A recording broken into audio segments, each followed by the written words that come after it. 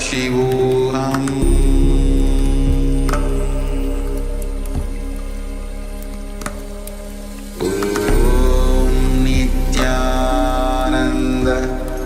Paramashivoham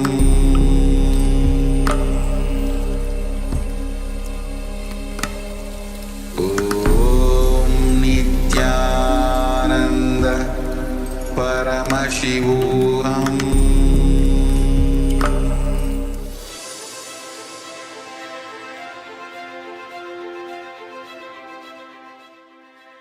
"64 manifestations documented in Veda Agamas, which he himself describes. Manifesting all of them in you is the complete manifestation of Paramadvaita."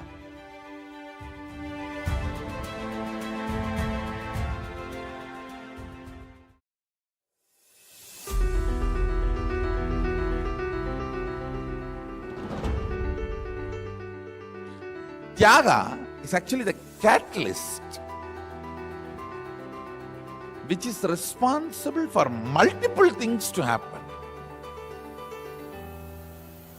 Ingredients cause only one or two things, but Tyaga causes multiple things because it is not ingredient, it's a catalyst.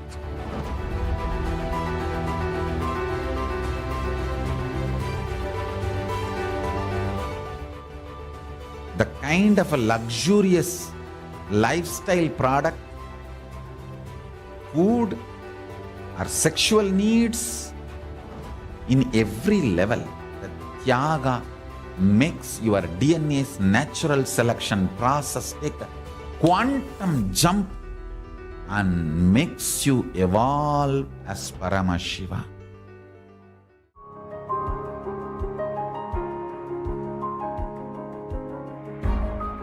If I look, what is the essence of my life? My personal attachment to my Guru, that's all. All the best things in my life I received only from that.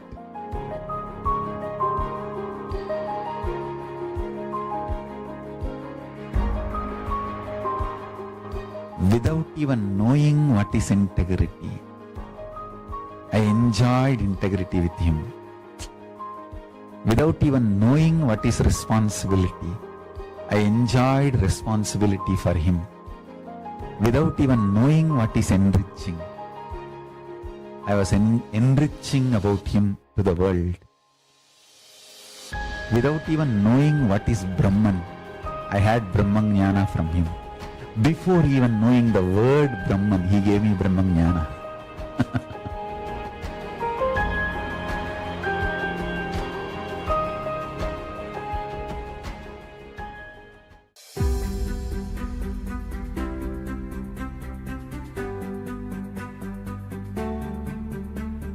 You are my disciple. With all my love, I tell you guys, the best thing I received from my Guru, I am giving you guys as a prasada. This too is the best thing I received from my Guru. One, my Guru is real. Second, I committed to him. I will live like that. Over. That's all.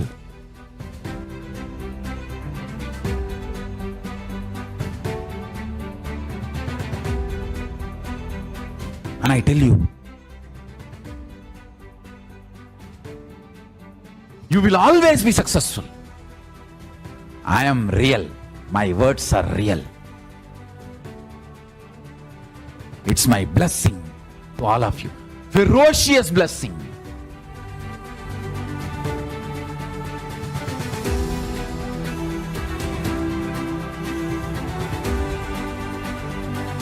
My disciples always win, succeed.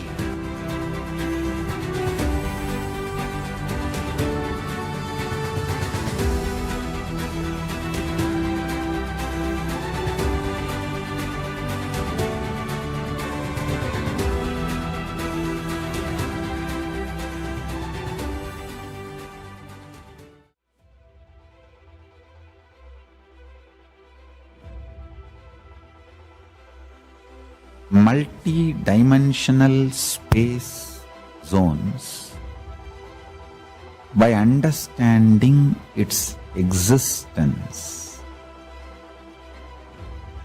by the ability to grasp, visualize, imagine. When you understand its existence, that existence just gets replicated, reproduced, mirrored in your system. That makes you manifest the extraordinary powers.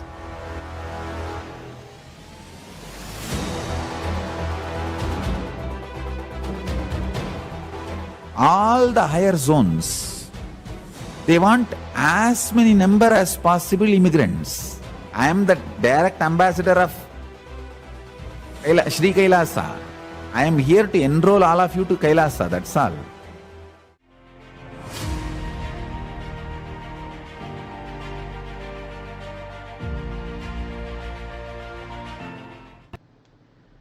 Nityanandam Paramasukadam Kevalam Jnanamurtim Dvandvatitam Gaganasrusham Tattvamasyaadhilaksham Ekam Nityam Vimalamachalam Sarvadhi Sakshibhutam Bhavatitam Trigunarahitam Sadgurum Tam Namami.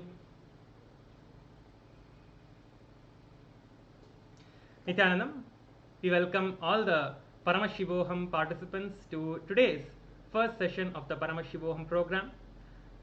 Today we will experience the power manifestation as a first session, the demonstration of the divine powers of Paramashiva with the grace and blessings of the Supreme Pontiff of Hinduism. So today in the first segment we are going to be showing a glimpse of the experience that you are going to be having throughout this entire program of the Paramashivoham. You may have heard of the Siddhis, you may have heard of the Shaktis. Today we are going to be seeing what are the Shaktis. In the Vedagamas, the source scriptures of Hinduism, Paramashiva reveals elaborately the details that every human being is hardwired to be able to manifest the 463 extraordinary powers of Paramashiva, the divine powers. And manifesting Shaktis are described as a system, as a method and science for human beings that brings to explore the various possibilities and powers to have access to various states of consciousness. And Shaktis manifest from the fundamental space that you are divine, you are Paramashiva, and you do not need to achieve or you do not need to do anything, you just need to reach that divine space. That's it. Now, you may have heard of Siddhis, but what is the difference between Siddhis and Shaktis? There are two different things. Now we'll be looking at the difference between the Shaktis and Siddhis. So Shaktis, okay. So let's start with Siddhis. Okay, so many of you would have read stories about many saints, many people doing through lot of sadhana, through worship, through tapas or penance for enlightenment. They start manifesting various powers, extraordinary powers. So they are called as Siddhis, which are attained through the tapas or penance for enlightenment. They come to you on the path of enlightenment. But whereas Shaktis express from the space of enlightenment. In the Shaivagamas, Paramashiva beautifully uses the word Shaktipada through the falling of the energy, through initiation from the enlightened master or by Paramashiva himself, the Supreme Pontiff of Hinduism. We manifest these Shaktis from the space of enlightenment. This is given to us as a gift from the Guru. Shaktis are the source of enlightenment. It means it is like a virtuous cycle. When we manifest more Shaktis, we express the space of enlightenment, and Shaktis manifest from the space of enlightenment. Yes, and the Siddhis also may divert you from the path of enlightenment. If you are on the path of enlightenment, you experience the Siddhis, which may divert you because of the fear and greed that are there. It may divert you from the path of enlightenment, But whereas the Shaktis are manifesting from enlightenment itself, it can never divert you from enlightenment, because when you are manifesting the Shaktis, you are manifesting the space, you are manifesting enlightenment itself. Now, let us look at the different methodologies, the 4 different aspects that the power manifestation is authenticated by. The first is the Shastra Pramana, then the Apta Pramana, then the Atma Pramana, and the Pratyaksha Pramana. So the Shastra Pramanas are the direct revelations by Paramashiva himself in the Vedas and Agamas, which are the source scriptures of Hinduism. Next is the Apta Pramana, which are the experiences of the Aptas, the great living incarnations who have lived from the past and who are living now, like Rama and Krishna and the great rishis, the Sapta rishis, all of their experiences, which are the Apta Pramana. Then the Atma Pramana, which is the experience of the Supreme Pontiff of Hinduism himself, who is gifting all of those powers to us. How Swamiji himself has experienced these divine powers in his own life and demonstrated these divine powers at various different times in Swamiji's own life, which we will also be looking at. Then comes the Pratyaksha Pramana, where all of us, all of you, are able to manifest these powers upon the initiation by the Supreme Pontiff of Hinduism, as you will be experiencing throughout this entire program.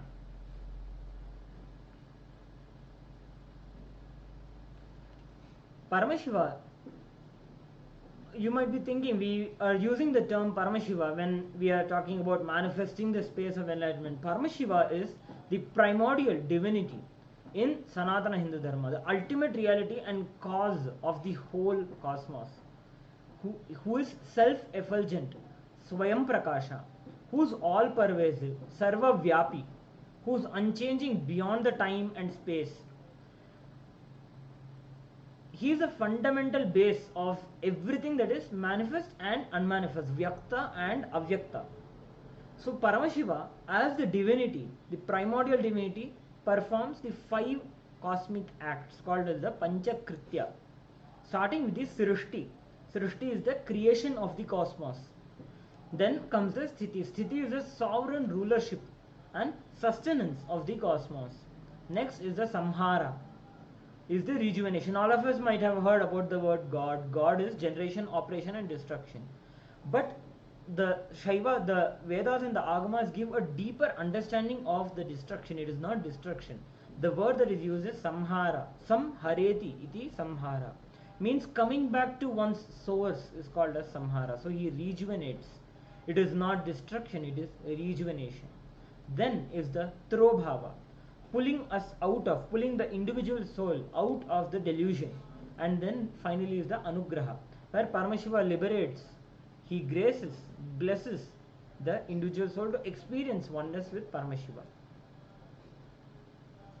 Yes. So now we will be entering into the power manifestation, the first power, which is the power manifestation of the third eye. So we will be looking at what is third eye and directly listening to from the Supreme Pontiff of Hinduism himself about the power manifestation of the third eye. Before that, let us first chant the Shastra Pramana for the power of the third eye itself and then enter into the power manifestation. Kapalantarmanonyasya tishtanmilitalochanaha kramena manasodardhyat lakshaye lakshamuttamam. The translation: by fixing the mind on the inner space within the crown center and sitting stably without any movement, having the eyes closed in succession, by that stability of the mind and the inner space through the power of the third eye, one directly sees the ultimate goal, which is the Laksham, by having the vision beyond the sight that reveals any object or place, attaining the space of oneness with the source, Paramashiva. So this is the Shastra Pramana for the power of the third eye, which is directly revealed by Paramashiva himself in the Vijnana Bhairava Tantra. So, we looked at the Shastra Pramana. Let us now next look at the Apta Pramana, where in the Mahabharata, in the Bhagavad Gita, Bhagavan Shri Krishna initiates Arjuna into the science of third eye. The verse goes as Natumam Shakyase Drashtum Anenaiva Swachakshusha Divyam Dadami Te Chakshu Pashyame Yogamaishwaram. Bhagavan Shri Krishna says to Arjuna, but you cannot see my cosmic form with these physical eyes of yours. Therefore, I grant you divine third eye vision. Behold my cosmic opulence. So, this is the very scene that we witness when Bhagavan Shri Krishna, before showing his Vishwarupa Darshan, he initiates Arjuna into the science of third eye, so for him to be able to behold the divine vision of the Vishwarupa Darshan of Bhagavan Shri Krishna. Now, we'll be entering into the video where the Supreme Pontiff of Hinduism himself shares and reveals deeper truths and his own experience of this power manifestation. Please be in the space of listening.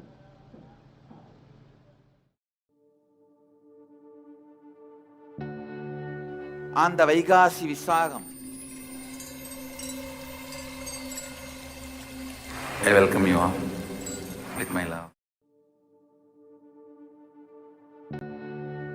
On the Vaikasi Visagam, Vaikasi month, Purnima Titi, Visaga Nakshatram, one fine evening of a full moon day, Vaikasi month, Visaga Nakshatra, Paurnami Titi, Subramania's enlightenment day. As per the tradition, he appeared from the third eye of Mahadeva. When I completed 11 and aging into 12. No school at that time usually. This May, June, no school. So usually this summer time I will go and sit in the temple or the hill. Around 4:30 to 6:30, maybe you can say this. This is the Sandhya time. Around the time of sun, I was sitting at the foothills of Arunachala, where I was born and brought up. Whenever I find time, I'll go and spend time in that space, in that area, because Devi became enlightened there. That place is called Coral Hill. I can say in a way the whole ambience was so calm, so beautiful. I decided to close my eyes. I was not even meditating. I was just sitting in a very relaxed way. Those days, I started. I welcome you all with my love and respect. Let you all open all your three eyes. Om Nityananda Paramashivoham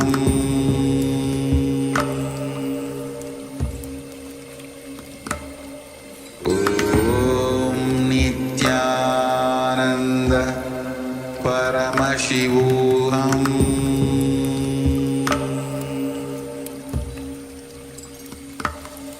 Om Nityananda Paramashivoham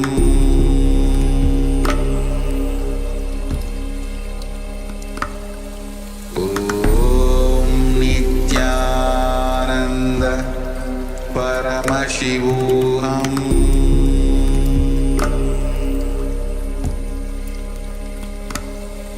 Om Nityananda Paramashivoham.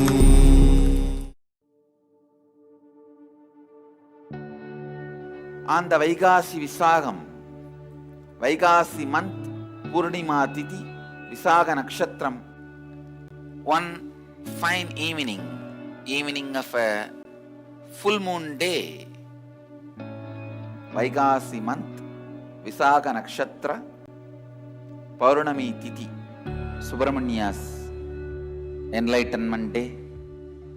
As per the tradition, he appeared from the third eye of Mahadeva. When I completed 11 and aging into 12. No school at that time usually. This May, June, no school.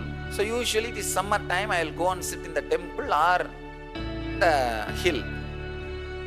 around 4:30 to 6:30, maybe you can say this is the Sandhya time. Around the time of sunset and moonrise, I went to the hill, Arunachala hill. I was sitting at the foothills of Arunachala, where I was born and brought up. Whenever I find time, I'll go and spend time in that space, in that area, because Devi became enlightened there. That place is called Coral Hill. I can say in a way the whole ambience was so calm, so beautiful. I decided to close my eyes. I was not even meditating. I was just sitting in a very relaxed way. Those days, I started practicing the self-enquiry. Who am I? Sometime I may feel from where the thoughts are rising. That is thought as taught by Annamalai Swamigal.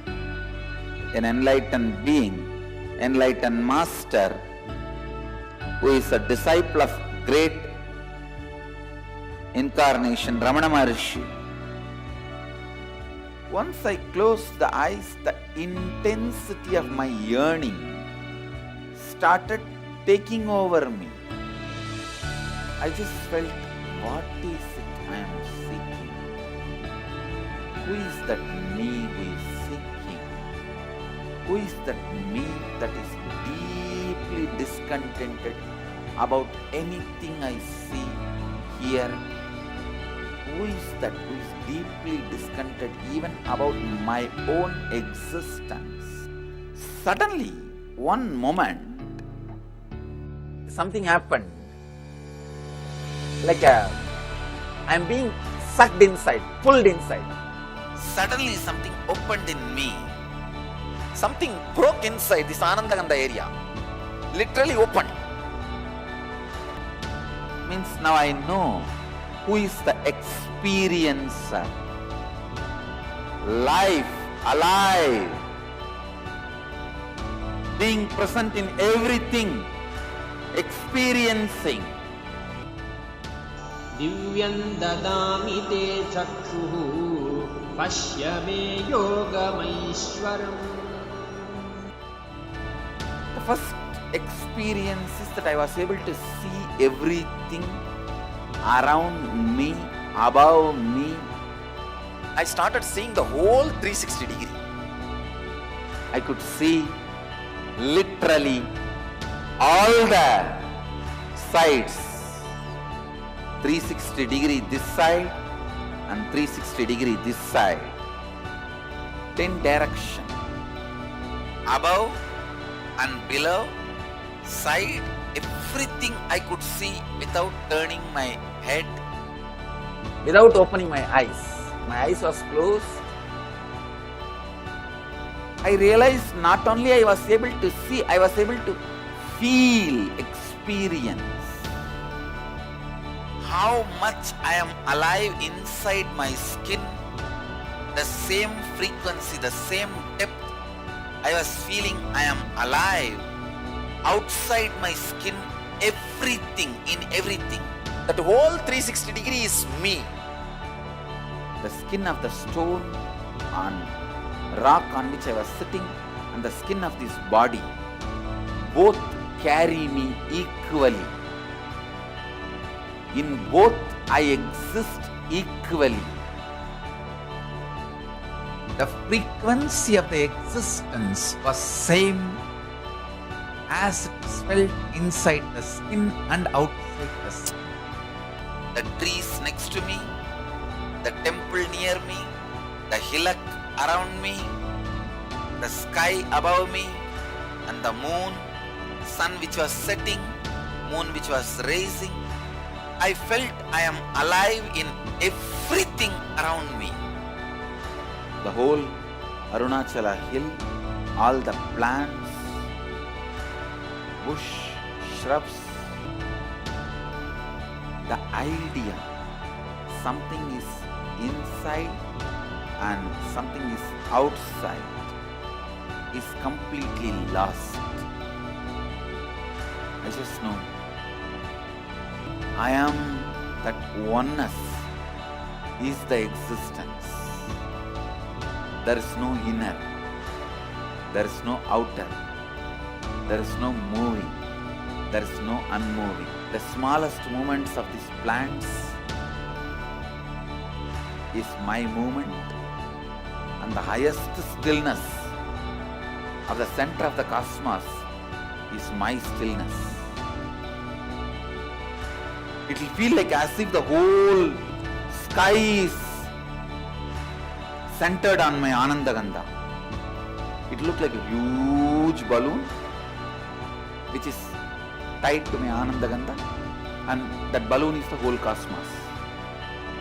Pure, solid gold flowing through my spine, which was cool.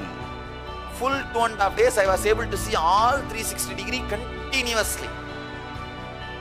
Whether I went to the home or anywhere I was walking around, I was able to see the whole thing. I went and told my godmother, Vibhudanandapuri. I asked her whether am I possessed by ghost. She checked my energy and said, no, you are possessed by God.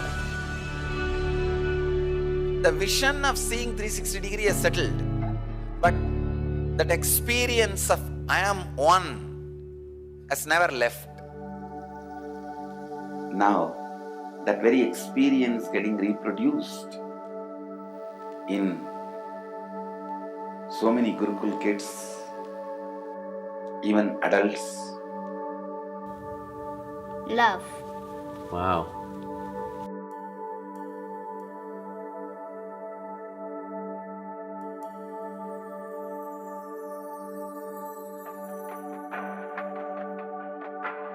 He's wearing a grey jacket.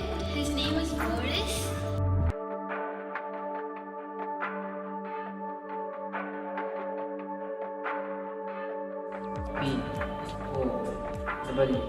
P-O-E-E-K. It's only with the lamps lit, the power of the original lamp is established. Can beyond see how many beings this body and reached out. This happened 30 years before on this very day. It is expanding. Have initiation continuously beyond any barriers of time, space, place. I am available to all of you just through this Mahavagya. Om Nityananda Paramashivoham is literally the physical form of Paramashiva.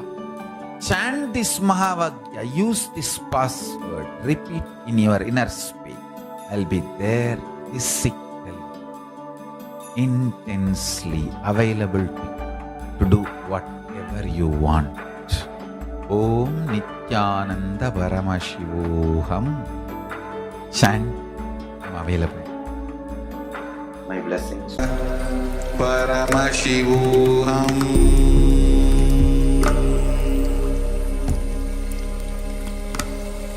Om Nityananda Paramashivoham.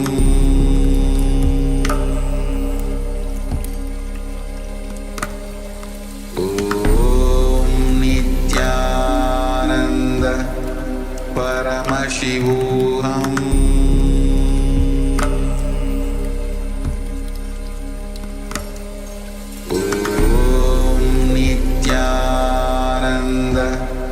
Paramashivoham. My personal attachment to my Guru, that's all. All the best things in my life I received only from that.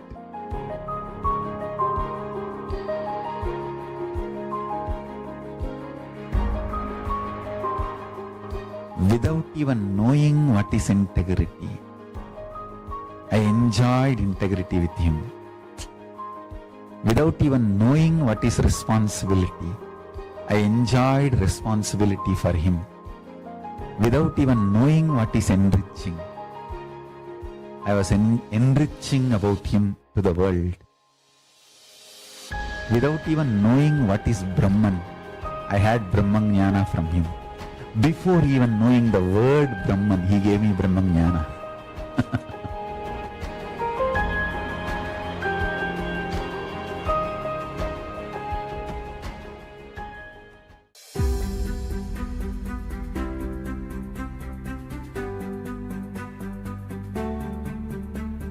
You are my disciple. With all my love, I tell you guys. The best thing I received from my Guru, I am giving you guys as a prasada. This too is the best thing I received from my Guru. One, my Guru is real. Second, I committed to him. I will live like that. Over. That's all.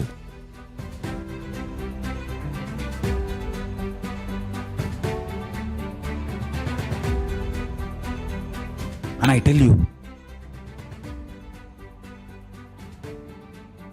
you will always be successful. I am real. My words are real.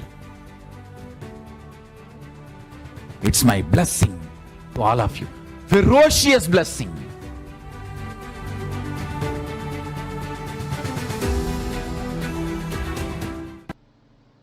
Yes. Dhanana. Let us now continue the power manifestation. The first power we are going to be manifesting today is the power of the body scanning. Let us listen to the Shastra Pramana for the power of the body scanning and then enter into the power manifestation. स्वदेहे जगतो वापि सूक्ष्म सूक्ष्मतराणि च तत्त्वानि यानि निलयं ध्यात्वान्ते व्यज्यते परा. Bhagavan Paramashiva says, cognize deeply that from the subtle to the subtlest constitutive principle of your whole body, which is the Swadeha, or of the whole universe, simultaneously consist of the essential reality.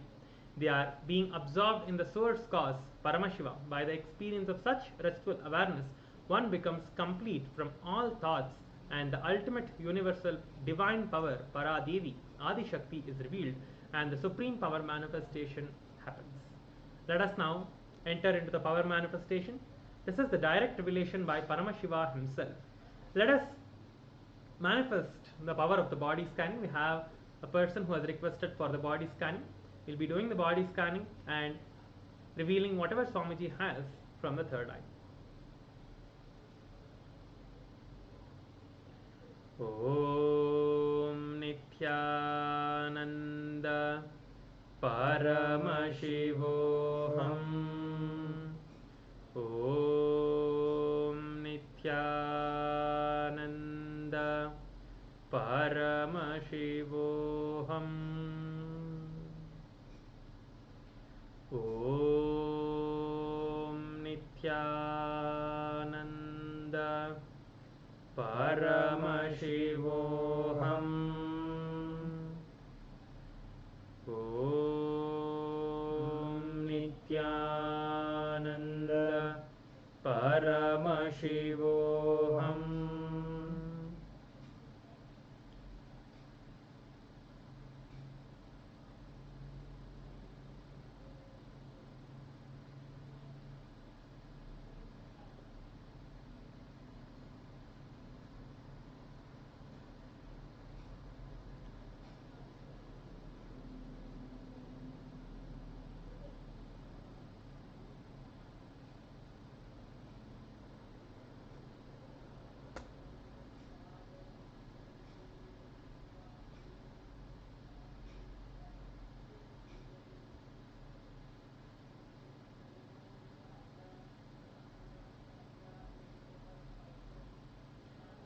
Swamiji is showing that some of the micronutrients in your body you are lacking.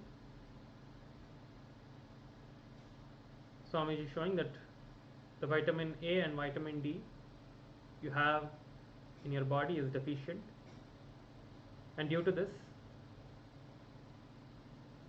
there are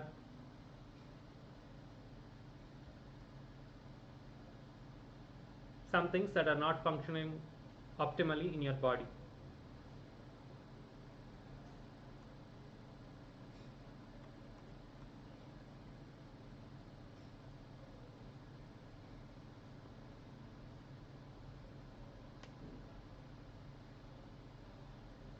Swamiji is showing you need to expose yourself more to sunlight. You'll be completely healed.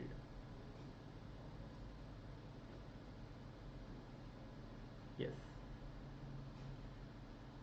This is the revelation from Swamiji. So, yes, you can share your inputs on how you feel regarding this power manifestation. Now we'll be entering into the next power, which is the power of the remote vision.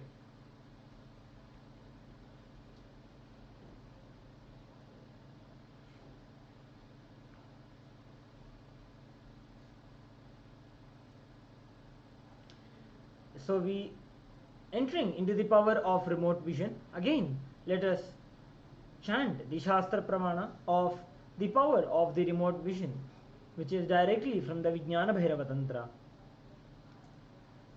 व्योमाकारं स्वमात्मानं ध्यायेत् दिग्भिरनावृतं निराश्रयचितिशक्तिः स्वरूपं दर्शयेत् तदा. Bhagavan Paramashiva says, concentrate and cognize with a restful awareness on one's self in the form of a vast etheric space or sky, Vyomaakaram, which is limitless in any direction whatsoever. Thus, the Chitishakti, the power of consciousness, freed from all support, reveals and manifests herself as the form of one's essential nature of the self. So, the Apta Pramana of this power of the remote vision, we have read the story of Mahabharata, where Sanjaya narrates the happenings of the Kurukshetra to Dhritarashtra through the power of the remote vision. Bhagavan Vedavyasa had initiated Sanjaya into this power of remote vision, of being able to see and hear all the happenings of the war field.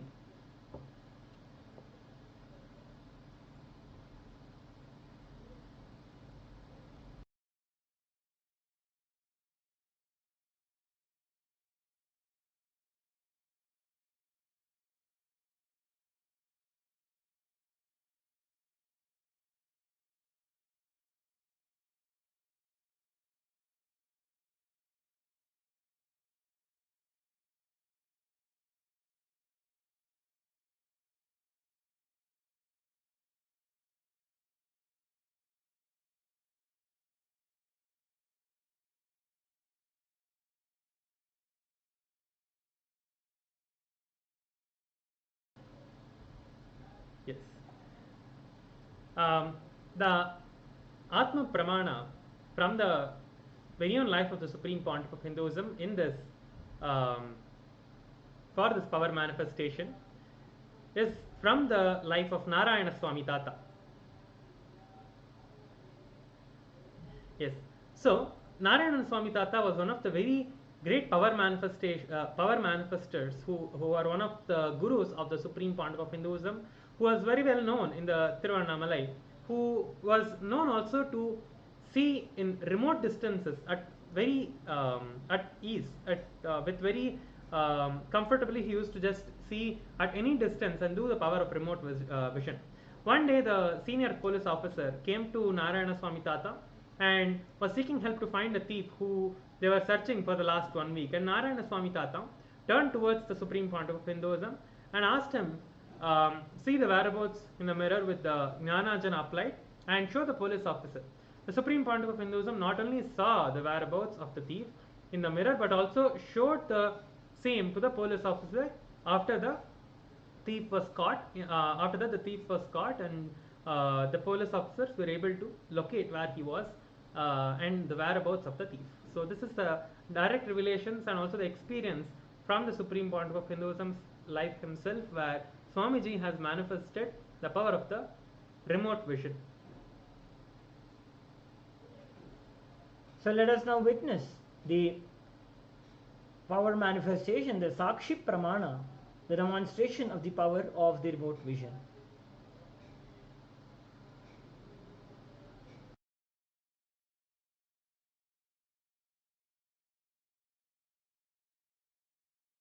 Yes. So one of the participant has requested for the scanning for the remote vision. Let us now invoke Swamiji's presence with chanting the Mahavakya, invoking Swamiji's presence and manifest this power of the remote vision.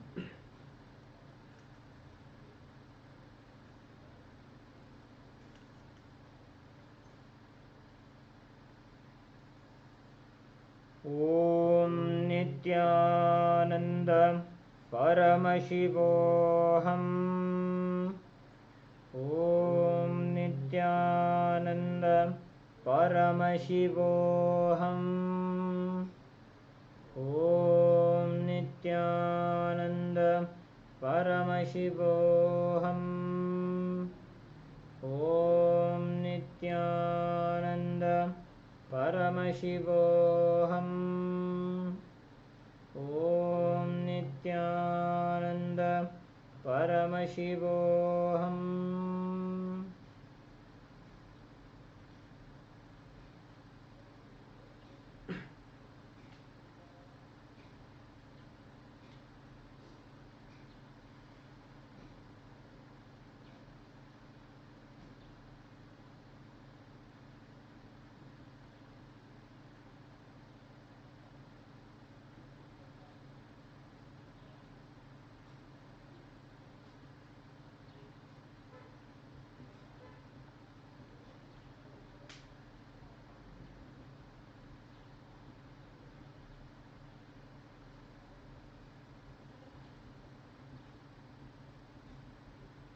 Yes.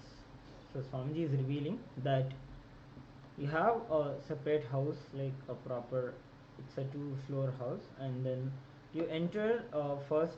Swamiji is revealing that there is a brown or black, it's a very dark color gate, metal gate. Then you open the gate, you enter into the house, and then then you have a dark brown door with a golden handle. So once you enter into the house, Swamiji is showing that once you open the door, you enter into the living room. So there is basically the hall, where in the hall towards the right hand side you have the television. It's a LED screen, maybe 35-inch television. Towards the right hand side, towards the left hand side you are having black cushion, and then just opposite to, like once you enter your living room, just opposite to where you are standing, there is a huge window with a white curtain, with a white it's not a solid curtain, means it has that kind of, it's a transparent curtain, it's a white color transparent curtain. And then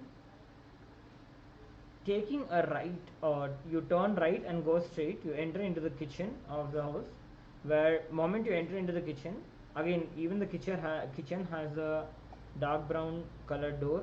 You enter into the kitchen, and then first thing you see is to your top right, like there are shelves where you have groceries kept, and then towards the down right, able to see drawers, and there are smaller drawers, there are 2 small drawers and then 1 big drawer. The big drawer has plates kept in it, and the other ones has forks, spoons, and the smaller items kept. Towards the left hand side, there's the stove, the gas stove, and then towards the left corner of the kitchen there is wash basin,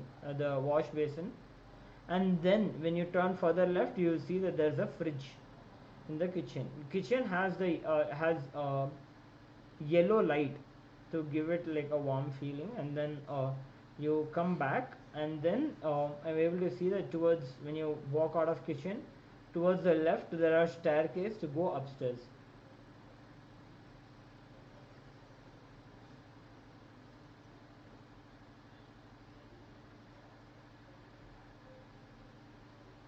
Yes.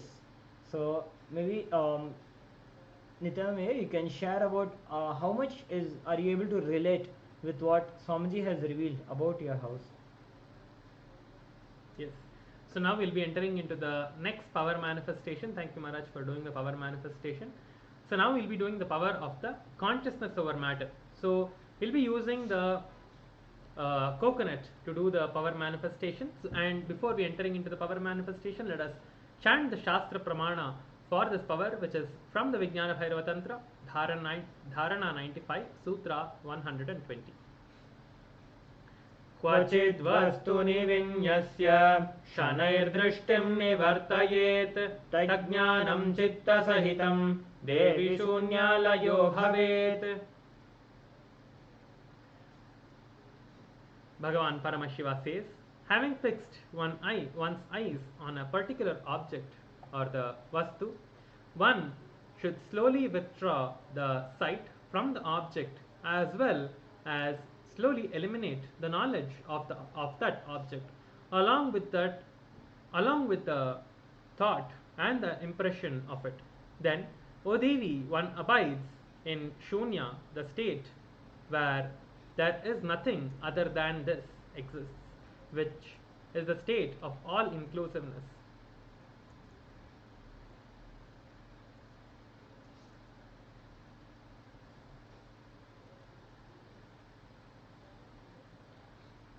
So now let us enter into the power manifestation of the consciousness over matter.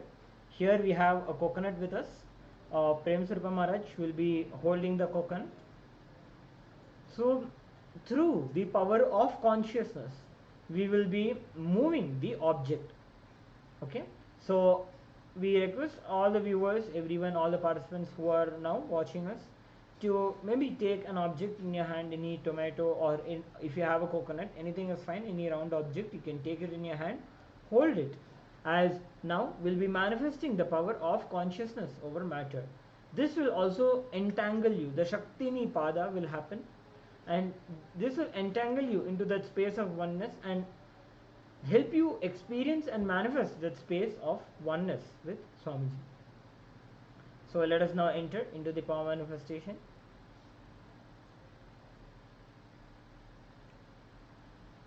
Om Nityananda Paramashivoham.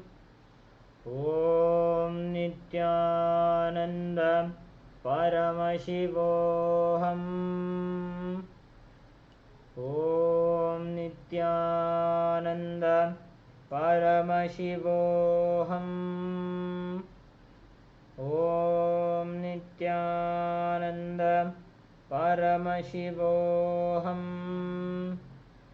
Om Nityananda Paramashivoham. Om Nityananda Paramashivoham. Om Nityananda Paramashivoham. Om Nityananda Paramashivoham. Om Nityananda Paramashivoham.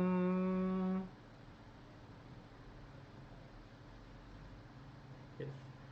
Now, we have manifested the power of the consciousness over matter.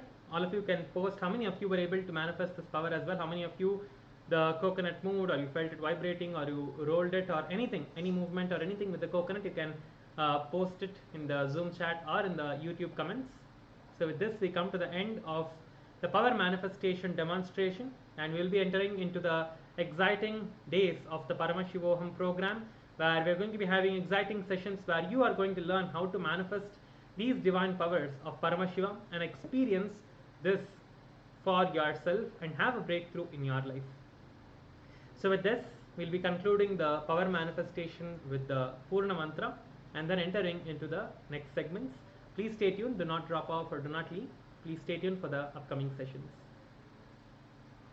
Om Purnamadah Purnamidam Purnat Purnamudachyate Purnasya Purnamadaya Purnamevavashishyate. Om Shanti Shanti Shanti. Hari Om Tat Sat Sarvam Bhagavat Shri Nityananda Paramashiva Padukarpanamastu. Om Nityanandam.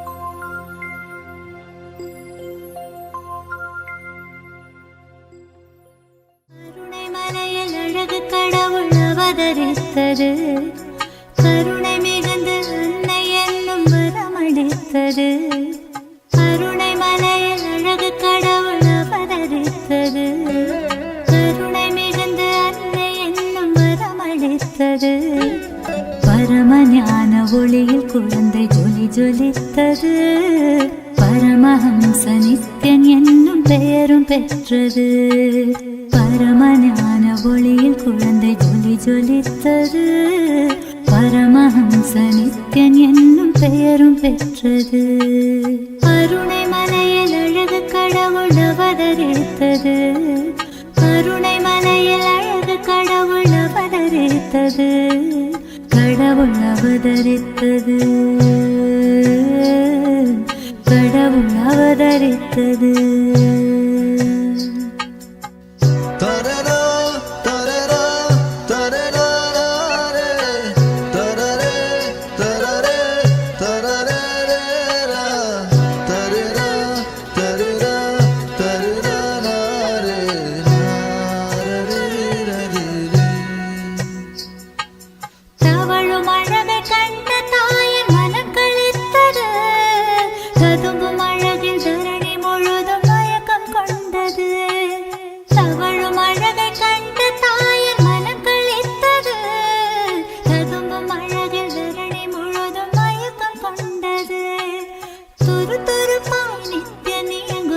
ரசித்தது, துரு துருப்பாய் நித்யனே எங்கும் விதம் ரசித்தது, தங்கமகன் நித்யன் தெய்வம் என்றுணர்ந்தது, தங்கமகன் நித்யன் தெய்வம் என்றுணர்ந்தது, கருணை மலையில் அழகு கடவுள் அவதரித்தது, கருணை மலையில் அழகு கடவுள் அவதரித்தது, கடவுள் அவதரித்தது, கடவுள் அவதரித்தது.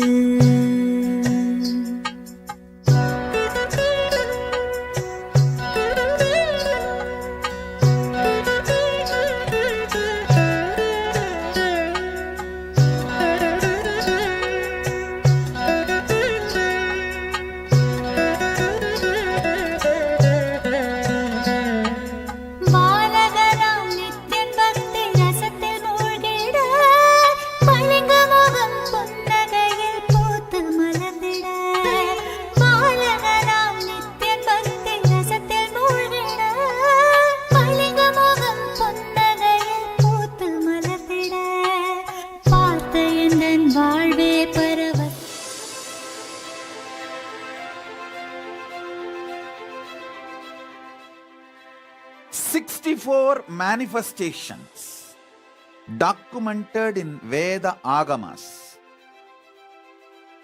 which he himself describes.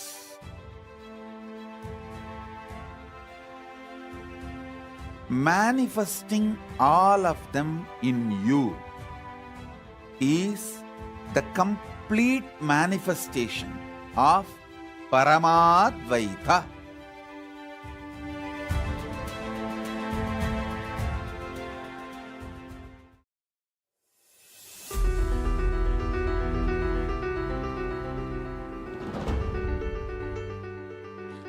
Tyaga is actually the catalyst which is responsible for multiple things to happen. Ingredients cause only one or two things, but Tyaga causes multiple things because it is not ingredient, it's a catalyst.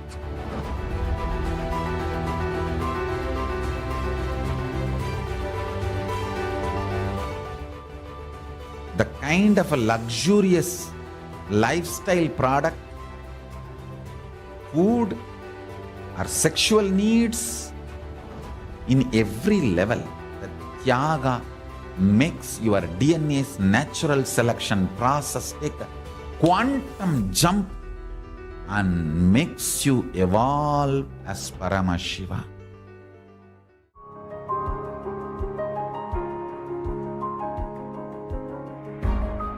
If I look what is the essence of my life, my personal attachment to my Guru, that's all.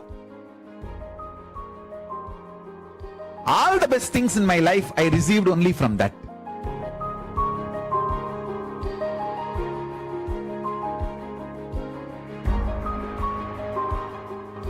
Without even knowing what is integrity, I enjoyed integrity with him. Without even knowing what is responsibility, I enjoyed responsibility for him. Without even knowing what is enriching, I was enriching about him to the world. Without even knowing what is Brahman, I had Brahman Jnana from him. Before even knowing the word Brahman, he gave me Brahman Jnana.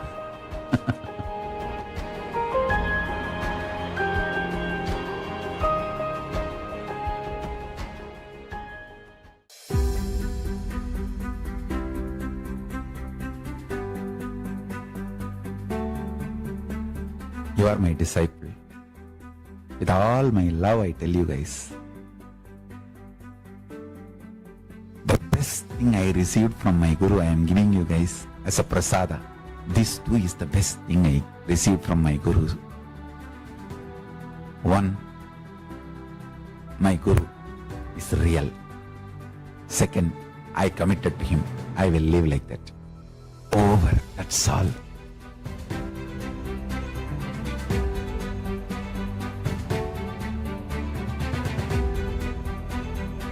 And I tell you, you will always be successful. I am real. My words are real. It's my blessing to all of you. Ferocious blessing.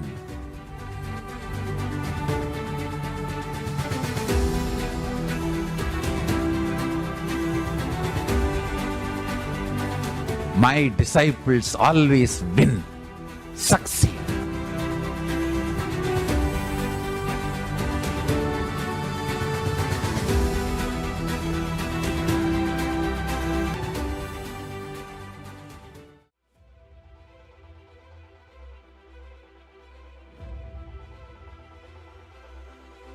Multi-dimensional space zones, by understanding its existence, by the ability to grasp, visualize, imagine, when you understand its existence, that existence just gets replicated, reproduced, mirrored in your system. That makes you manifest the extraordinary powers.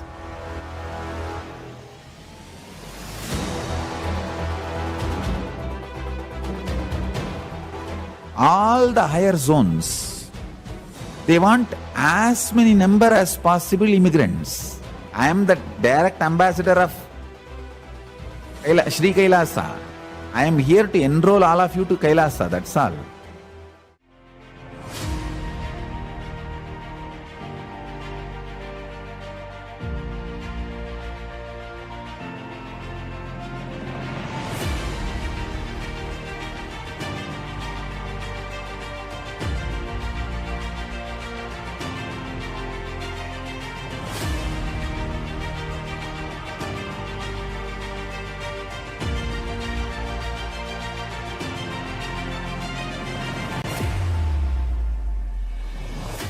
Death as the end of the known frightens you. Whatever you know, the known people, known wealth, known good, known bad, whatever is known is coming to an end. Stand still. That is why it frightens you. Neither you are happy with whatever is known, ready to live with it, nor you are ready to give up whatever is known and ready to go beyond and rejuvenate yourself. All of us know only two states in our life: death and dying. Many things which you are feeling closer moves away from you. Many things about which you are afraid gets closer to you. He is dying. Anybody who consciously allows the dying process will understand every moment Kala is working on you. While you are living, you should go through the birth and death and reborn. Your bio-memory should enjoy the transformation. Your muscle memory should enjoy the transformation. Only then you will taste enlightenment. You will taste Jivan Mukti. The body which is fueled only by Sushupti, Jakrat Swapna means deep sleep, dreaming and little waking state once in a while because of cup of coffee. The body which was being dragged, functioning only with these states, if even little Turyatita is mixed, it is like, oh, wow. That is why these 25 states of consciousness, knowledge about it and experience about it is very important. This is to give you why you behave the way you behave at some times, why you behave the way you behave at some other times. All your decisions are just because of the state you are in. Your state is so powerful, either to give you clarity or confusion. It can literally project what is not there and cover up what is there.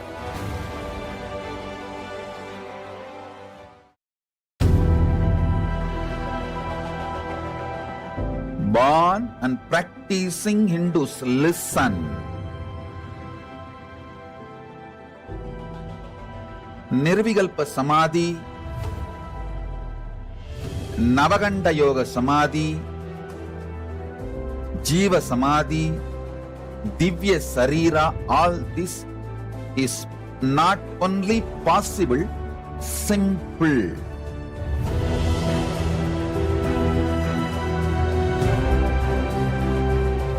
Have all the equipments, gadgets, comforts, luxuries of modern day. But when it comes to inner software, just go back to your ancestors.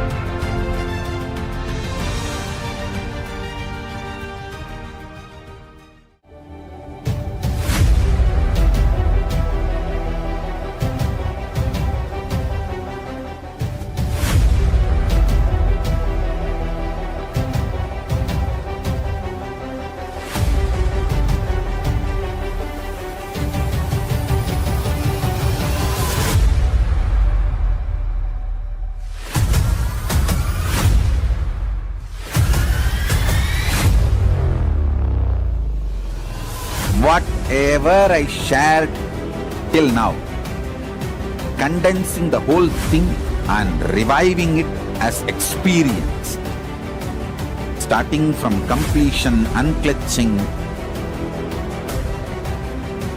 power manifestation, the states of consciousness, and the planes, multiple planes, everything.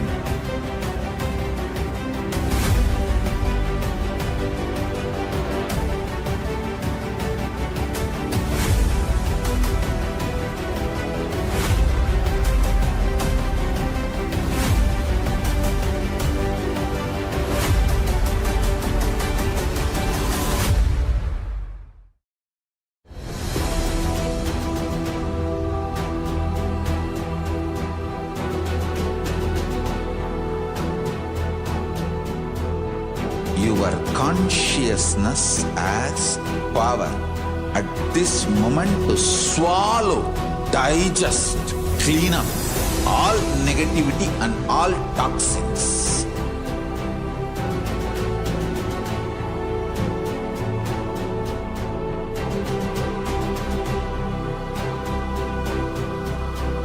Develop a powerful will persistence. That's the most important asset for life.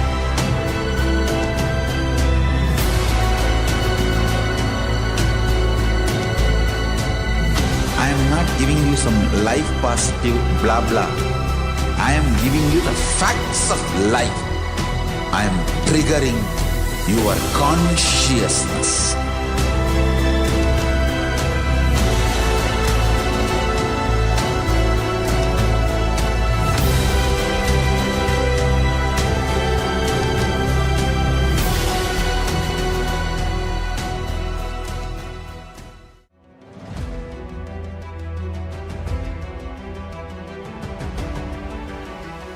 Success is not just the zeros you see in your bank balance. It is your conscious sovereignty.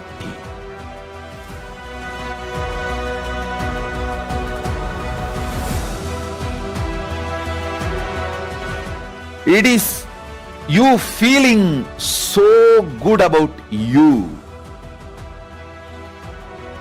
You celebrating your own existence.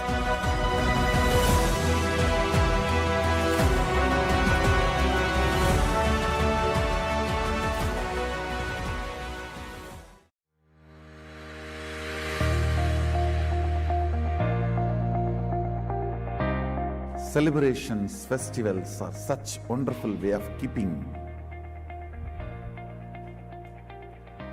the traditions alive and getting the benefits of the great Sanatana Hindu Dharma and its traditions. That's the beauty of Sanatana Hindu Dharma. It's full of colorful festivals, celebrations. Actually, if you are just practicing Hindu, eating all the Naivedyams specially prepared for those celebrations, you will be in complete health. Understand?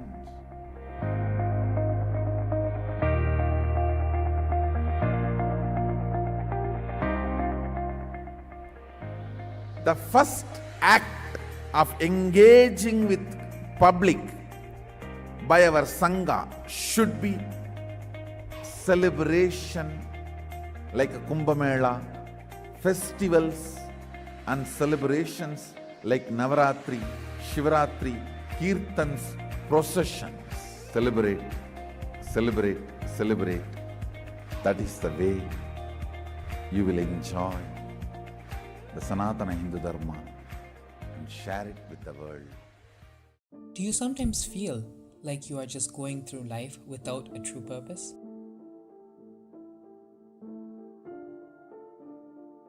Do you feel alienated from your own identity?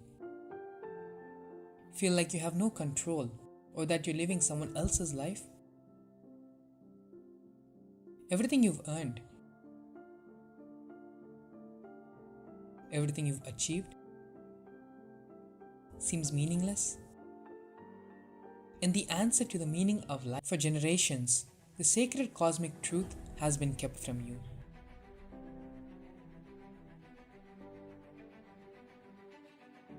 We are divine beings, experiencing a human form in a playground of existence.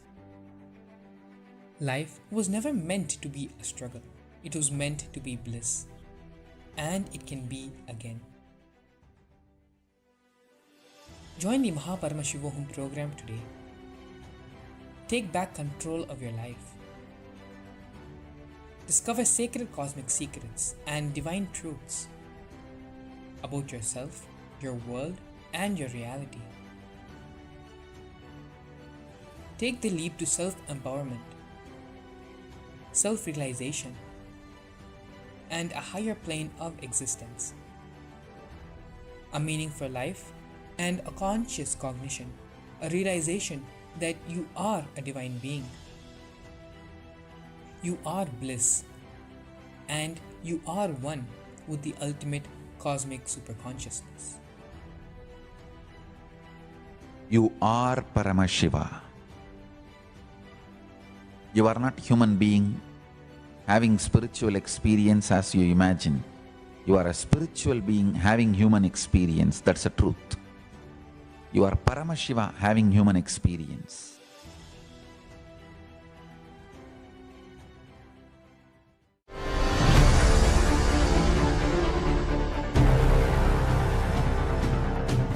Time itself is nothing but your decision to struggle with the same rut.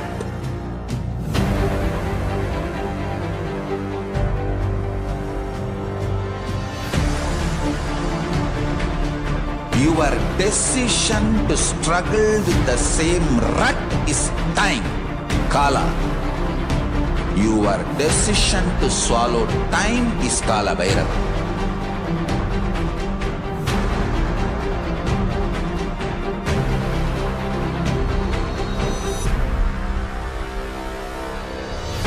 Stand.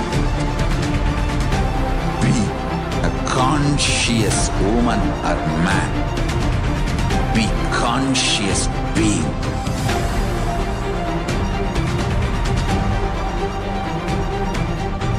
Shrink the time through conscious will persistence.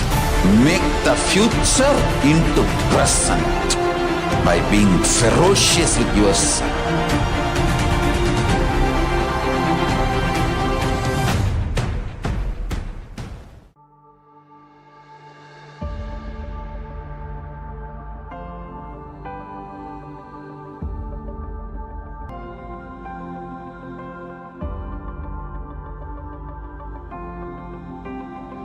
Your DNA has some physical components like a sugar. The kind of the sounds you use regularly inside and the kind of the sounds you stored inside matters, because through that sound your consciousness connects with the DNA and sends in. If you want superconscious mutation, listen, you need to disconnect the threads with which your consciousness and DNA is bound together and alter the connecting point, the sound, into highest possible sound. What kind of a sound is used to bind your consciousness and DNA strands? First, you are going to manifest and what kind of a life you are going to have in your body.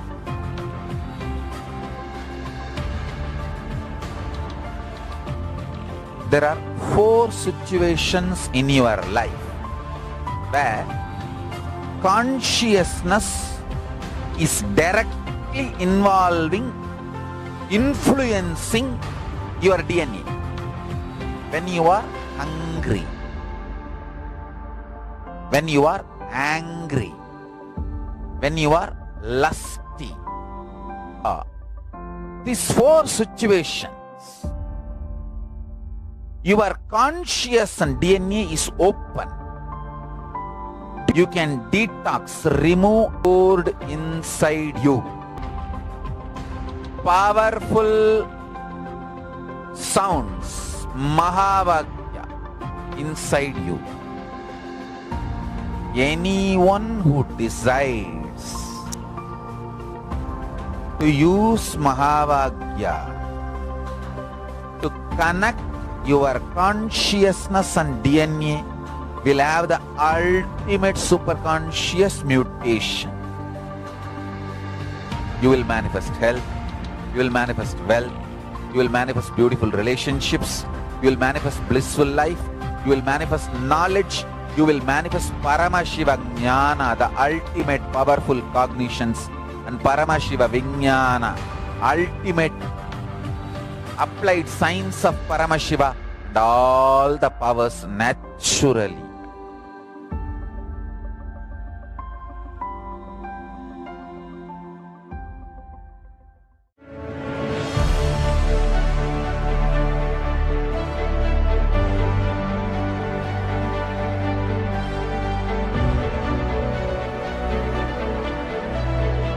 I am your Guru. I will make you enlightened. It's my commitment.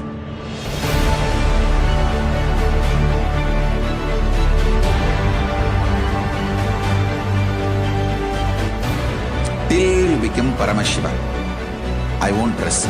Don't worry at all.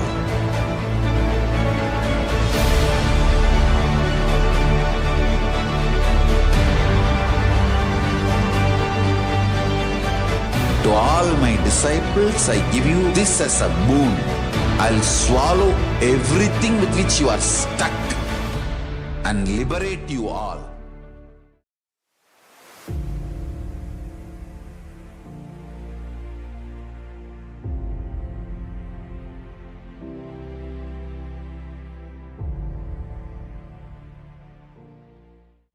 If you decide to take your life in being a leader.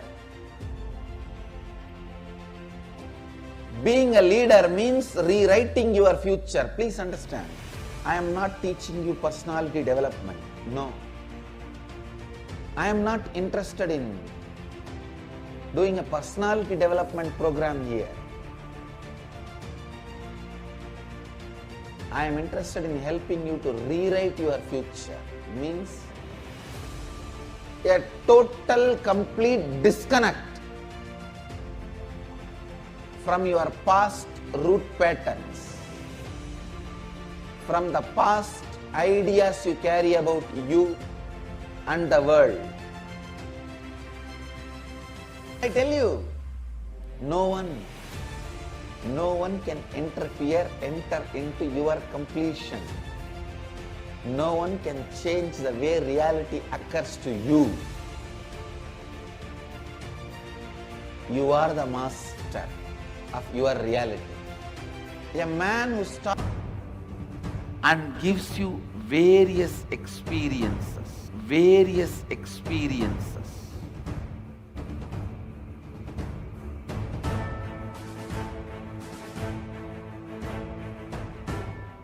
Time is slow when you wait. Time is fast when you are late. Time is deadly when you are sad. Time is short when you are happy. Time is endless when you are in pain. Time is long when you feel bored. Every time is determined by your feelings and psychological conditions, not by clocks.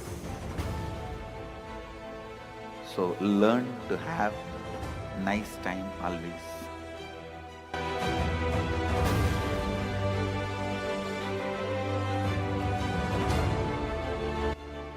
Time is a matter and it does not matter. You can play with it as you want.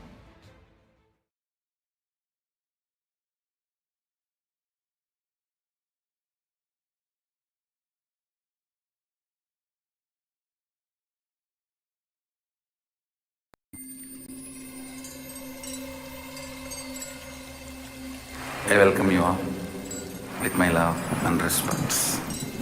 Let you all open all your three eyes.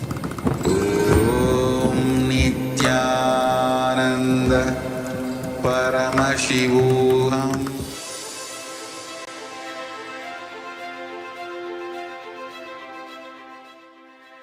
"64 manifestations documented in Veda Agamas, which he himself describes,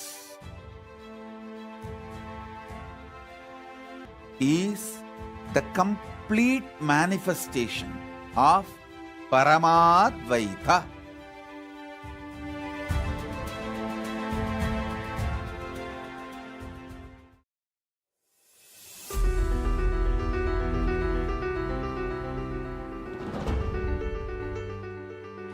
For multiple things to happen,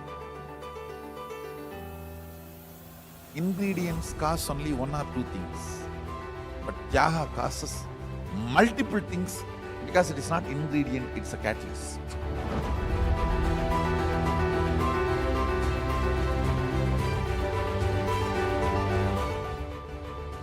The kind of a luxurious lifestyle product, food, or sexual needs in every level, the Tyaga makes your DNA's natural selection process take a quantum jump and makes you evolve as Paramashiva.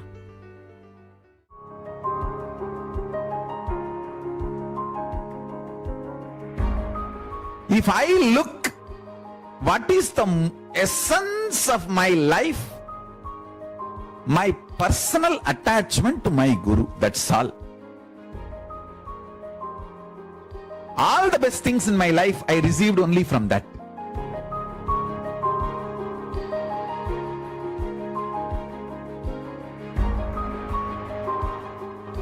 Without even knowing what is integrity, I enjoyed integrity with him. What is enriching? I was knowing what is Brahman. I had Brahman Jnana from him. Before even knowing the word Brahman, he gave me Brahman Jnana.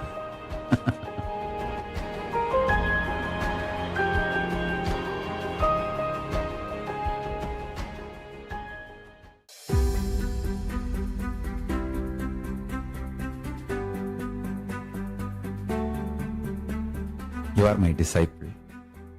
With all my love, I tell you guys, the best thing I received from my Guru, I am giving you guys as a prasada. This too is the best thing I received from my Guru. One, my Guru is real. Heightens you. Neither you are happy with whatever is known, ready to live with it, nor you are ready to give up whatever is known and ready to go beyond and rejuvenate yourself. All of us know only two states in our life: death and dying. Many things which you are feeling closer to is dying. Anybody who consciously allows the dying process will understand every moment, kala, you should go through the birth. Your bio-memory should enjoy the transformation.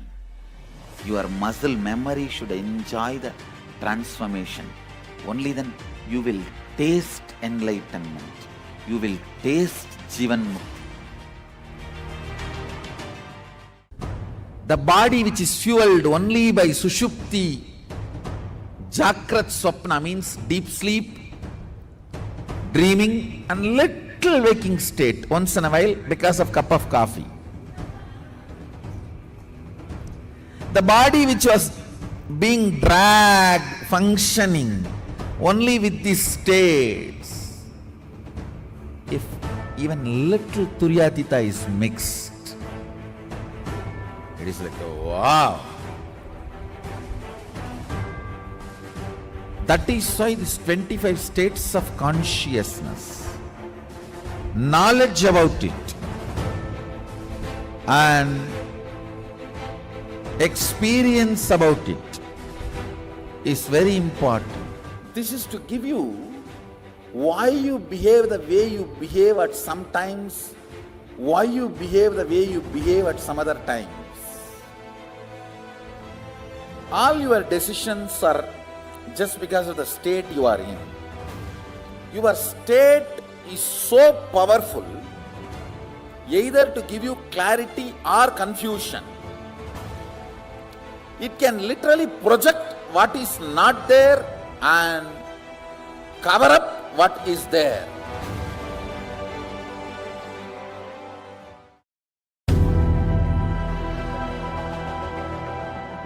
Born and practicing Hindus, listen.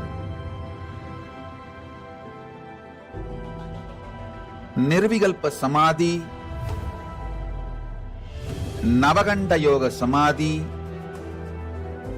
Jiva Samadhi, Divya Sarira, all this is not only possible, simple.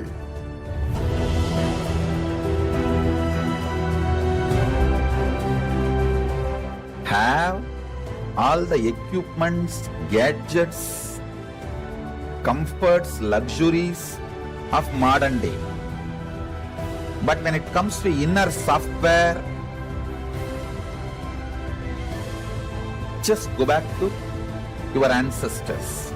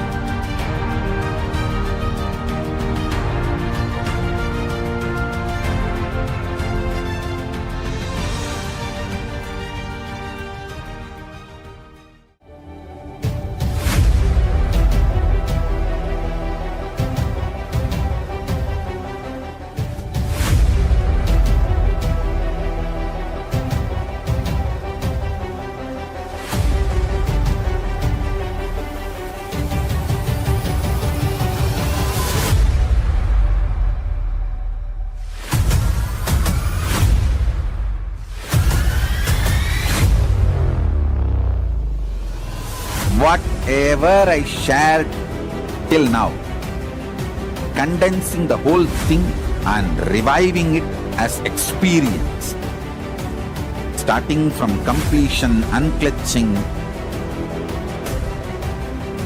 power manifestation, the states of consciousness, and the planes, multiple planes, everything.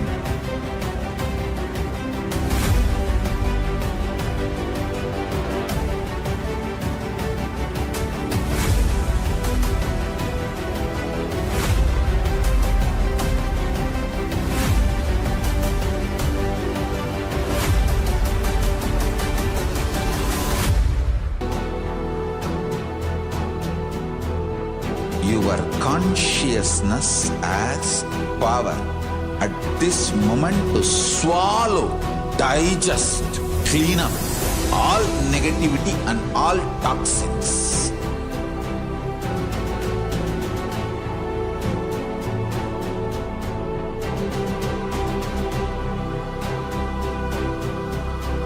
Develop a powerful will persistence. That's the most important asset for life.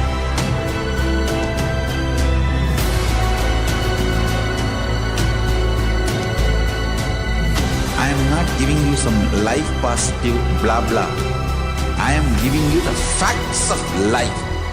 I am triggering your consciousness.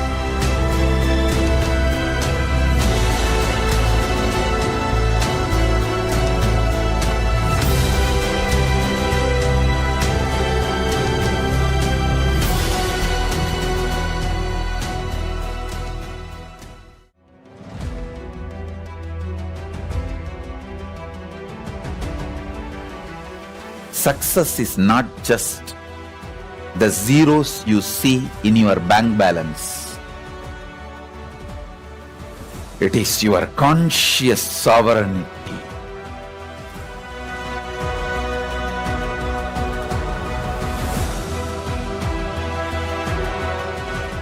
It is you feeling so good about you.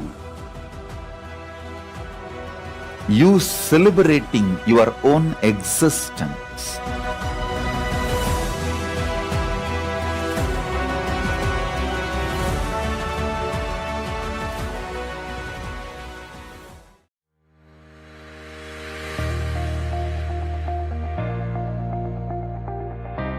Celebrations, festivals are such wonderful way of keeping the traditions alive and getting the benefits of the great Sanatana Hindu Dharma and its traditions. That's the beauty of Sanatana Hindu Dharma. It's full of colorful festivals, celebrations. Actually, if you are just practicing Hindu, eating all the Naivedyams specially prepared for those celebrations, you will be in complete health. Understand?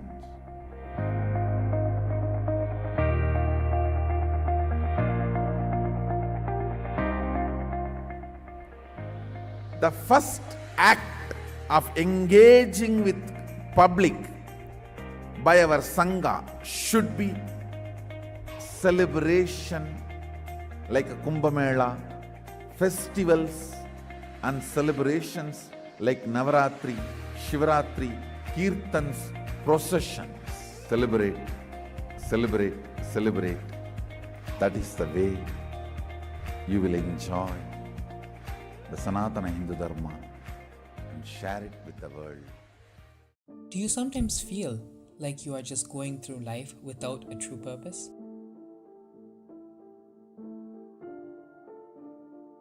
Do you feel alienated from your own identity? Feel like you have no control or that you're living someone else's life? Everything you've earned, everything you've achieved seems meaningless? And the answer to the meaning of life is just out of reach?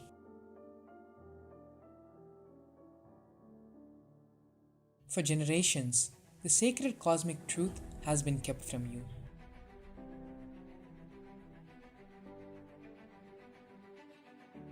We are divine beings, experiencing a human form in a playground of existence.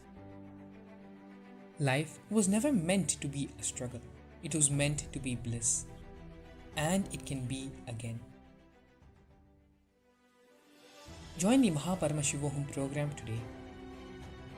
Take back control of your life. Discover sacred cosmic secrets and divine truths about yourself, your world, and your reality. Take the leap to self-empowerment, self-realization, and a higher plane of existence. A meaning for life and a conscious cognition, a realization that you are a divine being. You are bliss, and you are one with the ultimate cosmic superconsciousness. You are Paramashiva. You are not human being having spiritual experience as you imagine. You are a spiritual being having human experience. That's a truth. You are Paramashiva having human experience.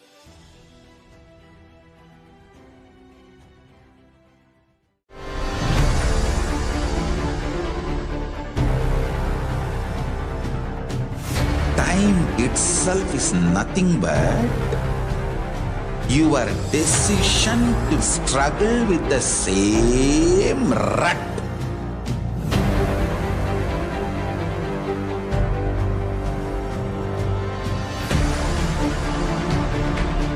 Your decision to struggle with the same rut is time, Kala. Your decision to swallow time is Kala Bhairava.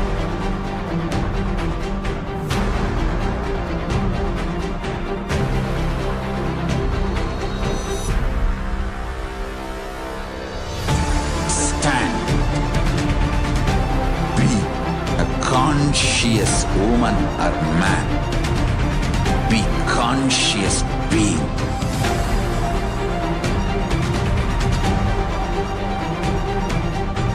Shrink the time through conscious will persistence. Make the future into present by being ferocious with yourself.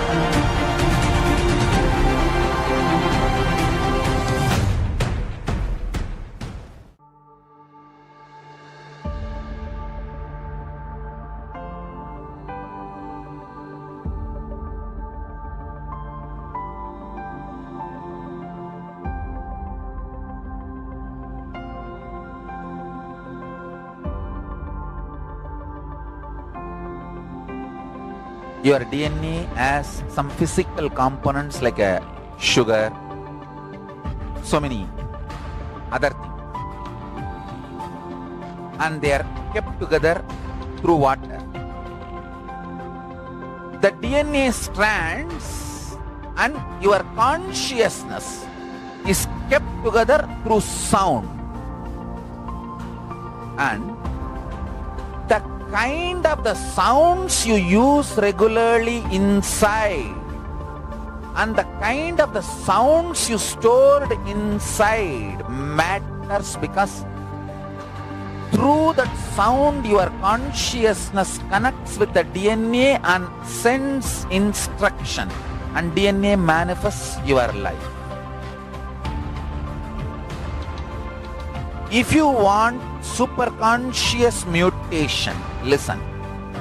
You need to disconnect the threads with which your consciousness and DNA is bound together and alter the connecting point, the sound, into highest possible sound. What kind of a sound is used to bind your consciousness and DNA strands together?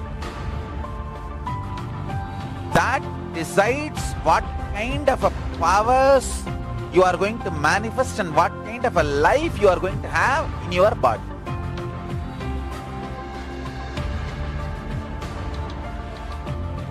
There are 4 situations in your life where consciousness is directly influencing your DNA.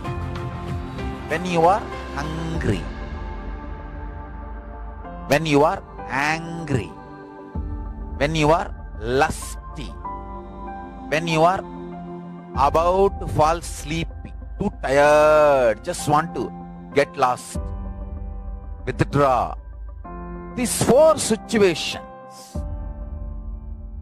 your consciousness directly influences the DNA.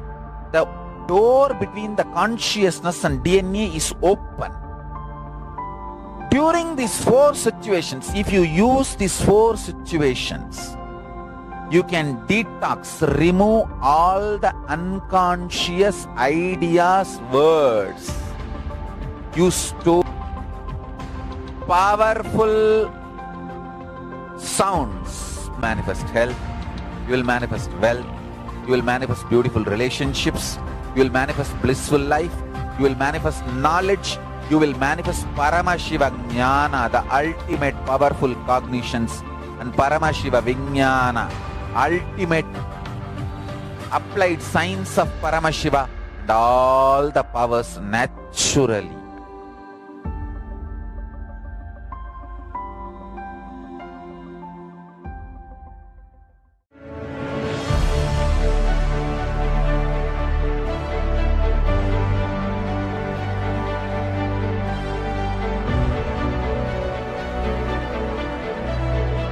I am your Guru. I will make you enlightened. It's my commitment.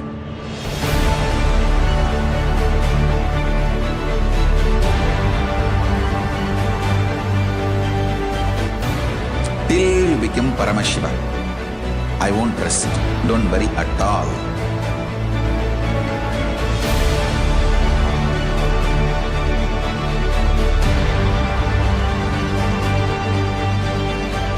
To all my disciples, I give you this as a boon.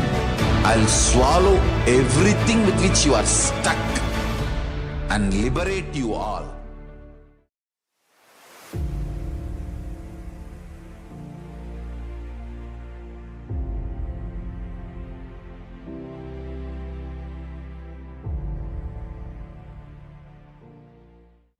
If you decide to take your life in your hand and rewrite your future, that is Ishwaratva, being a leader.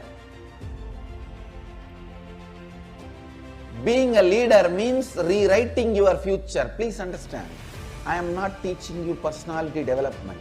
No. I am not interested in doing a personality development program here. I am interested in helping you to rewrite your future. Means a total, complete disconnect from your past root patterns, from the past ideas you carry about you and the world. I tell you, no one can enter into your completion. No one can change the way reality occurs to you. You are the master of your reality. A man who stops with the idea of impossibility continues to be in the lower worlds, lower existence. Man who goes on making impossibilities into possibilities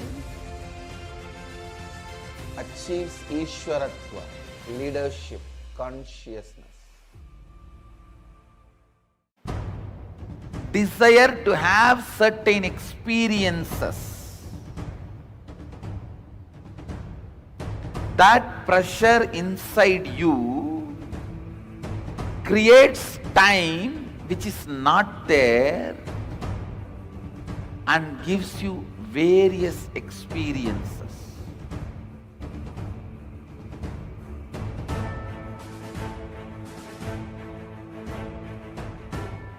Time is slow when you wait. Time is fast when you are late. Time is deadly when you are sad. Time is short when you are happy. Time is endless when you are in pain. Time is long when you feel bored. Every time is determined by your feelings and psychological conditions, not by clocks. So learn to have nice time always.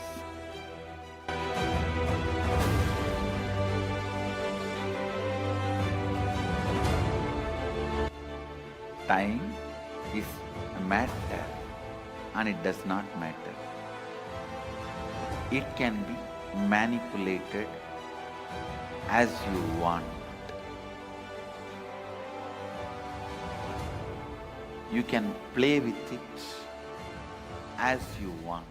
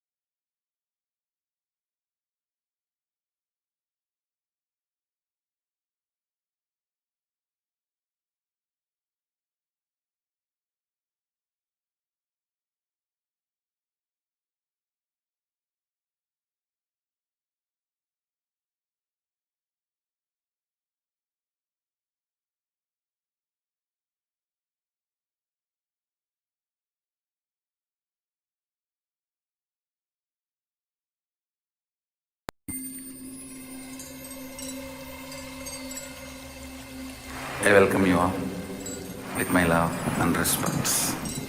Let you all open all your three eyes. Om Nityananda Paramashivoham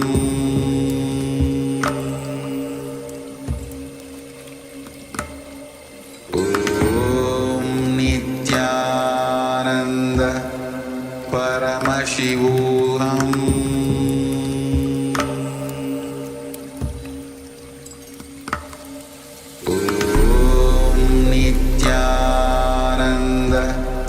Paramashivoham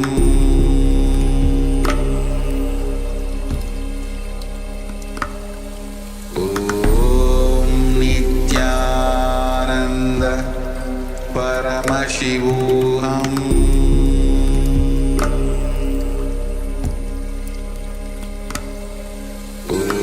Om Nityananda Paramashivoham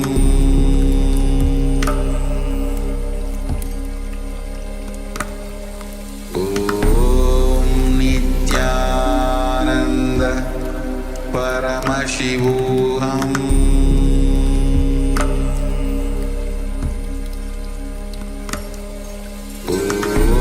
Om Nityananda Paramashivoham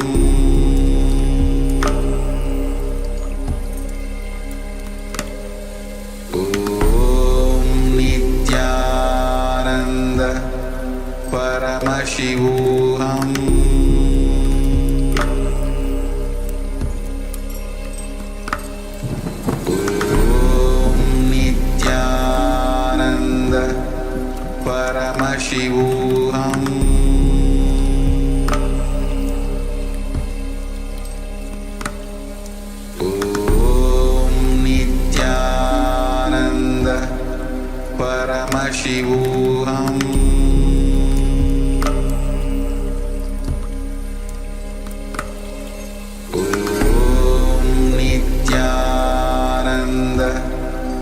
Paramashivoham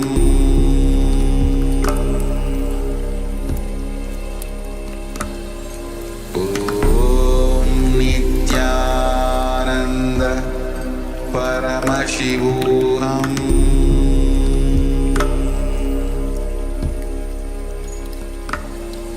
Om Nityananda Paramashivoham Om Nityananda Paramashivoham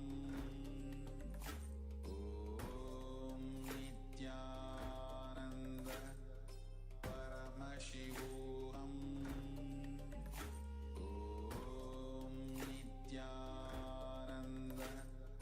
Paramashivoham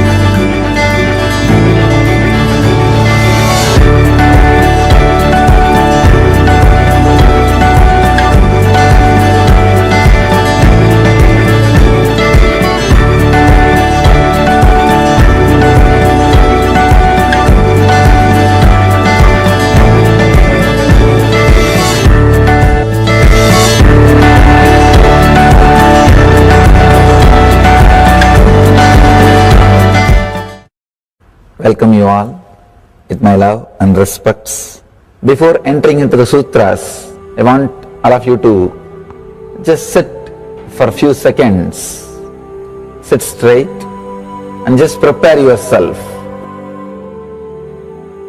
Because this understanding about which I am going to talk gave me the courage to leave the home. Today's subject is Maya.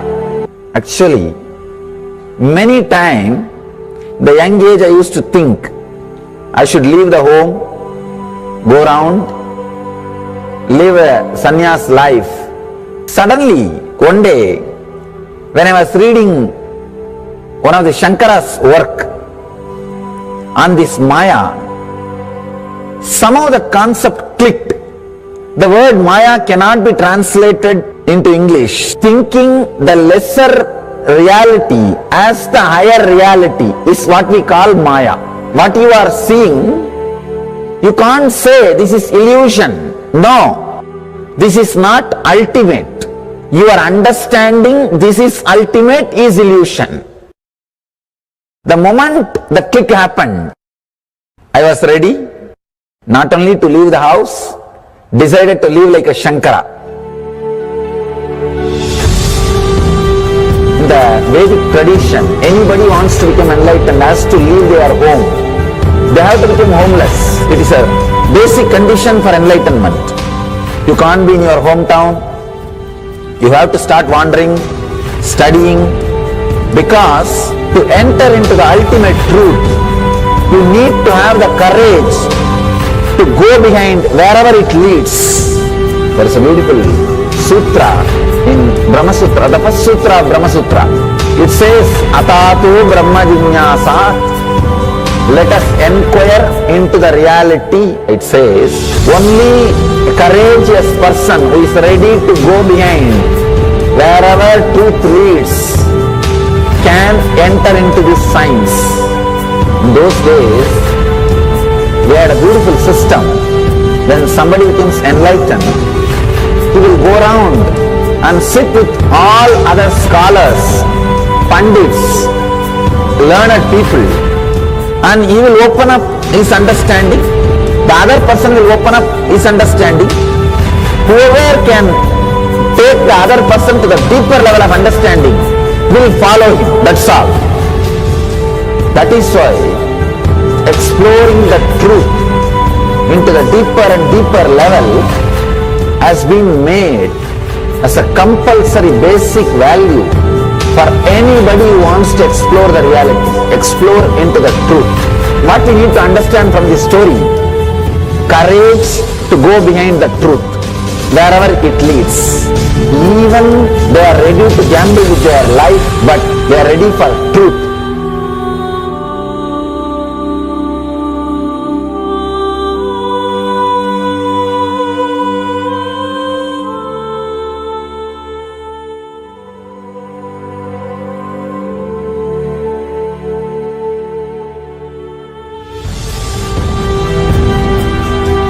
If you accept or start working on the reality, whatever you see can be Maya. It feels as if the ground on which you are standing is opening or giving way, is taken away.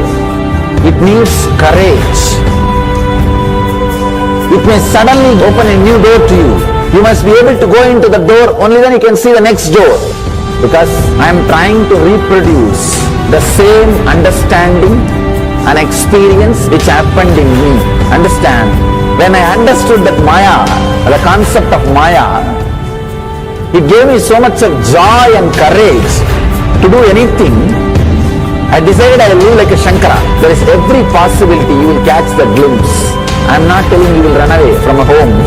You will have the same energy and excitement and liberation when you realize this truth. If this one concept Maya is understood logically by you, no suffering can make low curve in you. Nobody can exploit you easily. If you can just open that courage, this understanding can open new doors for you. If you understand this clearly, you will have the courage. If you have little courage, you will have understanding. It's like a circle. Who will start first? I represent Kailasa Nation, led by Supreme Pontiff of Hinduism, Sri Nityananda Paramashivoham, which speaks on behalf of 2 billion Hindus around the world who do not have a voice representing them in these international forums.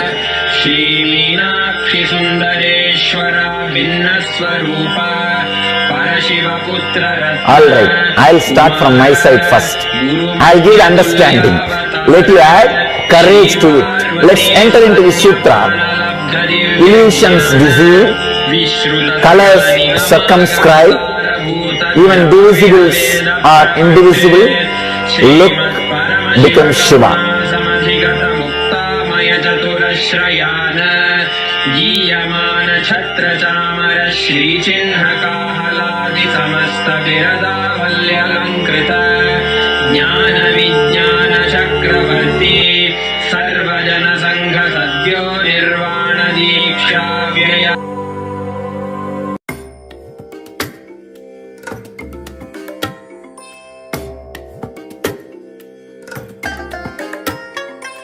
I bless you all. Let you all open all your 3 eyes and manifest the powers of Mahasadashiva. Om Nityananda Paramashivoham. Om Nityananda Paramashivoham. Om Nityananda Paramashivoham. Om Nityananda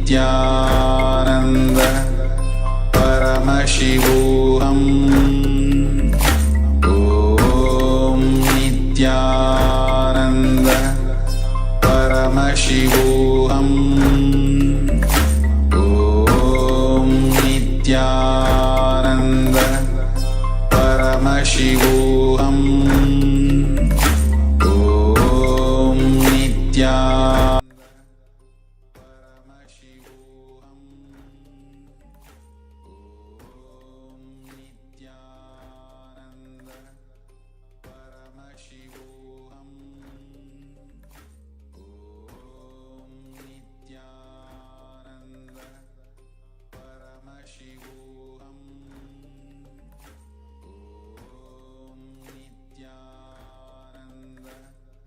Paramashivoham.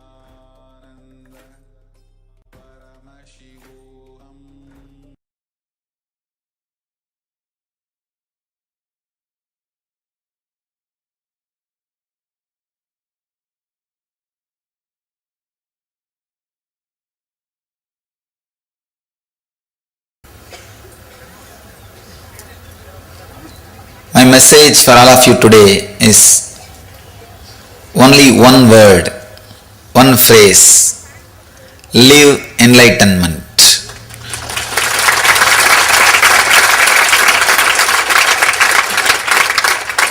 The Jivan Mukti. Understand,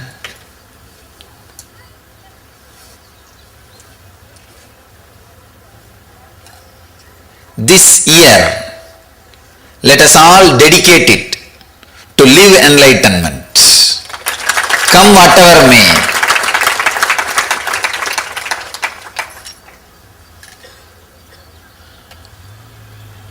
But only bliss will come, nothing else will come. The moment you risk come whatever may, you opened your door for bliss. Because the moment you say come whatever may, you accepted the whole. You are ready for the whole. You are ready for whatever is. Whatever is always bliss. Whatever exists is always bliss. Let's dedicate this year for living enlightenment, for Jivan Mukti. Understand? Let me describe Jivan Mukti.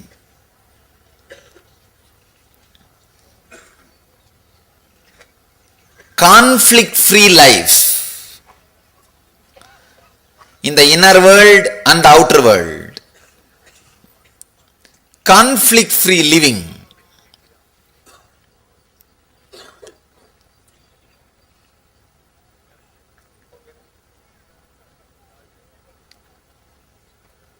Living without gap between the inner world and the outer world.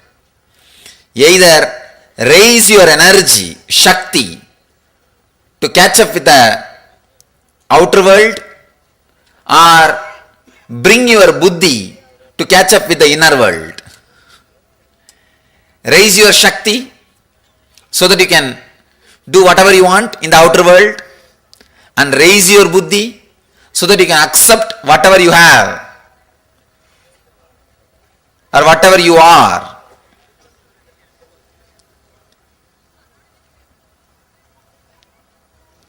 Through any one process, integrate yourself. Please understand, living an integrated life is what I call living enlightenment. Continuously living conflict-free life. Continuously living the beautiful, harmonious feeling. Continuously living in a deep feeling connection with the whole existence, with whatever is what I call living enlightenment.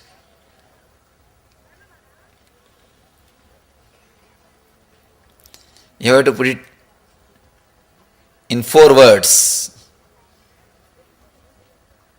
Shakti, energy to change whatever you can,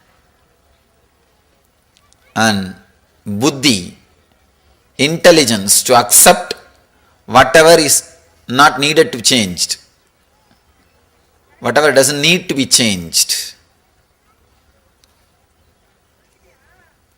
and Yukti, clarity, understanding. However you change, the whole world is a constant, continuous changing dream. What you call as reality is a continuously changing dream. That Yukti, that clarity. Above all, a deep feeling connection, bhakti, towards the unchanging energy, what you call as master or existence. Shakti, Buddhi, Yukti, Bhakti. When you live all these 4 in the life experientially, you are living Jivan Mukti. You are living enlightenment. You are radiating Jivan Mukti. Shakti to change whatever you can means energy to work on your life. Buddhi to accept whatever doesn't need to change means clarity, intelligence. We don't have to change the whole thing. No need. Then you will be too busy with changing instead of enjoying. You don't need to change the whole thing. If you think only you will enjoy only when the whole world becomes yours or as you want, it can never happen. So no need to change the whole thing. Intelligence to accept whatever doesn't need to change. Ultimately, yukti, clarity. However you change, whatever you change, this existence, the whole thing is a continuous changing dream.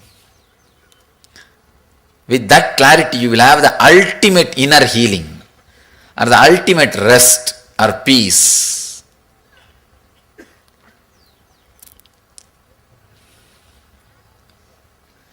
When you have that clarity, however you try, whatever you change, the whole existence is a continuous dream which changes.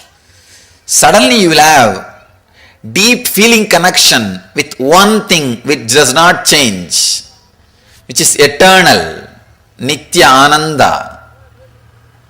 The feeling connection with that which does not change is what I call bhakti.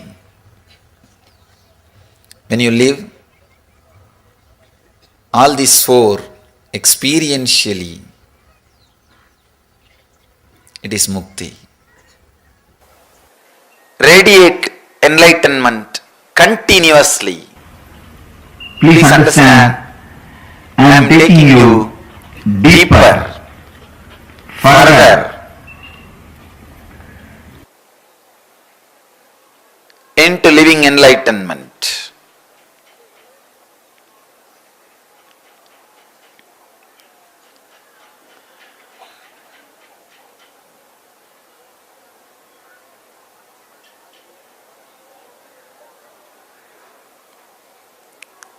Radiating, the very word is so active, alive.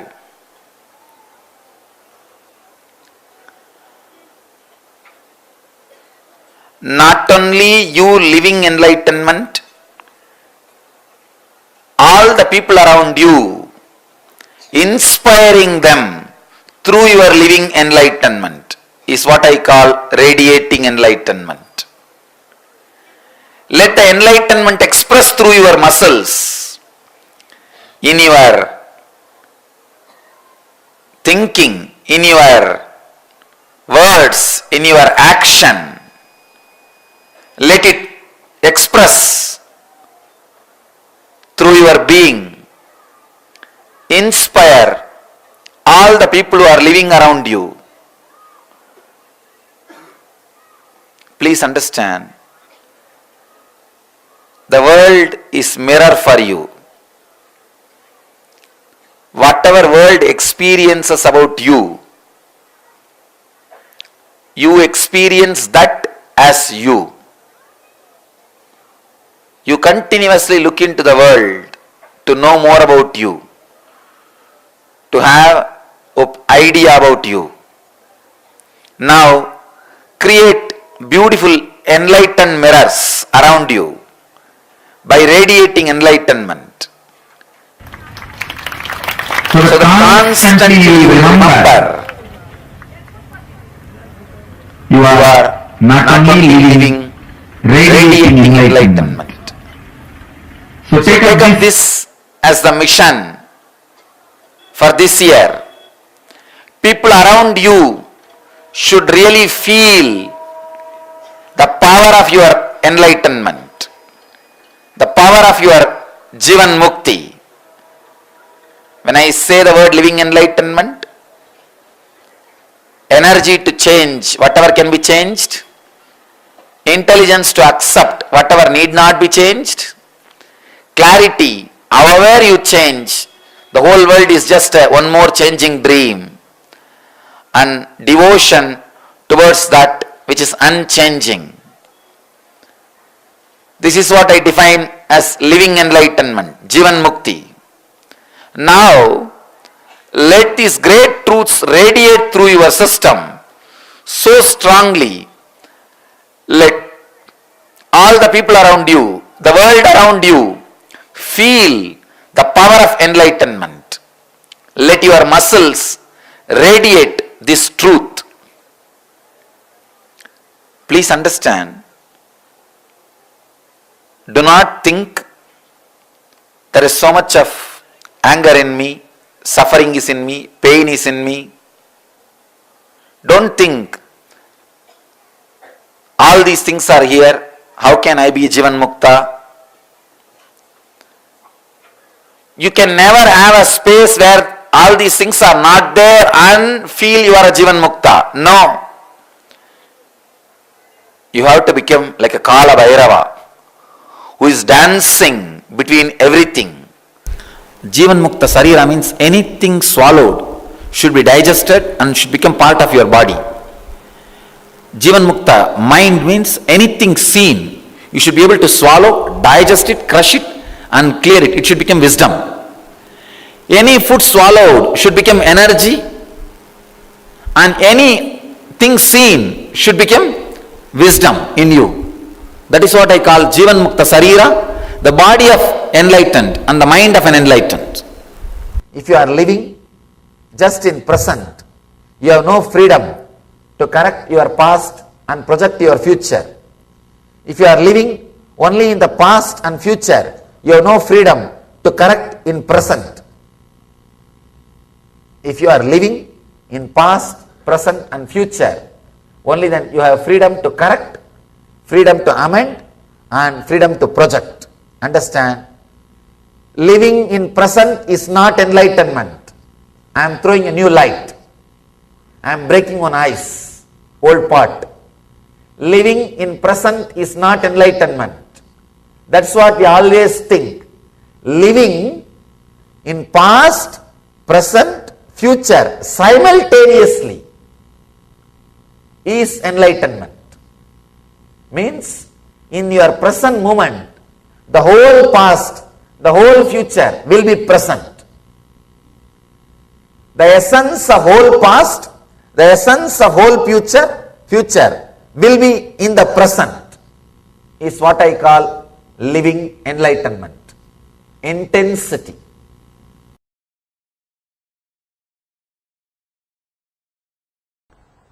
Take this as a message. This is the message for you, you all. Understand, in any situation, just remember how Swamiji will behave, how Swamiji will react, how Swamiji will face this situation. Simply you will see new door opens. This is what I call living enlightenment. Understand? You don't need anything else. This one is enough. Even while you are sitting, if thoughts are coming, if Swamiji is just sitting, what will be going on inside him? Naturally silence. Then why are you thinking? Silent.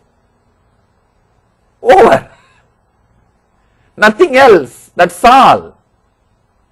Your mind will, if your mind says, no, I know it's true, but I can't do this, it's too much. Then you think, if Swamiji's mind says like this, how he will behave?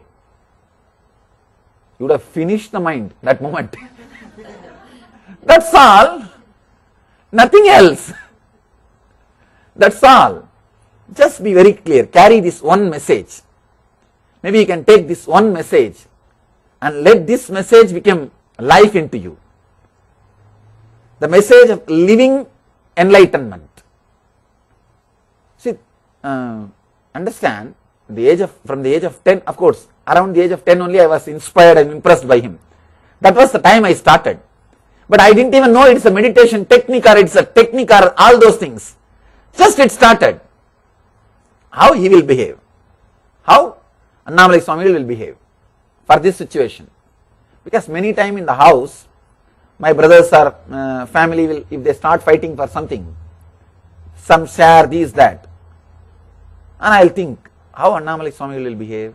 He won't even bother. Forget about it. Let them have. That's all. Because actually this is what I call relationship with master. Relationship with master is not just doing some puja or putting some flowers or worshipping him once in a while. No. Being thoroughly impressed by him. Anything comes up, fear or insecurity or greed or anger, anything comes up, just see how he will behave. Simply it will disappear.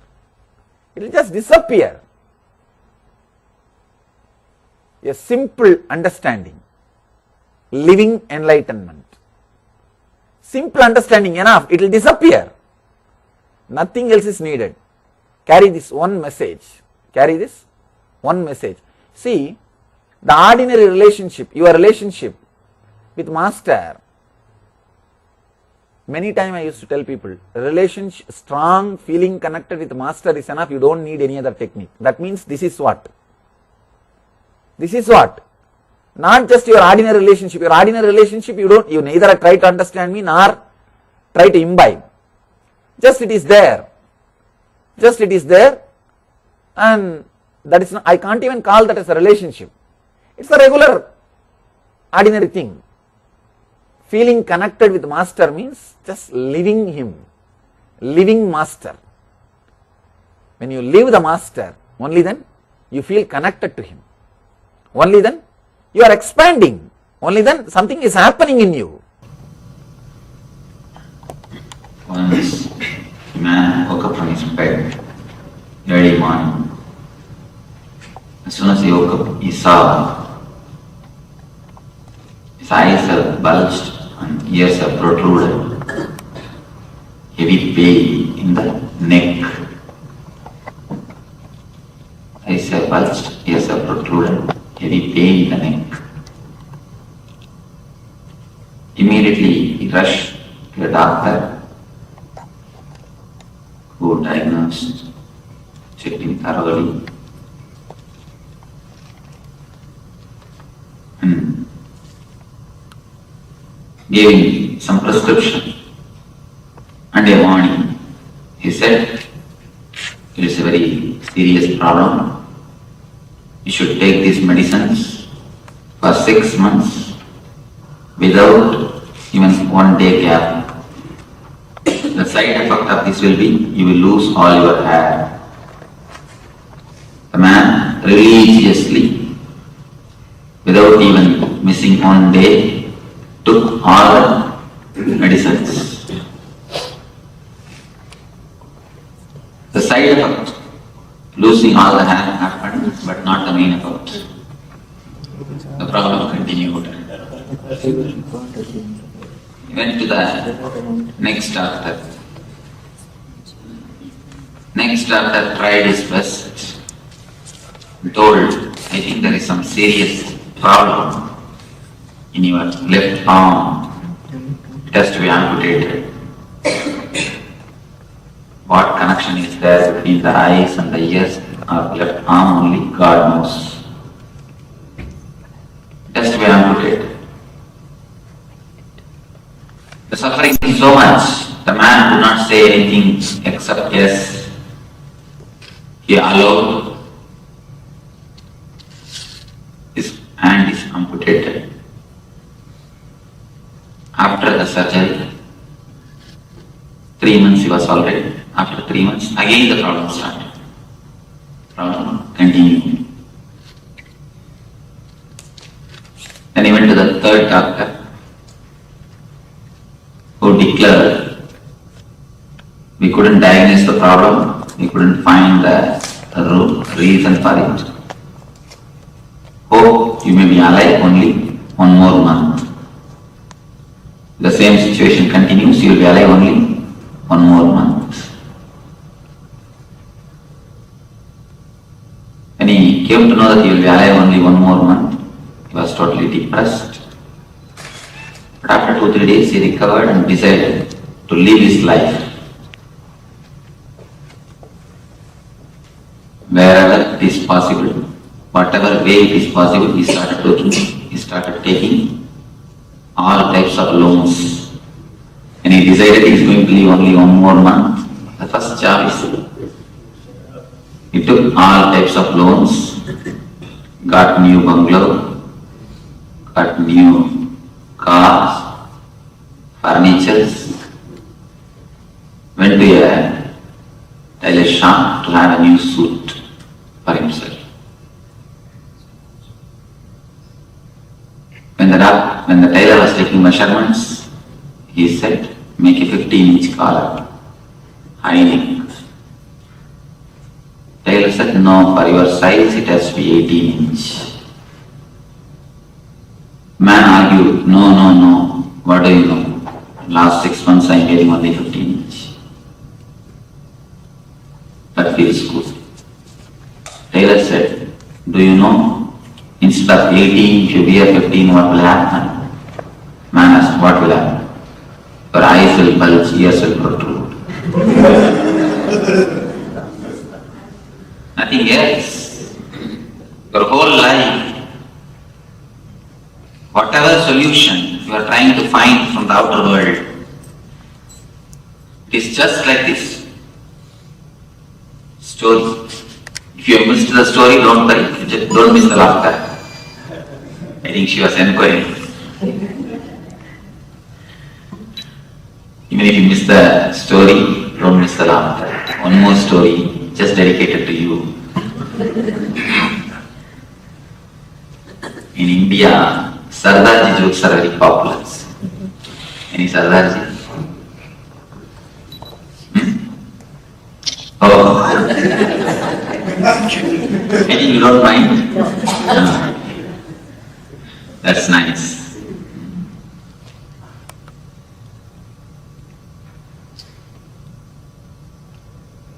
There is a competition. 100 jokes will be told.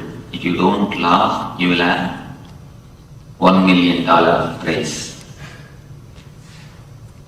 One man got into the stage, people have started cracking jokes. 50 somehow he could manage, but not more than that.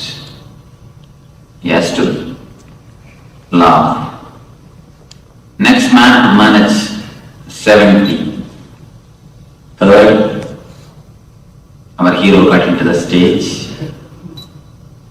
He could manage 90. 95, yes. Smile, not even a laughter. Yeah. Beam of smile entered his face. His wife was sitting just in front of him. Started shouting, hey, keep quiet, $1 million. At least for the next 2 minutes, keep quiet. Only 2 minutes. Don't miss the $1 million. But somehow, finally, 98 joke. Nothing could be done. He laughed. He laughed uproariously. And he came down. The wife inquired, what has happened? You waited patiently so long. You controlled yourself so long. What has happened? Last only 2 minutes. You could have managed. Why did you miss? He replied, no. Now only I understood the first joke. Even if you miss some jokes, don't miss the laughter. Don't laugh separately. Don't laugh separately after some half an hour. Let us go to the first story. Our life is nothing but the first story. The problem is just here, 2 inch, 2-3 inch. But you go around searching for solutions. You search exactly where the solution cannot be found.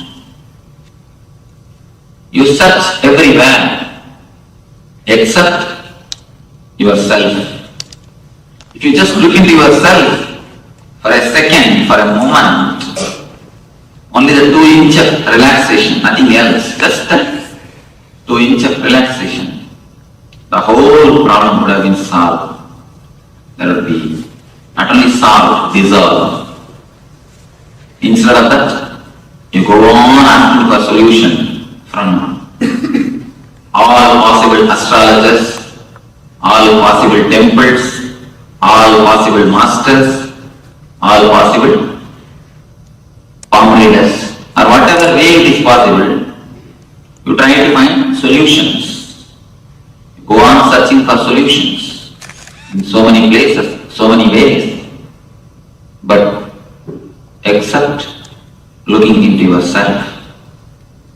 If you just look into yourself for a moment, I don't say to enter into your being totally, just for a moment, then you will see so many things gets transformed by itself. These 2 days, you are not going to do anything else except looking into yourself.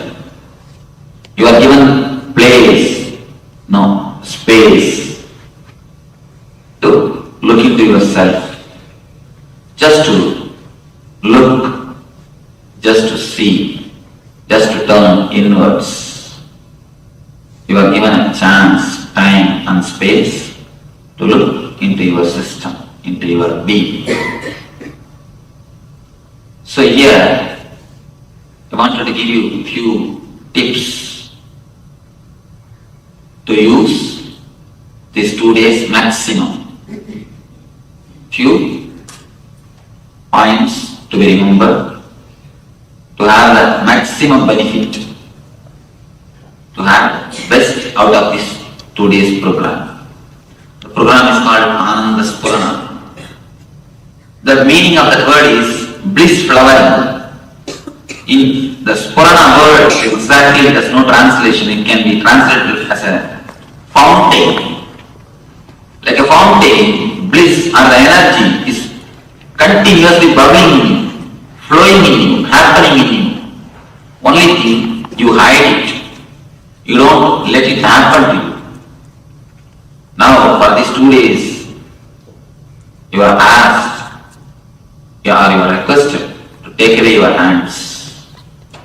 Allow that joy to happen. Allow that bliss to happen. Just to have a taste of that ananda, taste of that bliss. The program is designed to have a taste of your inner being, taste of your inner bliss. You can attend this program in 3 ways. One is just intellectually. If you just take this class as an intellectual class, you will learn a lot. You will learn a lot. Intellectually means just sitting with your head, nothing else. Just your head will be concentrated. If you want to take the intellectual knowledge, just the head is enough. Nothing else is necessary. You don't need anything else. If you are alert without sleeping in the class, that's enough. Nothing much is necessary.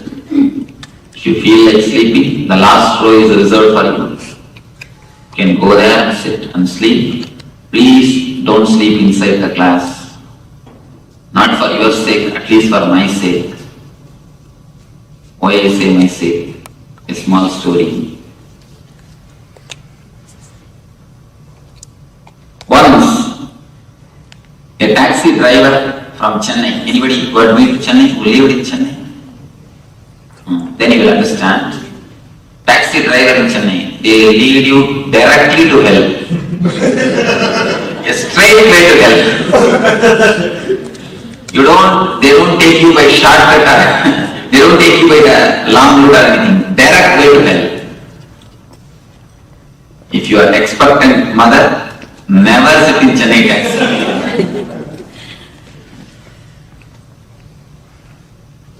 And roads are also specially designed. Roads are also specially designed. The drivers are specially trained. Anyhow,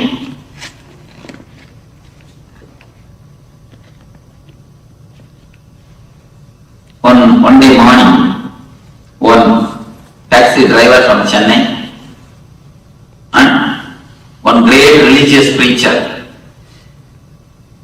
Both of them died, directly went to the court of Yamadharma.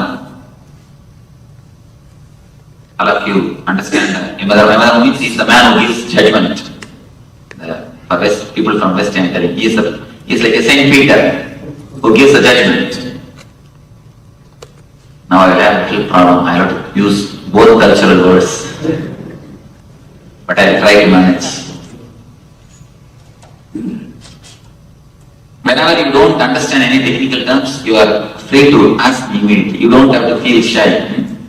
Immediately just raise your hand.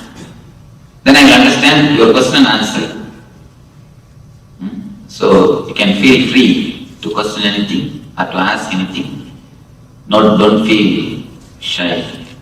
Or don't feel reluctant. How can I ask or how can I question? Because if you don't understand, you will misunderstand.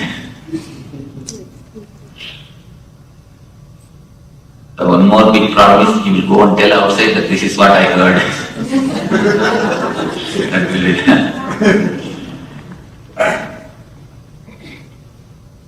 both of them, the great religious preacher and the taxi driver, both of them reached the Yama's court for judgment.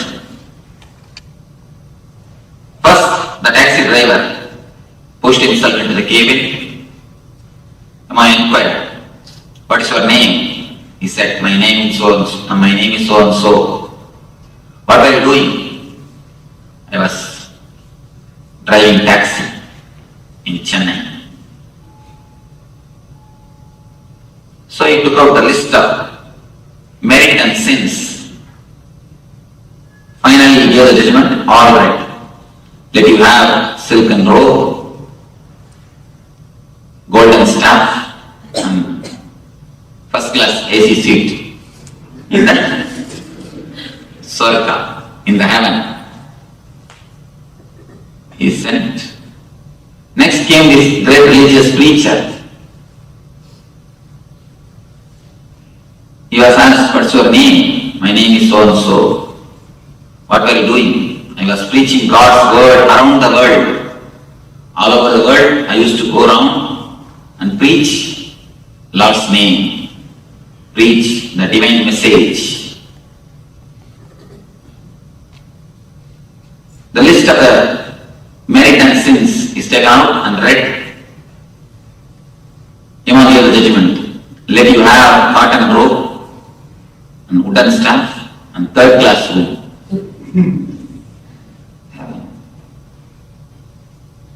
The preacher got terribly angry, annoyed.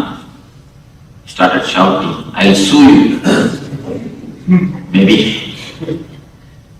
must have too much visited America. "I'll sue you. What, for a driver, taxi driver, you are giving first class treatment and for me third class? I preached the divine message around the world. So many thousands of satsangs I conducted. So many thousands of good things I have done. Everywhere I was speaking about divine message, divine glory. How can you give me third class? For him first class." The Immerse said, "Here up, we don't bother what you do. We bother only the results." When he was driving, people are praying for their lives. When he was preaching, people are sleeping. When he was preaching, people are sleeping. When he was driving, people are praying for their lives. So we don't bother what you do, we bother what is the result. So may not be for your sake, at least for my sake, don't sleep. Otherwise, when I go there, I will be given the staff and third class room. At least for my sake, don't sleep. If you feel like sleeping, sit in the last row so that I will have argument. No, they have not slept in my class. They were sleeping only outside the room, outside the class. I can save my face. If you just give the attention, that's enough. The class will be useful to you as an intellectual class. You may learn a little bit of knowledge, but by that you are having only the 33% of the benefit, not more than that. Not more than that. If you attend only as an intellectual class, when you go out, you will tell, wow, this Swami is a very great orator. How nicely he speaks. Only that much. That is not going to help you. That's not going to give you the total result. Next thing, you can attend with a little bit of heart, emotion. You may be searching for some meditation.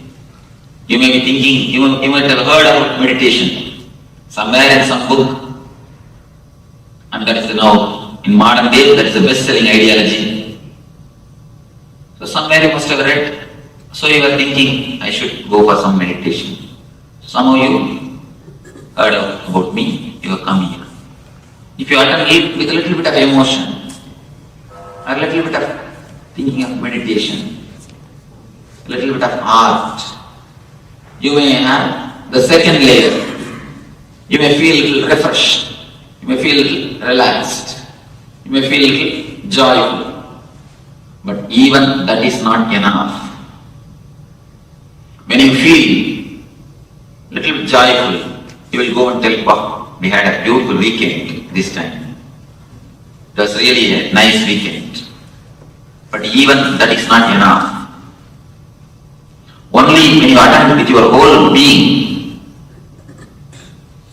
only when you put your whole effort, then you will see something new happens in your being.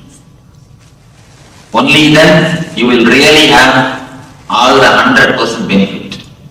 If you sit only with your head, you will have only 33%. If you sit with your heart, a little bit of involvement, you will feel only the 66. Only when you put your whole being 100%, you will see the total result. You will attend, you will take this as a spiritual program. The whole being can be touched. A real result can happen.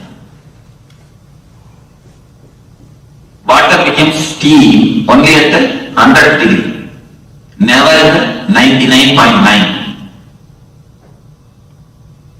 If you put 99.9 also, it is simply useless. Put your whole thing, whatever efforts you have, put the whole thing and do the meditations. Put the whole thing and do the meditations. Whatever effort you have, whatever energy you have, whatever mind you have, of course you cannot get others' mind. You cannot catch others' energy. But whatever you have, put the whole effort and do it. Put the whole effort and do it. One man fell sick. Asked his colleague to suggest a good doctor. The colleague suggested, here is Dr. Phil, very good doctor. Go to him. He will surely cure you, but it will be costly. He takes $500 for his first visit. For next visit, $100. But surely he will cure you. The man wants to go to the same doctor, but wants to save a little bit money also. So he planned, went to the doctor, entered his cabin, told doctor, I have come back. He acted as if he is coming for the second time. Not even for a moment doctor was duped or fooled. He quickly checked in, and after a few minutes he declared, oh, continue the same medication which I gave last time. Continue the same medicines which I gave last time. See, when you try to say, you get only that much of result. You get only that much of benefit. Not more than that. So only when you put your whole thing, you get the total benefit. So put your whole effort. Whenever the meditations are practiced, off and don't reserve your being or the head or anything. Understand the instructions and put your being totally, put your whole effort. Otherwise you will see, you will be having only the intellectual knowledge. Of course it is not worth having. It is, but it is not total. It is not total. Just to have the intellectual knowledge, you don't have to come here, sit in front of the computer or sit in front of some professor. They will speak, they will tell you in a much better way. They will at least tell you in your English. I am speaking in my own English. I am sorry about it, but I know only this much of language. There are many people who are much better orators than me. There are so many ways to get the knowledge. Just sit in front of computer. Nowadays there is no need even for any professor or anything.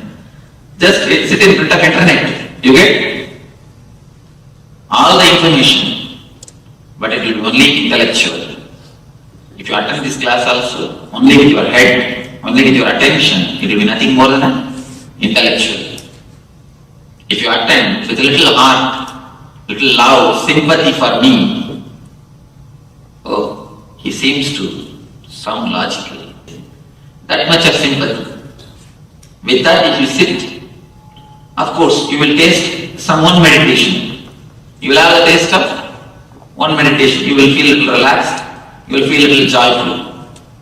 But only when you put your whole being, you really feel the bliss. You really feel the transformation. You really feel that something new has happened to you. Only then you feel some new experience it is. Here I am not teaching only by words. I am teaching more by energy and the methods, more by the techniques. So please don't miss even one technique or one session. Don't miss even one technique or one session. Put your whole effort. Both of them try to possess you. Then problem starts. Your mind will never let the meditation to happen to you. It will try all its best to disturb you, to distract you. Don't bother about it. Put your effort. Don't bother about the mind. When you are asked to practice some techniques, there are many techniques which are going to be practiced. Either deep breathing, there are many techniques going to be. When you do the deep breathing, after 1 or 2 minutes, you will feel, no, I feel I may faint. I think I am not feeling well. Last 2-3 days I had a slow fever. I think I am having a back pain. Let me rest for this meditation. Let me do the next meditation. Mind will give all its reasons.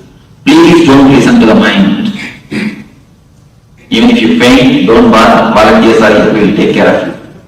Will sprinkle water and make you again meditate. Don't think by fainting you can escape. No. Again you will be made to meditate. Yeah. Small incident which happened in the Zen monastery. A man came and asked the master, Master, I want meditation. I want Zen. Master told, meditate silently for 3 months. He was meditating. Nothing happened.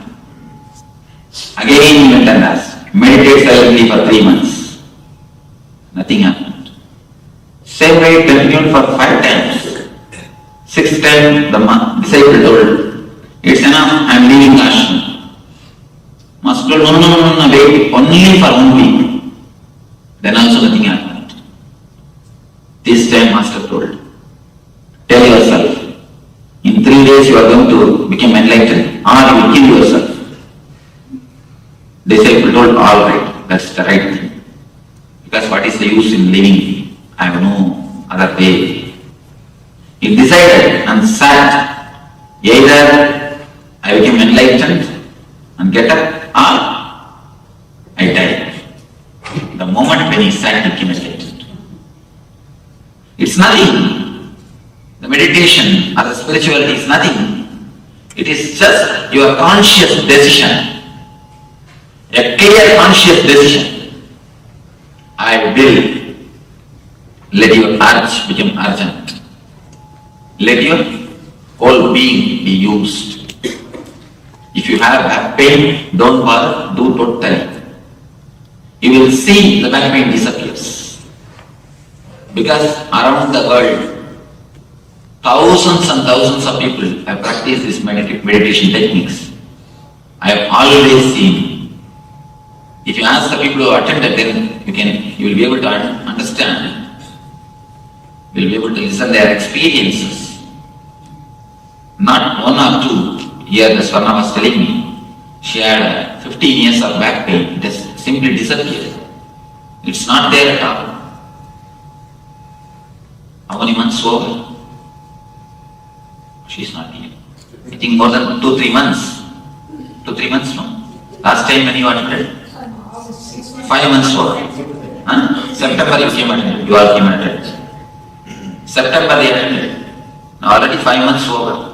She says back pain has disappeared. Now this is not our case. There are thousands and thousands. Why I say this? The techniques are foolproof. Don't bother about it. Put your whole effort. Don't intellectually analyze. See, discourses you analyze anything. Intellectually you can understand. Techniques you cannot understand. They are something more deeper. They are something to do with your being. Intellectually you cannot analyze. Intellectually it's difficult to understand. So, put your whole effort, then you will see the result happening in your system. Your system is just, your being is flowering. Don't have any reservations to practice the meditation, to participate in anything. Whenever any session is brought up, any program is brought up, put your whole effort, put your whole being. In the Zen they say, the enthusiasm of initial level, you have always enthusiasm. They say a beautiful word, honeymoon. It's from Zen, the word honeymoon is from Zen. I always tell people, it's only honeymoon, never honey sun. Why? How long a moon will stay? How long a moon will stay? 16 days. In 16 days, it will disappear. Only 16 days is the life of the moon. 16 days is the time of the moon. Of course, for us, 16 days is the time. The emotion also will stay only for 16 days. That is why it is honeymoon, never the honey sun. They say the moon, or the enthusiasm of the honeymoon, the initial enthusiasm. Anything when you start, you have a tremendous enthusiasm. Kids, when they go to the school, initially they will have a tremendous enthusiasm. Do everything with that enthusiasm, with that excitement. Do everything, try with everything, with that excitement, with that sincerity, with that effort. 2-3 more things. A small story from Zen. Once a king went to see the Zen master. He sent his visiting card through a disciple to the master. The card says the name of the king and below Governor of Japan. When the card was taken to the master, I have no business with such a fellow, send him back. master sent the card. When the card was brought back to the king, he realized his mistake, took a pencil, erased the word Governor Chappan, sent the same card with only his name. When the card was taken to the master again, oh, he said, this man, bring him here, I am waiting to see him. When the card was sent, his name and the title, Governor of Japan, master was not ready to see him. When the card was sent only with his name, master says, bring him, I am here to see him. So when you carry your title, you can't have Zen, you can't have meditation. Wherever we go, we carry our visiting card. Never think visiting card is this size. Visiting card is voting size, actually. We are carrying it on our head. That is why wherever we go, we get the blows. You continuously carry your titles on your head. Just for these 2 days, please keep your titles where you leave your shoes. Keep your titles where you keep your shoes. Keep your mind, keep your worries, keep your titles where you keep your shoes. I can be sure they will be there. When you go back, you pick it and go. Your shoes may be lost, but never your titles. Because your shoes will be useful for somebody else, but never your titles. Never your mind. Your shoes may be useful for somebody, but your mind will be useful for nobody. So don't bother. Leave them where you leave your shoes.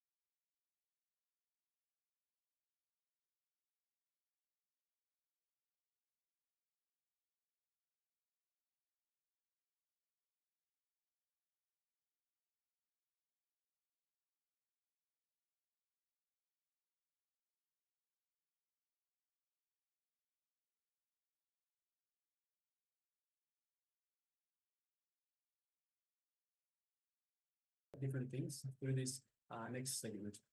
So requesting everyone, let us get ready for this next segment, Introduction to Paramashivoham.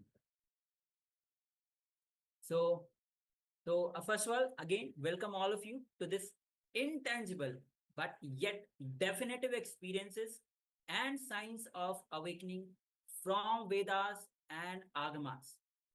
If you don't know what are Vedas and Agamas, Vedas are the signs of that consciousness that Paramashiva has revealed, the science.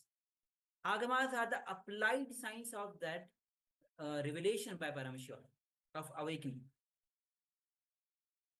Yes, so in the Vedas and Agamas, we have differentiation between three different types of knowledge. The first knowledge is intellectual knowledge, so knowledge that comes in terms of intellect. The second is emotional, and the third is spiritual. So let us look into a little bit more depth in this. So intellectual knowledge is that which you can learn using only your head, only your mind. Knowledge from which you can learn something to do with the outer world. Knowledge which is from the regular academic system. So if you have a look in the Western academic system, it is all to do with intellectual knowledge. So knowledge that can be derived about things of the outer world. The next type of knowledge is emotional knowledge. And understand this knowledge has something to do with heart. We call it art. If you want to learn art, poetry, music, head is of no use. Using head, you won't be able to learn art or poetry, even music. You need heart for that. With head, you cannot do all this. With head, you can do other things, anything like academics and in knowledge that you want to learn. But to learn the poetry, to learn the art, music, we need little bit of heart.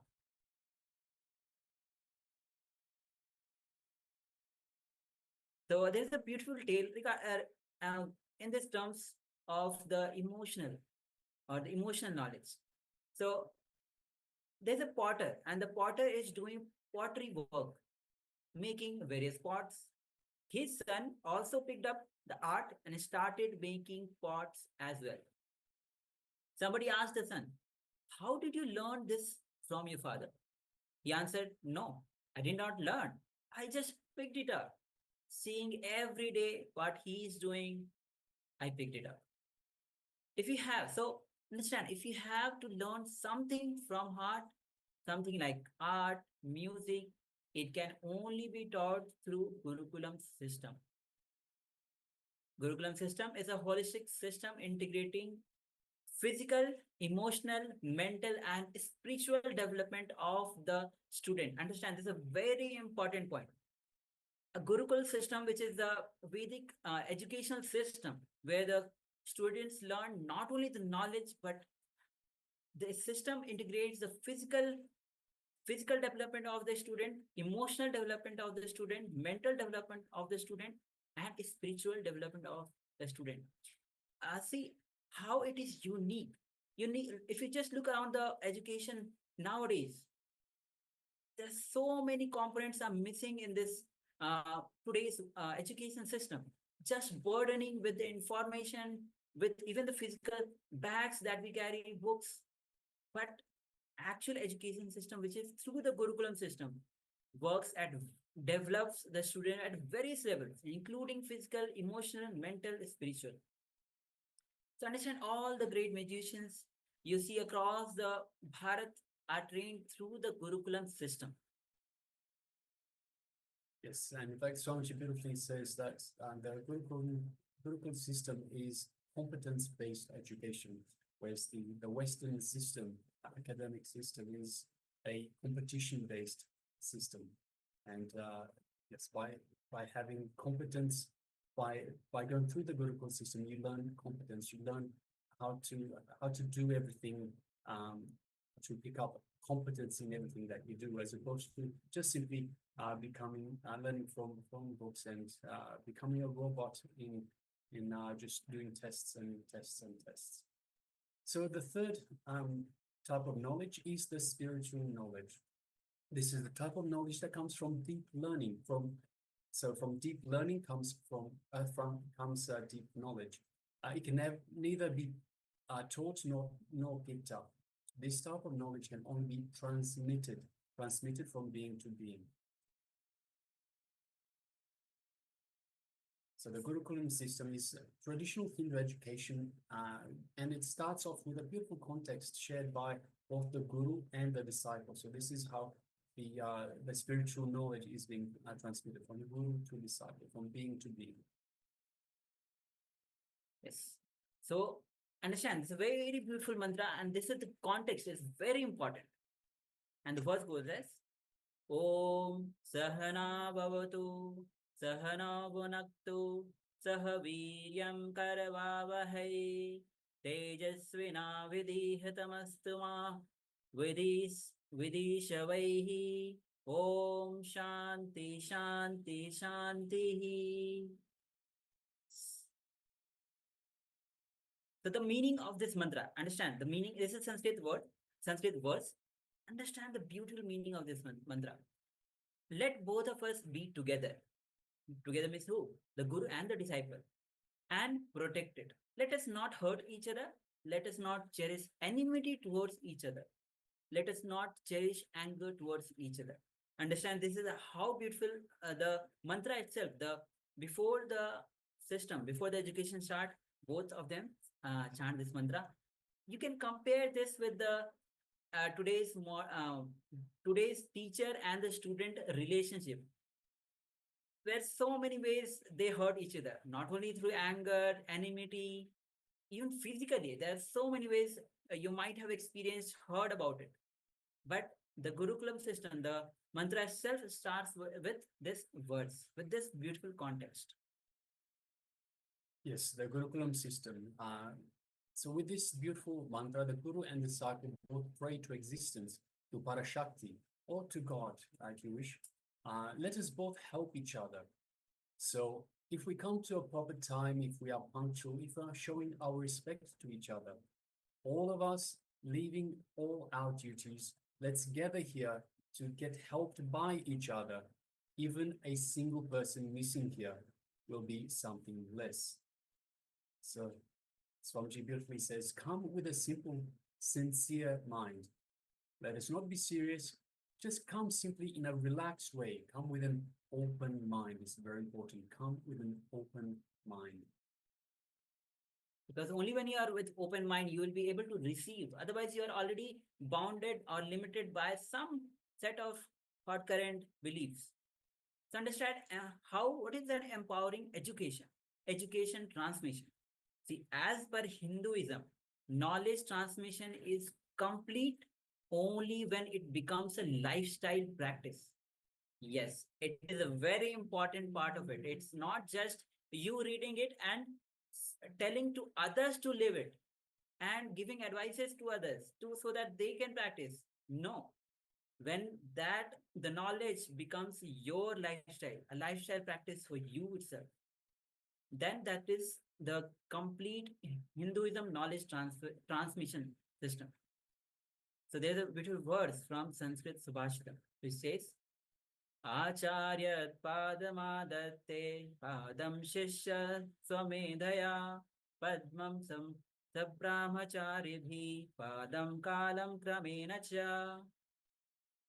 Which means one gains 1/4 of knowledge from the Acharya, the teacher. 1/4 from his own study, self-study and intellect. Means 1/4 you get from the teacher, 1/4 you get, 1/4 you get from your own self-study and intellect. And another 1/4 you get from your classmates, your friends, and the remaining 1/4 you gain as the person, as you becomes mature as the time passes. So this is the way of the knowledge transmission, or this is beautifully described from this verse. Yes, and the Supreme Pontiff of Hinduism, Bhagwan Sri Nityananda Paramashivoham, also says, when he's explaining Sarvanyottar Paragama very beautifully, When you learn from the teacher, 1/4 you learn yourself. When you discuss amongst your friends, so this is the how you learn from your friends, you learn the next 25%. When you ask the teacher questions to get clarified, you learn the next 25%. But only when you start teaching, so this is the maturity part. Once you over time, you get more mature and you understand, and you start teaching to others, you learn the last 25%. So a beautiful tale, and this was already related by the Supreme Pontiff of Hinduism, by Swamiji, in this in the revelations that we've just had, where he says there's a great Japanese Zen master, an enlightened Zen monk that a governor of Japan came to see. And when the governor came to meet the enlightened master, he sent a note that said his name as well as governor of Japan, his title, and told us, Swami, please show it to your master, I want to meet him. Now, when the slip went to the Zen master, he took one note and was so shocked. And he said, I want nothing to do with this man. I have no business to do with this man. And he sent the slip away. When the slip came back to the governor, being an intelligent man, immediately understood what the message. He took the slip back, erased the words governor of Japan. So he just had the name written now and sent it back to the master. Now, as soon as the master received this slip once again with the title removed, he said, so-and-so, call him in, I'm waiting to see you. So only when he removed the title, the master was willing to see him. See, the meaning of this beautiful tale, these posts, these powers, these outer material wealth, the outer world designations, whether we hold behind or in front of our names, they are just labels. So whatever may be your post, your power positions, whatever is your status, let us just keep those things outside, as Swamiji says, keep them outside where you keep your shoes. They'll be there when you get out. So let us just keep these things outside and come inside in the sacred space of the sessions, of the program itself, with a simple mind. So come inside with a simple mind, with an innocent mind. Because Swamiji says beautifully, when you are innocent, you'll be able to pick up so many things. If you don't have an innocent mind, then you'll have judgments and you will block yourself from learning. So it's very important. Come in with a simple, innocent mind. Neither listen with doubt, nor listen with faith. Just listen with trust. It means if you listen with doubt, you will forget. The words will not go inside. You will just be there and waste your time. So when you have doubt, you will forget whatever you heard. The words will not go inside you. And you will be just wasting the time. So if you listen with belief, you will listen. There is nothing wrong, but you will not practice it. The so-called believers are the people who will be afraid of whole world, but not doing anything about it. Trust means energy, ability to translate teachings into practical life. So when you listen, just keep it as a hypothesis and see whether it works out for you or not in your life.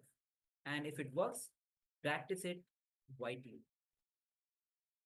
So let us start looking at the Paramashivoham program, Kailasa's Paramashivoham program, and what can you expect from the Paramashivoham program. So in this program, you will have an introduction to over 11 specialized subjects from cosmology, Ayurveda, astrology, cosmic mathematics, cosmic physics, cosmic biology, and cosmic chemistry. You will be acquainted to over 11 Hindu scriptures like the Upanishads, the Bhagavad Gita, the Rig Veda, Patanjali Yoga Sutras, Ashtavakra Gita, Kamika Agamas, Sarvanyotara Agama, Mrijendra Agama, and Sri Guru Gita. So these are just some of the Hindu scriptures that we'll be going through. So we'll be having snippets from each of these. So you'll get acquainted with these as well.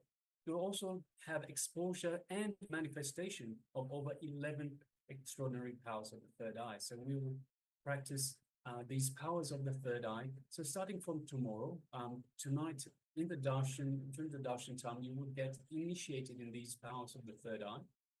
So starting from tomorrow, we will also have the power manifestation segments where you yourself will be able to manifest these beautiful powers of Paramashiva, powers of the third eye.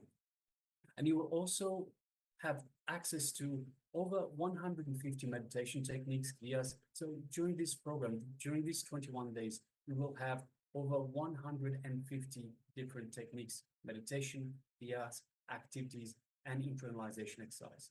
That's a lot of techniques. Make sure that you do as many as possible, all of them if you can do. But these are all very, very important. So understand this whole Kailasha's Paramashivoham program itself is based on the science from Vedas and Agamas. And understand the Vedas and Agamas are the source scriptures of Hinduism. Which reveals the science of awakening the untapped potential for humanity to experience higher states of consciousness.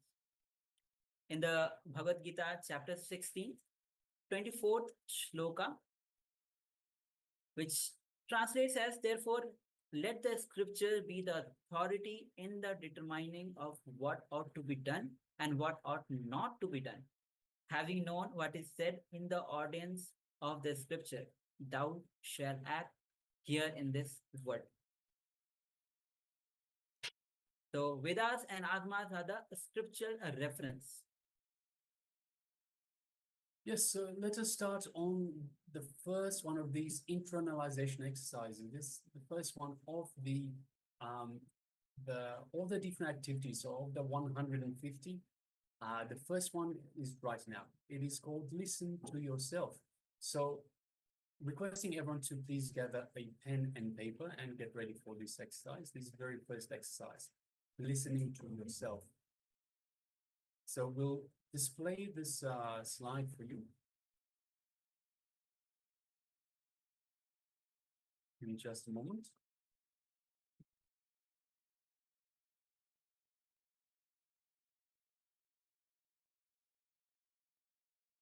So listening to yourself, a number of questions to be answered. So please make sure that you have a pen and paper ready.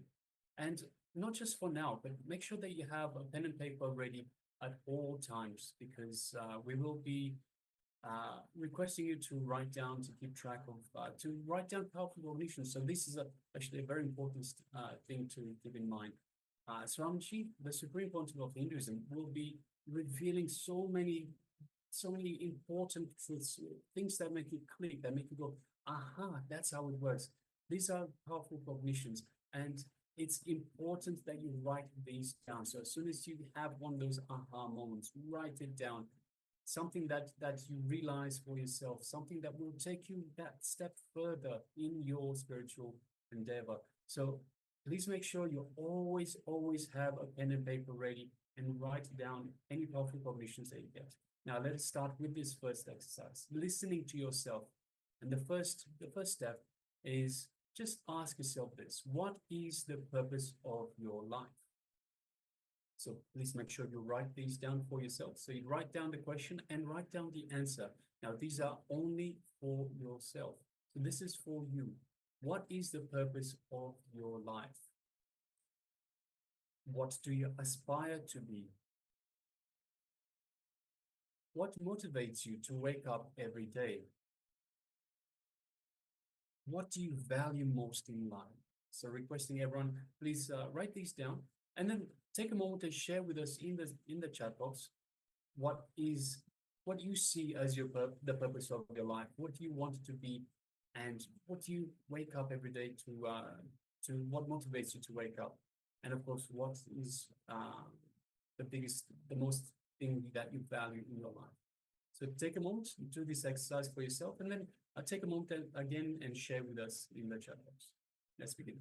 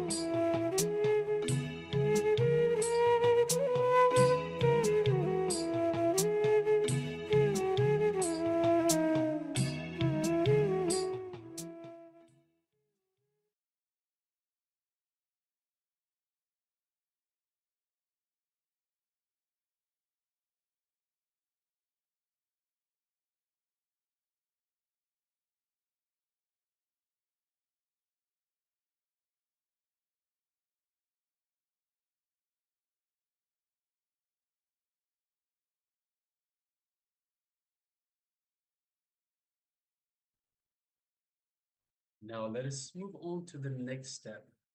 What are you seeking from life? How do you plan to achieve what you aspire to?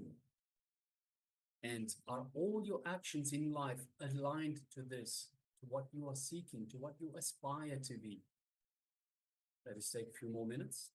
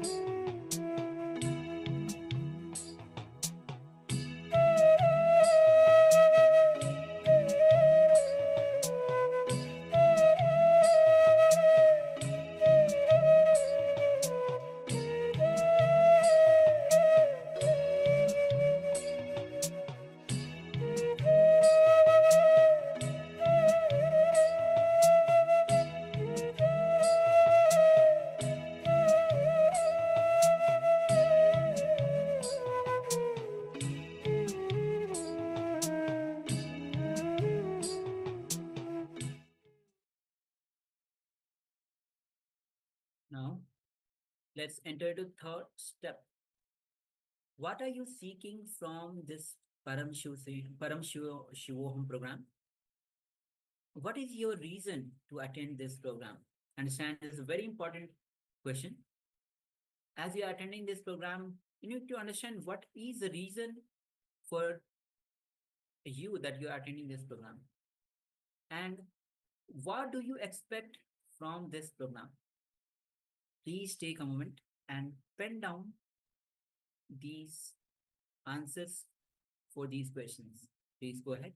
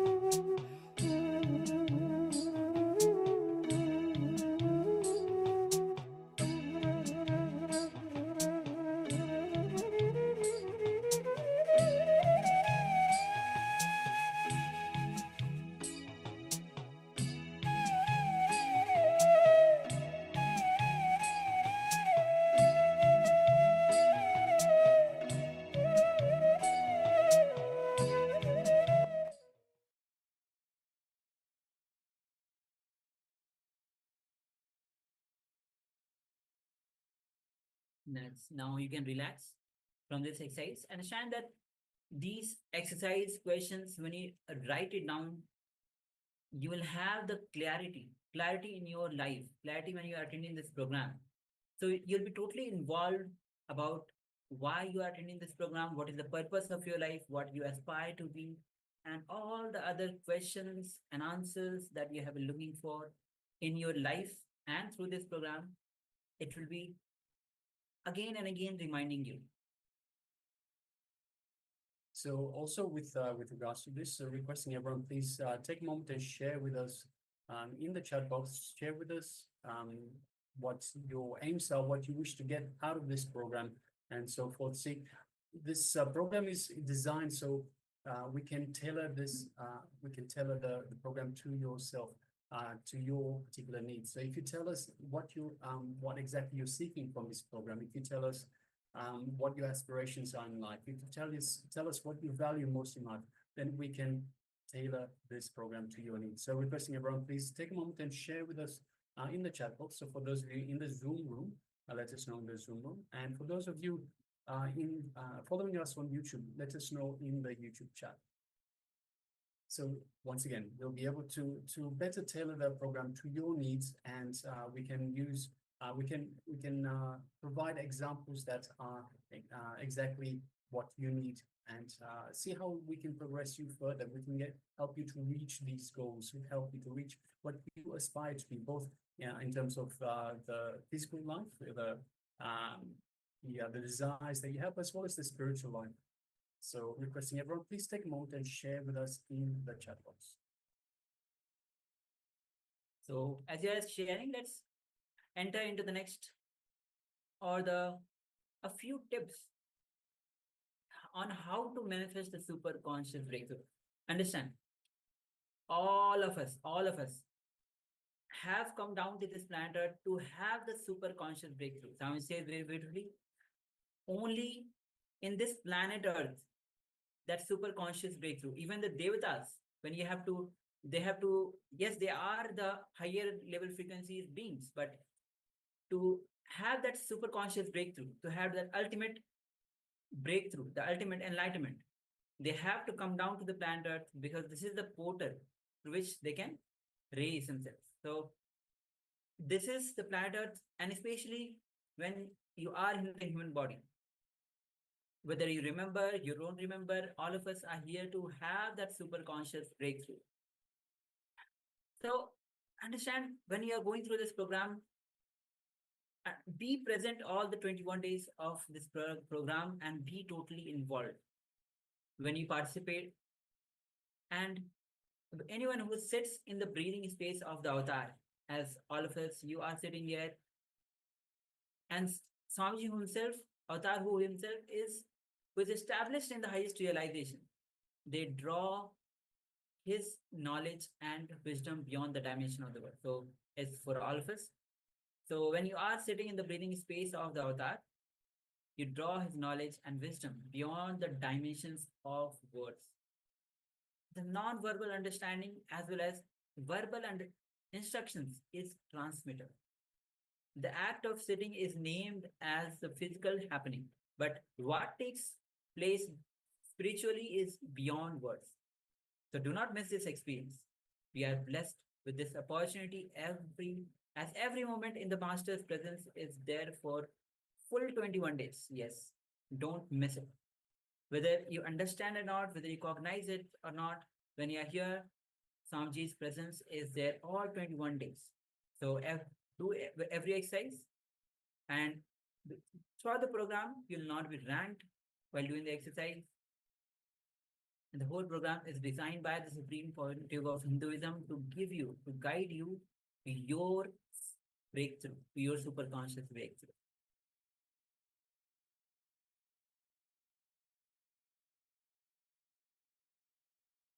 So understand, the sacred Guru Gita. In the sacred Guru Gita, Paramashivoham reveals, Guru Vatre Sitam Brahma Prapyate Tat Prasadat Guru Dhyana Sada Kuryat Kula Stri Swapitam Yatha. So no need knowledge is situated in Guru's mouth or organ of speech, Guru Vaktra, and his knowledge is attainable by devotion unto Guru Bhakti, in the three worlds. This fact is clearly enunciated by the divine sages, Devarishis, ancestors, Pitrus, and the learned man. So no need to take notes unless specifically requested for the session. Everything being covered is being provided to you as glimpses of the season as a gift to carry home, so you can remember the truths. Yes, so let us move on to tip number 2. So there's 8 simple tips to manifest super conscious breakthrough in this program. So tip number 2 is invoke the divine in your room through Nityananda Sabha. So Nityananda Sabha is the name of the hall where the Supreme Pontiff of Hinduism physically conducts programs for his disciples and devotees. It is a place and a space where energy, the presence of the Supreme Pontiff of Hinduism, is felt very strongly and powerfully. So the sacred Sri Guru Gita guides Guru Devo Guru Dharmo Guru Rao Nishta Param Tapaha Guru Parataram Nashti Divaram Kathayami Te. Guru is God. Guru is Dharma. The greatest penance or tapas is Nishta, unshakable, one-pointed integrity to the Guru. There is nothing superior to Guru or beyond the Guru. I repeat these 3 times. So that is the translation of this beautiful verse. And Swamiji says in his own words about the Nityananda Sabha. Treat the room you are sitting as Nityananda Sabha. I am sitting with you in that room personally. From morning till night, throughout the time, be available in Nityananda Sabha. I am making room in which you are sitting now and attending the program as my energy field now. In each one of your rooms, I am sitting and declaring that room as my energy field. Make yourself available this whole program, precisely all the program time, be in that room, be available, and go through the instructions with intensity and Tyaga. All the great things happens with Tyaga. All the ultimate things manifest with Tyaga. So how to set up the Nityananda Sabha? So understand the Nityananda Sabha is the sacred space or room in this case, where you will receive initiations and the sacred truths from the avatar. In Hindu tradition, this space is equivalent to a sacred sthala, since it is a rare happening of the avatar landing and gracing the disciple with darshan. Darshan is to have a glimpse of the divine. So let us decorate a chair or a stand. This is called a simhasan, with a beautiful cloth. So a chair or a stand decorated with a beautiful cloth with flowers and some nice fragrance. Place the Atma Murti on the chair. So on that chair, on that stand, with the beautiful cloth, flowers and fragrance, place the Atma Murti, the image of Swamiji, on the chair. And now Swamiji is sitting right there with you. Also offer sacred oblations and Naivedyam. So this is part of the puja, part of every morning puja. You can do puja to Swamiji's Atma Murti. You should do puja to Swamiji's Atma Murti and offer sacred oblations and Naivedyam. And how to relate to the Atma Murti at your home? To understand the Atma Murti is an energized deity of the Supreme Pontiff of Hinduism. Literally your customized version of Swamiji, just for you to relate with, to connect with. It is literally the Supreme Pontiff of Hinduism available for you 24/7 in the form of Atma Murti. You can offer your prayers, you can even talk casual things. Yes, you can express your love, gratitude, even anger. So whatever kind of emotion that you're feeling, sit with Atma Murti. It is your personal Swamiji and talk to him. Even you can fight, not for fighting means not physically fighting, but the way, if you are in that mode, don't go and fight with anybody else. Fight with Swamiji. And you'll see how Swamiji responds, and your fight gets suddenly drops down. You can express even your frustration, you can do anything you want, you would hear him responding back, because he's alive, he is living day. All right, so moving on to tip number 3, how to sit for the Paramashivoham program. Just relax from your identity. Sounds very simple. Just relax from your identity. It's very simple, but it's hard to do to start off with. See, this is a great opportunity for you to just sit and experience Upanishad from the very source. See, Upanishad means just sitting down with the master. So sitting down with, when you have the guru-disciple relationship, just sitting down with the master and learning in that way. It's a great opportunity to just sit and experience Upanishad from the very source of the Vedic tradition, from the very root, because this science is over 12,000 years old. It's not old, it is time-tested, and it still holds truth even now. And even in the future, it will still hold truth, because this is eternal truth. All you need to do for the program is relax from your identity. See, as we mentioned earlier, there is no judge, there is no ranking, no grading, there is no competition. This is not a Western-based, a competition-based program. This is a competence-based program. There's no judge, there's no ranking, no grading, no competition. It is just your time. The entire time you are going to give to you, to yourself, to your growth, your spiritual growth. So just relax. Be comfortable in your very being, but relax from your identity, your labels, like we mentioned earlier in terms of the governor of Japan with these labels coming to the enlightened master. In the same way, just relax from your identity. You can relax, but and be comfortable, but do not be lying down. So requesting all participants, please make sure you don't lie down. The moment you lie down, your patterns will start saying, hey, I can just close my eyes. I'm still listening. And before you know it, you fall asleep. So requesting everyone, please, you can sit comfortably, but don't lie down. Keep a straight back during the entire session, through all the sessions, keeping a straight back. And we'll go into the meaning of keeping the back straight as well. But just to describe quickly, it allows for the free movement of the Kundalini energy through your back if your back is straight. So the Kundalini energy runs up and down your back freely. And second of all, because of this, it helps you concentrate better. The moment you lie down, so first of all, the concentration goes. Second of all, the temptation to close your eyes and to drift away also comes. So once again, be comfortable, but don't lie down. Keep a straight back during the entire program, and it will help you focus better. So, other few recommendation setup on the technical side is having the best for the viewing experience.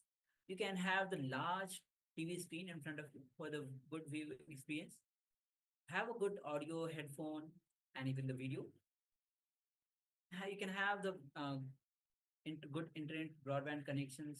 If you have 500 GB broadband connection, that's very good.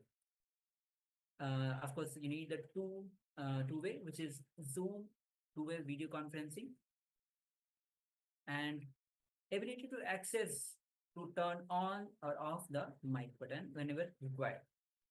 Understand that there's one of the disclaimers that you need to understand. Absolutely no photography, no screenshots, no video recording is permitted, and you will be even removed from the sessions.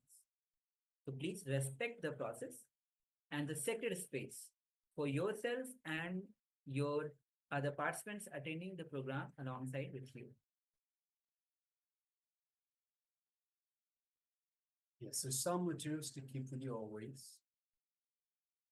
This will be tip number 5. To start off with, let us have a look at how to best do these exercises. So this is directly from the Supreme Pontiff of Hinduism, Nityananda Paramashivoham, who explains how to best share, how to best do the exercises that we're going through. See, Swamiji beautifully says, even if you are doing the homework in Facebook or Notepad, type, each time type, don't copy and paste. Actually sitting and writing is a wonderful habit. It's known as Likita Japam. It is an amazing spiritual practice because at the time you're sitting with yourself and you are also alive, awake, consciously awake. You are not drifted away here and there. So when you copy and paste, it's not the same. You're not thinking about the subject itself, the topic. You're not thinking about what you're writing. But sit down and write, physically write, because then you are alive, you're awake, you're consciously into what you are doing. And of course, you're not drifting away here and there. You sit and you are awake, alive, continuously, working continuously. So this is very important. We have, we'll share with you a screenshot of the writing that the Supreme Pontiff of Hinduism himself has collected. So it says beautifully, the last 20 years, we have collected 80,000 pages of my handwriting. So this is the Supreme Pontiff of Hinduism talking. Not 8,000, 80,000 pages of my handwriting on the tablets. I have written some of the incidents of my life in poetic Tamil. So below you can see a glimpse of some of these, some select pages from these over 80,000 Likita Japam pages that have been written on a tablet PC by the Supreme Pontiff of Hinduism. So you can see just a few pages written in Tamil.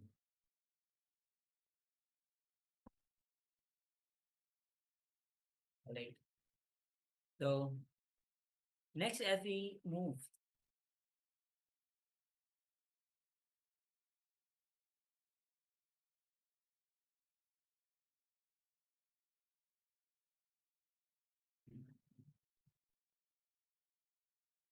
so keep the notebook and pen and a mirror with you all time for the internalization exercise. You'll be going through various internalization exercise throughout the program. So have the notebook with you, pen with you, and a mirror with you. And of course, for the power manifestation, have the blindfold with you. That's absolutely you'll be required. So blindfold, have a coconut with you to manifest the power of consciousness over matter. And if you're not able to arrange the coconut, have any round fruit with you. Apply the bhasma and kumkum and atmalinga if you have. That will be great. And keep a bottle of water with you all the time. Herbal tea, hot chocolates are okay, but please skip the coffee for 21 days as it impacts on your consciousness. Now for receiving Dīkṣā initiation, drink water, one fruit, it can be organic banana, betel leaf, betel nut, and as an offering, dakshina, you can have a coin, a clean towel, basically an unused piece of cloth.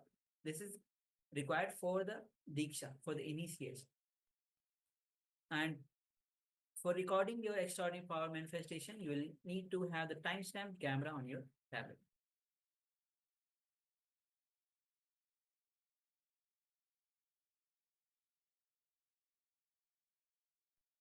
Yes. So again, for the initiation, you will need a drinking water. Don't drink the water. Have the drinking water with you. One fruit, and for it can be organic banana, betel leaf, nut. The dakshina is obviously an offering, coin, a clean towel, and unused piece of cloth.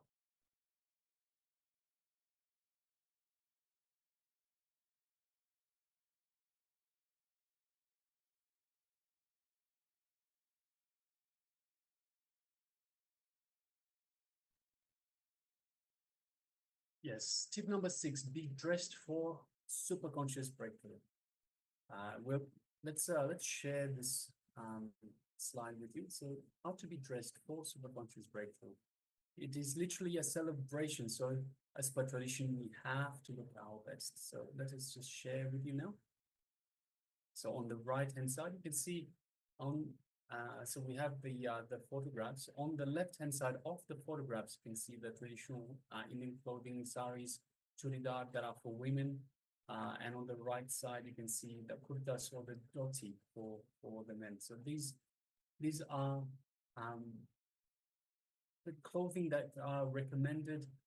Let us treat it as a celebration. It is a celebration of our super consciousness, of a breakthrough in our super consciousness. So let us celebrate the traditional way, the traditional style. Let us also apply vibhuti, kumkum on your forehead. So vibhuti is the sacred ash. Kumkum is the also known as vermilion, is what we use for the third eye, to apply on the third eye, on the forehead. And jewelry as well, if you wish. You can celebrate the landing of Paramashiva in you by having beautiful jewelry, both for men and females.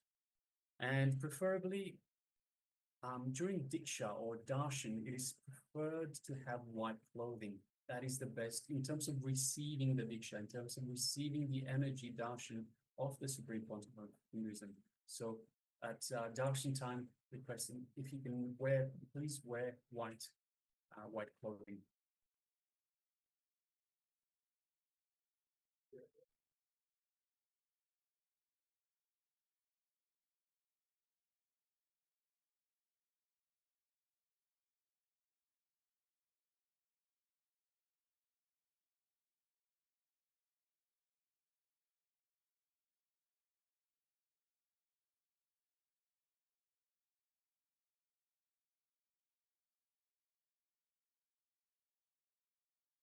And do not miss the Nayana Dīkṣā. Nayana Dīkṣā is where you have the Nayana Dīkṣā of the Supreme Pontiff of Hinduism. When during the darshan, when you receive his glimpse. So be on the camera and do not turn off your camera even if you need to step away for few minutes during the darshan, during the Nayana Dīkṣā. And please remember, you are sitting with divine himself, Paramashiva. Paramashiva's living manifestation happened for giving the super conscious breakthrough. So be in absolute awareness, no restlessness, movement, and it's best. And especially if you can skip working, walking about.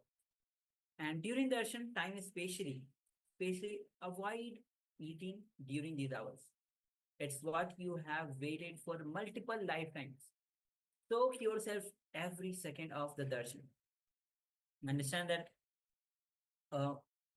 multiple lifetimes, see whether you remember or not, since you are here, you have taken a decision to have that super conscious breakthrough, and you have been seeking for the master who will guide you, who will take you through this super conscious breakthrough.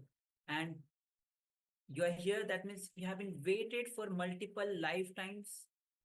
So do not miss this opportunity.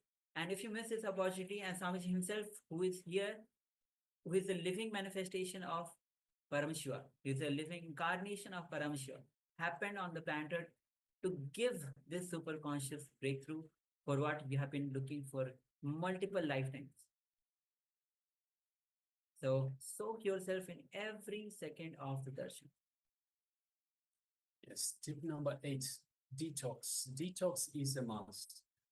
Detox and along with yoga.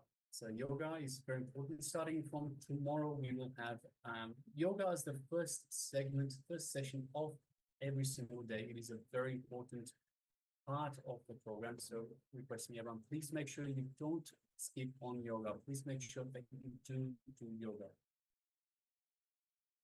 Which is a grenade yoga asana sequence. It is a 1 hour session. And it is 1 hour to prepare your physiology for Paramashiva to land on you. What does that mean? It means to be aligned to the cosmic energies, for your body to hold the higher energies, the higher consciousness in your body. So Swamiji will be exposing you to these higher superconsciousness, to these higher frequencies. And by aligning our physiology, we prepare our body to hold these. So we request you to join the yoga to be dressed in black. If you have long hair, please tie it in a bun and keep a bottle of water with you at all times, once again, because you may need to hydrate yourself. Also for this program, requesting everyone to please follow a pure sattvic, pure vegetarian diet as well. So that means don't consume any animal products for the duration of the program. You can have milk as long as it is from ahimsa sources, non-violent sources. But for the duration of the program, so if you cannot get milk or dairy products from non-violent sources, then we request you to skip these as well. So a sattvic, pure vegetarian diet, that means only vegetables, but even that, we request you to skip on the onions, skip on the garlic, because these will have an impact on your consciousness. So requesting you to skip on these for the duration of the program, and also requesting same way with mushrooms. So mushrooms, they don't have an effect on your consciousness, but mushrooms have a way of holding on to energy. So whatever energy they grow in, they have this they have this capacity to hold that energy. So we don't want to ingest negative energy. So requesting everyone, please skip on mushrooms as well. So pure vegetarian sattvic diet, no animal, only have milk from non-violent sources. Skip on the garlic and the onions, because they bring down your consciousness. Similarly with coffee. So for the entire program, please don't have coffee, because again, it impacts your consciousness. And by following these simple directions, you will just see the way that your ability to understand, to catch the information, the subtle information, your sensitivity to the whole world and to this program just simply shoots up. So requesting everyone, please make sure that you do follow these guidelines. So in terms of detox, it's important also, don't intoxicate yourself through smoking or drinking alcohol during this entire program.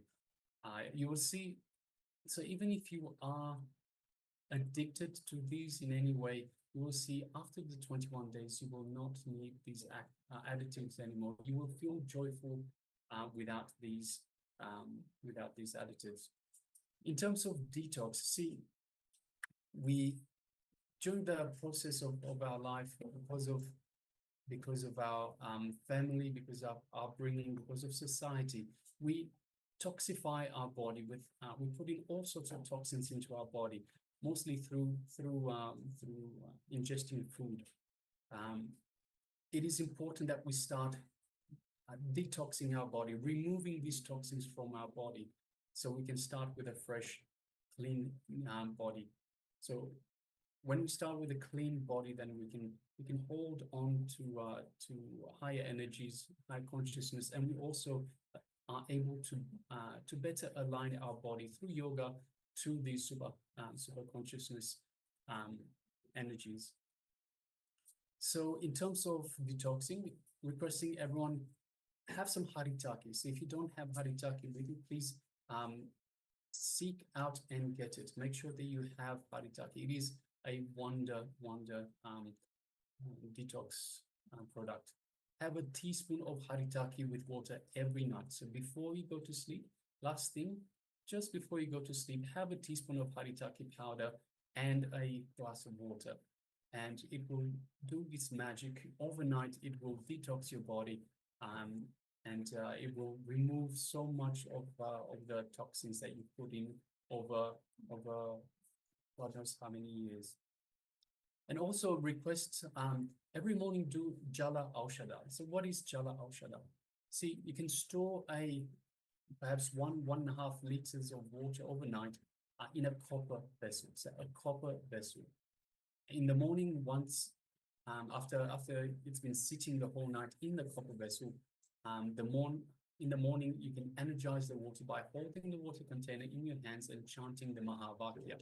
Mahavakya is the cosmic code word that Swamiji has given us, and it goes as such: Om Nityananda Paramashivoham. So we'll be chanting these. We'll be chanting these also for power manifestations and many other chants. So you'll hear us during the course of this program chanting Om Nityananda Paramashivoham. So this beautiful Mahavakya, this beautiful mantra, chanting this mantra will energize the water in the container. So once again, we have a copper vessel, we hold water overnight, perhaps 1.5 liters of water overnight. In the morning, we hold the water in our hands, that container itself, and start chanting this Mahavakya, Om Nityananda Paramashivoham. And once it's energized, we can drink the water before brushing our teeth. So first thing in the morning, before brushing our teeth, we can drink this water. So that is the Jala Aushadha.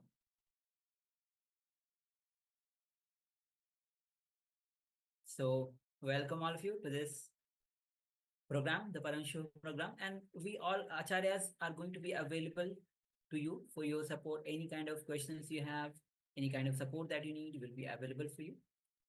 All the acharyas will be attending with you all any questions that you have. So be relaxed. And the Supreme Pontiff of Hinduism himself is making his digital presence available exclusively for the participants only. And so you can connect us via YouTube, Zoom, and various other social media platforms. And space to ask, this is a space for you to ask your book and get involved in the class exercises.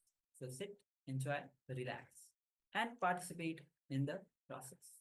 Yes, it's very important. So just one final thing on this. It's very important that you ask questions. So we are here for you. It's very important that you ask questions, whatever those questions might be. The way the program is designed is everything builds on top of each other. So just like layers, just like bricks in a house, when you build a house. So it's very important to have a solid foundation of information, of knowledge, before you start adding the bricks on top of that foundation. If you have any gaps in this foundation, the house is not going to be solid. The knowledge base is not going to be solid. So it's important, anytime you don't understand something, anytime you need more information, more examples, anything of the kind, do let us know. Let us make sure that we clear up the confusion, we provide all the information that you require so you can build from a nice solid foundation going forward. So please, once again, ask as many questions as you need. This is what we're here for.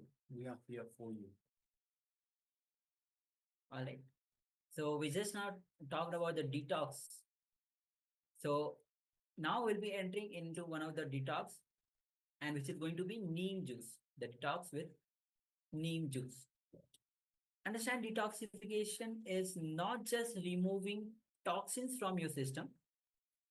See, over the course of time, the toxins that you have built becomes independent intelligence, and they don't allow your entire system to flow with the reality with which you are supposed to function. However much you psychologically decide and charge yourself up, your body does not respond. Your body does not respond. See, 10 times when you charge yourself but then collapse, you lose confidence on you. This is the sad part. Nothing else is the sad part. The sad part is you losing confidence on you, because then you associate yourself with these parasites instead of you. So let us have a look at the yogic definition. See, even one cell that doesn't listen to your will is considered as a parasite, an anti-being. If you have problems like, I want to be integrated, but I'm not able to. I want to wake up, but I'm not able to. I want to always be active, but I'm not able to. Be very clear. Your system has toxins and toxic parasites. Understand, if you have been a non-vegetarian lifestyle person, even 5 years prior, 5 years before, you can be very sure you need detoxification. Almost all human beings in this modern day have some form of toxification, some form of parasites in their system. So if I can come back to the non-vegetarian lifestyle. So we were asking you for these 21 days to be non-vegetarian and to detoxify your body. So even 5 years before, for 5 continuous years, even if then you take haritaki powder, you do detoxification, you still need to detoxify. There are still toxins in your body 5 years later. So you can imagine all these years that you've not been detoxifying your body, the state in which your body is right now. So it is important, it is crucial that you start detoxification right away. So go out and get, if you haven't got already, go out and get haritaki powder. Go out and get neem powder. So this detox method is with regards to neem. So get haritaki powder, have it lasting at night. Get neem powder. We'll just go into neem powder now, how to detox with neem. But it's so important. 5 years before, even 5 years, if you were ingesting toxins into your body, they're still there. So it's very, very important that you detoxify your body. I can't stress out enough how important this is. Yes, so now let's enter into the juice, the neem juice, as we were talking about. So zero worries with detox. When we are doing various kinds of detox, you don't need to worry. So neem juice, specifically, we are entering into the neem juice detox. Neem juice removes all the parasites from your biomemory and your muscle memory. And parasites, whether it is triggered, see, most of the parasites trigger lusty fantasy visualization. Their very removal helps us manifest intense devotion. And intense devotion is the most sweetest, most sacred sentiment. We'll be projecting you the recipe for the neem juice, so that you can even note it down. You can note down the recipe and this neem juice recipe for yourself. As you can see, take a concentrated 100 ml or even diluted 200 ml. Boil 4 to 5 neem leaves or 1/4 teaspoon neem powder in 1 cup of water. Allow it to cool down and then drink. And if you feel you can't drink the whole thing at one time, you can take half in the morning, half in the evening. So let's take a moment and write it down.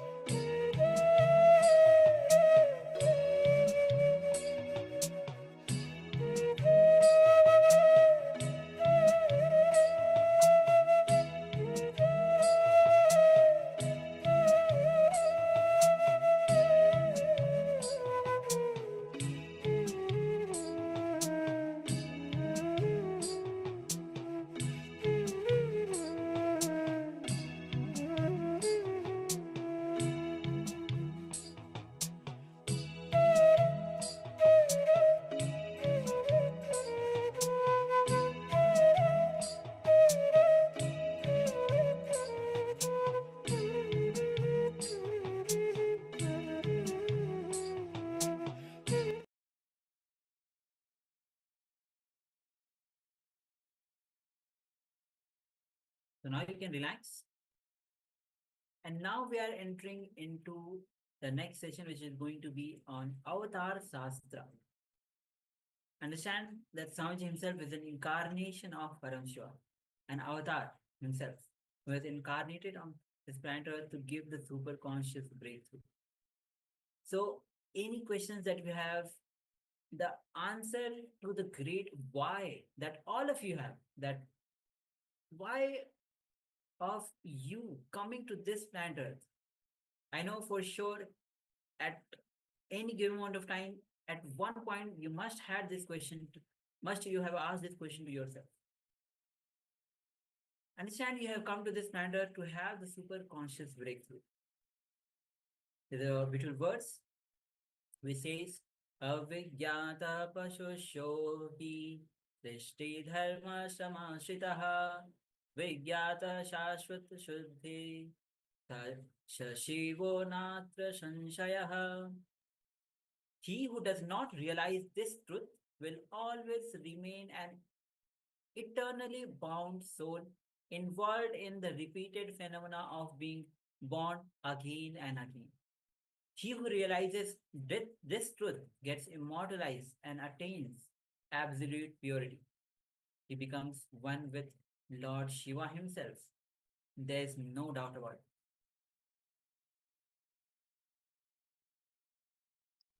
All right, so let us have a look at this Avatar Shastra, the science of the grand descent. In this session, you will learn about what is superconscious breakthrough and why we need an embodied avatar. The foretelling of the happening of the ultimate manifestation of Paramashiva, so the Supreme Pontiff of Hinduism himself, Bhagavan Sri Nityananda Paramashivam. We'll also look at the science of reincarnation and attributes of the ultimate manifestation of Paramashiva, the Supreme Pontiff of Hinduism, Bhagavan Sri Nityananda Paramashivam. And we'll also have a look at some scientific studies that were done on the Supreme Pontiff of Hinduism, as well as his initiated followers. So, when is a need for this super conscious breakthrough? Whenever there is serious danger for Srishti, which is the cosmic creation, whenever there is a serious danger for life itself, whenever life needs to be pushed to the next level, whether the DNA needs to have a quantum jump in its natural selection process or a conscious breakthrough needs to happen. These are the times when the super conscious breakthrough is needed. The Supreme Pontiff of Hinduism explains the very descent of the avatar himself with an analogy. So in his very own words, there is a software of the universe where the sacred secrets of reaching your spiritual goal, all the methodology, technology, knowledge, and process is available. So this is the analogy. Within this software, there is an automatic system which gets triggered and sends automatic customer calls whenever there is a problem in the form of a virus, or when almost all the systems are losing the software, or it is just getting deleted. Customer care is being called, and the updated software is downloaded, and the person responsible for all of this download and taking care of the system, of the software, comes down. He himself does establishing and making it work again. This whole thing is Sanatana Hindu Dharma. Now, Paramashiva himself manifests to give the superconscious breakthrough. In Srimad Karana Agama, that extols this great science of descent of the avatar and how Paramashiva, in his avyakta form, which means the formless form, manifests into his vyakta form. Takes the form, means that formless energy, avyakta form, manifests into a form, vyakta form, or embodies the form as an avatar. So, this is words from Patala 71 from Srimad Karana Agama, which says that in this way, Paramashiva, who is Nishkala, without any body or and parts, who is the ultimate supreme being, who is established in the creation, who is the cause of the creation of the universe, assumes a body out of his free will for the protection of the universe and for the welfare of the spiritual seekers and devotees. So let us now have a look at some historical records of the ultimate of Paramashiva, Parandhama, assuming the body. So below are just a number of historical records. Let's just display this for all the participants. So just a number of short historical records of the ultimate of Paramashiva, Parandhama, assuming a body for the protection of the universe. So just in one moment, we'll explain this.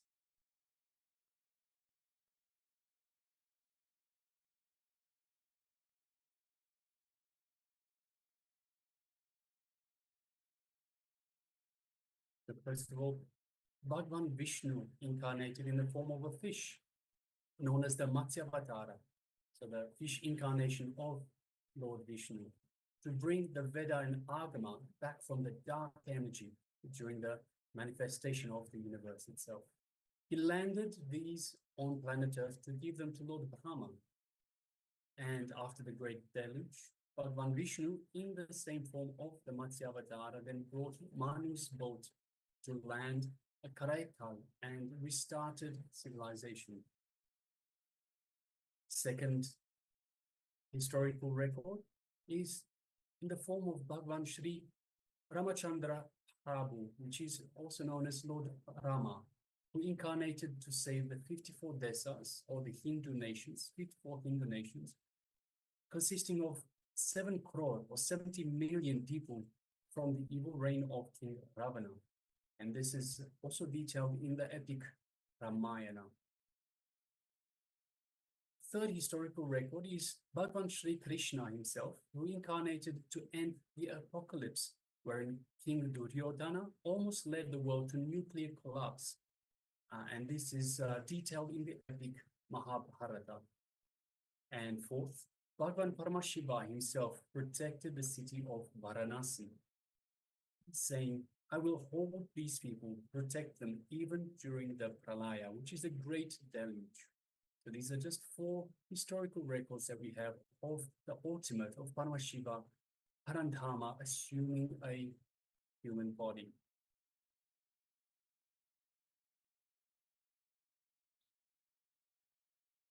Now, on 3rd of January 1978, an answer to the prayers of millions of souls in the modern day, Paramashiva himself descended into human form, leaving an undeniable record of his happening in the night sky. This clairvoyance, the drilling of the superconscious layer with the descent of the SPH, could be seen in the universe as supernova. In the constellation Aquila, at approximately 12:50 IST, Indian Standard Time, on the 3rd of January 1978, a supernova, which is designated as SN 197A by astrophysicists, appeared 10 million light years away from Earth. The thermonuclear explosion of a white dwarf star caused one of the brightest supernova ever, with a peak absolute magnitude of minus 19.5. This supernova was visible to the naked eye on the planet Earth. Yes, now let us move on to the Guru Parampara, the lineage, and have a look at the unbroken Guru Parampara lineage of Tiruvannamalai. So displayed for you are some rare photographs from the archives of the autobiography of the Avatar. From left to right, we can see Sri Arunchaleshwara Linga, Devi Apita Kuchambal, Bhagavan Arunagiri Yogeshwara, Ruhai Namachivaya, Sheshadri Swamigal, Bhagwan Ramana Maharishi, Annamalai Swamigal, and Yogi Ramsurat Kumar. So this is the unbroken Guru Parampara lineage of Tiruvannamalai.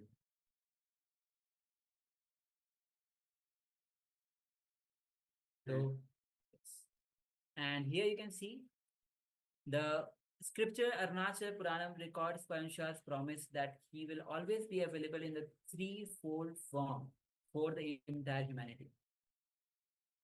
You can see in the form of Arunachala Hill, in the form of Linga, which is Arunachaleshwar, in a human form as the avatar, through an unbroken lineage of incarnations, and the SPH being the current incarnation of Paramashiva. Swami says that Nityananda is, this is a beautiful sentence. Nityananda is nothing but a small but continuous unbroken lineage of stream of enlightened masters, the Guru Shishya Parampara gone right. You can see in this beautiful Parampara, Guru Parampara, which starts from the Arunachaleshwara, the Shiva himself, which goes on to Arunagiri Yogeshwara. Then you can see Sri Shadri Swamigal, Ramana Maharishi, and the Gurus, the lineage of the Guru Parampara in the Tirunai, which is the unbroken Guru Parampara. So the Supreme Pontiff of Hinduism, the living avatar, is a successor of over 12,000 years lineage of Guru Parampara. Here you have, from the left, rare photographs from the archives of the autobiography of the avatar. So left to right, we have Yogi Yogananda Puri, then we have Isaki Swamigal, then Mataji Viputananda Puri, and the Supreme Pontiff of Hinduism himself, aged 16. So in 1994, the Gurus of the Supreme Pontiff of Hinduism coronated him as a successor of the Arunachala Sarvanya Pitam through the traditional Yoga Patabhishekam ceremony, thus officially recognizing him as the next avatar in this sacred, unbroken lineage. And as you can see there, the next is science to recognize the incarnation. So actually there is a science, even in Tibetan Buddhism, they practice this science when somebody is birthed. For example, if the Dalai Lama is birthed to the new Dalai Lama as a baby, they will show all the old items used by earlier Dalai Lama mixed with other items. This new Dalai Lama baby must pick up all the right items used by earlier Dalai Lama, his previous incarnation. Only then they will recognize him as an incarnation. The Gurus of the SPH carried out this process on the Divine Avatar. They put in front of the SPH a box full of dazzling jewelry. Without hesitation, however, SPH immediately selected the Rudraksh Mala, which is on the right side, you can see. The sacred string of beads that are symbolize the symbol of Paramashiva himself. So now let us have a look at some predictions of the birth of the Supreme Pontiff of Hinduism, Bhagwan Srinityananda Paramashivam. See, there were several Mahapurushas, enlightened seers and incarnations, including Bhagwan Ramana Maharishi, Bundi Mahan, and Sheshadri Swamigal, who foretold the upcoming descent of Paramashiva in the form of the Supreme Pontiff of Hinduism, Bhagwan Srinityananda Paramashivam. See, when Raju Mudaliar, who is the biological maternal grandfather of the Supreme Pontiff of Hinduism, when he went to receive the blessings of Bhagwan Ramana Maharishi in Tiruvannamalai, this was in the late 1940s, Bhagwan Ramana Maharishi blessed him ceremoniously and declared that Paramashiva himself would become his family.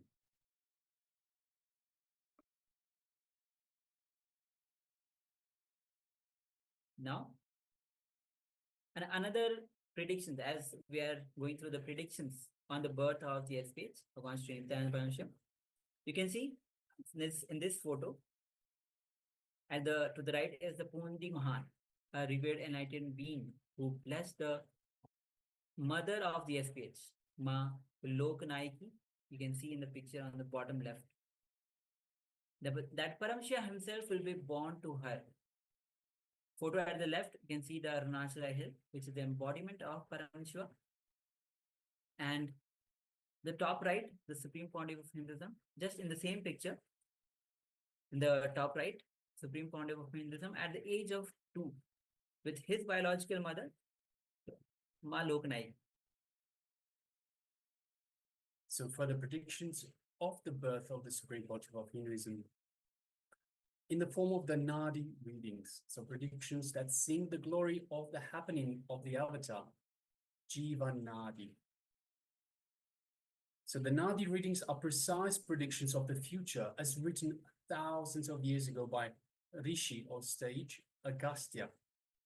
Rishi Agastya is one of the Shapta Rishis, the renowned 7 Rishis and most prolific sages of history, who listened to the secrets of enlightenment from Paramashiva himself as he revealed it to his beloved consort and disciple, Devi Parashakti. And this goes as Nityananda Sangha, please carefully listen completely to the words. Shiva has come in the form of Nityananda to protect this world. As a result of the penance of many crores of siddhas, Paramashivam has incarnated as Paramahamsa.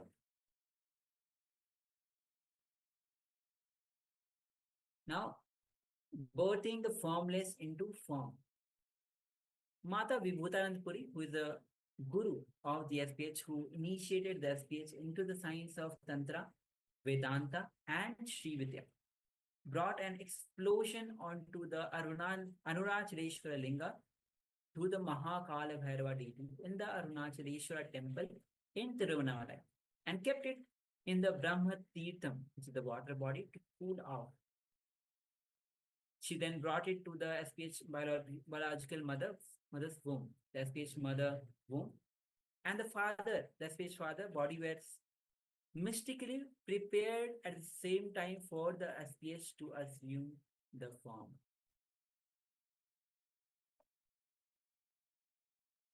Yes, the Supreme Pontiff of Hinduism is the Swarupa, the embodied form of Paramashiva. Shri Shri Shri Shantivira Mahaswamiji, who is the head of the Kolada Mata, the oldest recorded mat in Karnataka, dating back more than 6,500 years, declared with his authority the following on the 16th of October 2016 during the Ujjain Kumbh Mela festival. Whenever humanity falls into suffering and pain, Ishwar, the divine himself, does austerities or tapas for their upliftment. Ishwar is the embodiment of the divine light. Nityananda Ji Maharaj is seated as the embodied divine light, spreading world peace and serving the whole of humanity from India, from Bharat. Nityananda Ji is a treasure house of jnana, sacred knowledge. Now, a glimpses into the avataric mission, reviving the science of superconscious breakthrough. The Supreme Pontiff of Hinduism, Bhagavan Sri Nityananda Paramashivam, is reviving this science through 3 methodologies in order to revive the conscious probability for the world, for all beings, not just human beings as such. First, training and evolving human beings in the science of living in enlightenment or Jivan Mukti through Varnashrama Dharma. This means practicing any one appropriate path of life. Brahmana, which is the path of highest knowledge. Vaishya, the path of business. Kshatriya, the path of warrior who protects society. Shudra, the path of worker who makes himself his time available to all. Brahmacharya, the path of celibate monk in austerity of living until marriage. Grihastha, path of normal household. Vanaprastha, path of monkhood who lives a monkhood after fulfilling a married life. And sannyasa, the path of permanent monkhood after brahmacharya.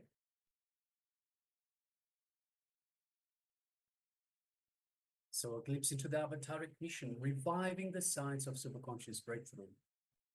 Let's continue. So second, running over Gurukul, traditional Hindu school and university, where Yoga Prashta Jivas can enroll and start manifesting powers of the third eye.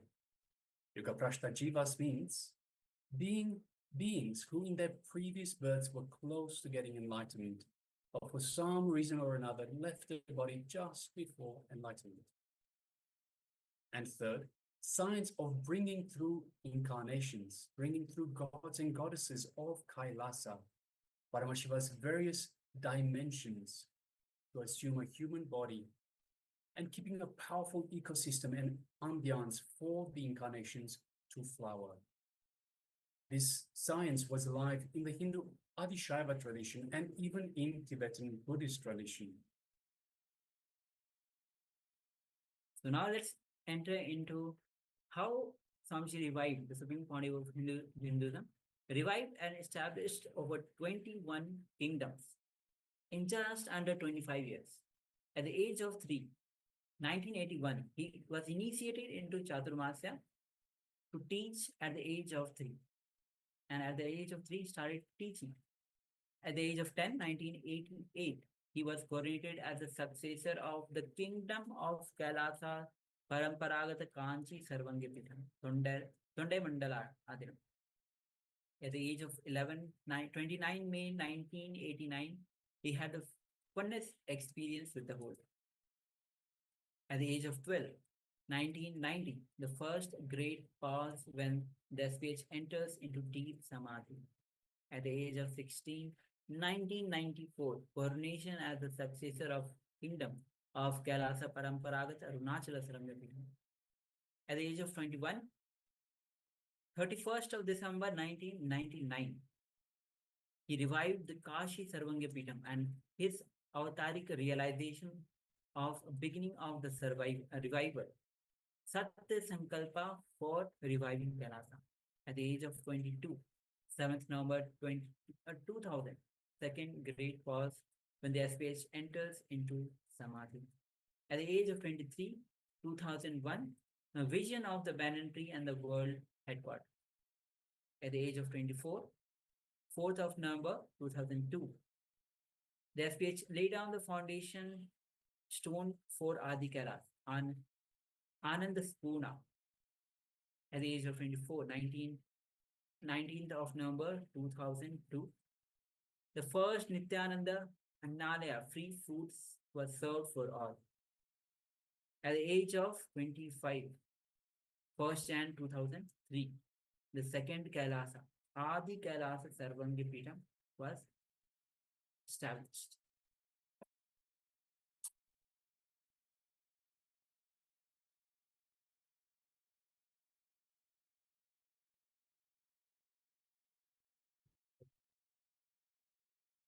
Yes, so let us continue. Age 25, July to August 2003, the first Vijaya Yatra took place, the first world tour. Age 26, the 1st of January 2004,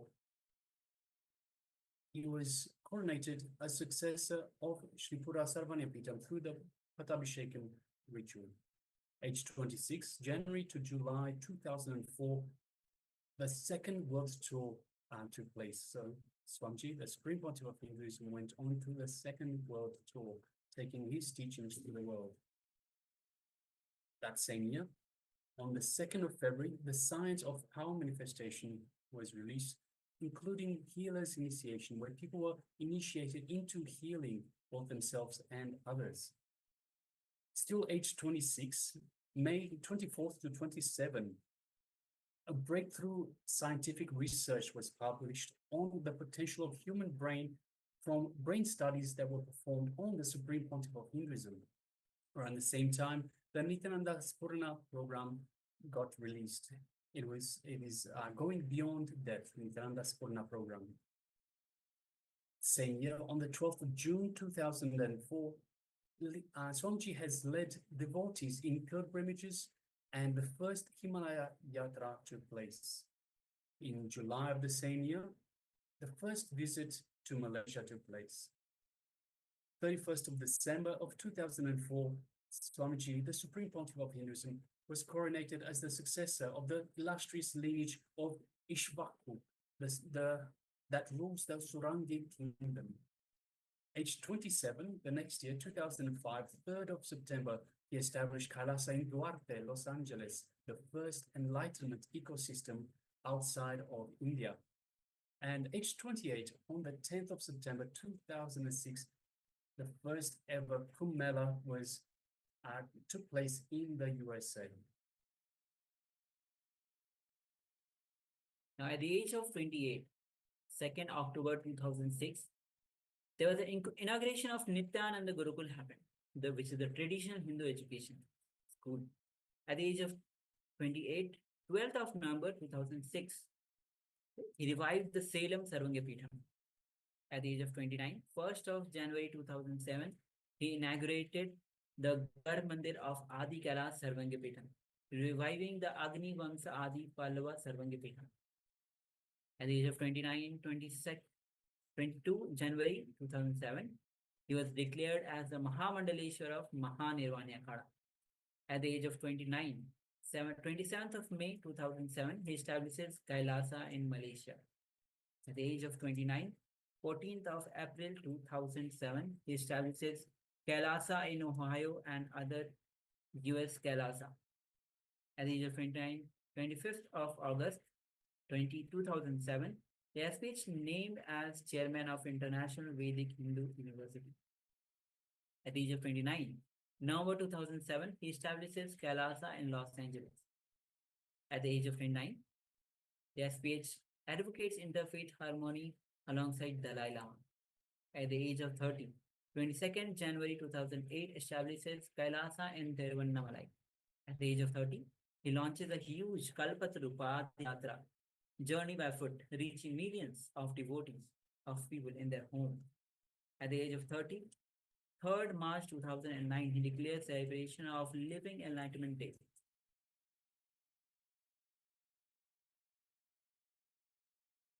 So let us understand something. The Supreme Pontiff of Hinduism has had attempts on his life. He survived over 70 assassination attempts, 70 attempts on his life, the life of the Supreme Pontiff of Hinduism. But despite all of these assassination attempts, the Supreme Pontiff of Hinduism continues to give humanity the superconscious breakthrough and establishes a Hindu nation. So despite all of these attempts on his life, the Supreme Pontiff of Hinduism just keeps on giving and giving and giving for the superconscious breakthrough of humanity. So let us look at some examples of this. So when the Supreme Pontiff of Hinduism's freedom of speech was illegally grabbed following his illegal imprisonment, so he was imprisoned illegally and his freedom of speech was taken away from him.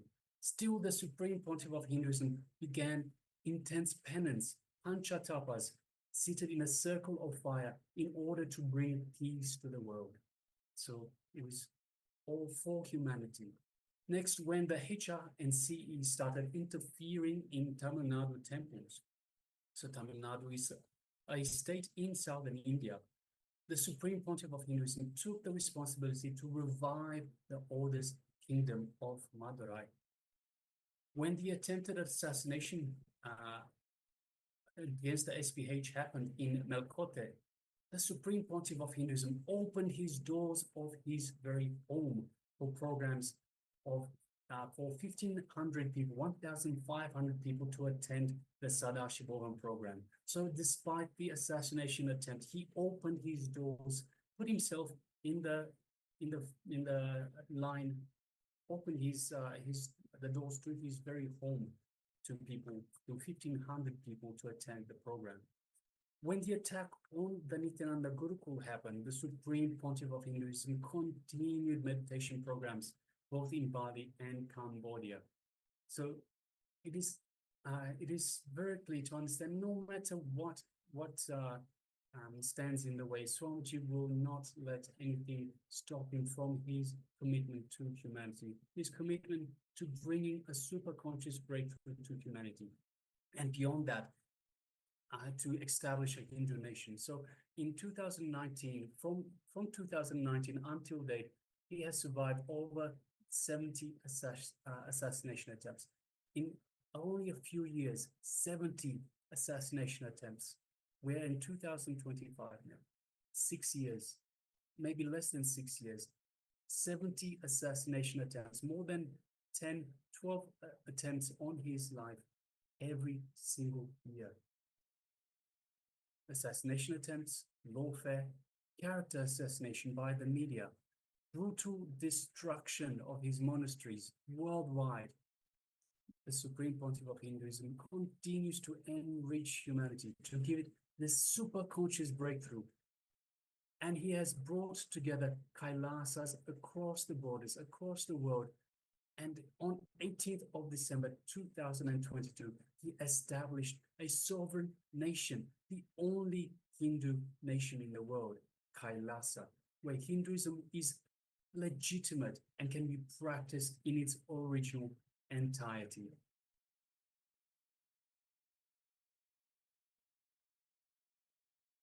So let's enter into the glimpses of divine attributes of the SPH. The first is Kalpataru. Understand, Kalpataru is a secret science of manifesting your reality in your life. The SPH Bhagavan Sri Nityananda Parameshwaram is known as a Kalpataru, giver of boons, due to his divine attribute of fulfilling the wishes of devotees through a blessing or initiation. For the first time in 2000 years, in year 2009, the SPH revived the science and initiated individuals into themselves being a Kalpataru in their life, thus giving them a super conscious breakthrough. The next attribute, divine attribute of the Supreme Pontiff of Hinduism is spiritual healing. Spiritual healing is realigning the human's physiology at the gross, molecular, and genetic levels, which correspond to the physiology, muscle memory, and biomemory.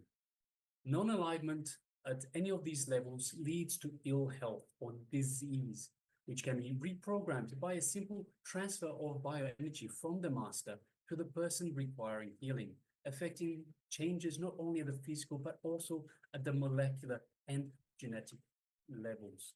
So with spiritual healing, you can design your body consciously and heal yourself and others just by the words in Paramashivoham. Now the next attribute, the divine attribute of the SPH is Akashic readings.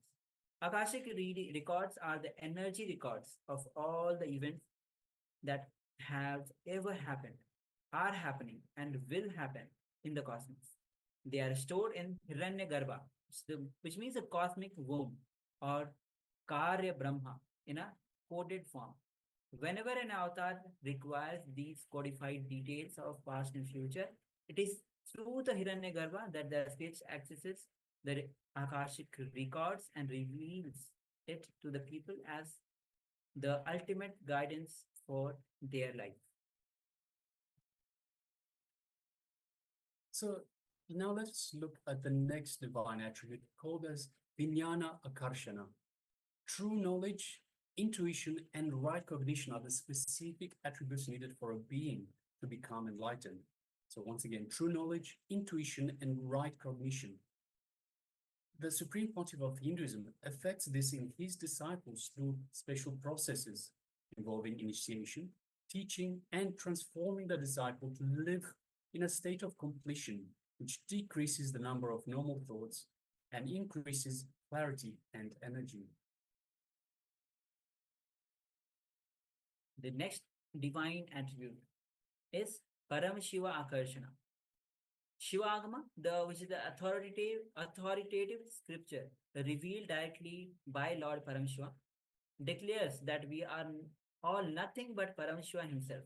Hence the mantra Shivoham, Paramashiva I am, or Nityanandoham, eternal bliss I am, are used interchangeably as the avatar is nothing but Paramashiva himself, as we are, as are all of us. SPH explains, if you declare You are Paramashiva. Not only I don't feel competition, I feel very happy with you. Hey, now I have one more person through which Paramashiva will manifest. I celebrate your existence when you declare you are Paramashiva or Parashakti. If I am Paramashiva, you are also Paramashiva. That is what is Nyaya. That is what is Nyaya, logic of enlightenment. If you are God, then how can I be God? That is binary logic. Good news is, life does not go by binary logic. Life goes by multi-dimensional logic, Nyaya. Binary logic is useful in some fields, but only multi-dimensional logic can make you wake up to the real life and can solve many questions about life and can lead you to the next level in the life in reality. So let us look at the next divine attribute of the Supreme Pontiff of Hinduism, and that is Shakti Akarshana. The potential energy of the cosmos, which is a constant state of emergence, spanda, or virtual particles, is called Paramashiva. The instantaneous manifestation, which is in the form of pure energy itself, or in the form of matter, is what is called as Shakti. The Supreme Pontiff of Hinduism, Bhagavan Sri Nityananda Paramashivaham's physical body is fueled directly by the Kundalini Shakti, which is the expression of the macrocosmic energy in the individual, the microcosm. He has the capacity to transfer his energy to the disciple until the disciple reaches a state of being able to access his own Kundalini Shakti through quantum entanglement with the avatar. The next divine attribute is being an Ardhanarishvara. An avatar is a physical manifestation of metaphysical union of Paramashiva and Paramashiva Shakti. He exists in the state of pure consciousness, Paramashiva, even as he manifests as an embodied form, Shakti. Physically, Guru exhibits and other attributes ranging from hairline to form. All points to a state of Ardhanarishvara, revealing the simultaneous expression and perfect poise of masculine and feminine energy. However, he is beyond any identity, let alone gender identity. Being in the state of pure Advaita, he carries no concept of I or you, and male or female. The next glimpse, the next divine attribute of the Supreme Pontiff of Hinduism is Susada. Described in the Linga Purana, Susada translates as one who calmly bears pain. This attribute applies not only to the avatar, but also to his disciples who would have a similar capacity to calmly bear pain.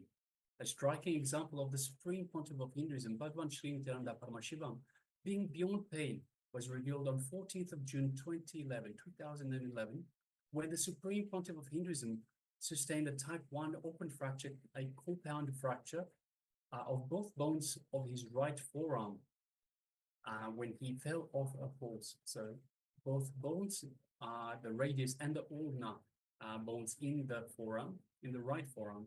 And Swamiji, with a smile on his face, even requested the doctors to perform the surgery without administering any anesthesia.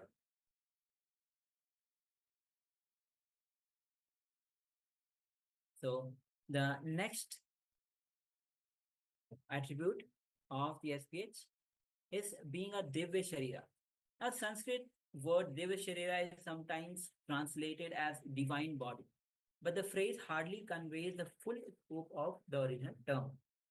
The seemingly physical form assumed by the avatar, it transcends the human frequency, is called a Divya Sharira.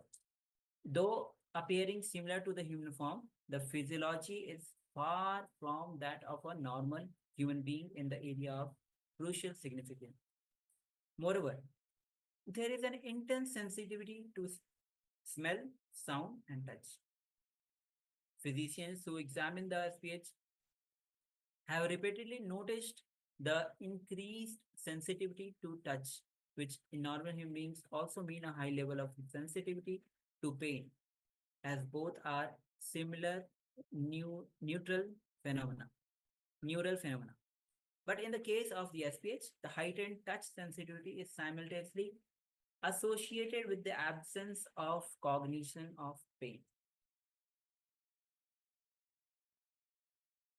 Next attribute is Surabhi. Surabhi is a simple and divine attribute of the avatar's Divya Sharira, the maintenance of the human form in a pure state, allowing a small fragrant smell to emanate from the body.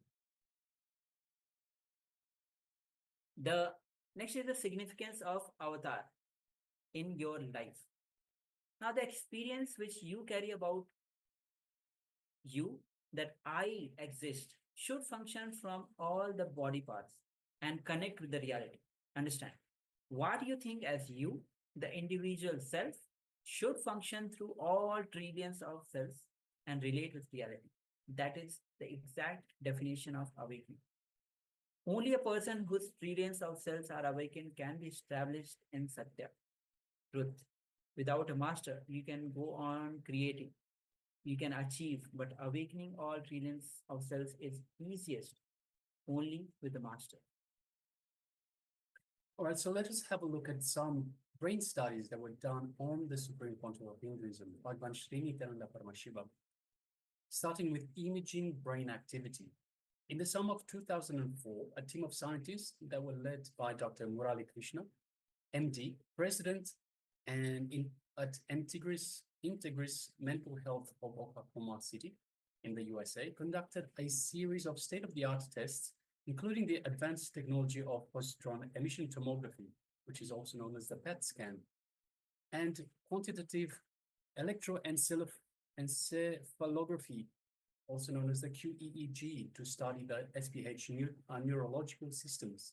And Dr. Murali Krishna records, the results were astounding. The Supreme Pontiff of Hinduism is a bridge between the invisible ancient world of mysticism and the modern visible world of science and discovery. So yes, you can see Dr. Murali there in the front, bottom left. And here are the results from the PET scan. The SPH exhibited a supernormal brain with lower portion of mesial frontal brain lighting up, revealing the third eye opening during the deep meditation with 90% of the brain in shut down state. He was seen to have complete conscious control over his brain activities, orchestrating the 10,000 neurons constituting the 5 brain waves effortlessly. And the result from QEEG. This measures the electrical activities within the brain, called the brain waves. 4 different bandwidths of such waves exist, each corresponding to the 4 different states of mind given as per Hindu scriptures. Jagrat, which is the wakeful or alertness state. Sushupti, which is the dream state. Turiya and Turiya Tita, higher states of consciousness, state of restful awareness. The speech was able to activate and quieten any part of the brain at will. He was easily able to slip from one state to another with no delay or hesitation. It was simply fluid shift from one type of brainwave to another. Yes, continuing on with the brain studies done on the Supreme Pontiff of Hinduism. On 14th of April 2005, a Dr. Collins, a neurofeedback specialist in St. Louis, USA, discovered that the Supreme Pontiff of Hinduism's body can be fully functional, yet the brain is in deep relaxation. So the results shown that the brain activity was 20% that of normal people. So it was very much quiet in terms of brain activity. However, so it was in a deep relaxation state. However, the brain functioning readings were so low that the equipment had to be checked for failure. And Dr. Collins remarked, the world will not believe this. During healing, the patient's brain was changing thousands of neurons each second.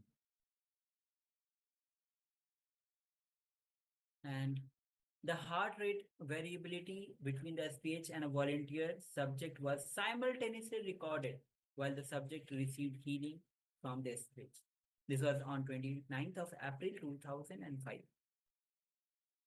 It was concluded that the subject's heart rhythms entrained to those of the SPH during the healing session. According to the SPH, healing happens through the very process of quantum energy entanglement. All right, so let us have a look at what we have covered so far in this Avatar Shastra, the science of the grand descent of the Avatar, the Supreme Pontiff of Hinduism. So this session covered that whenever life needs to be pushed to the next level, whether the DNA needs to have a quantum jump in its natural selection process or a conscious breakthrough needs to happen, the Avatar descends. Also covered the ultimate manifestation of Paramashiva, who is the Supreme Pontiff of Hinduism, Bhagavan Sri Nityananda Paramashivam, who descended on the 3rd of January 1978 as an answer to the prayer of millions in the modern day. The SPH has revived the powerful ecosystem and ambience for incarnations to flower, Maha Kailasa on planet Earth, once again. In the Supreme Pontiff of Hinduism's own words, what Aurobindo dreamed, what Vivekananda imagined, I am making it into reality. I am the fulfillment of the ambitions of billions of Sanatana Hindus and millions of enlightened gurus and thousands of incarnations.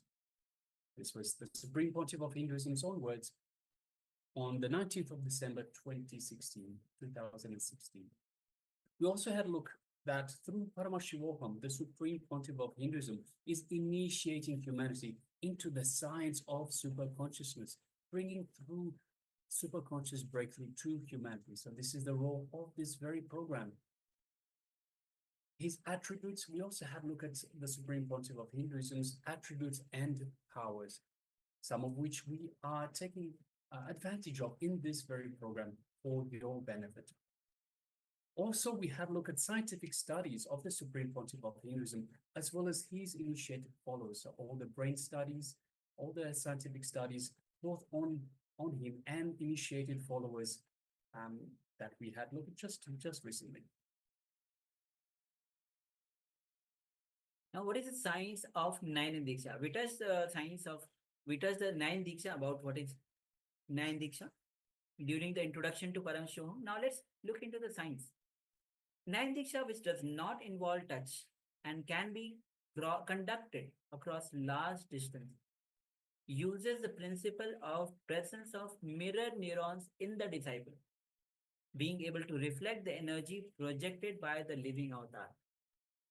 So the living avatar who is radiating the energy, reflecting the energy. And the disciple uses the presence of mirror neurons to able to reflect this energy into his being. So this forms the initiation being at the level of the brain, leading to entrainment and coherence of the projected energy from the avatar. Mirror neurons are special neurons that observe and mimic the actions of avatar's neuron activity through seeing. Mirror neurons can activate and process all the observed movements or information in us. Our entire body can silently and without movement recreate what is happening in the avatar just through the process of observation. Yes, Nine Dīkṣā is direct transfer of spiritual energy by an avatar through a simple look. Dīkṣā is the most effortless and blissful way to raise our spiritual frequency. When we make this connection, we experience our unity with all of existence, which is, of course, the essence of divinity. Only then we understand that we ourselves are also divine. We are divine beings. We are divine beings having a human experience, not vice versa. We are not human beings having a divine experience, a spiritual experience. We are divine beings. Through this process, the mind layer drops and we open ourselves. So through Nine Dīkṣā, the mind layer drops and we open ourselves to receiving the very energy of the universe through the space, through the energy of space, which is also known as Akasha. All of this melting into a deep mood of gratitude and devotion, we receive the beautiful return flow of divine compassion and the uplifting of our very consciousness, our superconscious breakthrough. Now let's understand imitation versus mirror neurons. Unlike classical imitation, mirror neurons can activate and process all the observed movements and information without the physical act of imitation. Mirror neurons are neurons which are responsible for making us personally experience something that we witness. When a disciple watches totally absorbed, then the same activity is replicated in his brain. The same kind of electrical and neurological impulses are activated in his brain. Just by gazing the avatar's eye, you are in the space of completion, mirroring the same neurons, which makes us experience the cognition and energy and the inner space of incarnation.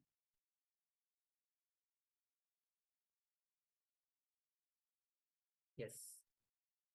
So this is the Avatar Shastra. The grand descent of the Avatar. Yes.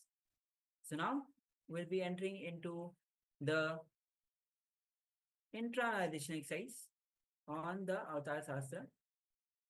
Understand again, we have come to the planet Earth to have the super conscious breakthrough. To have that super conscious breakthrough. And again, the one who realizes this truth gets immortalized and attains absolute purity. He becomes one with Paramashiva himself, and there's no doubt about this. So Paramashiva himself manifests as to give the super conscious breakthrough.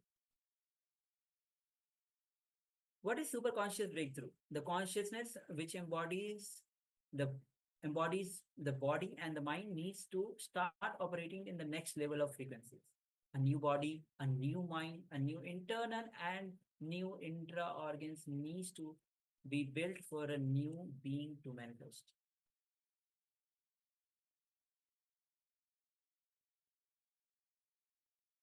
So let's have a neutralization exercise.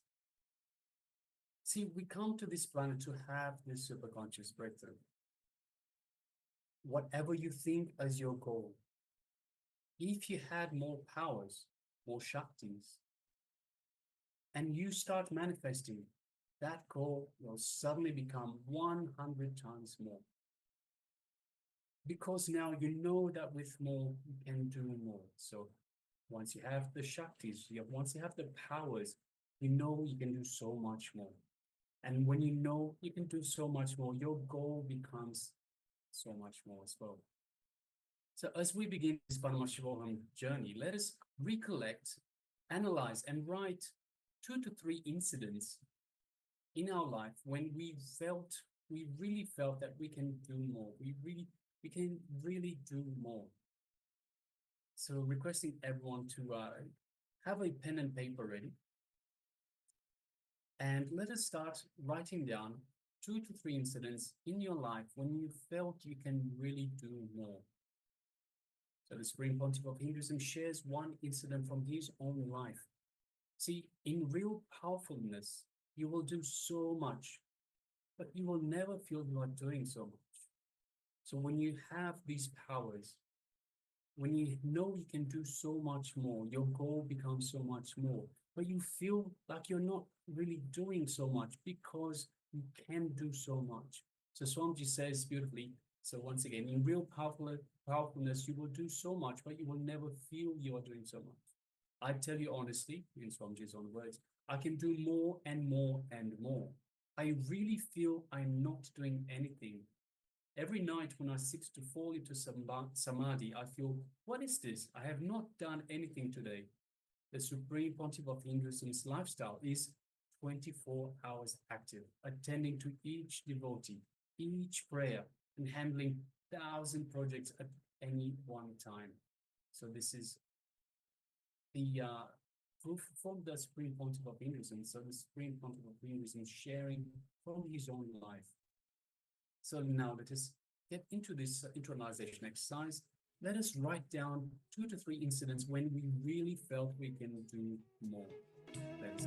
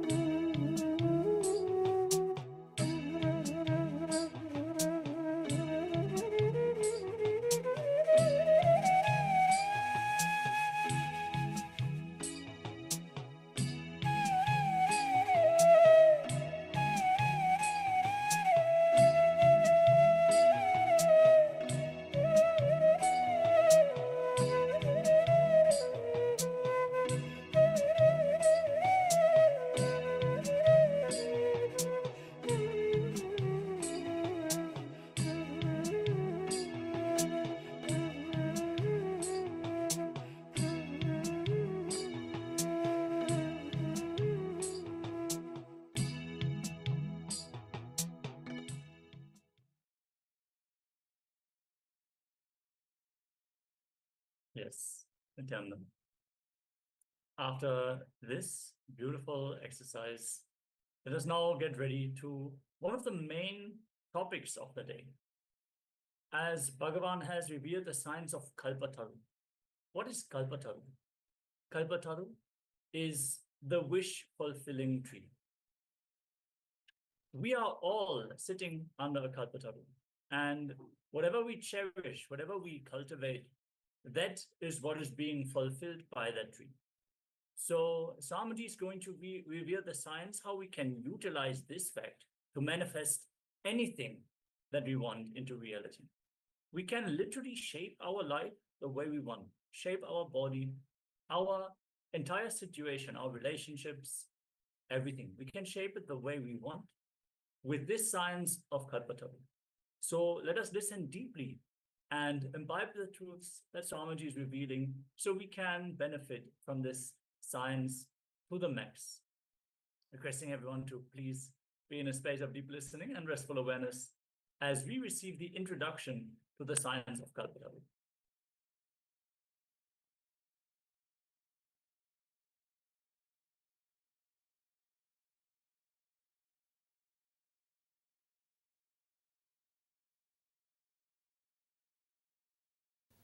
Let me introduce the word Kalpataru. In Sanskrit, the literal translation, literal meaning, the Kalpataru word is Sanskrit word. Literal meaning is fulfilling your wishes, the tree which fulfills your wishes. Kalpataru means, Kalpa means whatever you can visualize. Taru means the tree which fulfills it. Please understand. Fulfilling does not mean giving. There is a subtle difference. Many times, giving does not gives you fulfillment. If your desire is given, what you asked is given, the fulfillment doesn't happen. What for you asked, if that is provided, only then fulfillment happens. There is a subtle difference between what you ask and what for you ask. Many times, we achieve what we ask, but what for we ask is never achieved. I have seen people going through the depression of success. They achieve what they want: house, car, bank balance, relationship. They achieve all that. But what for they want to achieve, that they are not able to achieve. Whenever you wish for something, you always have a feeling, if I achieve this, I'll be settled. If I achieve this, I'll be settled. But after achieving that object, suddenly you realize you are not settled. You are not fulfilled. That's what I call depression of success. I've seen so many people, before achieving something, they think if I achieve that, I'll be completely fulfilled and settled. But after achieving, they are in opposite mood. Kalpataru means which can fulfill your visualizations. Sometimes it may give what you want, sometimes it may take you beyond what you want. Fulfillment. In each one of us, that energy, the fulfillment is there. These are all, please understand, I am not repeating the same old things which you heard or read in books. When I am saying, I am responsible for it. But now, when I say, this fulfillment is inside you, I am responsible for my words. You can ask me. I am responsible for what I am talking. So please understand, I am not repeating from any book. I am not repeating from any theory. Whatever you listen from me, I am responsible for it. You can very clearly understand, I am responsible for what I am talking. The fulfillment is inside you. It is there. And we have experienced. Even now, rarely we experience. One big problem is, Human beings, when they walk, they leave their footprint.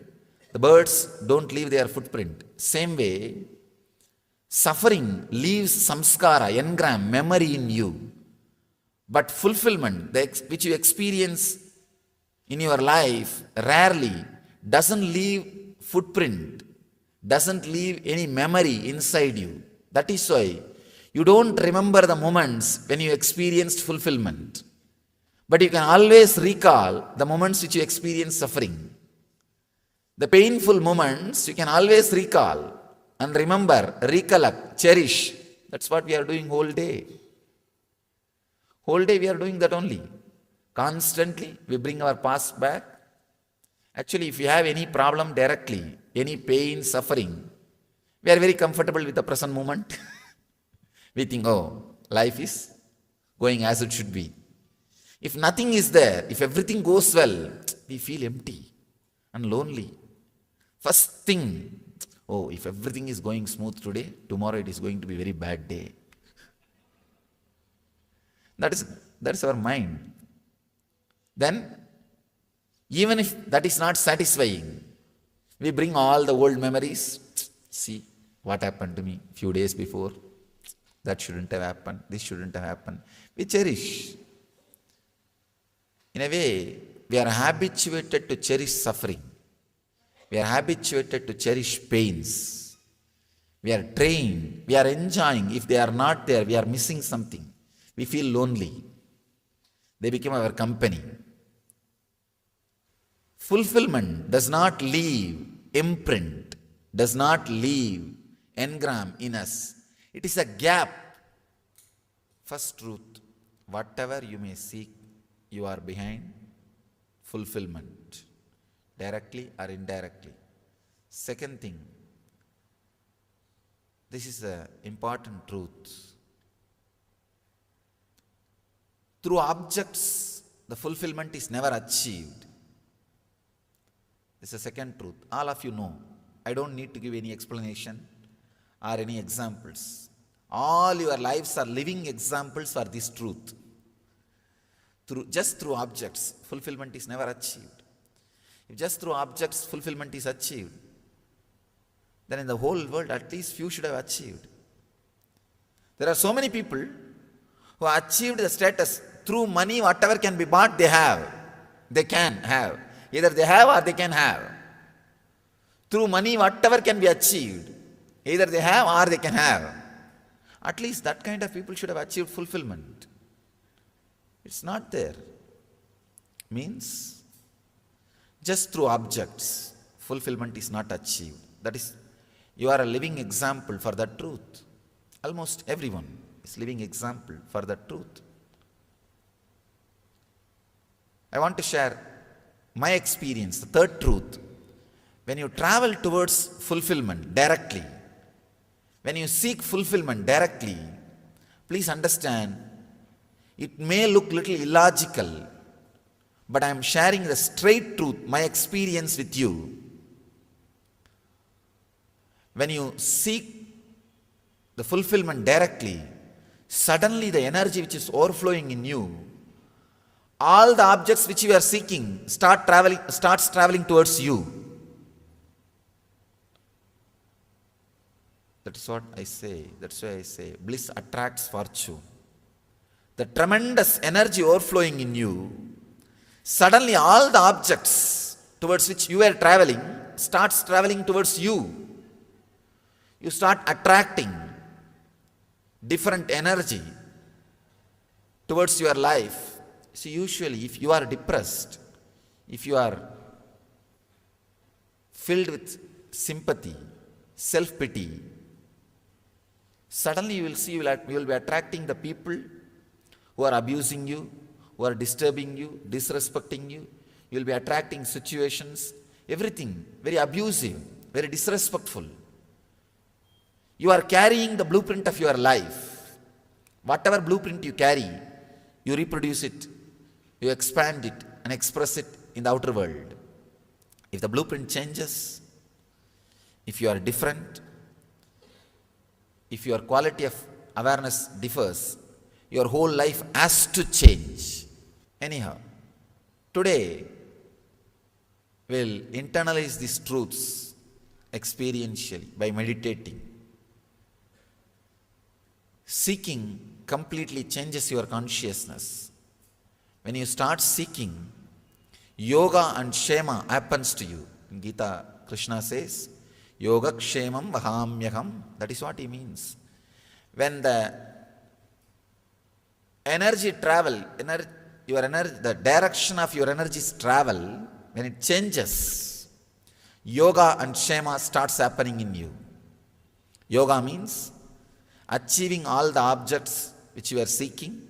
Kshema means staying with them, or those objects staying with you. Both starts happening inside you when the seeking happens. That is what Krishna means. Yoga kshemam vahamyaham sarvadharman parityajya mam yega saranam vracha aham tva sarvabhavepyo moksha ikshayami masuchaha.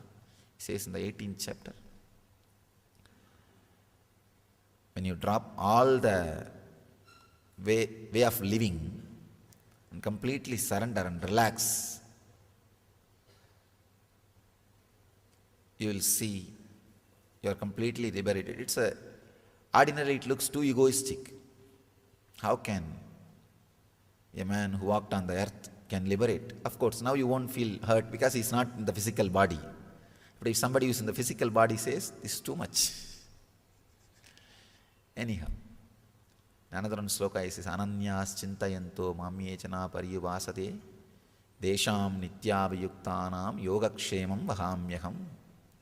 Understand, when I repeat these two statements, I am responsible for it. I may be repeating, but I am responsible for both statements. When he says, Ananyas chintayanto mamyechana pariyuvasade desham nityavayuktanam yogakshemam vahamyaham, by relaxing from everything else, if you are centered on me, when he says Krishna on me, it's not just 6-foot form, seeking. A deep seeking of higher consciousness. When you turn towards higher consciousness, the seeking, yogakshemam vahamyaham, he says, your needs, fulfillment is taken care by me. Please understand, it's truth. I have seen this truth not only in my life, thousands and thousands of my devotees and disciples' life who are seekers. When they turn towards seeking, the whole energy of the life becomes different. So these are the few truths I wanted you to remember. First thing, whatever you are seeking in your life, if you think wealth or love or relationship or anything you may seek, you are seeking fulfillment. Maybe indirectly, but you are seeking fulfillment. Second thing, through objects, fulfillment is not achieved. Third thing, when you seek the fulfillment directly, objects run behind you. World and the objects are just like the shadow. If you are running behind, you will never be able to catch it. If you are taking care of your responsibility, it will be there running behind you. So change the direction, you will see world is behind you. Just understand and internalize these few truths. You don't have to wait. Usually, people don't start connecting. They wait to be intellectually tortured. Now, that is what is the right word. Going on, giving arguments, logic. This is nothing but intellectual torture. I request you, please don't wait to be intellectually tortured. I am straight away sharing the experiences and techniques and experience it. Experience doesn't need intellectually, to experience the truth, you don't need to be intellectually tortured. But we are not convinced, we don't want to settle down, we don't want to relax, we don't want to connect. Then nothing else can be done. I have to go on using all kinds of words. This one day, we don't have time to use too many words. I'll straight away present simple truths. internalize it, and start meditating, start experiencing.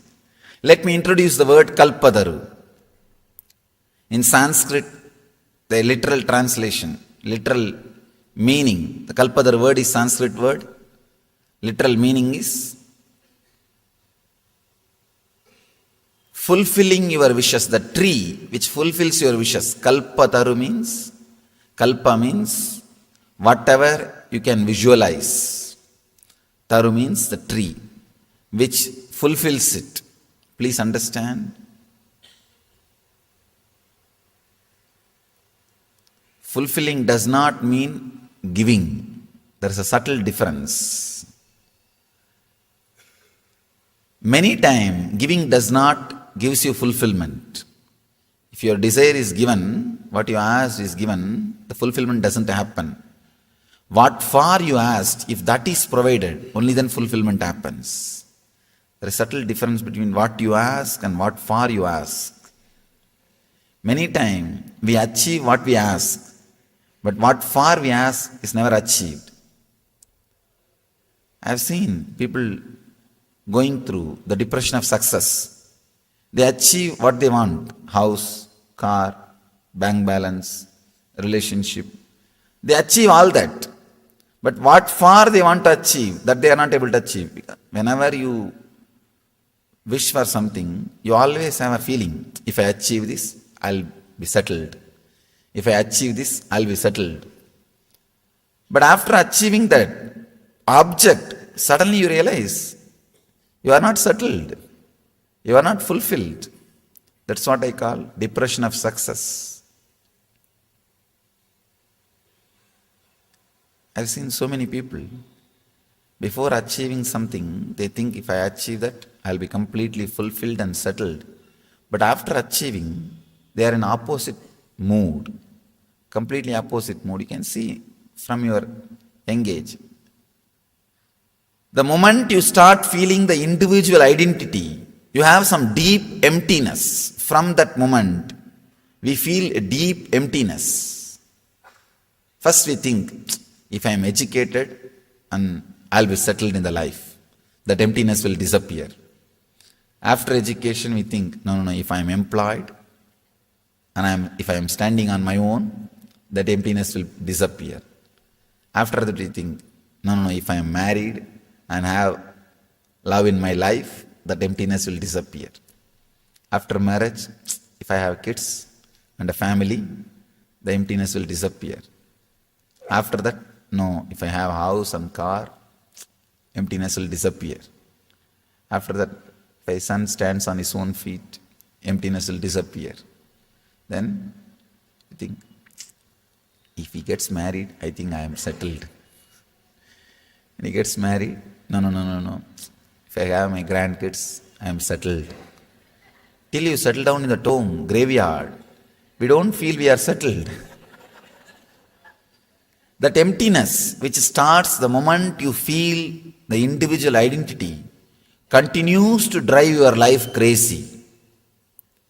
It is continuously driving your life crazy.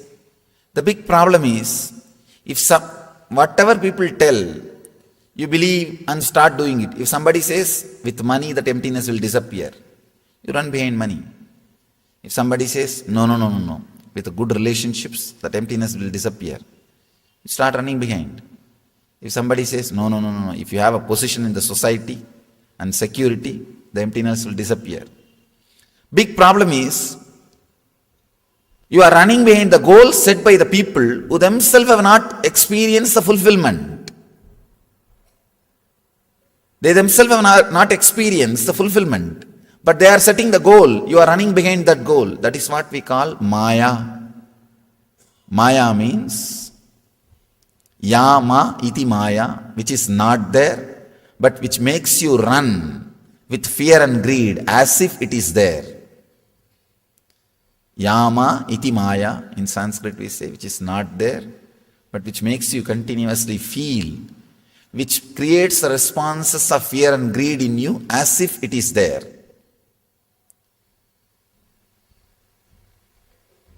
We are running behind the goals said by the people who have not experienced fulfillment by themselves.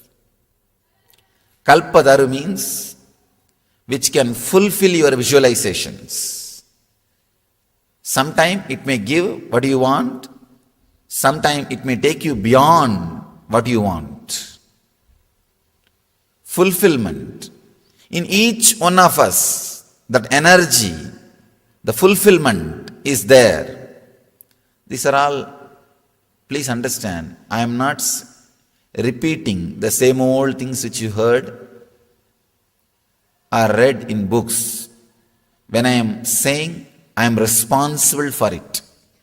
Just few days before, in one meeting, somebody asked me about, in Chennai there was a program in MMA, Madras Management Association. They asked me something about Krishna. They asked me that the whole Krishna's life seems to be filled with cunningness and strategy and politics.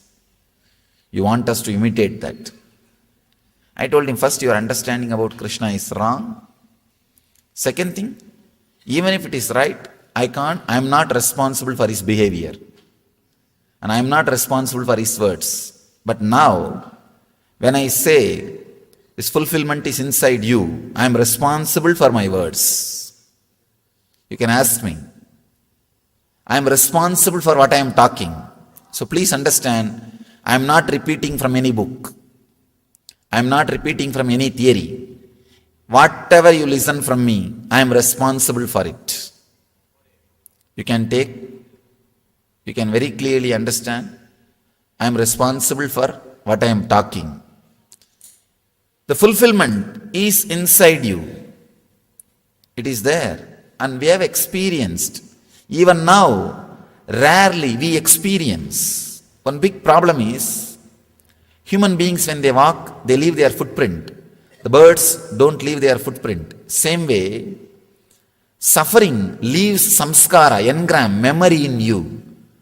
But fulfillment, which you experience in your life, rarely doesn't leave footprint, doesn't leave any memory inside you. That is why you don't remember the moments when you experienced fulfillment. But you can always recall the moments which you experienced suffering. The painful moments you can always recall and remember, recollect, cherish. That's what we are doing whole day. Whole day we are doing that only. Constantly we bring our past back. Actually, if you have any problem directly, any pain, suffering, we are very comfortable with the present moment. We think, oh, life is going as it should be. If nothing is there, if everything goes well, we feel empty and lonely. First thing, oh, if everything is going smooth today, tomorrow it is going to be a very bad day. That's our mind. Then, even if that is not satisfying, we bring all the old memories. See what happened to me a few days before. That shouldn't have happened. This shouldn't have happened. We cherish. In a way, we are habituated to cherish suffering. We are habituated to cherish pains. We are trained. We are enjoying. If they are not there, we are missing something. We feel lonely. They become our company. Fulfillment does not leave imprint, does not leave engram in us. It is a gap. See, if your mind is a shaft, it's a continuous chain. Fulfillment is the moment where there is a gap. So that you can't recall the gaps. You can't remember gaps. You can't cherish the gaps. That is why we remember only the pains, sufferings. We are not able to recall, relish, enjoy, cherish the blissful moments, fulfilled moments. But please understand, if there is no fulfilled moments in your life, by now you would have committed suicide. There are moments where you are fulfilled, you are relaxed, you are settled.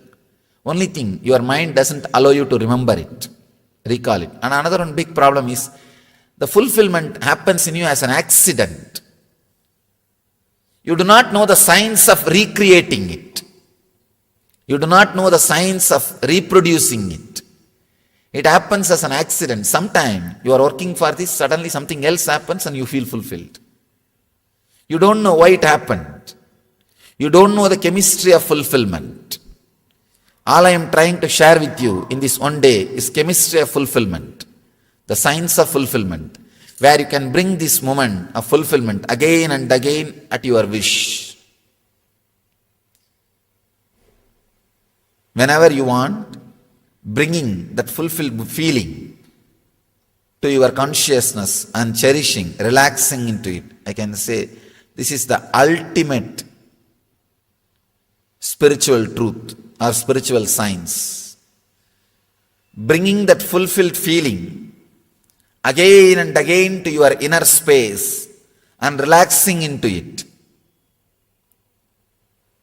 I want you to know few truths. First thing, whatever you are seeking in your life, whether it is money, name and fame, or position, or power, or love, whatever it may be, you are traveling towards fulfillment. It's a fulfillment you are seeking. Beautifully Chandogya Upanishad says, wife is not loved just because she's a wife. Husband is not respected just because he is husband. There is something more they are adding to your life. Because of that, they are respected. She adds love. He adds security. That's the reason they are respected and loved. If that love and respect, love and secure feeling, if that is not added, naturally you don't respect. You don't love that person. The relationship breaks. Money also. Money gives you more freedom, more choices. You can choose between sufferings. With poverty, you don't have choice. Your suffering is restricted. With money, you have more choice of sufferings. You can choose between many suffering. Anything you love, anything you want, expands you. Gives you more freedom, gives you more choice, gives you more possibility. That is the reason you are behind it.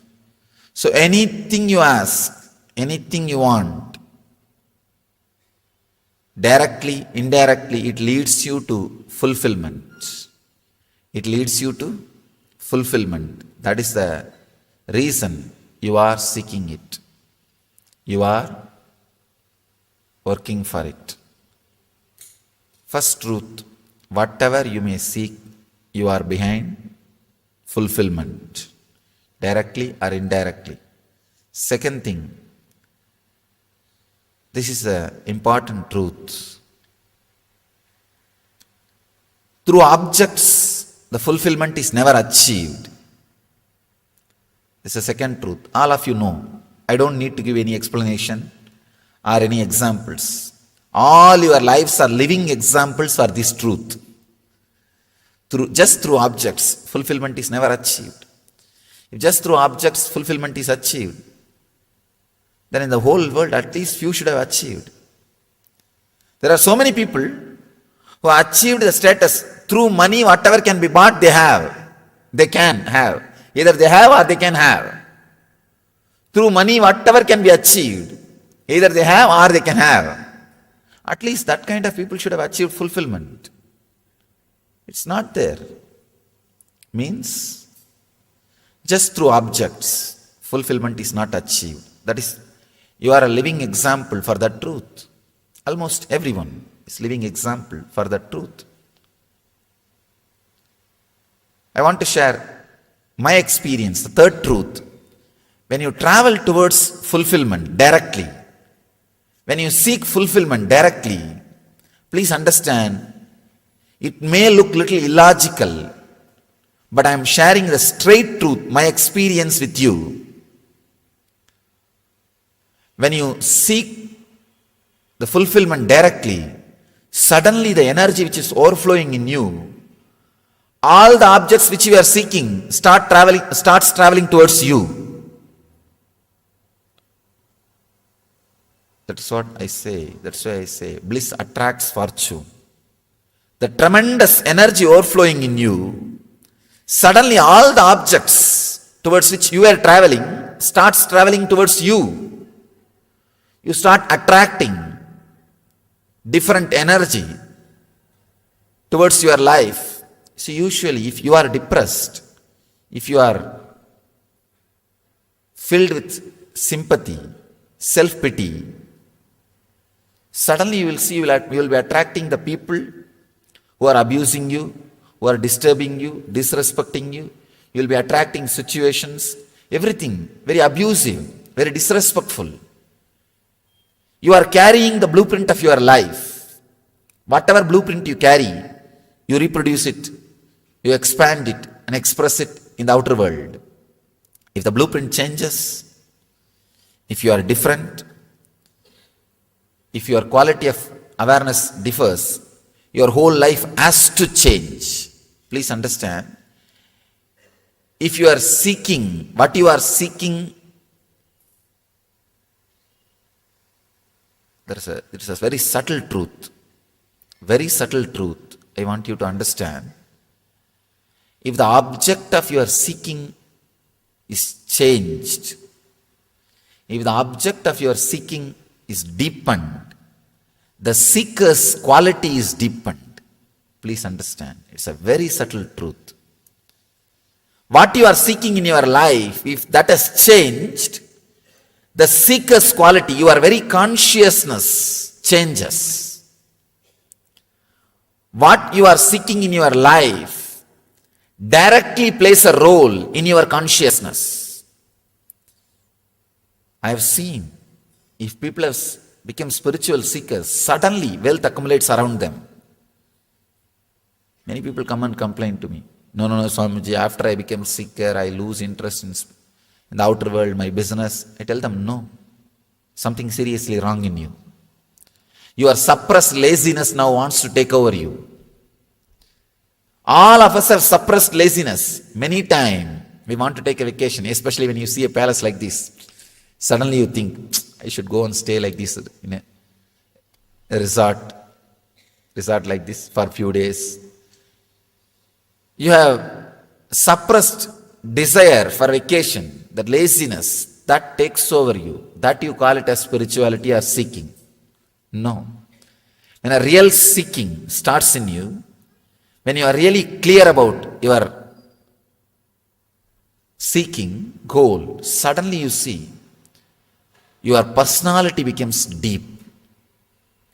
Anything you look, anything you see, anything you experience become deep. Please understand. I have seen in my experience, the seeking transforms the seeker. I am not even saying achieving. Achieving secondary. Achieving is the ultimate luxury, the great joy, that is different. I am not even talking about achieving. I am talking about just seeking. Just simple seeking. Suddenly your whole personality becomes deep. A different depth is experienced by your personality. Actually, when you fall in love, suddenly you will see that you start sacrificing beyond the imagination or limits you conceived. Lover, beloved, is a person who awakens the sacrifice dimension which is inside you but which is not known to you. Who awakens that dimension is a beloved. Same way, master is a person who awakens the seeking dimensions which is inside you but which is not known to you. When the dimension is awakened, suddenly you see you are totally different. Your consciousness is different. You attract love, wealth, health, everything. And the cognitive shift happens in you. Just 2 days before we had a satsang in Mysore. This is the subject. I was talking about living enlightenment. The essence is this. Whatever I was speaking that day, today we will see all the truths experientially. We will internalize it through meditation. The day we didn't have time. We didn't have time even for question answer. I had to finish answering 4-5 questions. There were many questions. I had to finish answering few questions. Anyhow, today we'll internalize these truths experientially by meditating. Seeking completely changes your consciousness.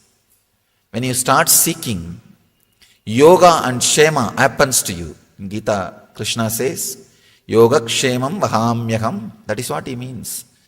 When the energy travel, the direction of your energies travel, when it changes, yoga and kshema starts happening in you. Yoga means achieving all the objects which you are seeking. Kshema means staying with them, or those objects staying with you. Both starts happening inside you when the seeking happens. That is what Krishna means. Yoga kshemam vahamyaham sarvadharman parityajya mam yega saranam vracha aham tva sarvabhavepyo moksha ikshami masuchaha. He says in the 18th chapter. When you drop all the way of living and completely surrender and relax, you will see you are completely liberated. Ordinarily it looks too egoistic. How can a man who walked on the earth can liberate? Of course, now you won't feel hurt because he's not in the physical body. But if somebody who's in the physical body says, this is too much. Anyhow, another one sloka says, Ananyas chintayanto mamyechana pariyuvasade desham nityavayuktanam yogakshemam vahamyaham. Understand, when I repeat these two statements, I am responsible for it. I may be repeating, but I am responsible for both statements. When he says, Ananyas chintayanto mamyechana pariyuvasade desham nityavayuktanam yogakshemam vahamyaham. By relaxing from everything else, if you are centered on me, when he says Krishna on me, it's not just 6-foot form, seeking. A deep seeking of higher consciousness. When you turn towards higher consciousness, the seeking, yogakshemam vahamyaham, he says, your needs, fulfillment is taken care by me. Please understand, it's truth. I have seen this truth not only in my life, thousands and thousands of my devotees and disciples' life who are seekers. When they turn towards seeking, the whole energy of the life becomes different. So these are the few truths I wanted you to remember. First thing, whatever you are seeking in your life, if you think wealth or love or relationship or anything you may seek, you are seeking fulfillment. Maybe indirectly, but you are seeking fulfillment. Second thing, through objects, fulfillment is not achieved. Third thing, when you seek the fulfillment directly, objects run behind you. World and the objects are just like the shadow. If you are running behind, you will never be able to catch it. If you are taking care of your responsibility, it will be there running behind you. So change the direction, you will see world is behind you. Just understand and internalize these few truths. We'll enter into the meditation technique to internalize these concepts, to awaken the seeking. Please understand, anything you seek, maybe I can give this simple technique, you will really experience and find out what you are seeking for. For example, if you are working now to achieve some desire, why are you working to achieve something? Not just to get your food and stay. Most of you don't have to work just for food and stay. You are working active, still alive for something else. See, when that happens to you, when you achieve that, how your mind is behaving, how your mind is suddenly shifting. Just experience 2-3 times what you want. When you experience what happens inside you, suddenly you will see you are not seeking what you are seeking. You are not seeking what you think you are seeking. If you think you are seeking just relationships or money or some comfort or anything, when you achieve that, just see how you feel. Suddenly you will see. Just 2-3 times, be aware when you experience what you wanted. You will understand what you are really seeking for. All of us, whether you want or not, whether you understand or not, directly or indirectly, seeking a feeling of fulfillment, which you lost when you started feeling individual identity. By the age of 10 or 11, usually the person starts feeling an individual identity. From that time only, you start feeling that unfulfillment. From that moment, we are seeking only that back.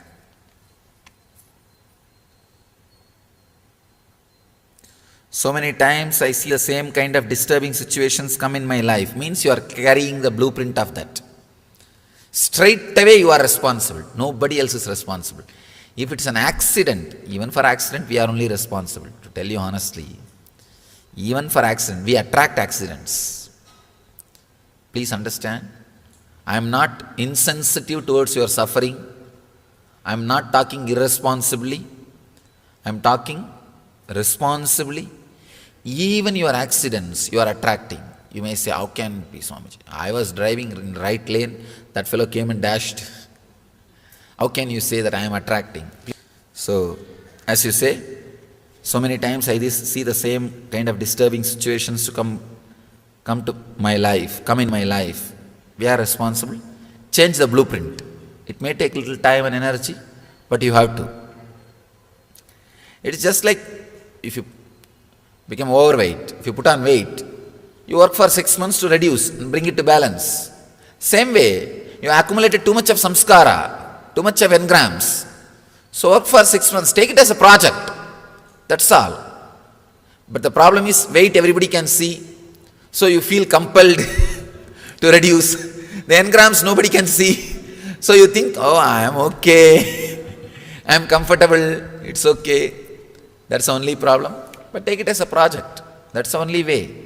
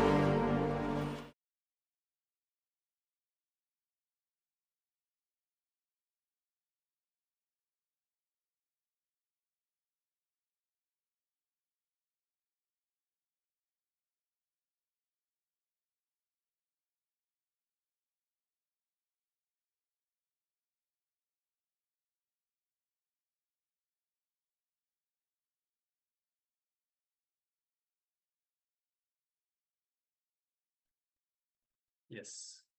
Apologies for that little technical glitch. So as we said before, we are sitting under a Kalpataru tree, a wish-fulfilling tree. But are we asking for the right things? Are we asking for them in the right way? Now, we will look deeply into these two things, how to ask for the right things and in the right way. So let us first start with one desire. So today we'll work on just one desire. So it's important that we understand. Let us not pick many desires. Let us start with the right science, make sure that we can do it, then we can replicate it. So later on, we can replicate it again and again. But let us work on just one desire today. We will work on just this one desire. So requesting everyone, please take your notebooks and write down one desire that you want to work on today. And pick something that is important enough, because you are going to work on making this desire a reality. So we don't want you to later come back and ask Swamiji to make this, later you are going to ask Swamiji to make this desire come true, but we don't want you to come back and say, hey, I should have picked something else. So pick something that is important to you. Also pick something that you have been working towards, something that has been difficult or a struggle for you to achieve. So this is the time to achieve it. This is the time to overcome the struggle. It can also be something that you want, but you doubt your ability to get, or may have come to believe that it is not going to happen. So for example, just to give an example in terms of work, I want a happy relationship with my manager at work, but I don't think it's going to happen. This is the time. Let us overcome these obstacles and make it happen.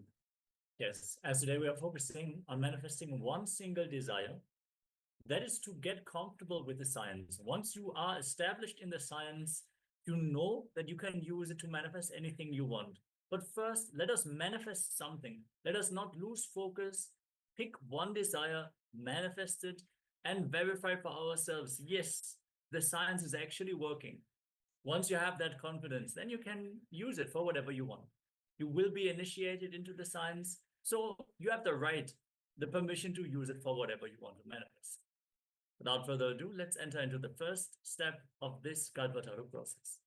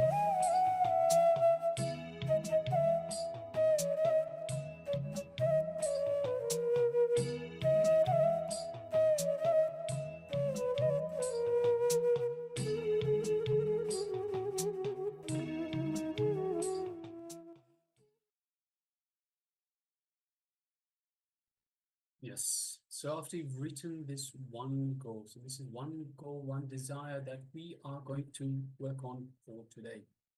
Now let us welcome, we have a new participant that has just joined us. We have labeled as Preya's iPhone. So welcome, welcome. But also if we could request you to rename yourself to your real name so we know who we're speaking to. So Preya's iPhone, Preya, Nityanandam, and welcome. And also make sure we just came out of an internalization exercise, starting off the Kalpataru process, which is the process to manifest our desire into reality. So fulfill our desires. So in the first step, we asked the participants to write down one single desire to manifest today. So if you missed this part of the exercise, make sure to write down whatever you want to manifest today, something that you really feel you want to see in your life, something that matters to you. Write that down so we can work on that today and manifest it, and we can help you to manifest your reality. All right, so now let's move on to the next step. Yes, the first step of the Kalpataru process, after writing down what we actually want to manifest, we need to learn how to have the right listening. Listening is one of the 3 steps in Vedanta. First, Shravana, which is pure listening. Manana, which is internalizing, applying the knowledge that you have received to your inner space. And then Nididhyasana, which is applying it and radiating it. So the first step to achieve anything really is pure listening. And if we want to internalize this Kalpataru science and use it in our lives, the first thing we need to develop is pure listening. So let us have a short look at how to have right listening.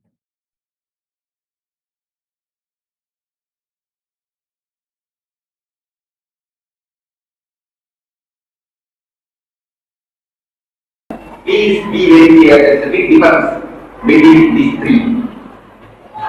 Recollect, repeat, remember. The other 2 are intellectual. Remembrance is something deep level. You will remember the essence. What I said. You will remember in me. You will remember in my being. Not a single word. If you follow, if you live, if you memorize these words, they are not going to help you for long. Either today or tomorrow they have to be forgotten. They will be forgotten. But if you remember, if you carry my energy, if you carry me in your being, that will continuously, permanently transform your life. There is no need to remember that. Just allow, just sit in a relaxed way, as if you are chatting to your friend. Just participate, go on making some comments, listen to the live, listen to the live. Just if you listen in that way, the right listening will happen. Identity working, there is no need that you should go and work out. It's not some project I am giving you to go and work out. It is some deep experiences I am sharing with you. If you know that if I touch fire, I will touch one. Will you have practice of Vidama? If you know this clearly, do you tell them, yes, I have now got the truth. Now you will practice this for 10 days, then only I will come to the conclusion that if I touch the fire, I will get burned. Then afterwards I will stop touching. Can you hear that? If the things are clear, you will be directly experiencing. Truth is there. Only when you listen from a direct person, you don't need any practice. That's enough. The Shravana is enough. The Chandogya Upanishad beautifully is. The master is telling to say, Vedagelu. Tattvamasi Vedagelu, Tattvamasi. Tattvamasi Vedagelu, Tattvamasi. 9 times it says that Tattvamasi. You are that. The listening is enough. Yes, you got the experience. It can spiritually elevated. Is attaining the spiritual experience just by listening. There is no need to undergo any practice. Listening is more than enough. The Shravana, the right Shravana, right listening will be more than enough. There is no need for anything else. That's not saying you will not go and practice meditation. You will go and practice. You will go and practice. But you will not be forcing yourself to practice. Just it will be happening. Whatever you do is not worth doing. Whatever happens is only allow. Only allow it. If it happens in your life, then only it is allowed. It is what? It is working. If you have to do, it's not okay at all. So, just listen with the open heart, open being. I will crash your intellect. When you are crashed intellectually, you will fall into the eyes of the heart. I will there holding you. The energy with which I am delivering these words, the authenticity with which I am giving you these words, that energy will be holding you. That is more than enough. There is no need, there is no other extra preparations, there is no other extra plans are needed to work out these things. It is more than enough. Yes, pure listening is more than enough. So let us apply this. Let us enter into pure listening. Let us decide to be in the space of listening. Swamiji reveals a science to all of us. And right now you might know, oh, what is he telling? Is it really the truth? Will this work for me? Let us put this to the test. Let us decide, okay, let us give the benefit of a doubt, test the science as it is revealed, see the benefit, and only then jump to conclusions. We should not jump to conclusions before we even listen and apply the science even once. So with this, we are going to enter into a Q&A segment about Kalpataru, where some of the Kalpataru participants got the opportunity to ask their questions about the science of Kalpataru, and we hope this will be enlightening for all of you as Swamiji is answering all the questions. Be in the space of listening and let us begin.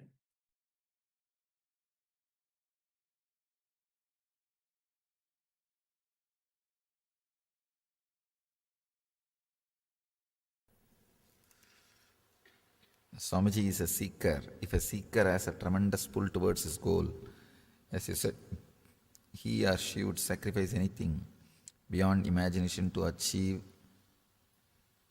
his or her goal. But if there are strong obstacle in his way, the seeker gets helpless. How would you pull him out? You said trust whatever I say. Swamiji, please explain. Out of you, I'm not able to understand what he...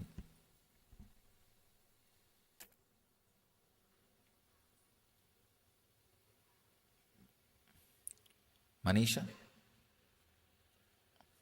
what did you mean by this question? Seeker has a tremendous pull towards his goal. I think you are meaning some particular situation. If you write a little more elaborate on this question, I can answer, because if a seeker has a tremendous pull towards his goal, as you said, he or she would sacrifice anything beyond imagination to achieve his or her goal.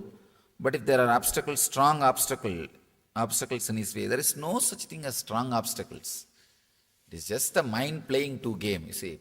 One time mind says this one, and other time mind says this one, and please be seated. People come and complain to me. Swamiji, in all spiritual organizations, so much politics is there. In your organization also politics is there. What to do? I tell them, to create politics, you don't need two people. One person is enough. Morning you will be in one mood, evening you will be in another one mood. So politics between himself. See, what he does morning, evening will be contradicting. So to create politics, you don't need two person. One person is enough. So anywhere single individual is there, politics will be there. So already moon politics started. Already in moon, politics has started.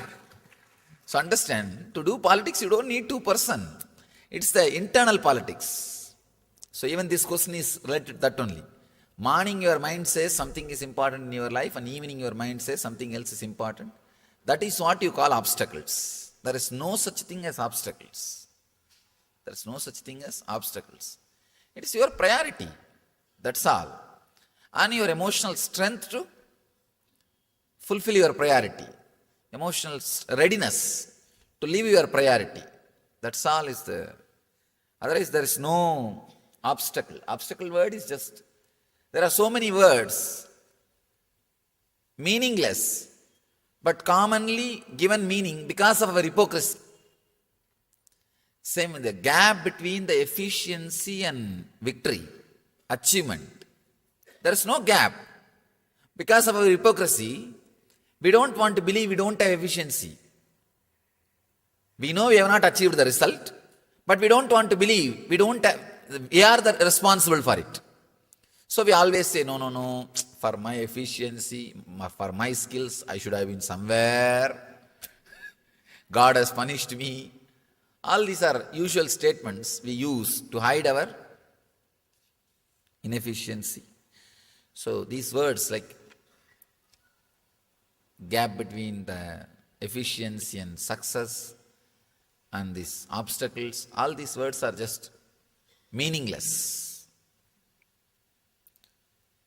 How to know what our soul is searching for?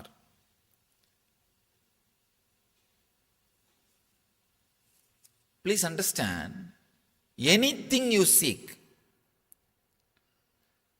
maybe I can give this simple technique, you will really experience and find out what you are seeking for. For example, if you are working now to achieve some desire, why are you working? To achieve something, not just to get your food and stay. Most of you don't have to work just for food and stay. You are working active, still alive for something else. See, when that happens to you, when you achieve that, how your mind is behaving, how your mind is suddenly shifting.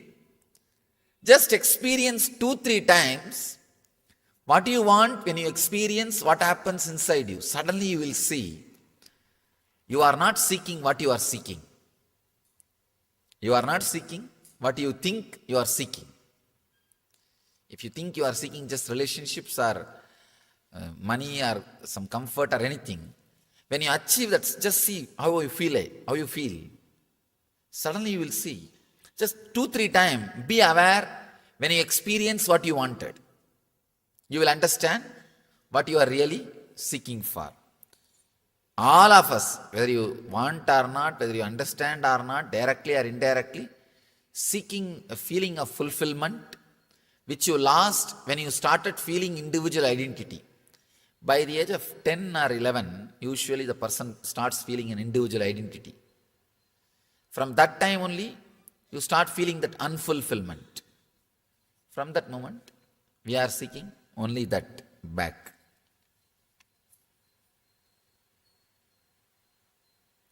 So many times I see the same kind of disturbing situations come in my life. Means you are carrying the blueprint of that.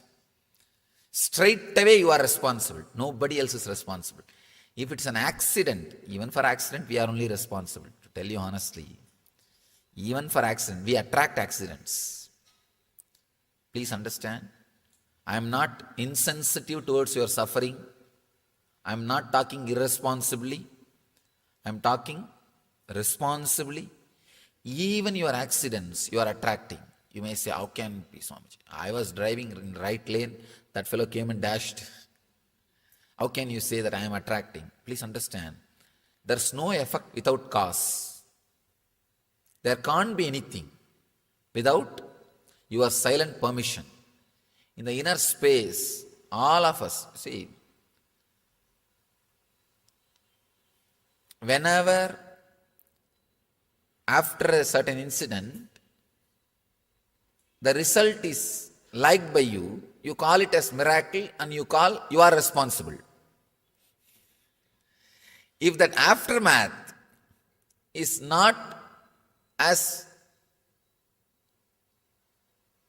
you feel comfortable or connected or happy, then you say it is accident and you are not responsible.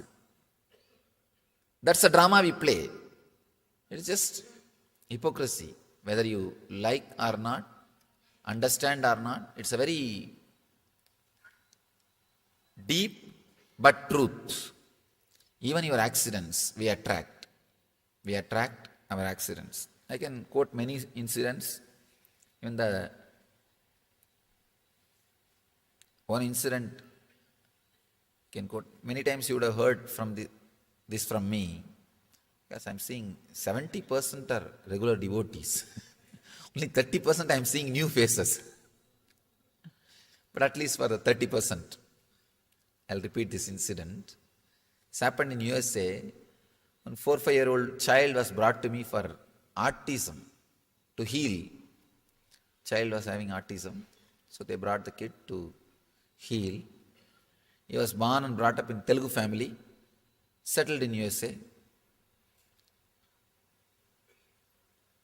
They brought the child and they asked me, Swamiji, please heal the child. And he's suffering. He can't talk. And disturbed child. I put my hand on the head and started healing. The moment the energy started entering his system, he started speaking straight away in Tamil, not even in Telugu. They say, impossible, Swamiji. The whole family says, none of us know Tamil. Neither our relatives or none of us know Tamil. And he is very clearly speaking. First of all, he can't speak. He is speaking in Tamil. He says, in singular he said, not even with respect, remove your hand.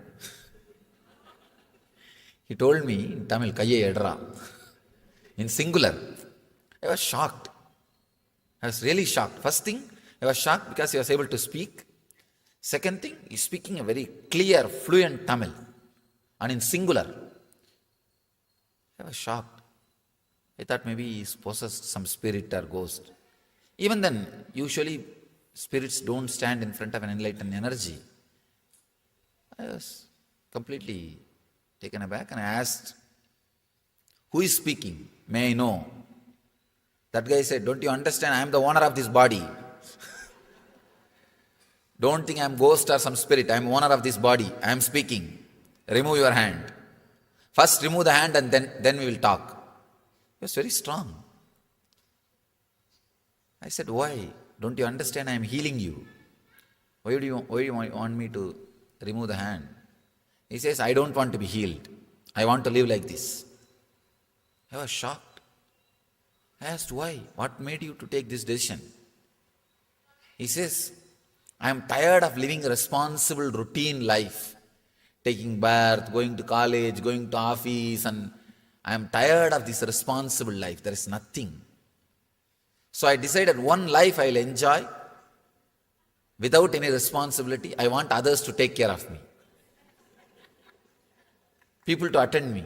I was shocked. Now see, really, after the IT invention, IT civilization, that's what I have to use, that is the word I have to use.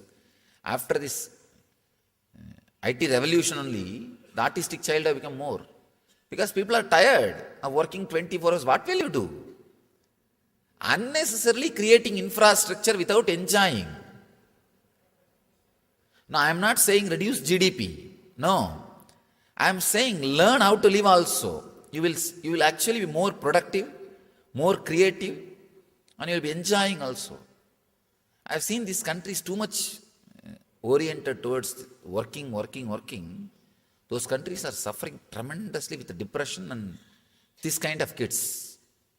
Because souls are becoming tired of working. They say two lifetime we worked as a software professional, now let me become artistic child. No, really, I don't want to work anymore. These kids are taking this kind of decision. Anyhow, if you understand little deep mystic truths, you may understand what I am saying. But the incident itself is truth. Please understand. The incident I am reporting as it happened, without mixing anything, without adding or reducing. I may be giving my commentary, my interpretation, but incident itself happened as it is. Let me finish the incident. Then I asked him, all right, you wanted to rest and live a irresponsible life. Okay. But what about your parents? They are good people. They are suffering.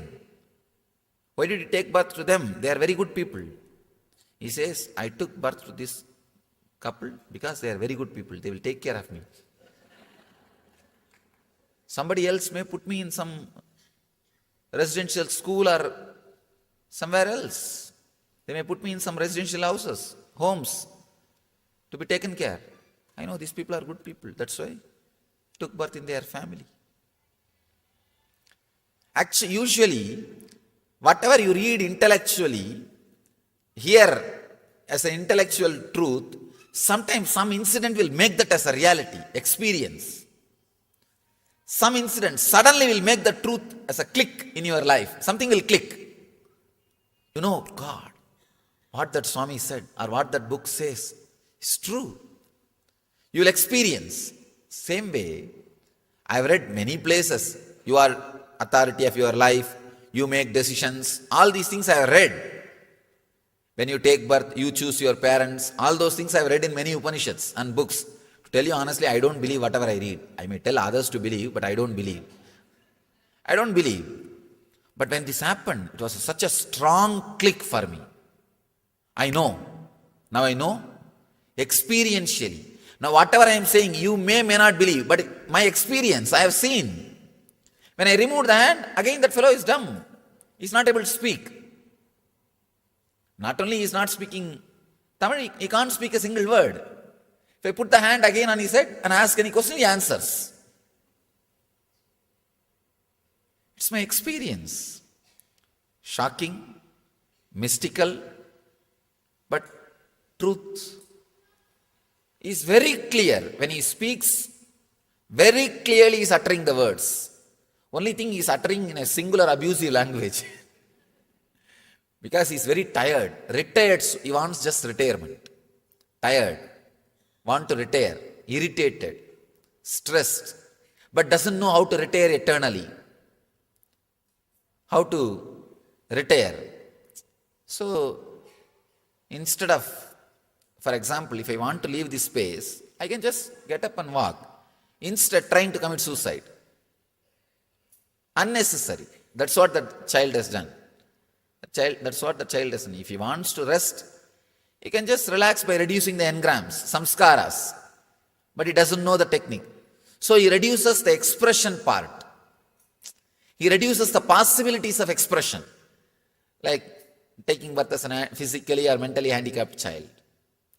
Please understand, if you are also piling up stress and unable to handle the life in a balanced way, there is every chance you will take this kind of decisions.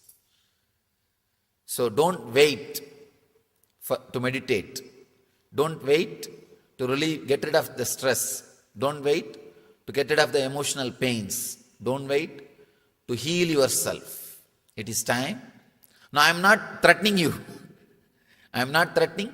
I am just sharing my experience. Anyhow, this incident taught me a great truth. Even if it is an accident, we are responsible. Many times, when people ask me, Swamiji, you say it's our karma, we are responsible. But how about kids having cancer? 5-6-year-old kids having cancer, having diseases. How can they be responsible? What sin they have committed?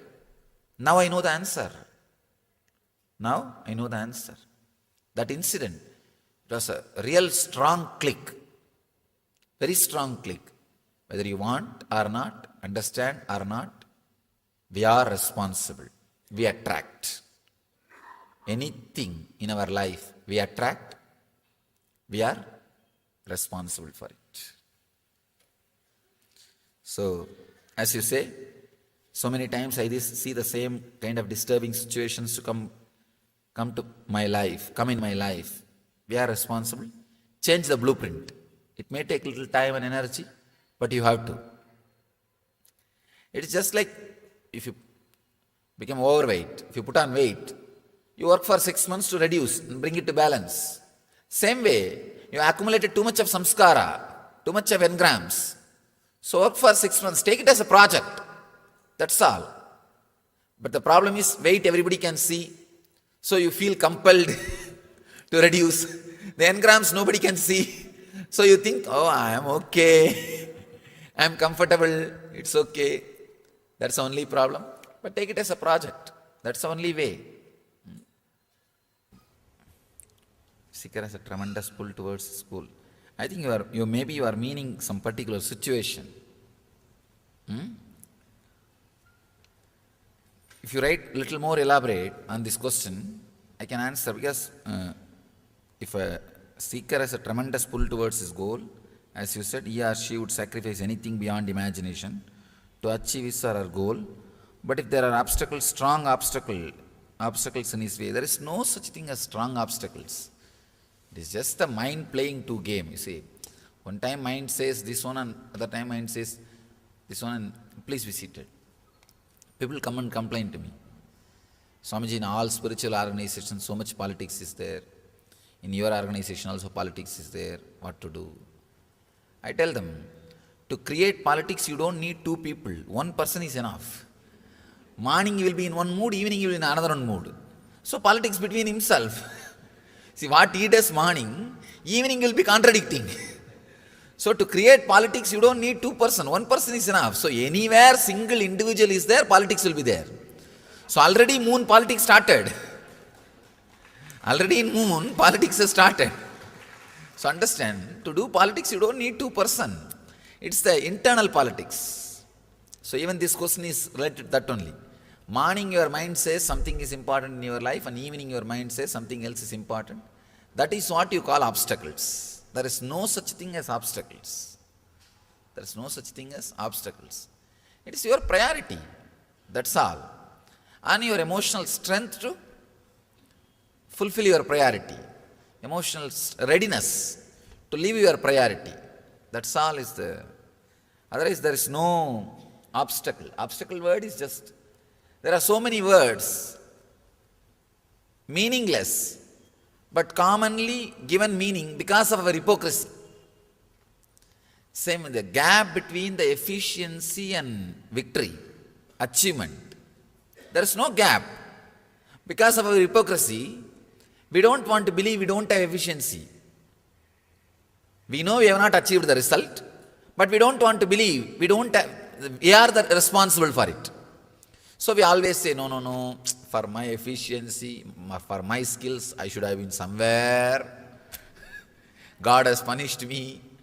All these are usual statements we use to hide our inefficiency. So these words like gap between the efficiency and success and these obstacles, all these words are just meaningless. Please understand, there's no effect without cause.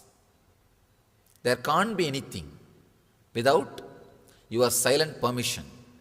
In the inner space, all of us, see, whenever after a certain incident, the result is liked by you, you call it as miracle and you are responsible. If that aftermath is not as you feel comfortable or connected or happy, then you say it is accident and you are not responsible. That's a drama we play. It's just hypocrisy. Whether you like or not, understand or not, it's a very deep but truth. Even your accidents, we attract. We attract our accidents. I can quote many incidents. Even one incident can quote. Many times you would have heard from this from me, because I am seeing 70% are regular devotees. Only 30% I am seeing new faces. But at least for the 30%, I'll repeat this incident.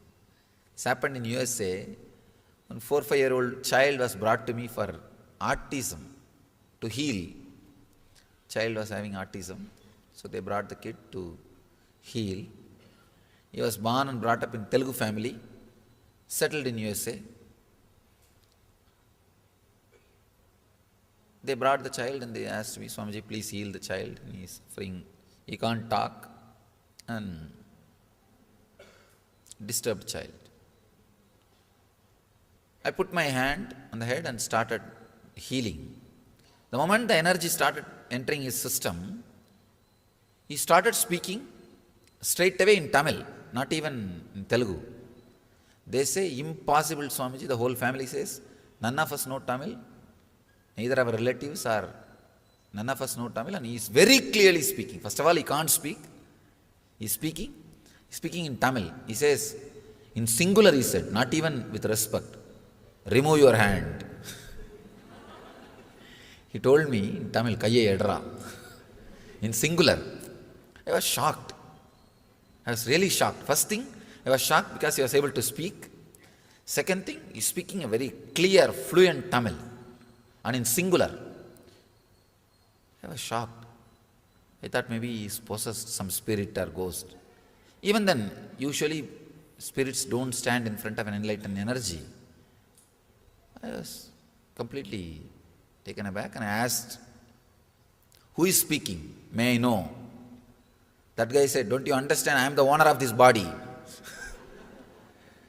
Don't think I am ghost or some spirit. I am owner of this body. I am speaking. Remove your hand. First remove the hand and then we will talk. He was very strong. I said, why? Don't you understand? I am healing you. Why do you want me to remove the hand? He says, I don't want to be healed. I want to live like this. I was shocked. I asked, why? What made you to take this decision? He says, I am tired of living a responsible routine life. Taking bath, going to college, going to office, and I am tired of this responsible life. There is nothing. So I decided one life I will enjoy without any responsibility. I want others to take care of me. People to attend me. I was shocked. Now see, really, after the IT invention, IT civilization, that's what I have to use, that is the word I have to use. After this IT revolution only, the artistic child have become more. Because people are tired of working 24 hours. What will you do? Unnecessarily creating infrastructure without enjoying.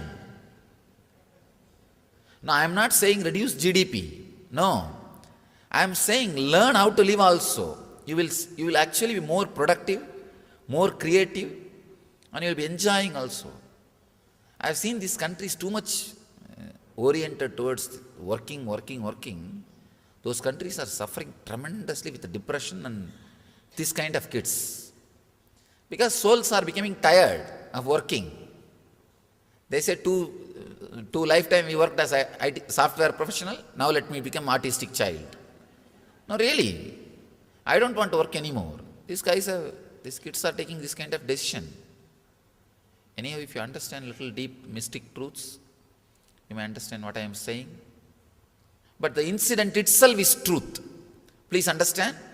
The incident I am reporting as it happened, without mixing anything, without adding or reducing. I may be giving my commentary, my interpretation, but incident itself happened as it is.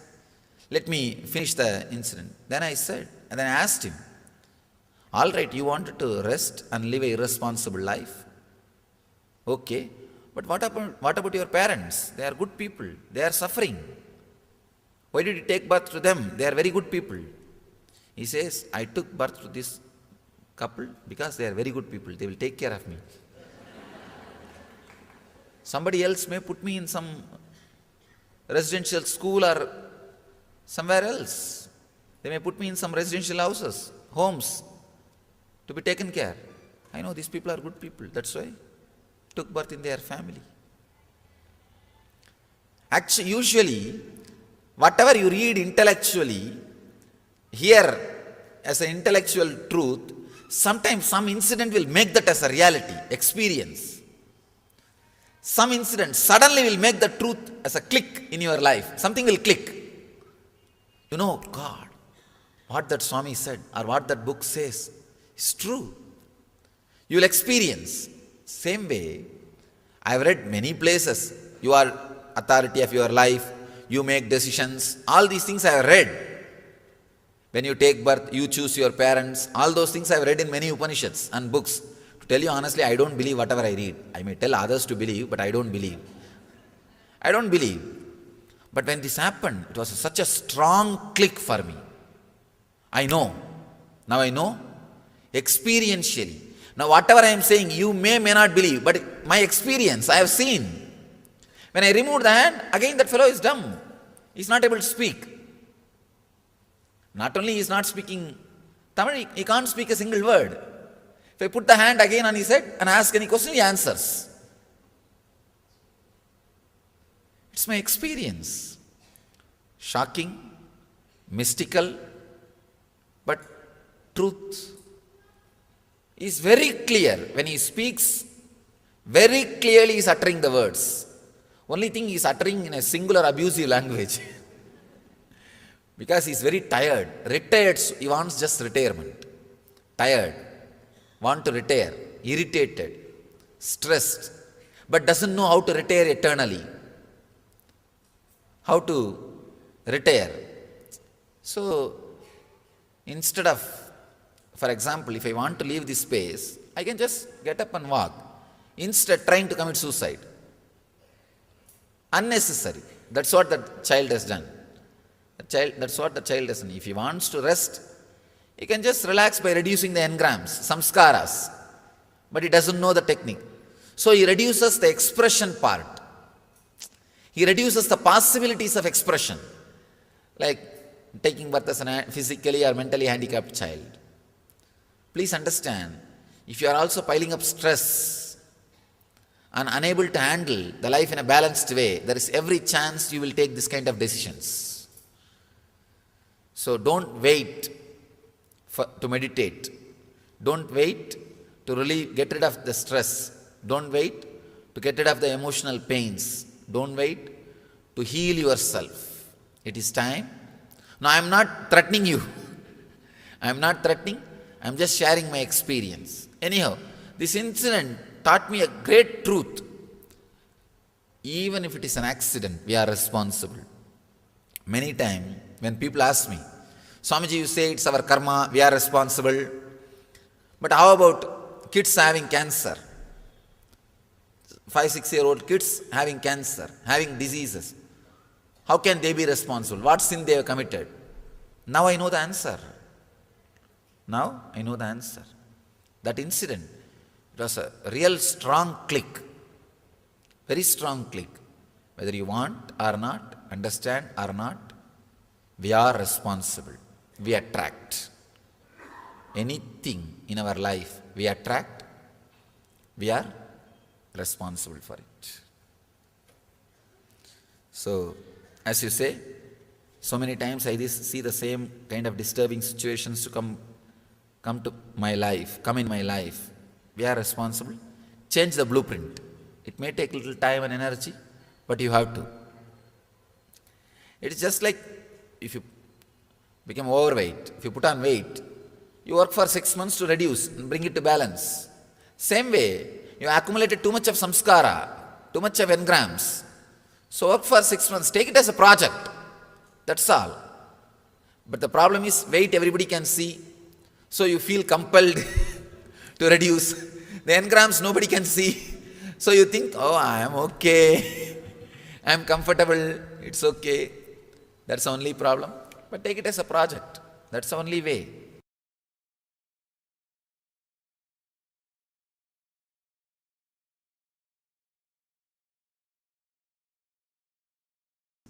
Let me introduce the word kalpadaru.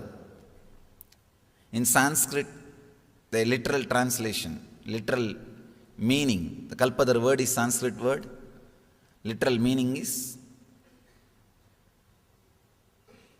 fulfilling your wishes, the tree which fulfills your wishes. Kalpataru means, kalpa means whatever you can visualize. Taru means the tree which fulfills it. Please understand. Fulfilling does not mean giving. There is a subtle difference. Many times, giving does not gives you fulfillment. If your desire is given, what you asked is given, the fulfillment doesn't happen. What for you asked, if that is provided, only then fulfillment happens. There is a subtle difference between what you ask and what for you ask. Many times, we achieve what we ask, but what for we ask is never achieved. I have seen people going through the depression of success. They achieve what they want: house, car, bank balance, relationship. They achieve all that. But what for they want to achieve, that they are not able to achieve. Whenever you wish for something, you always have a feeling, if I achieve this, I'll be settled. If I achieve this, I'll be settled. But after achieving that object, suddenly you realize you are not settled. You are not fulfilled. That's what I call depression of success. I've seen so many people, before achieving something, they think if I achieve that, I'll be completely fulfilled and settled. But after achieving, they are in opposite mood. Completely opposite mood, you can see. Kalpadaru means which can fulfill your visualizations. Sometimes it may give what you want, sometimes it may take you beyond what you want. Fulfillment. In each one of us, that energy, the fulfillment is there. These are all, please understand, I am not repeating the same old things which you heard or read in books. When I am saying, I am responsible for it. But now, when I say, this fulfillment is inside you, I am responsible for my words. You can ask me. I am responsible for what I am talking. So please understand, I am not repeating from any book. I am not repeating from any theory. Whatever you listen from me, I am responsible for it. You can take, you can very clearly understand, I am responsible for what I am talking. The fulfillment is inside you. It is there. And we have experienced. Even now, rarely we experience. One big problem is, human beings when they walk, they leave their footprint. The birds don't leave their footprint. Same way, suffering leaves samskara, engram, memory in you. But fulfillment, which you experience in your life, rarely doesn't leave footprint, doesn't leave any memory inside you. That is why you don't remember the moments when you experienced fulfillment. But you can always recall the moments which you experienced suffering. The painful moments you can always recall and remember, recollect, cherish. That's what we are doing whole day. Whole day we are doing that only. Constantly we bring our past back. Actually, if you have any problem directly, any pain, suffering, we are very comfortable with the present moment. We think, oh, life is going as it should be. If nothing is there, if everything goes well, we feel empty and lonely. First thing, oh, if everything is going smooth today, tomorrow it is going to be a very bad day. That is our mind. Then, even if that is not satisfying, we bring all the old memories. See what happened to me a few days before. That shouldn't have happened. This shouldn't have happened. We cherish. In a way, we are habituated to cherish suffering. We are habituated to cherish pains. We are trained. We are enjoying. If they are not there, we are missing something. We feel lonely. They become our company. Fulfillment does not leave imprint, does not leave engram in us. It is a gap. First truth, whatever you may seek, you are behind fulfillment, directly or indirectly. Second thing, this is an important truth. Through objects, the fulfillment is never achieved. This is the second truth. All of you know. I don't need to give any explanation or any examples. All your lives are living examples for this truth. Just through objects, fulfillment is never achieved. If just through objects fulfillment is achieved, then in the whole world at least few should have achieved. There are so many people who achieved the status through money. Whatever can be bought, they have. They can have. Either they have or they can have. Through money, whatever can be achieved, either they have or they can have. At least that kind of people should have achieved fulfillment. It's not there. Means, just through objects, fulfillment is not achieved. That is, you are a living example for that truth. Almost everyone is living example for that truth. I want to share my experience, the third truth. When you travel towards fulfillment directly, when you seek fulfillment directly, please understand, it may look little illogical, but I am sharing the straight truth, my experience with you. When you seek the fulfillment directly, suddenly the energy which is overflowing in you, all the objects which you are seeking starts traveling towards you. That is what I say. That's why I say bliss attracts fortune. The tremendous energy overflowing in you, suddenly all the objects towards which you are traveling starts traveling towards you. You start attracting different energy towards your life. See, usually if you are depressed, if you are filled with sympathy, self-pity, suddenly you will see you will be attracting the people who are abusing you, who are disturbing you, disrespecting you. You will be attracting situations, everything very abusive, very disrespectful. You are carrying the blueprint of your life. Whatever blueprint you carry, you reproduce it, you expand it and express it in the outer world. If the blueprint changes, if you are different, if your quality of awareness differs, your whole life has to change. Anyhow, today we'll internalize these truths experientially by meditating.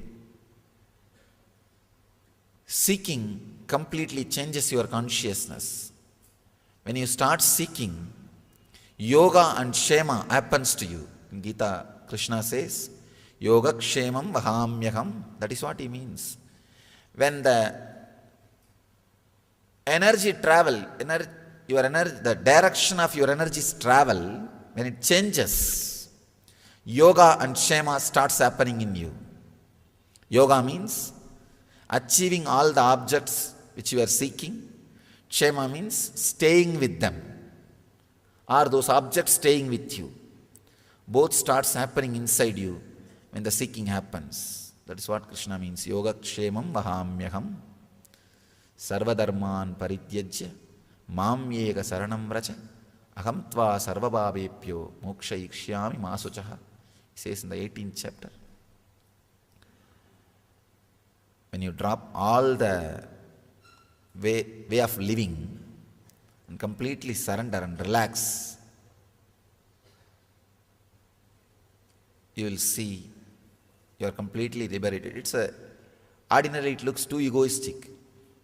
How can a man who walked on the earth can liberate? Of course, now you won't feel hurt because he is not in the physical body. But if somebody who is in the physical body says, this is too much. Anyhow, another one sloka says, Ananyas chintayanto mamyechana pariyuvasate desham nityavayuktanam yogakshemam vahamyaham. Understand, when I repeat these two statements, I am responsible for it. I may be repeating, but I am responsible for both statements. When he says, Ananyas chintayanto mamyechana pariyuvasate desham nityavayuktanam yogakshemam vahamyaham, by relaxing from everything else, if you are centered on me, when he says Krishna on me, it's not just 6-foot form, seeking. A deep seeking of higher consciousness.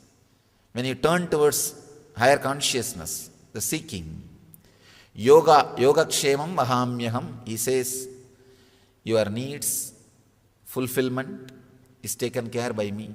Please understand, it's truth. I have seen this truth, not only in my life, thousands and thousands of my devotees and disciples' life who are seekers. When they turn towards seeking, the whole energy of the life becomes different.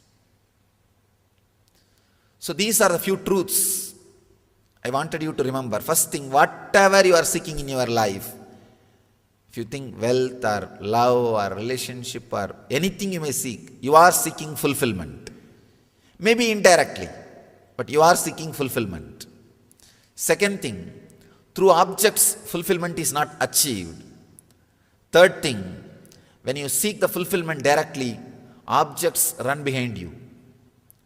World and the objects are just like the shadow. If you are running behind, you will never be able to catch it. If you are taking care of your responsibility, it will be there running behind you. So change the direction, you will see world is behind you. Just understand and internalize these few truths. We'll enter into the meditation technique to internalize these concepts, to awaken the seeking. Please understand, anything you seek, maybe I can give this simple technique, you will really experience and find out what you are seeking for. For example, if you are working now to achieve some desire, why are you working? To achieve something, not just to get your food and stay. Most of you don't have to work just for food and stay. You are working active, still alive for something else. See, when that happens to you, when you achieve that, how your mind is behaving, how your mind is suddenly shifting. Just experience 2-3 times what you want. When you experience what happens inside you, suddenly you will see you are not seeking what you are seeking. You are not seeking what you think you are seeking. If you think you are seeking just relationships or money or some comfort or anything, when you achieve that, just see how you feel. Suddenly you will see. Just 2-3 times, be aware when you experience what you wanted. You will understand what you are really seeking for. All of us, whether you want or not, whether you understand or not, directly or indirectly, seeking a feeling of fulfillment, which you lost when you started feeling individual identity. By the age of 10 or 11, usually the person starts feeling an individual identity. From that time only, you start feeling that unfulfillment. From that moment, we are seeking only that back.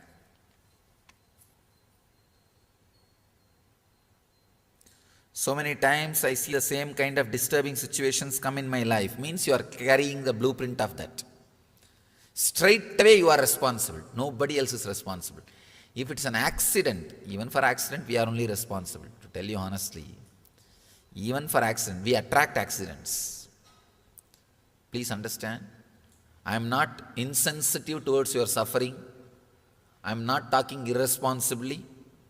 I am talking responsibly. Even your accidents you are attracting. You may say, how can it be so much? I was driving in right lane, that fellow came and dashed. How can you say that I am attracting? So, as you say, so many times I see the same kind of disturbing situations to come in my life. We are responsible. Change the blueprint. It may take little time and energy, but you have to. It's just like if you become overweight, if you put on weight, you work for 6 months to reduce and bring it to balance.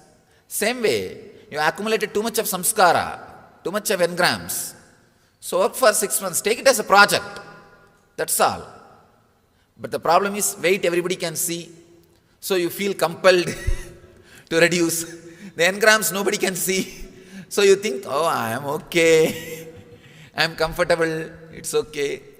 That's the only problem. But take it as a project. That's the only way.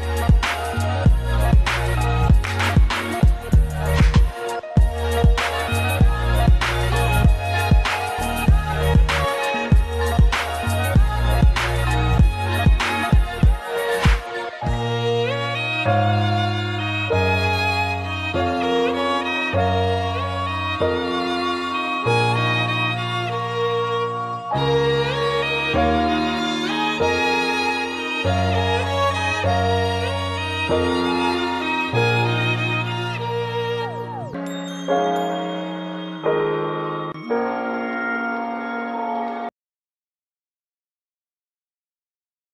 welcome back.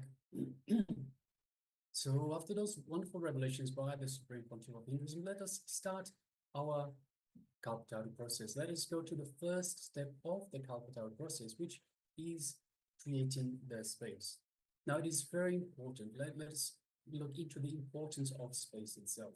So the first step in the Kalpataru process is to create the space for what you want. Space is bringing your future possibility into the present. A space is created by strongly visualizing that what you desire has already become a reality.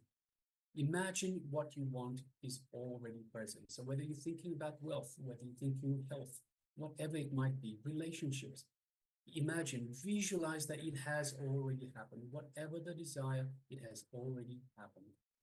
Creating space is like making a balloon, which is visualization.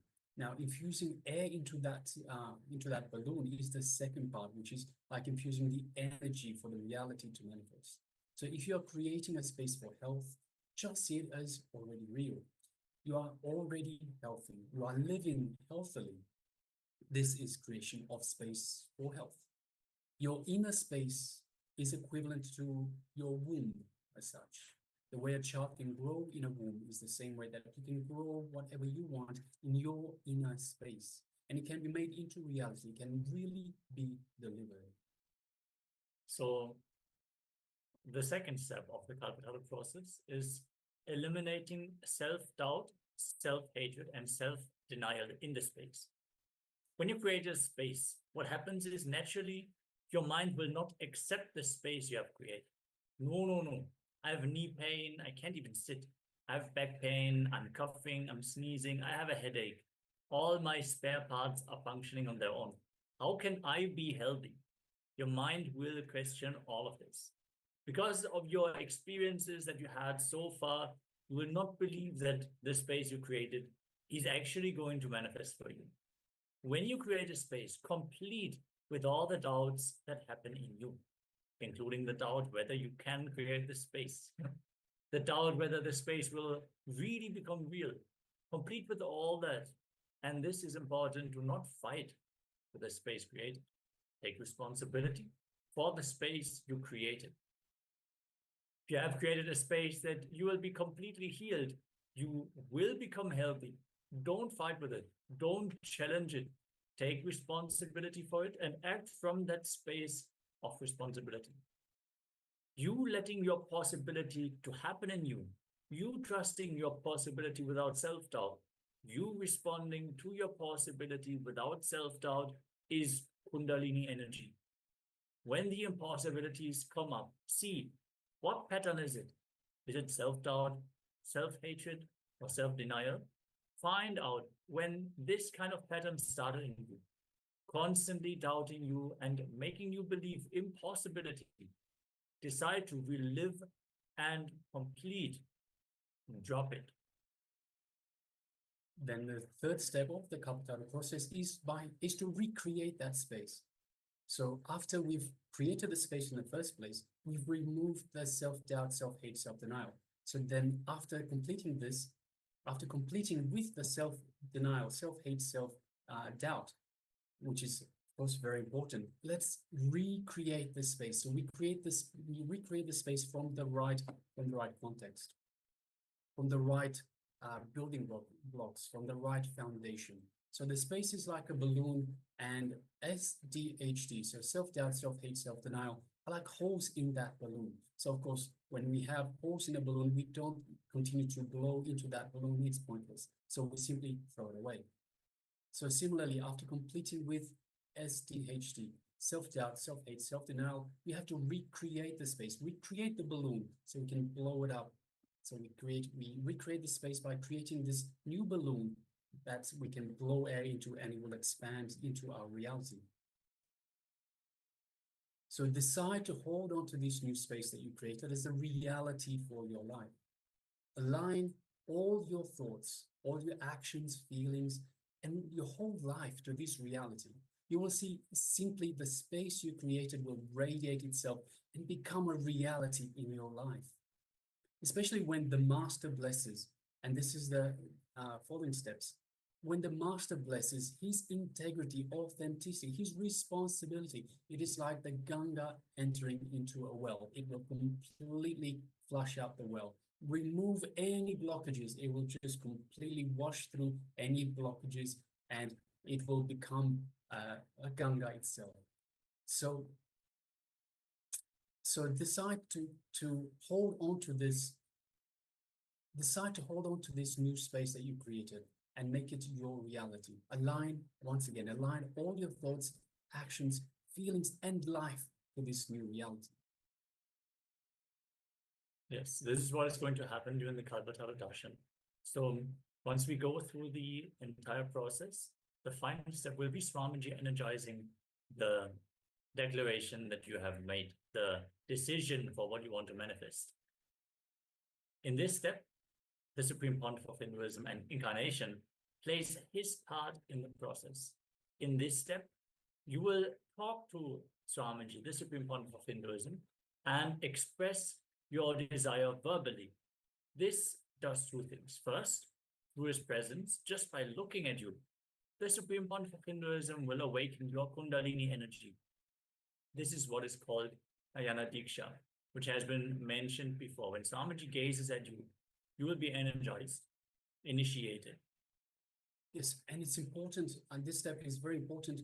Make sure that you are on camera. So when you are at this fourth step of the Kalpataru process, the darshan itself, make sure that you are live on the way that the Supreme Pontiff of Hinduism can see you. This is very important. It is through this vision that he can remove all the obstacles and help you manifest this reality. Secondly, the Supreme Pontiff of Hinduism removes all cosmic obstacles to your desire by saying Tathastu, which means so be it.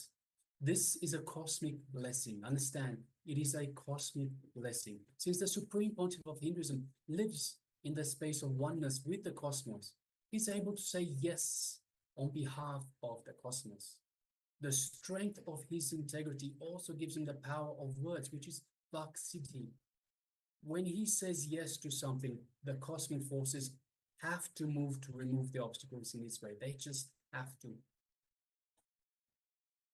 So finally, what you need to do is after creating the space, doing the completion, recreating the space, restoring the space to make sure that it can manifest for you. Then receiving the blessings from Swamiji. You need to take responsibility and act. The last step, which is very important as well, from the space of possibility which you created, along with the Kundalini energy that was released by Swamiji, the Supreme Pontiff of Hinduism, take the responsibility for your desire and act. With integrity, authenticity, and responsibility, align your thoughts, words, and actions to this new reality you have created the space for. It is important to do both. Take responsibility and act from that space of responsibility.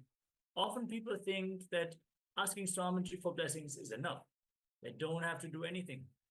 Others think it is enough for them to complete with their self-doubt, self-hatred, and self-denial, but they do not need to do anything after that.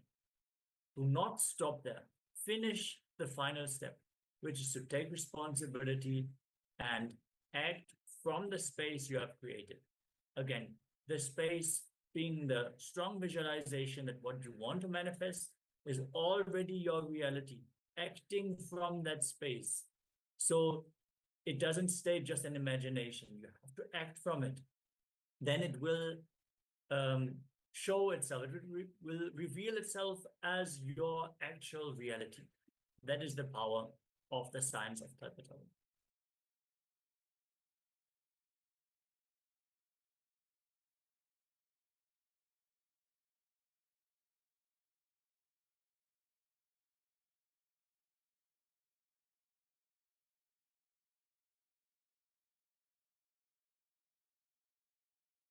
All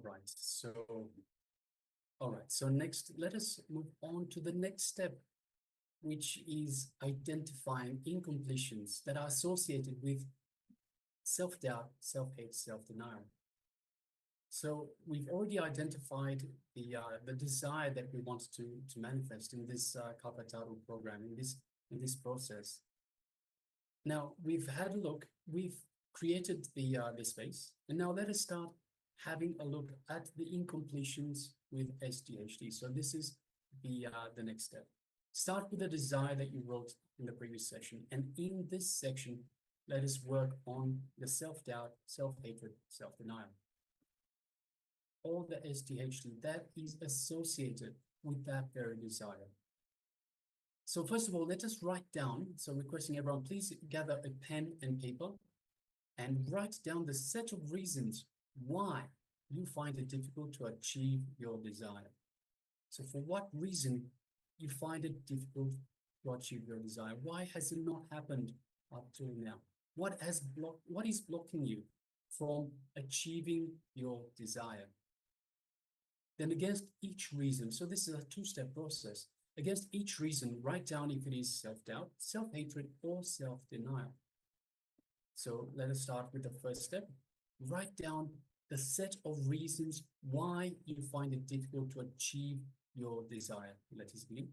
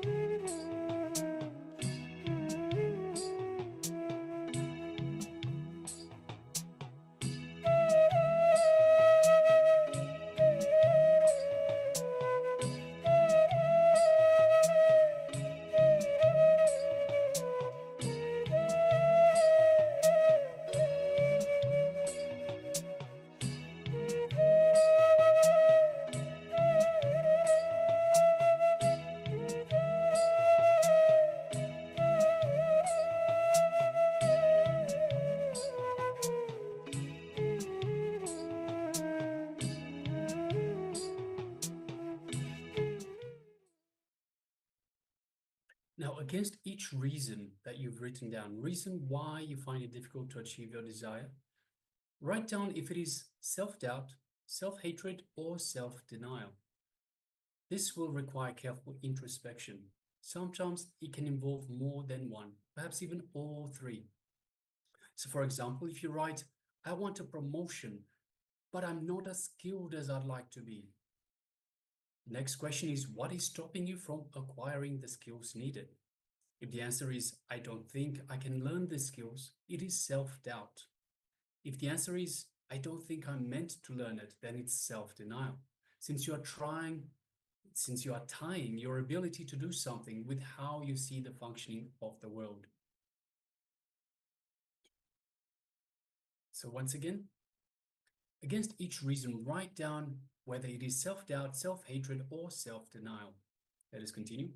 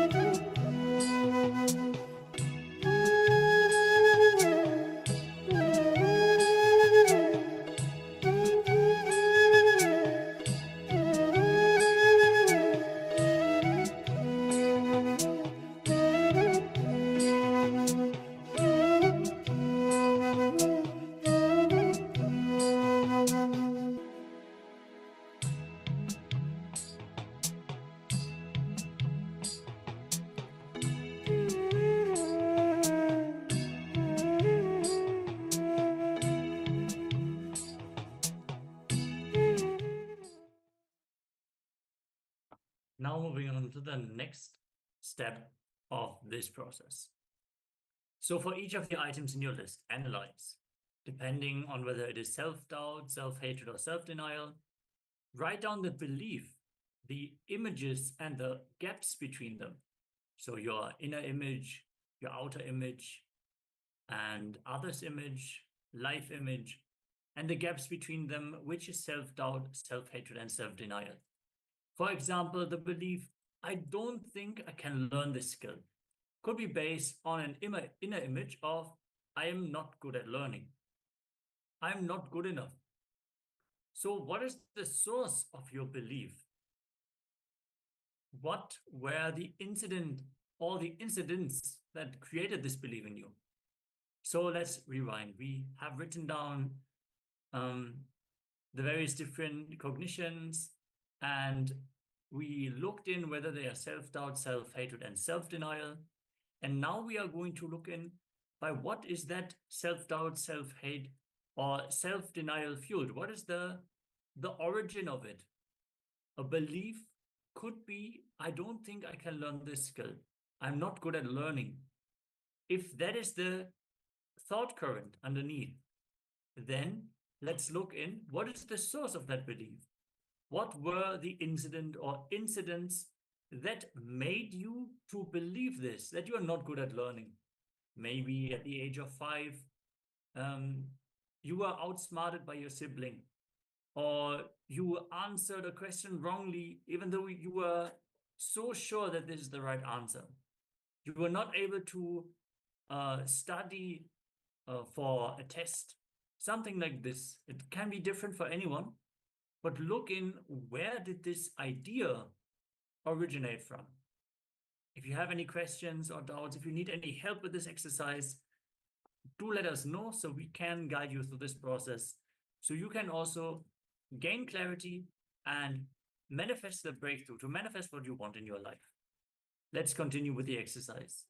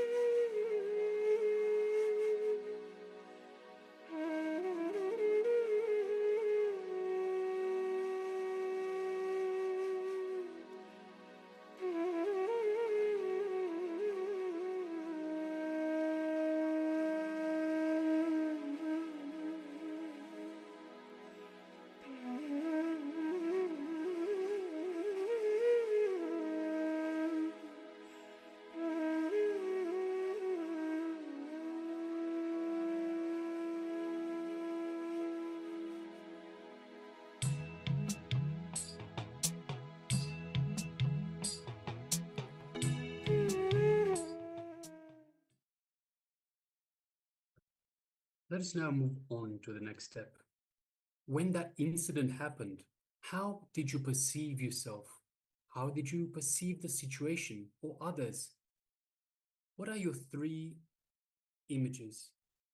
Your self-image, your projected image, so the image you have of yourself, the image you project to others, and your life image. And how others see you. Do you see how that perception has stayed with you? Is that perception true?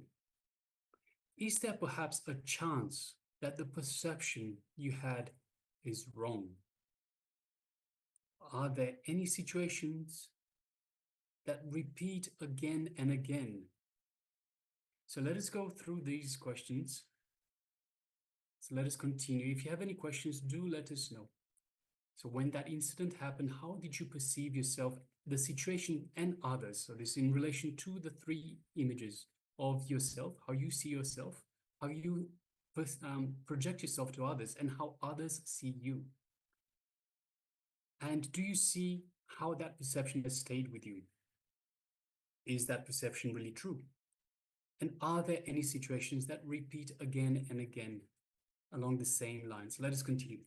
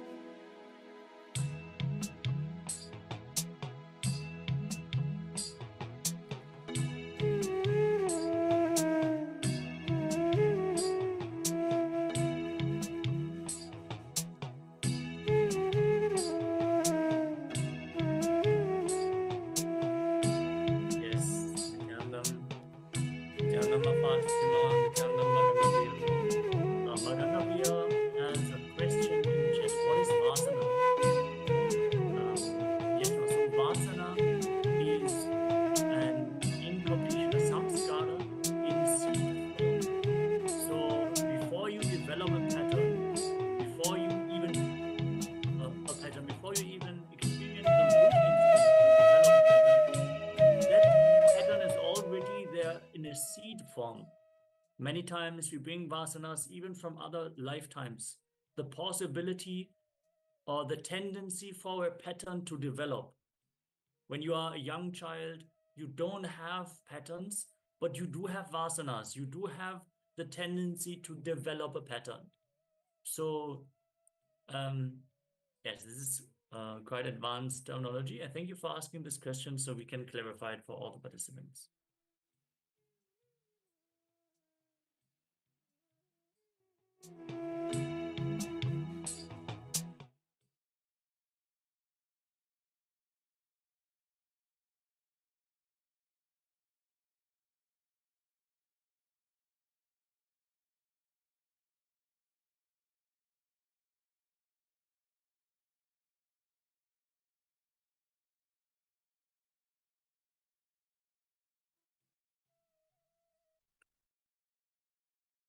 Now let us move to the next step.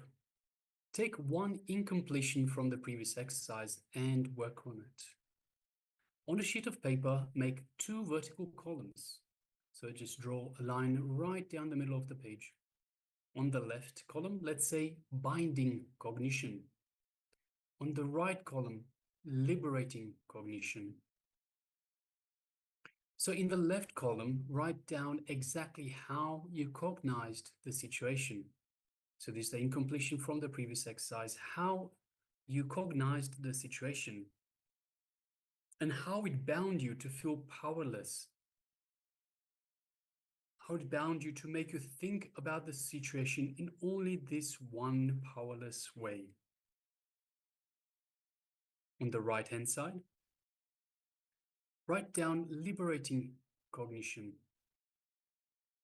and write down the other ways of looking at that same situation. And have a look, do any of these cognitions give you more options than your binding cognition, your powerless cognition? If these were your new cognitions, how would you act? How would your reactions be different from before? So look again at your actions as a result of the binding cognition. Do you identify any vasanas or any self-fulfilling negative behavior that make your work go in a way that is opposite to your goals? So let us continue.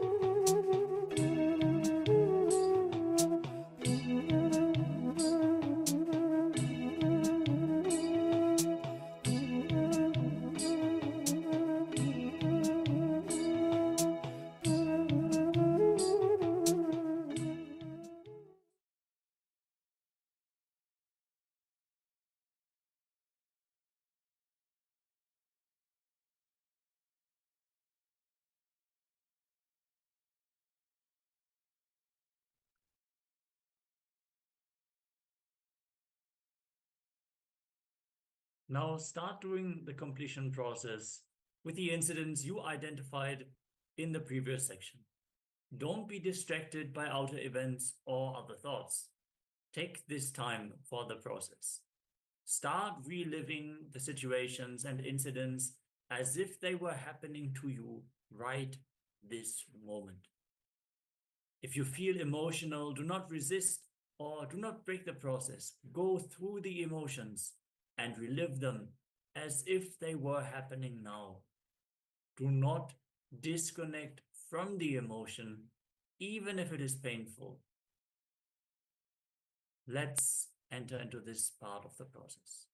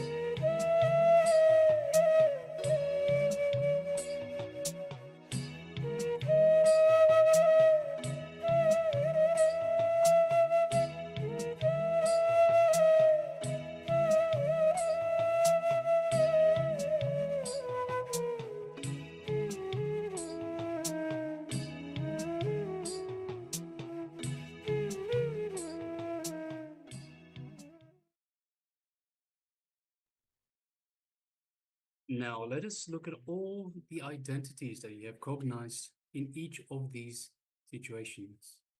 Have you identified the dominant pattern that repeats again and again in most of these situations? Have you identified any vasanas? Use the instant completion technique to drop these vasanas. Just make a conscious decision. So how to complete with the incompletion, so the instant completion. Go to the incident in your life, which is the root cause of that limiting or binding cognition, and relive the whole incident intensely again and again. So let's continue.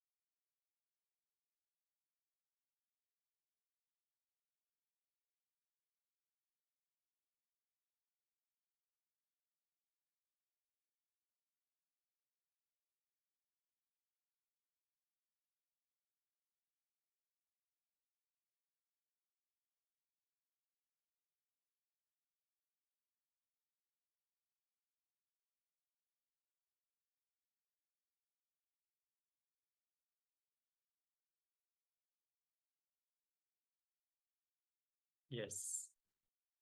So with this, we are going to move on in the Kalpataru process.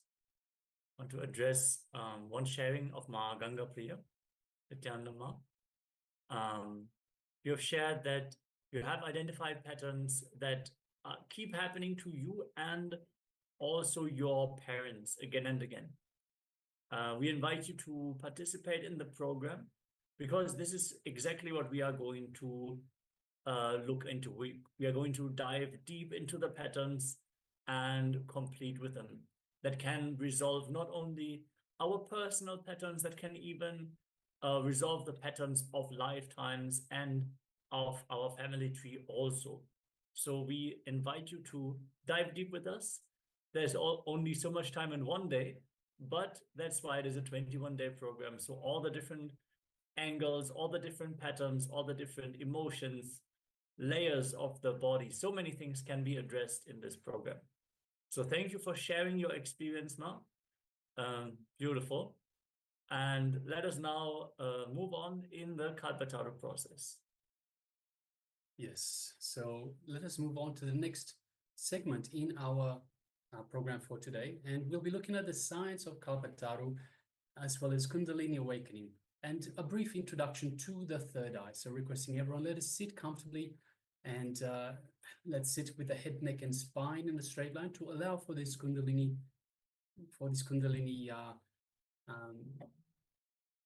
power to flow freely in through our spine. So let us sit comfortably with the head, neck, and spine in a straight line, and let us enjoy these wonderful revelations from the Supreme Pontiff of Hinduism. Let's begin.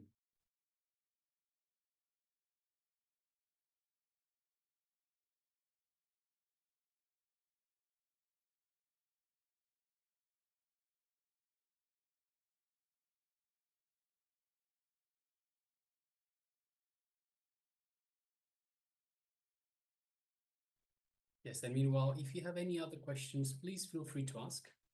So you can ask us in the chat, and we will address them as we get to them.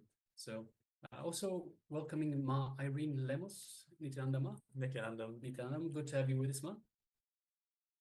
So let us now get ready and let us hear from the Supreme Pontiff of Hinduism on these very topics.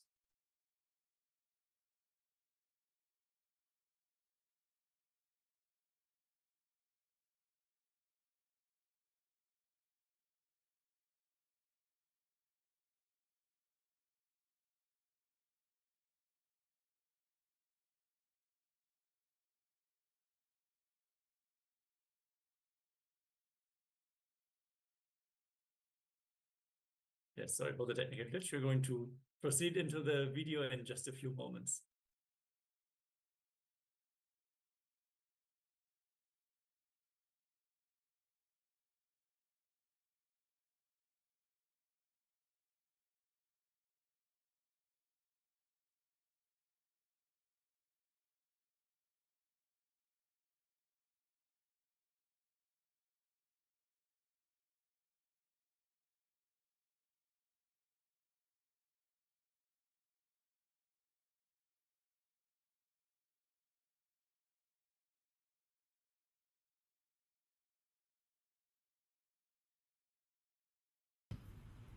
This program is mainly designed to awaken the Kundalini Shakti in all of you. Don't be afraid of that word Kundalini Shakti. It means the inner potential energy which is in you. The inner potential energy which is in you. Most of us don't even touch the energy till we die. Even science says we use only 13% of our brain from birth to death. So remaining 87% returned unopened. It gets returned unopened. Without being touched, untouched, 87% gets returned. Patanjali calls in his own way, Patanjali is the father of yoga, he calls in his own way Kundalini Shakti. In all of us, the Kundalini Shakti is there in seed form. If it is in seed form, we are man. If it is in the awakened form, we are God. The whole program is designed to give you the initial introduction and experience of Kundalini Shakti. All you need to awaken the Kundalini Shakti in you is just an intensity. The decision to awaken. Please understand. Your decision is thousands of times more powerful than you think. You always think, no, I decided so many things but never it happened. Then naturally this decision also will be like that only. Please understand, your decisions would have been a failure if it is needed to work with somebody else whose decisions are not in tune with yours. Just because of that, don't think your decision has no power. Please understand, if you carry the wrong idea about your decision and power of your decision, you will be suffering your whole life. I have seen people lose complete self-respect by fighting with wrong ideas. Understand? When I initiate people into healing, when I give the healer's initiation, I tell them, first start healing only knee pain and headache, simple problems. You will have confidence, yes, I can do. Then enter into big disease. These guys, the moment they take the healing initiation, they think they have become doctors, and first they touch the 4th stage cancer. Naturally, you will lose your self-respect. You will think, no, I think this healing is not working. Either it is not working for me or it doesn't work at all. Some way you lose the whole confidence. First, start with the things which you can handle. Same way, when you start handling your will, you straight away think, I should do this.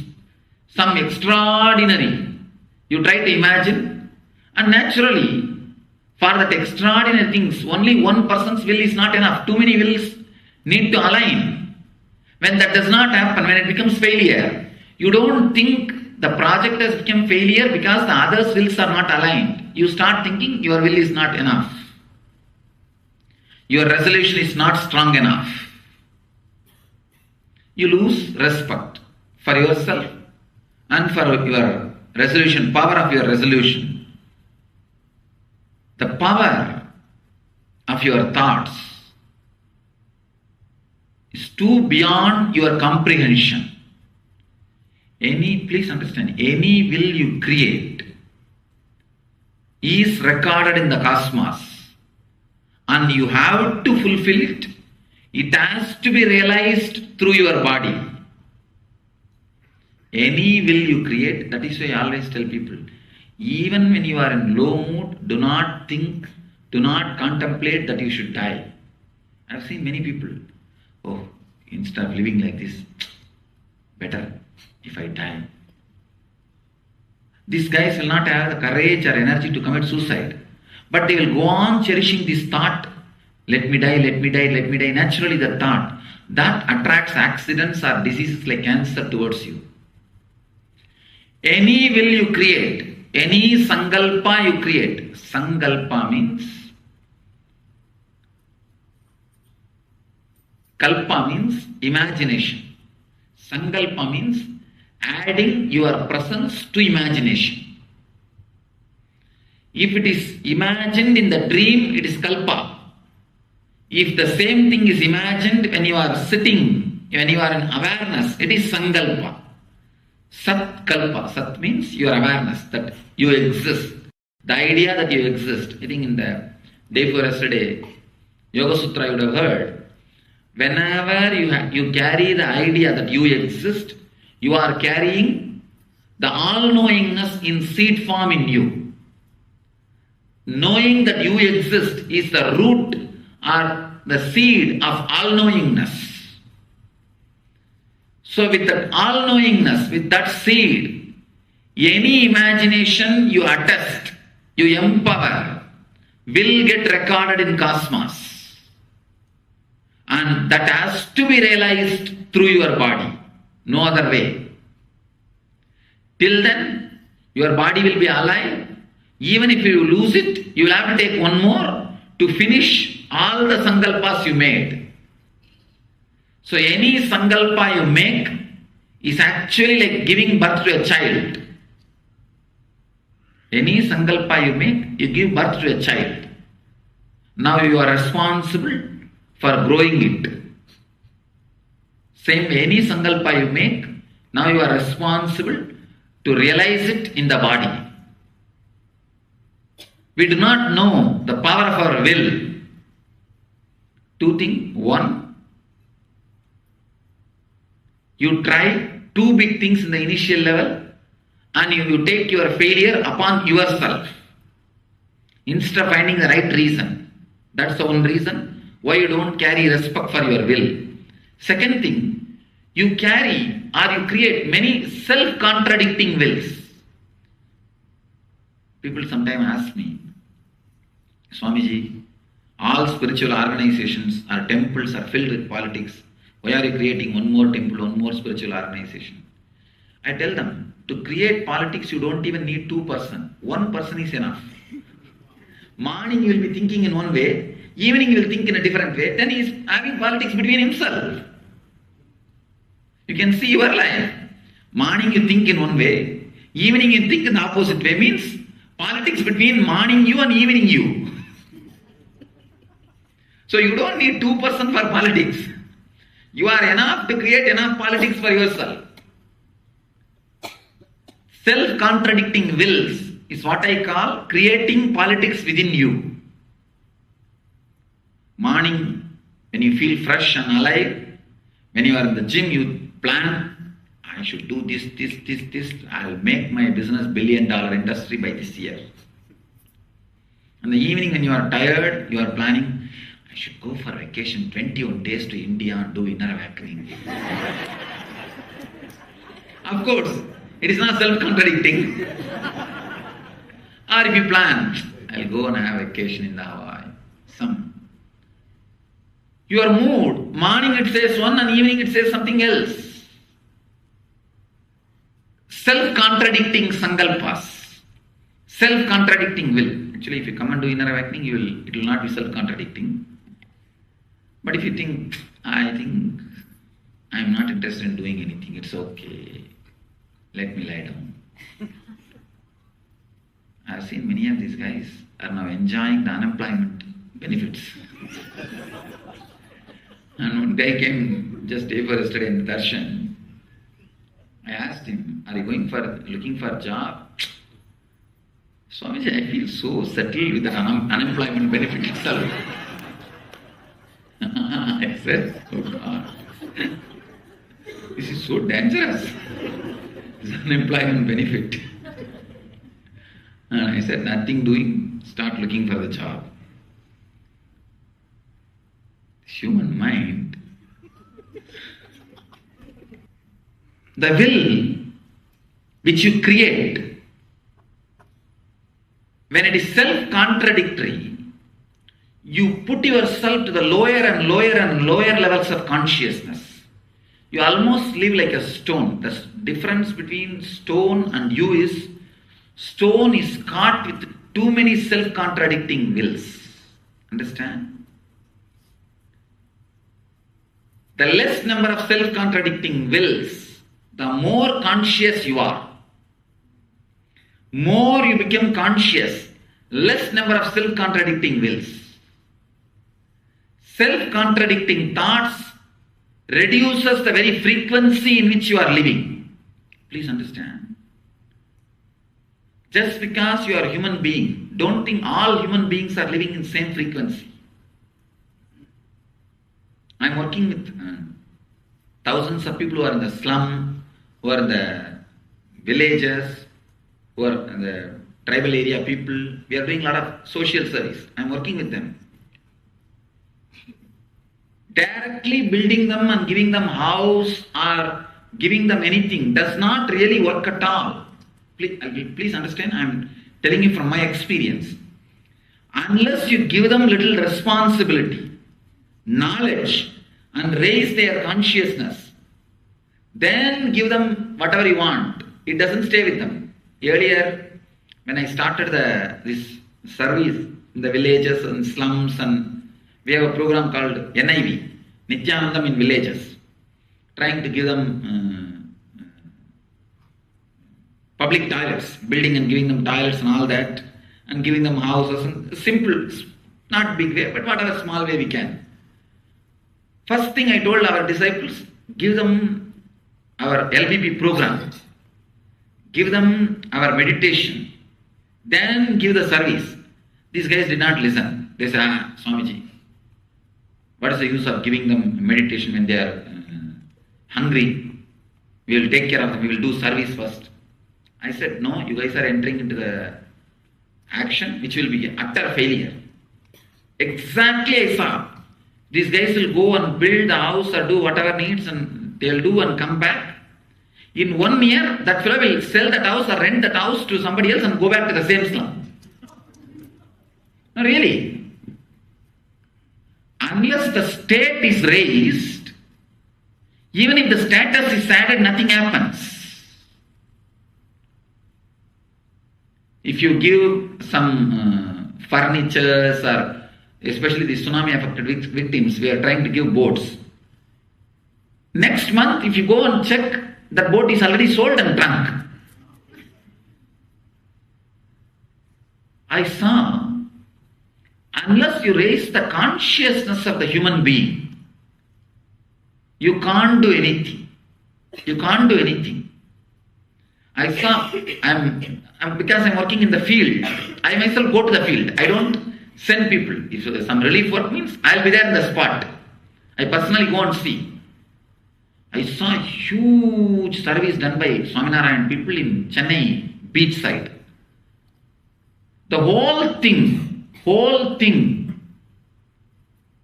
the whole village, they are back to their old poverty within 1 year. All the boats given by them, all the houses given by them, everything was sold. It's not that somebody else took it away. These guys, they are not comfortable with the happy or comfortable lifestyle. They don't feel that they are living their life if they have all these comforts around them. Then I decided something is seriously wrong. I started studying their mental setup. I myself was giving some classes and studying their mental setup. I saw why these people are in such a low conscious, low awareness. Please understand, this is the final result I found out. Self-contradicting thoughts cripples you, cripples your awareness. If you have 100 unit consciousness, more number of self-contradicting thoughts, more dull you will be. That awareness, 100 unit awareness means, if you have some 200 self-contradicting thoughts, more than 50-60 unit is already caught in that inner fight. Only 30 or 40 unit is available for you to live. I am talking to you in the medical terms. Exactly I am telling you as I experienced. So first thing I started doing, I told our guys, give them only food and medicine and see that they do programs and become responsible. Then give the complete the long-term relief work. Unless you give them, make them responsible, reduce the self-contradicting thoughts and increase the awareness, any long-term relief work does not work. It doesn't really work. Please understand. Now, everyone, all of you also need tsunami relief, conscious tsunami. See, every day you go through a tsunami. What else do you think is happening when you are depressed, when you are in low mood? Conscious tsunami. So the long-term relief work can be done only if the number of self-contradicting thoughts are brought down. That can be brought down only by aligning all the self-contradicting thoughts to one intention. See, meditating or working towards the enlightenment is really not required because you are already enlightened. You are carrying that pure consciousness already. Then you may ask, why are you telling every day to work for us, to work for meditation, to yearn for meditation, to yearn for enlightenment? Why are you telling Swamiji? It is nothing but just to create a will where all other wills will be burnt, swallowed. Just for that only I am asking you to create the will for enlightenment. Otherwise, somebody goes to a Zen master and asks, Master, how can I become Buddha? Master just slaps him. Zen people don't talk usually. They only act. This fellow gets shaken thoroughly. See, it is too much. You go to a master thinking he's a loving, compassionate person. You hear all stories about him. And you go there and you have not even spoken something wrong. You have not asked him something wrong. I want to drink or I want to dance. Or you just asked, how can I become Buddha? And he just slaps you. Just imagine, in another session you come to me.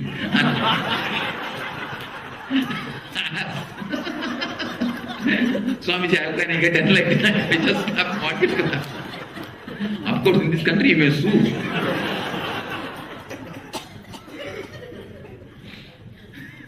Fortunately, that master was in Japan, so that guy got completely shaken. And he asked, why did he slap me? He said, if an elephant comes to me and asks, how can I become an elephant, what else you want me to do? If a Buddha comes and asks me, how can I become Buddha, what do you want me to do? I am just reminding you. Understand? There is no need for you to achieve enlightenment. It's there. You may ask, then why am I asking you to create a strong will to achieve enlightenment? So that all the self-contradicting thoughts will disappear into it. I am creating a forest fire where all the small fires you are carrying will disappear. All the self-contradicting will, small things which you are having will disappear into. You are carrying continuous self-contradicting thoughts. You can see inside. The moment you get into the four-wheeler, the moment you get into your car, always there will be one thought creeping. Who knows, there may be some accident. Will I reach the place or not? Then you tell, no, keep quiet, relax, Swamiji will take care. And you start driving. Someday you pass yourself. That's different. But always that creeping, self-contradicting thoughts. More number of self-contradicting thoughts, you live in a very less low-level consciousness. As I was telling, I was working with that slum, in that slum during the relief work. We did little relief, not big, but little, whatever we can. We do. In that time, I was consciously studying those. I was doing some more research on why people are dying like this in mass. Why people are dying like this in mass? How can this be justified? I do my own research. When people ask me question, I give different answers, that is different. I continuously do my own research. Continuously do research. But the problem is, what I find by those researches, if I express, you will never be able to understand. Actually, the research I found, the people who died, their souls or body did not suffer at all. I don't know how you will understand. You may think what funny thing I am talking. Anyhow, if I start talking about that will become a different direction. At least understand this subject which I am talking. The self-contradicting thoughts. If you are filled with 200 self-contradicting thoughts, only 30 units are left. If you have only 10, 20, 30 self-contradicting thoughts, 70 units of your consciousness is available for you to live. Means your whole life will be so light, just intensely feeling the excitement. Sometimes, very rarely you will feel that excitement. If you get a big money or a big promotion, you will feel this whole rib, this area, that is the heart area, heart and navel, this is the Anandaganda area, this whole area, you will feel as if intensely excited. If you observe, when the emotions come in, what all happens in you, you would have observed. This area, this whole rib, you will feel intense excitement. If you are feeling that intense excitement in that area, and the throat, the whole throat will feel very sweet. It will be very intensely sweet. If you feel that too, continuously, you are fully alive and aware. This is the scale. This is a scale. Whether you are alive and aware or just becoming more and more dull. See, depression is nothing but too many self-contradicting thoughts. If you are that conscious tube, if it's a 100 unit, you can say 100 inch, 100 unit. If you have 200 self-contradicting thought, 60% will be blocked. If you have 90% self-contradicting thoughts, that is what we call depression. You will not feel like even breathing. You will not feel even like breathing. I have seen. I have tested many times the depressed people breathing. When I see their breathing, they will take oxygen but they do not take the prana, life force from the air. Please understand, there is a big difference between oxygen going in and the prana, life force going in. Life force is not prana, not oxygen. Oxygen is the chemical. If life force is not oxygen, understand, you can see in the people in the coma, they take oxygen, but they don't take life force. They are not alive. With this one example, you can understand the difference between life force and oxygen. Life force, what we call prana. People who are depressed, they breathe just to keep the body alive. They don't take life force inside. Life force inside. When you are breathing, actually, your whole body should feel it is inhaling and exhaling. Then you are taking prana inside. You are sucking prana inside. Every time, even while you are driving, just remember, your whole body is inhaling and exhaling. Just remember, nothing else. You will see, within 5-6 minutes, the depression will leave you. You will not be carrying that heaviness. Whenever you feel heavy, depressed, you had a fight or a problem with the boss or the spouse or anything, if you are carrying the depression, just 5 minutes, nothing else, 5 minutes. Visualize, your whole body is inhaling and exhaling. Every pore, through the leg fingertips, the hand fingertips, through all the tips of your body, through every pore, you are inhaling and exhaling. Visualize, nothing else. Visualize, you will see, the prana intake will become more. The moment prana intake becomes more, you will have life, no depression. There won't be any depression. Depression and prana intake, both are very closely related. If you have too many self-contradicting thoughts, the prana intake will drastically reduce. The oxygen will go in, air will go, oxygen will be filtered, carbon dioxide will come out. The ordinary mechanical process will happen. But there is something more than oxygen in the air. Prana, life force. That does not stay in your body. You don't take prana in your body. Same way, I have seen people with depression or too many self-contradicting thoughts. The food they eat, they don't take the prana from that food. Digestion happens, all the vitamins, chemicals, minerals, everything is taken out, but the life is not taken from the prana. That is why sometimes clinically everything is alright, stomach is alright, everything is alright, but the person feels sick. They brought one person. They said that she is completely alright medically. All doctors have seen him. They are not able to diagnose. I just held the hand and wanted to see. Why then suffering? The husband gave me a letter. The moment I read the letter, I understood. In the letter he wrote, I don't believe in any swamis. I just came here to see whether you can heal her or not.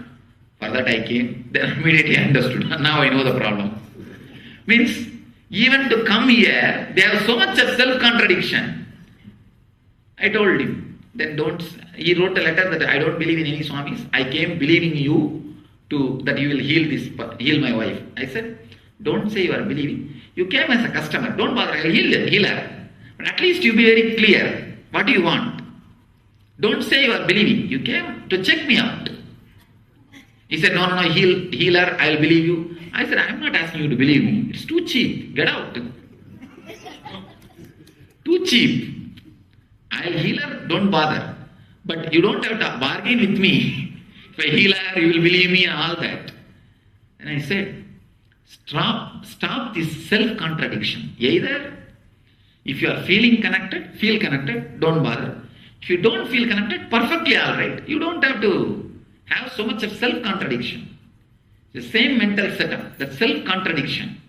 That's what she is carrying, that's the suffering. I saw in her only one thing.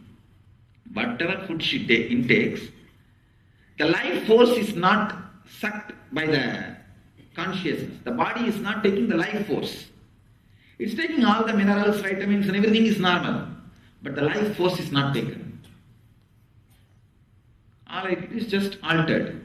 And consciously I said that let your consciousness take the life force. You will see simply in 2-3 days you will become alright. Because it's not physical disease, it's related to consciousness that can be completely healed with the spiritual techniques. But the same thing, if it is fracture or physical things, I will not be able to help. Only emergency room thing, they can help. I can, if it is a spiritual related, not body related, the prana, life force related, they can't do anything. It's in our plane, or our level. So I saw in her the same thing. Deep self-contradiction. Sometimes you should not live with people who are constantly saying no to you. Please understand. That will completely collapse your being. And you will pick up that same, before even talking it out, you will know, if I talk out, she is going to give this logic, better I myself contradict myself. Let me contradict myself. Really, you should not live with a person who is constantly opposing you. You should come to some way of reconciling. If constantly you are opposed, you will create that as a mental setup inside, and you will create a self-contradicting mental setup. Constantly contradicting yourself. Constantly. That is why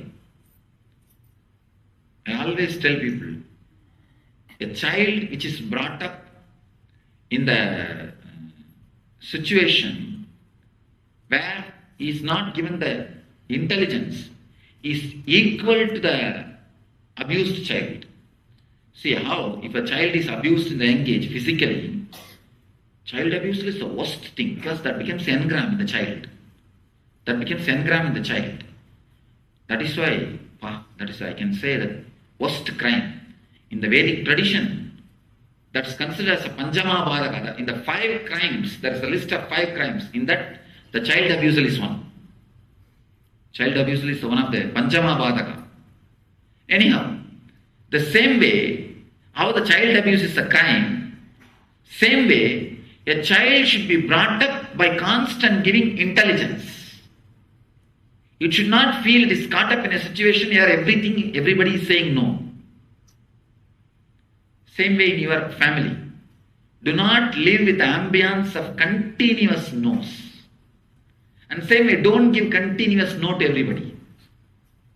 Then you will see, by and by it will become mental setup in you, that carrying self-contradicting thoughts will become personality in you. Any thought, before even it comes up to conscious and becomes word, you will plan, no, if I tell this is the logic I am going to get, better let me stop. Means self-contradicting. You can't expand. Nothing can flower. The spurana cannot, spurana means in the Sanskrit, the word spurana means overflowing. Overflowing will never happen. Expansion will never happen. Physically abused child and mentally abused man, both cannot expand, overflow. I can forgive any sin, even the consciously. Whenever people come to me in the organization, if they come, many people come and confess, I have done this, I have done that, Swamiji. I tell them, all right, don't bother, that kid will go away, you will become all right. But some of these child abuse things, when they bring it to me, I just shut their mouth, I'll meditate for you, go. It means I won't do anything. Whenever I say I'll pray for you means, I'm just consoling them, passing them. If I say I'll take care, means I'm committing. Because these are some of the things which completely, makes the person withdraw. Makes person to withdraw. Withdrawal from the life is equal to death. It should never be allowed. Withdrawal from life is equal to death. Now, create a strong will in you. you will see all these self-contradicting wills and all these self-contradicting mental and physical ideas will be burnt by it. See, whenever you read books very intensely or think something strongly, you will feel some creeping feeling in the spine, very mild creepy feeling in the spine, as if something is going up. That is the mild experience of Kundalini. Mild experience of Kundalini Shakti. Please understand, it's a very important thing. If you observed, if you are reading something very seriously, if you are thinking something very seriously, the spine you will feel there's something going up, as if one ant or little something like a juice going up, as if your spinal cord is a straw through which the juice is sucked. You will feel that's a mild experience of Kundalini. Whenever your will gets integrated and the self-contradicting thoughts disappear, your Kundalini gets awakened. Now, that is what I am going to do with you all. That is the science of the process. You are expected to create one strong will. Let me achieve my ultimate fulfillment. You can coin your own word. You can coin your own word like let me become Jivan Mukta or let me become enlightened. Whatever word clicks with you. Or let me get out of my depression. Let me be completely fulfilled. You can coin your own words. That's not a problem. But that one word, that one idea should resonate in your whole being. Like remove all other thoughts, just burn your whole body with that one thought. Feel it has to happen now. Now it has to happen. Something called critical mass in your being. Is a critical mass level. That thought is created. Suddenly you will see all your actions like walking, talking, everything will be aligned to it. Everything will be completely aligned. Walking, talking, whatever you are doing, everything will be aligned to it. If you create one thought, let me become enlightened, one idea, let me become enlightened, or anything related to higher consciousness, if all your actions are aligned to that one intention, what you radiate is what I call grace. You will radiate a special grace. Anybody who comes around you, they know you are a special person. You are unique. Your energy, your aura itself will be different. Just your aura will be different. Nothing else is required. Nobody else need to introduce you. Just you are there and people know that you are a special person. There is a beautiful Upanishad, our tradition Upanishad, that Vedic tradition Upanishad called Paramashivoham Upanishad. That Upanishad describes an enlightened person should not wear kavi. I am not supposed to technically I am not supposed to wear this dress. I am wearing it because maintenance free. That is easy washable and carrying is easy. That is why I am wearing. I am supposed to wear the civilian dress. People should recognize me by my aura. That is that Upanishad describes. Supposed to wear the normal civilian dress, what a Kshatriya or Vaishya or worker, he will wear. That cloth only he should wear. And people should recognize him by the aura. In my case, I am using just for easy maintenance. That is the truth actually. That is why sometime in the energy darshanal I wear different dresses, different colors. Anyhow, what it means, what the Upanishad really means, when your actions and intentions are aligned, you will radiate a special grace. Simply, people will smell you. The seekers will feel your fragrance. You don't need to convince them. I always tell people, whenever people come and ask me, how do I know that you are my guru? I tell them, as long as this question is there, I am not your guru, go. If I am your guru, this question will disappear. At one point of your life, suddenly this question will disappear, you will feel strong connection. Then I am your guru. Otherwise, don't bother, continue seeking. You may find your master. Suddenly, you will smell his fragrance. You know his aura. You know his presence. You know his intense energy field. You know he is your guru. Let all the self-contradicting wills be connected to this one will. You can coin your own word. If you want, you can coin a word like, let me become Jivan Mukta, or let me become enlightened, let me liberate myself ultimately, or let me have eternal bliss. Any word which clicks you, which you feel connected, that is your mantra. Understand? That is your mantra. You can create your own Ishta mantra. But that word should become so strong in you. Your whole mind and body should continuously reverberate with that one idea, with that one word. There's a beautiful story. A Sufi master, a very great Sufi master. Unfortunately, all Sufis are murdered by Muslims. Actually, Sufis are Muslims. One sect of Muslims who somehow got mixed with the Vedic tradition, started believing in reincarnation. See, there are many beautiful truths of Vedic tradition. Anybody seeks truth in any religion will feel connected to it.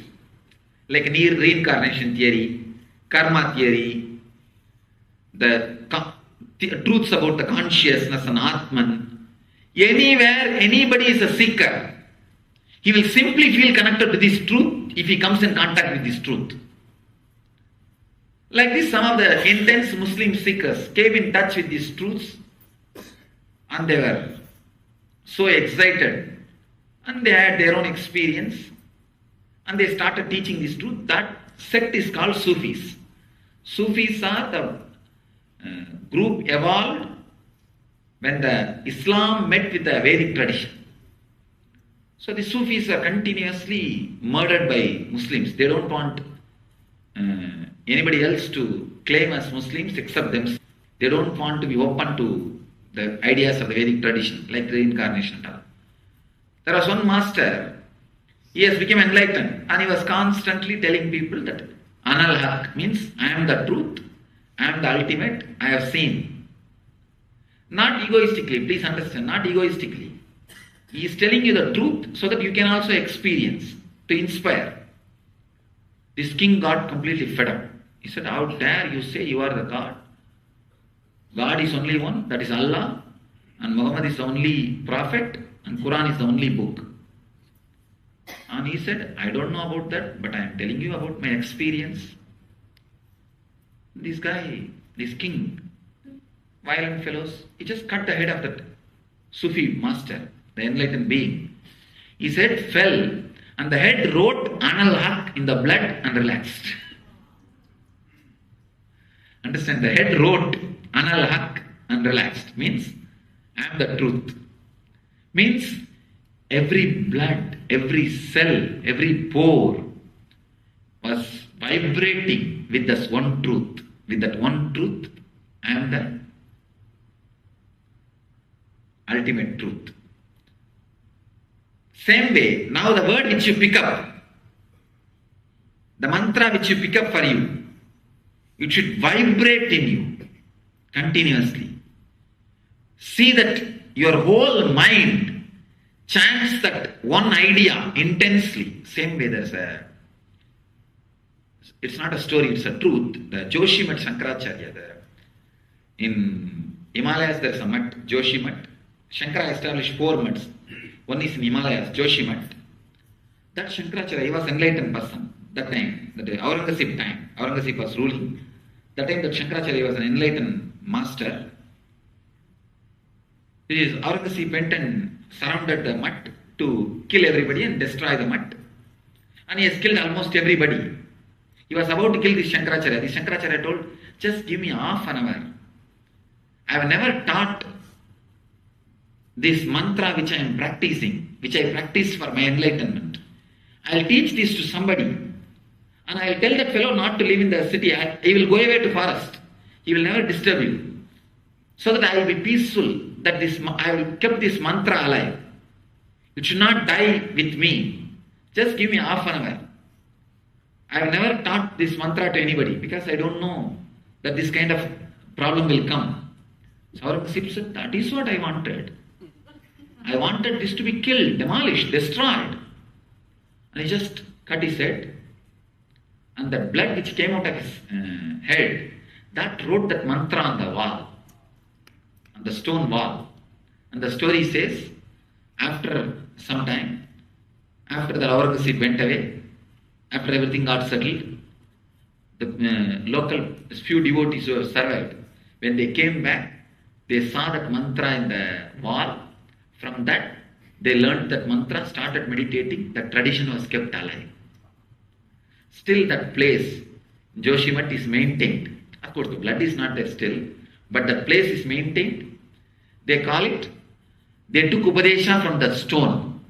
So still that tradition is, anybody takes initiation, they will go and bow down in front of that stone wall, that stone wall. From there only they will pick up their, whatever that traditional Kavik robe or that Rudraksha, they will pick up, remembering that Shankaracharya, who gave his life but wrote the mantra in the wall. Anyhow, Hindus are very passive people.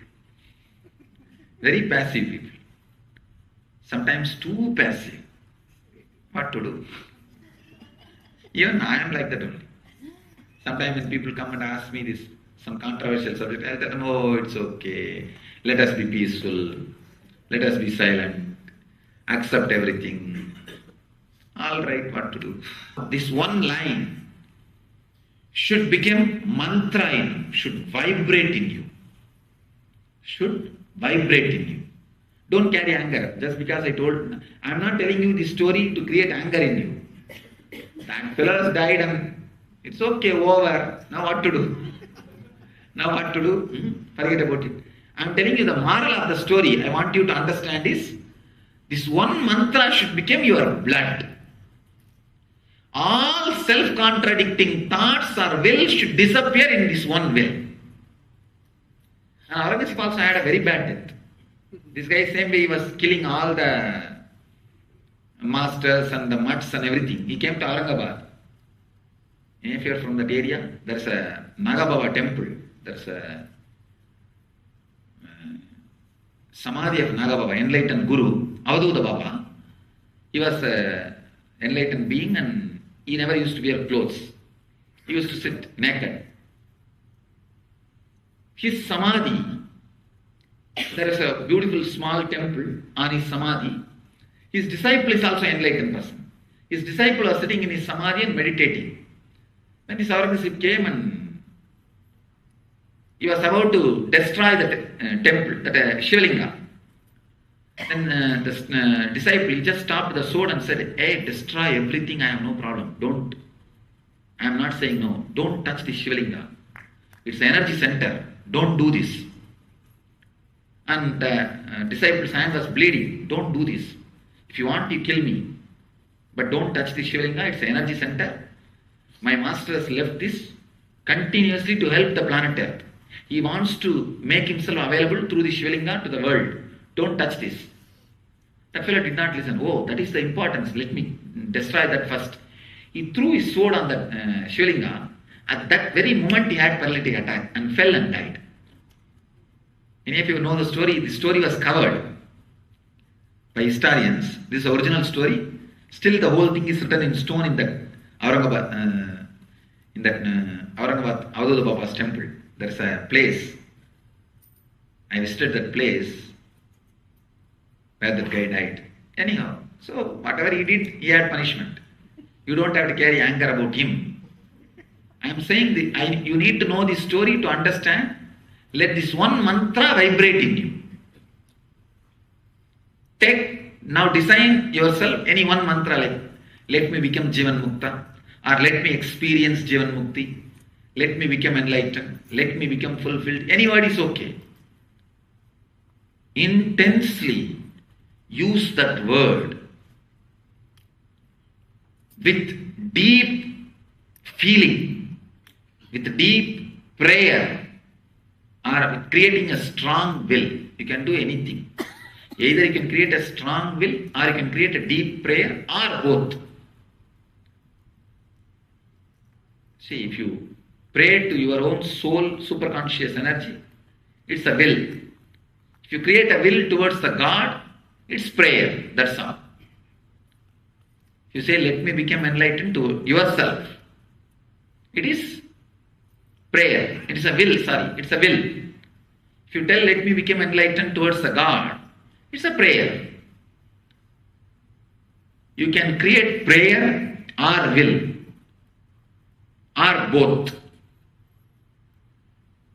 Now the next half an hour, we will enter into the process where your Kundalini Shakti will be awakened. The first step is create a strong will. Let me be fulfilled. Let me become enlightened. Let me be awakened.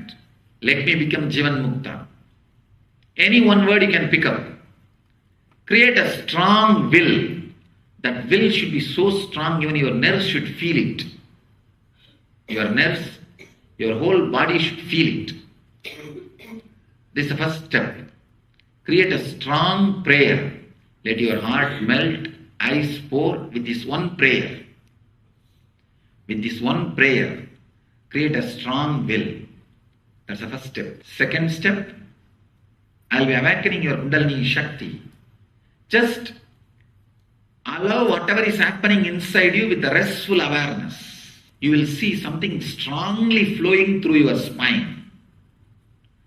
From the root of the spine to the crown, you'll see something is rising. Whatever is happening, it will happen in a different way for each person. All you need to do is maintain that restful awareness, no sounds. Just allow whatever is happening inside to happen. Please understand. If you create sound or jump around or do too much of noise, you will not allow this experience to settle in you deeply. It will be just superficial. Like when an elephant enters into a pond, too much water will overflow. When the elephant comes out, the pond will be empty. So I don't want you to have that too much overflowing, that superficial experience. No. If an elephant enters into the ocean, how it feels? The ocean will just calm. Just be like that, calm, deep. With that restful awareness, allow this experience to settle in you. First level, create a strong prayer or will that let me become enlightened. Second step, I'll guide you and awaken the Kundalini Shakti. When it is awakened, just allow whatever is happening inside to happen. Anything happening inside, encourage it, just allow it, cooperate with it. Have the restful awareness and allow it to happen. I'll guide you. Please tie the ribbon and sit straight.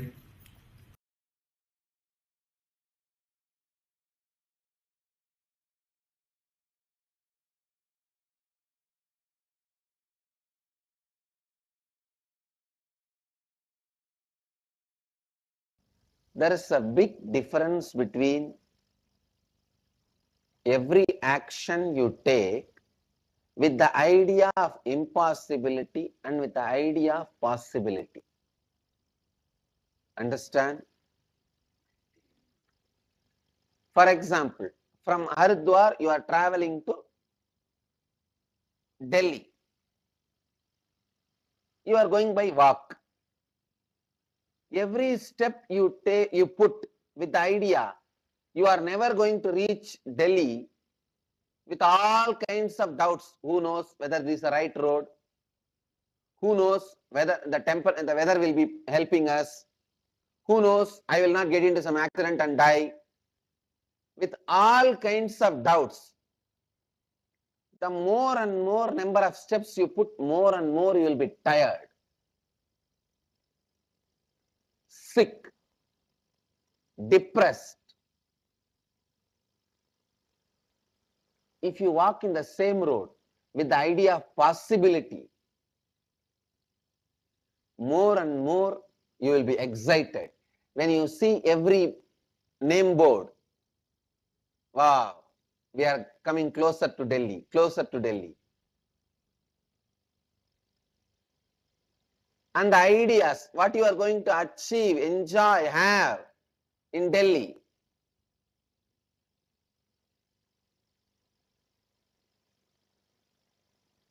That will inspire you and excite you more and more. Please understand, don't ever think like a so-called rationalist, irrational rationalist. These irrational rationalists always give an argument. What is there? Whether I believe or don't believe, the same number of steps only I have to take to reach Delhi. Understand, number of steps may be same, but the effort will not be same. When you walk with the impossibility, number of steps may be same, but the effort will be more. If you walk with the possibility, number of steps may be same, but effort will be practically zero. The more and more action, the more and more excitement is the definition of possibility. The more and more action, more and more excitement. The more and more action, more and more tiredness and boredom is the definition of impossibility. The subtle impossibility is already developed in you.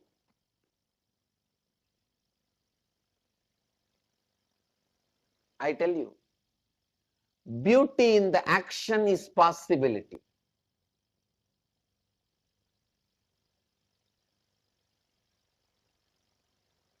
We all know how to beautify our body and skin.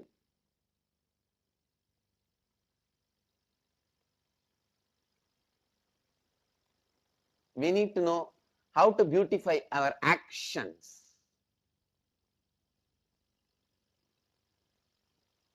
When you are carrying possibility and acting, every action brings more and more joy and excitement. You will grow younger and younger. Your face will become more graceful, more younger, more beautiful. Very rarely I have seen people growing younger. One person without doubt I can say, Satya Sai Baba. He grew younger and younger and younger. The more time passes, he was becoming more graceful and more younger. Without any controversy or doubt, I will tell very clearly and boldly. One person I have seen in my life growing younger and younger and younger is Satya Sai Baba.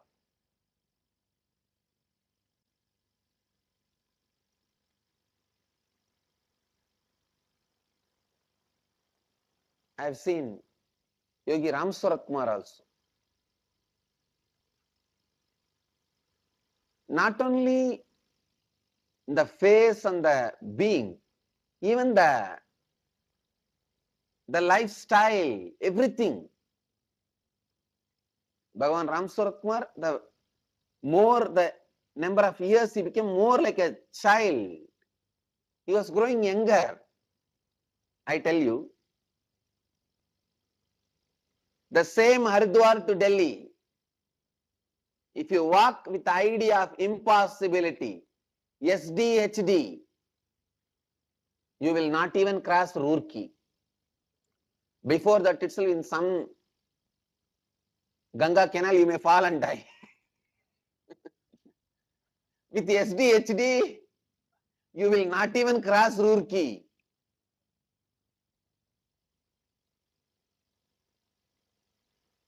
If you walk the same road with the idea of possibility, without SDHD, every step gives you excitement. By the time you reach Delhi, you have all the excitement of Delhi, and you get excited to do more walking, more yatra. I tell you honestly, when I started my yatra, please understand, let it be on record. When I started my Parivrajak yatra, I never thought or planned I will walk length and breadth of India. I will spend so much time in my Parivrajak yatra. The first few days of yatra, I carried with the idea of possibility, that's all. The concept of possibility gave me so much courage, so much joy. I never imagined I spent 9 full years. God. See, a person who is more awake, for him, 1 day is equivalent to the 3 days of a normal man. Please understand, take this one lesson, internalize this one truth. It may be same number of steps, same distance, but the effort, result, everything will be different. If you carry possibility with you, I tell you, when you travel with possibility idea from Haridwar to Delhi with idea of possibility, even if you walked the same number of steps, you will forget many times. You walked or you struggled so much. To tell you honestly, when I describe it, looks like a struggle for all of you, my Parivrajak yatra time. Otherwise, it was simply honey sun. Travel in your life also with the possibility in your heart. You will see, one, every step does not tires you. It adds to more and more excitement. See, when you walk with impossibility, every step adds anxiety, not excitement. When you walk with possibility, every step adds excitement. And when you reach the goal, you won't even feel tired that you did so much. Because when you are walking, you did not feel tired. See, when you are walking, if you did not feel tired, after reaching, you will not have the tiredness memory. But with the idea of impossibility, while you are walking, it will be tired. You may not reach.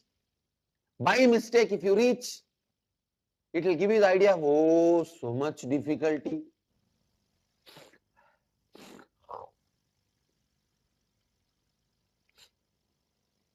Everyday Kalpataru only excites me, doesn't tires me. I tell you, in your life, carrying the space of possibility in your heart is Kalpataru.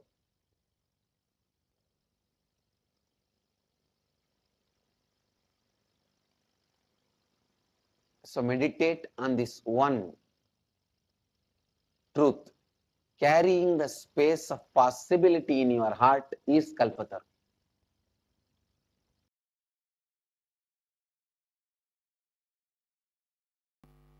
All of us carry the energy to make what we want as reality in our space.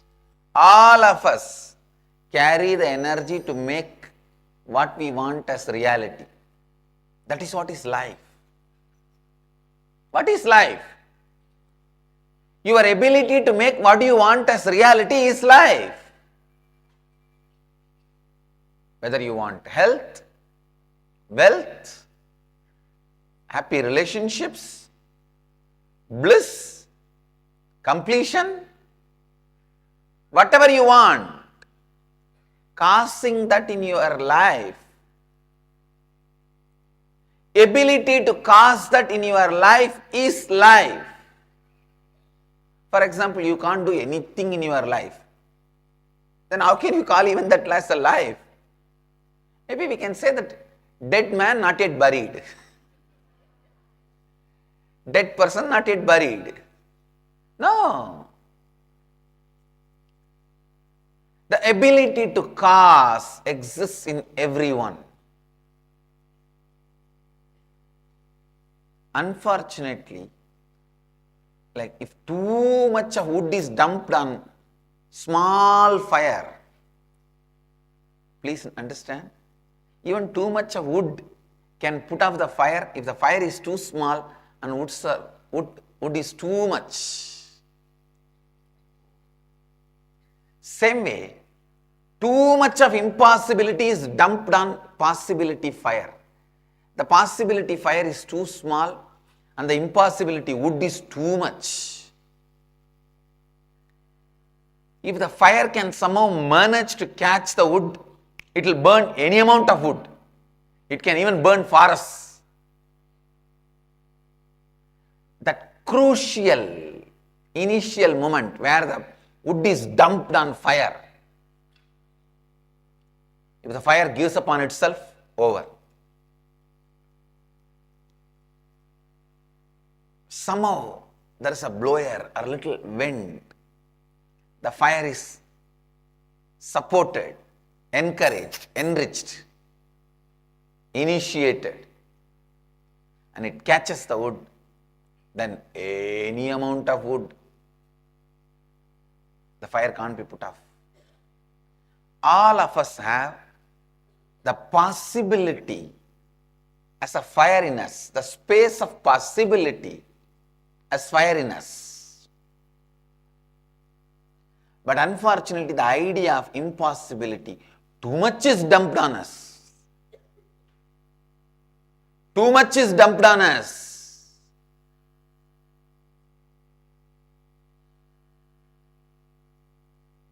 When too much of idea of impossibility is dumped on ourselves, by ourselves, nobody else dumps on us. Only we dump it on ourselves. Yesterday, as I said, your suffering is not your suffering. Your suffering is your suffering because you are suffering.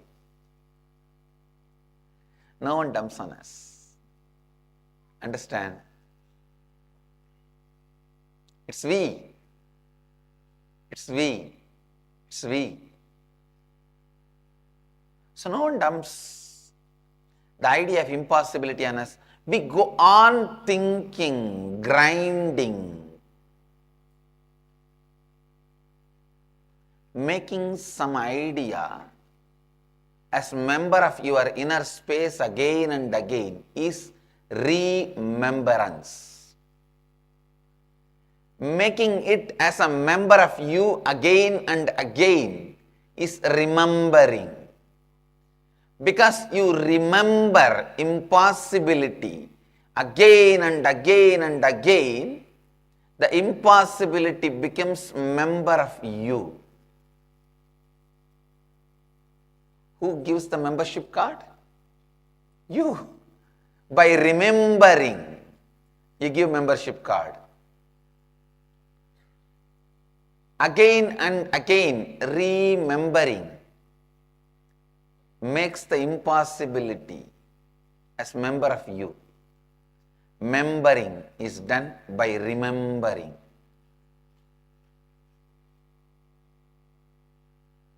The idea of impossibility, the concept of impossibility, the more and more it is remembered, it is remembered as part of you. Remembering the wrong ideas is giving upon you. Please understand. We think whenever we give upon ourselves, we don't do anything, we just rest. No. When you give upon you, you work a lot in the wrong direction. When you give upon you, you strengthen your negative faiths. You strengthen your negative patterns. You will be remembering either your possibility or impossibility. You can't keep quiet. Keeping quiet is not possible. Keeping quiet is not possible even after death. Forget about while you are alive. Even after death, you go on remembering either your hell or heaven.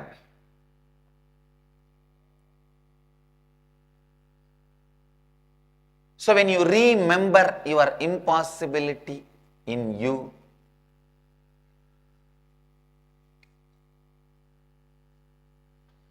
the impossibility gets strengthened. Understand this word.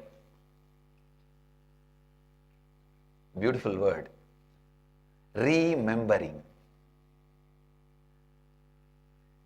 Anything you remember again and again becomes member of you, part of you.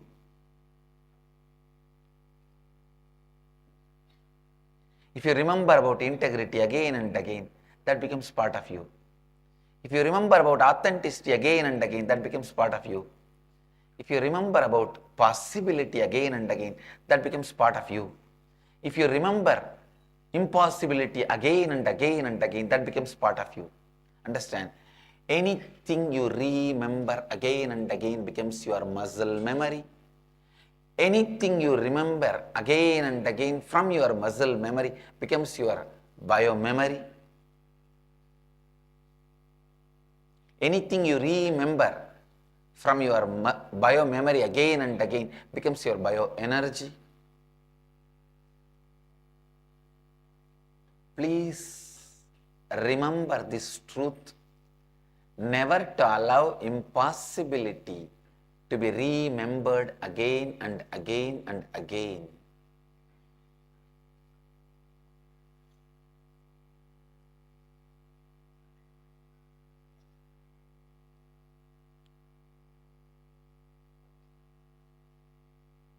If the impossibility comes inside you as in the form of remembering, eject it out again and again. Re-eject it out, reject it out, reject it out.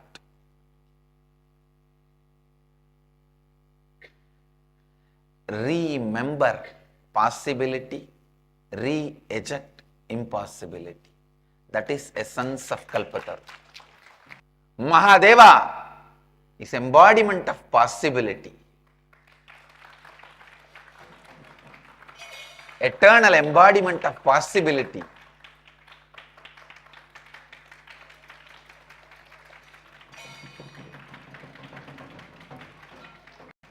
Possibility is Ananda. Eternal possibility is Nitya Ananda.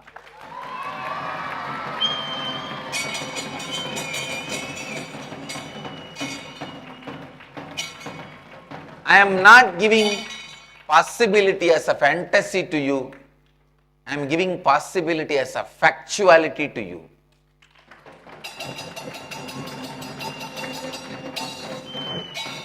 Possibility is not a fantasy. Because you think impossibility is the reality, you think possibility is a fantasy. But I tell you, possibility is factuality, impossibility is a fantasy. Impossibility is the fantasy you load on yourself. Possibility is the fact you constantly try to forget. Possible, possible, possible, possible, possible, possible, possible. I tell you, that is the meaning of the mantra Shiva. Shiva means what? Causeless auspiciousness. Everything is possible, possible, possible, possible. remembering. The idea of possibility is what is the meaning of Shiva mantra japa. Shiva, Shiva, Shiva, Shiva, Shiva means possible, possible, possible, possible, possible.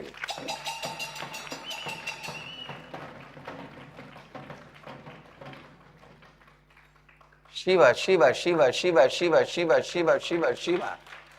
Possible, possible, possible. Vasi, Vasi, Vasi, Vasi, Vasi means you attract the possibility constantly towards you.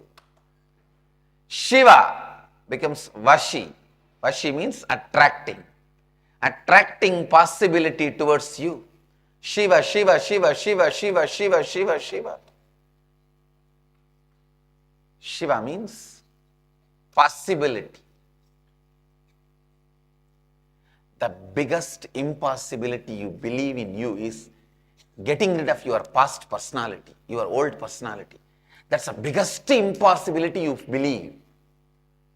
You think that only is most difficult. Getting rid of the old, reinventing yourself as new.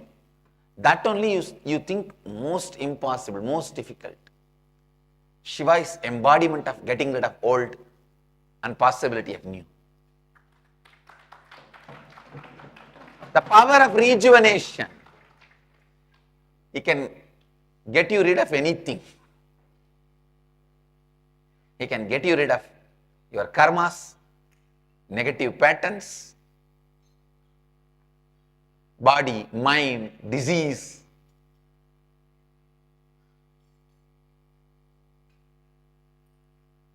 The Sula, Trishula, is a symbol of getting you rid of all the impossibilities. Damaru is a symbol of remembering, reinforcing all the possibilities. Damaru is creation. Damaru is the sound, symbol of creation. Trishul is the weapon of rejuvenation. That's why the Damaru and Trishul are always together worshipped.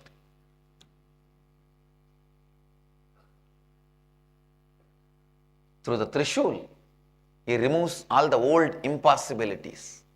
Through Damaru, he creates all the possibilities. Shiva, Shiva, Shiva, Shiva, Shiva, Shiva, Shiva. Possible, possible, possible, possible, possible. Possible, possible, possible, possible, possible.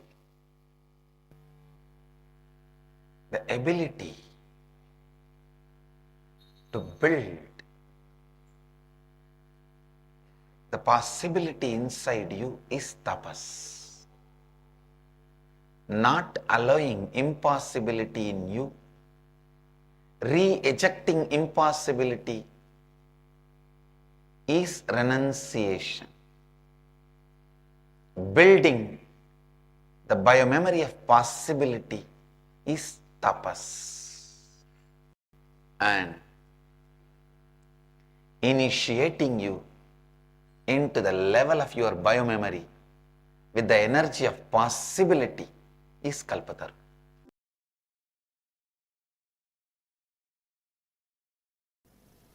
The first truth, human beings are endowed with the energy to make what they want in their life as reality. Human beings are not sent as a beggar or poor to planet Earth. God is not a sadist. He doesn't say, hey, go with empty hand and every time you need a penny, you beg me. You beg, then I will decide whether to give you or not. No. He is neither a sadist nor a miser father. He is a beautiful, graceful, amazing, showering, cosmic, causeless, auspicious energy. Asudosha Satchitananda, Shiva. So understand, you are endowed with enough of Kundalini energy the inner potential, raw energy to make what you want as reality. That's the first truth. Second, because of your constant self-doubting, self-hatred and self-denial, you forgot your life is nothing but possibilities. You started thinking your life is nothing but impossibilities. You are alive because breathing is possible. You are alive because digestion is possible. You are alive because many things are possible. Understand?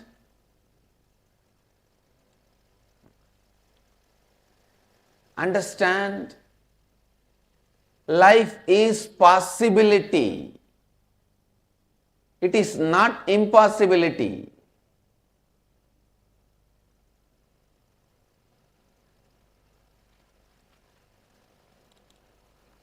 The wrong belief, life is impossibility, is put inside you by the society, unconscious society.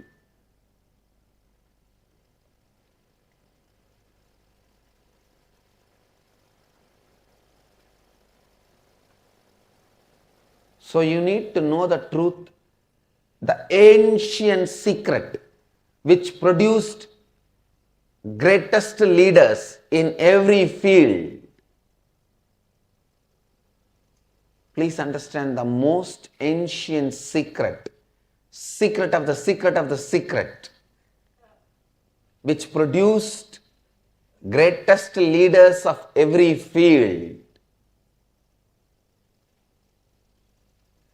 Still kept as a secret, transferred only from guru to disciple,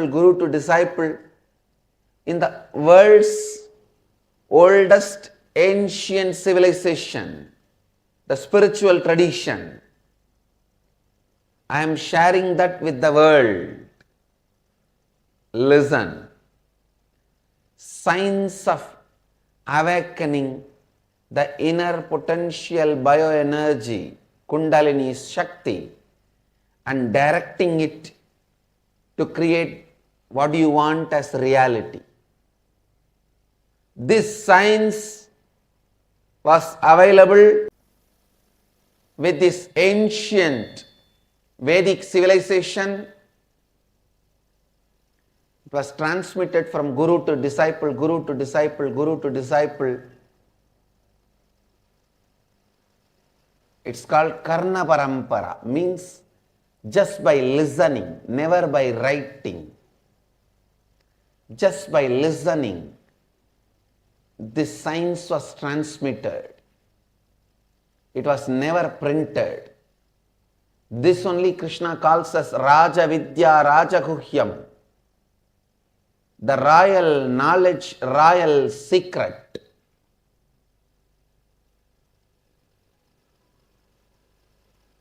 I am transmitting that science to all of you freely, because the world now needs more spiritual scientists and spiritual healers. We already have enough of economists, business management people, lawyers more than the rats, doctors more than the cats, army people more than any number.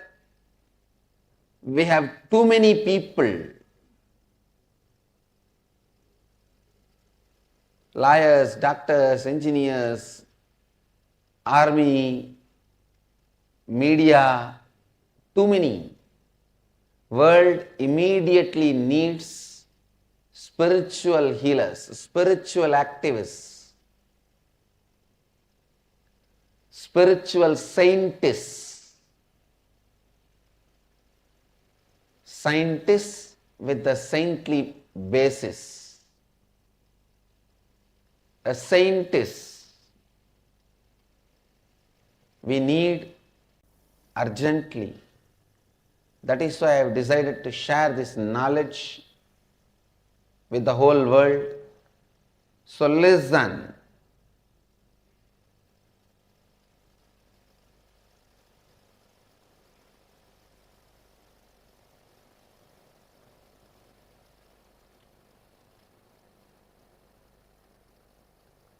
Your inner space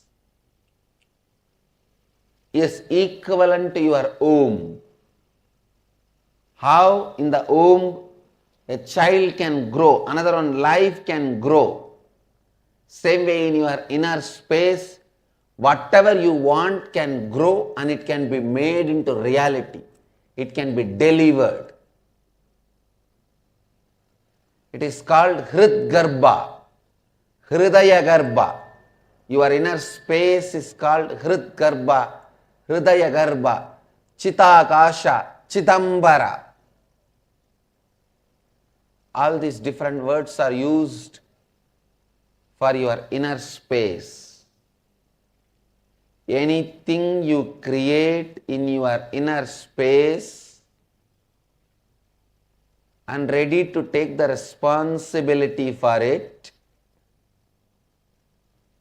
understand? When I use the word ready to take responsibility, I mean deserve for what you desire. I don't even want to say you have to earn what you desire. If you are deserved for what you desire, that's enough. It is showered on you. Means, for example, you desire for $1 million. You don't even need to earn. If you deserve, if you are not going to destroy that $1 million or using that $1 million, you are not going to destroy yourself. If you just deserve, you will see the cosmos showers on you. Sometime the moment $1 million comes, you will drink and you may die in 10 days. Then naturally cosmos thinks, why should you be killed? Because cosmos loves you. Just not to kill you, he says, wait. Let the money not come to you more than $10, which is for 1 quarter. You drink only that much. So, I am not even saying you have to earn. All I am trying to tell you is, if you deserve for what you desire, you are showered. If you deserve for what you desire, you are showered. Your thoughts become words, words become actions, actions become life, life becomes reality.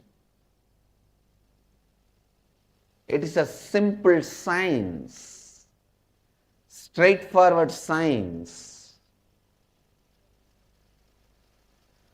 Kalpataru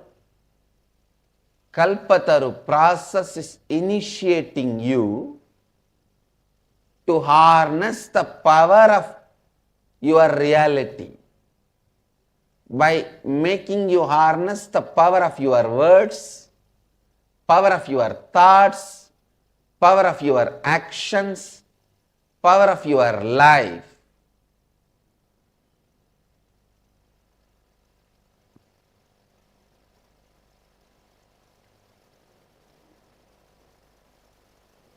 People who want to enslave you,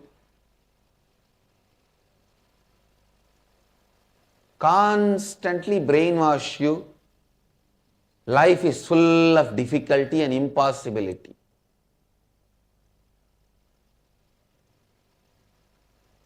Why do you think all over the world, in all Bollywood, Tollywood, Gollywood, Hollywood, in any wood, sandalwood, all these movies, the story of rag to riches sells high. See, this rag to riches story is such an attractive story.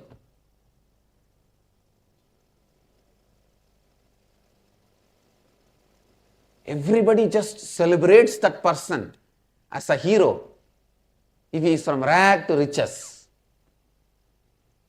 Means penniless to billionaire. This rag to riches story is such a glamorous story. Why? Because you feel it is impossible. He has achieved impossibility as a possible. No, I tell you.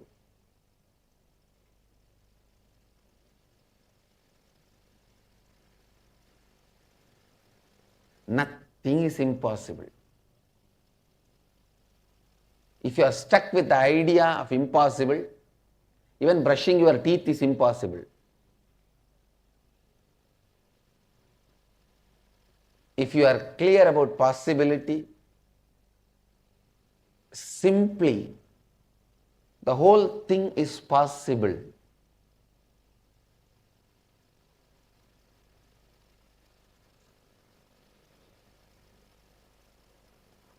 Whenever a Kundalini arises, understand?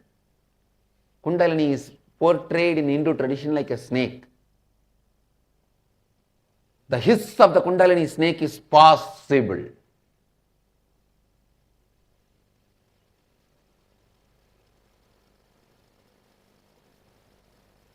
So whenever I am saying possible, my Kundalini is hissing at you. This Kundalini snake has no poison, it only has a nectar. When it bites, it only gives nectar. Amrita Naga. It is not Vishanaga. Understand? But don't think there is a snake sitting inside, you know. It is portrayed like a snake. When that Kundalini awakens, it moves in your body like a snake moving. Sometimes people ask me, oh, if it is awakened, where will I keep the snake? No, don't worry. Don't talk like a stupid atheist.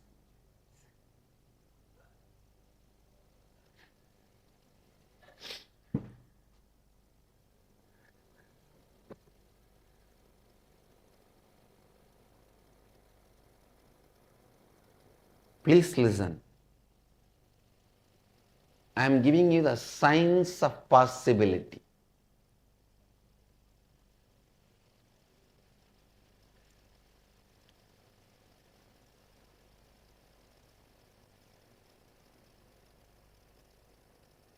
The first step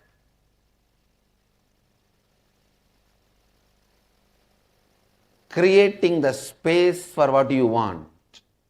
It means, listen, during any Kalpataru process, take up only one desire to cause it as reality.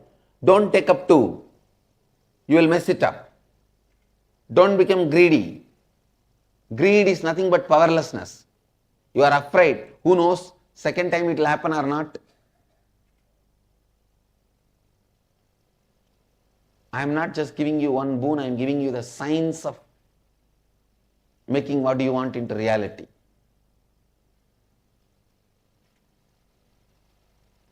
Just teaching somebody to fish may help him whole life, but immediately he will not have food. Just giving him fish, he will have immediately food, but whole life, what he will do? Both are off. I give you immediate food and teach you to fish.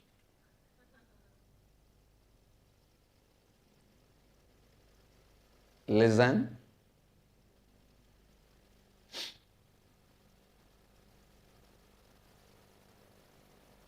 First, take up only one desire to make it into reality.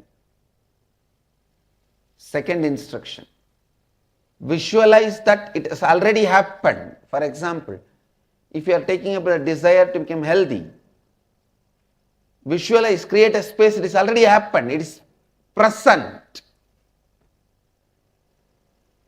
And all the doubt you have, no, how can it happen? How will I become healthy? All the doubts you have, all the denial you have, start completing with all that. When I say completing, when this kind of patterns, self-doubt and self-denial started in you, constantly doubting you and making you believe impossibility, when that pattern started, look into it and decide to relive and complete. Drop it. Decide to hold on to this new space you created as the reality for your life. Tell yourself with integrity, authenticity, responsibility and enriching, I am aligning all my thoughts, actions,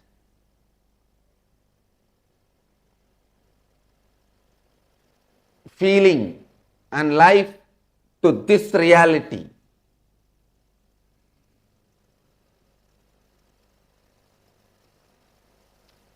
You will see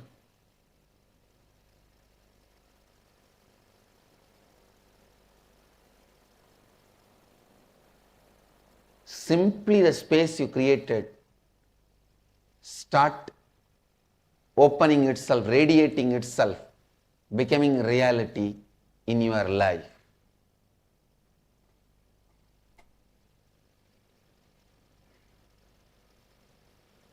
Especially when the Master blesses with his integrity, authenticity, responsibility and enriching. It's like Ganga entering into a well. If you are a simple, separate, small well, you can say, oh, I am dirty, how will I clean up myself whole, completely? No. I have so much self-doubt, so many self-denial, self-hatred. If Ganga enters into your well, do you need to be bothered about cleaning it? You are cleaned upside down. Above, below, this side, that side, in all sides, in all direction, enema is given and cleaned. Sarvaj enema cleaning.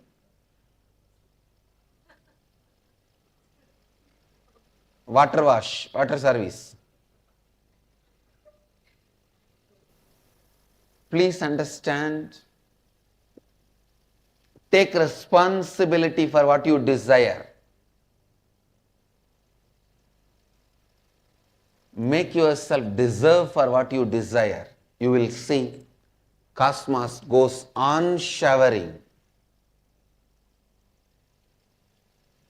There are one bunch of fools in the planet Earth constantly believe life is a struggle, nothing is possible. With that impossibility itself, they are born, live and they die. But I tell you guys, you are not sinners to believe impossibility. You are Amritasya Putraha, Hindus. Blessed are those who are born in the religion who introduces you to you as sons of immortality. Amritasya Putraha. You are not a sinner.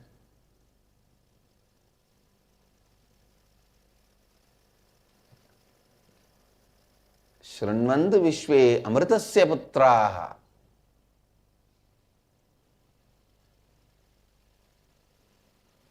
So let those people who believe they are sinners and life is impossible for them, let them live with their belief. We don't care. But I tell you, do not allow that ideas to be injected into your brain. It is a conspiracy against humanity. Don't be cheated. Don't be destroyed by the conspirators against humanity. Blessed are you who are born in the religion which introduces you to you as sons of immortality.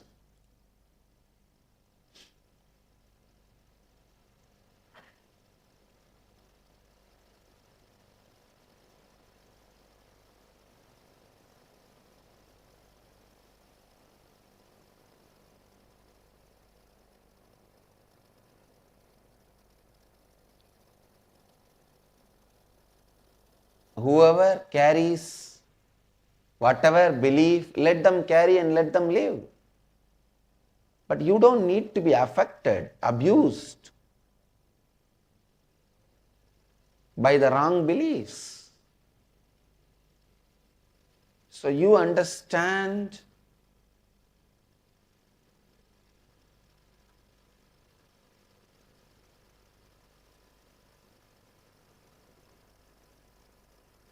you are a sons of immortality. You understand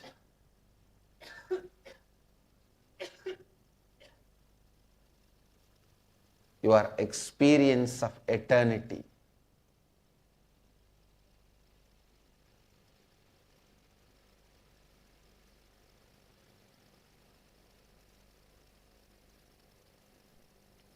So now I'll lead you all into this science of Kundalini awakening and science of Kalpataru,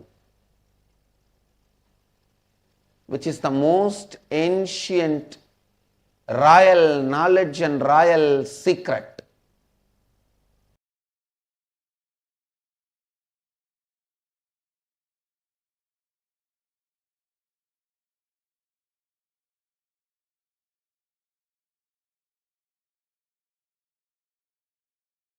We have 3 bodies in our being.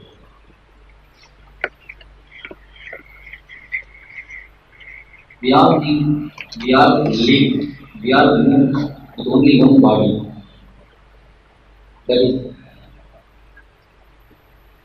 physical body, Jagrata Sarira, which we use in the wakeful state.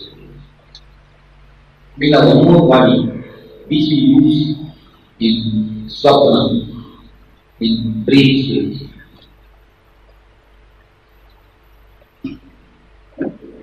You may be sleeping in Bangalore, but in dream you will be in Madurai. You may be going to Bombay.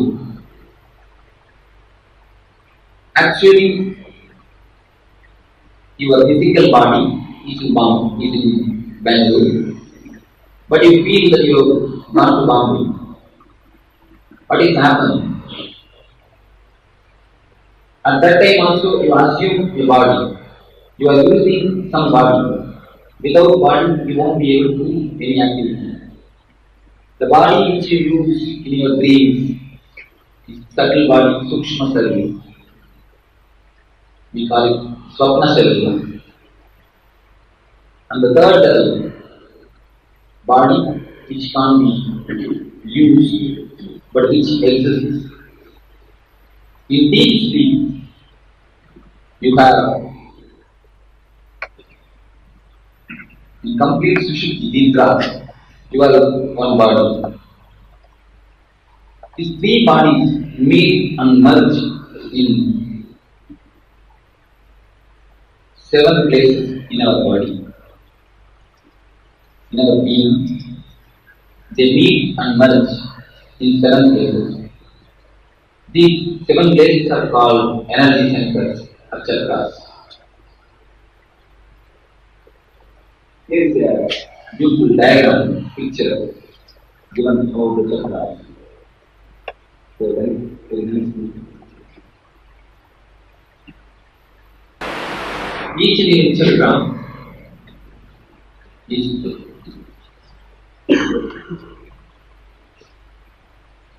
locked or unlocked because of some emotions, conditions. First, Today we will be with another chakra. Because of our sentiments and emotions. Emotions, sentiments, and sentiments is named as love. These energies love this chakra. And doubt is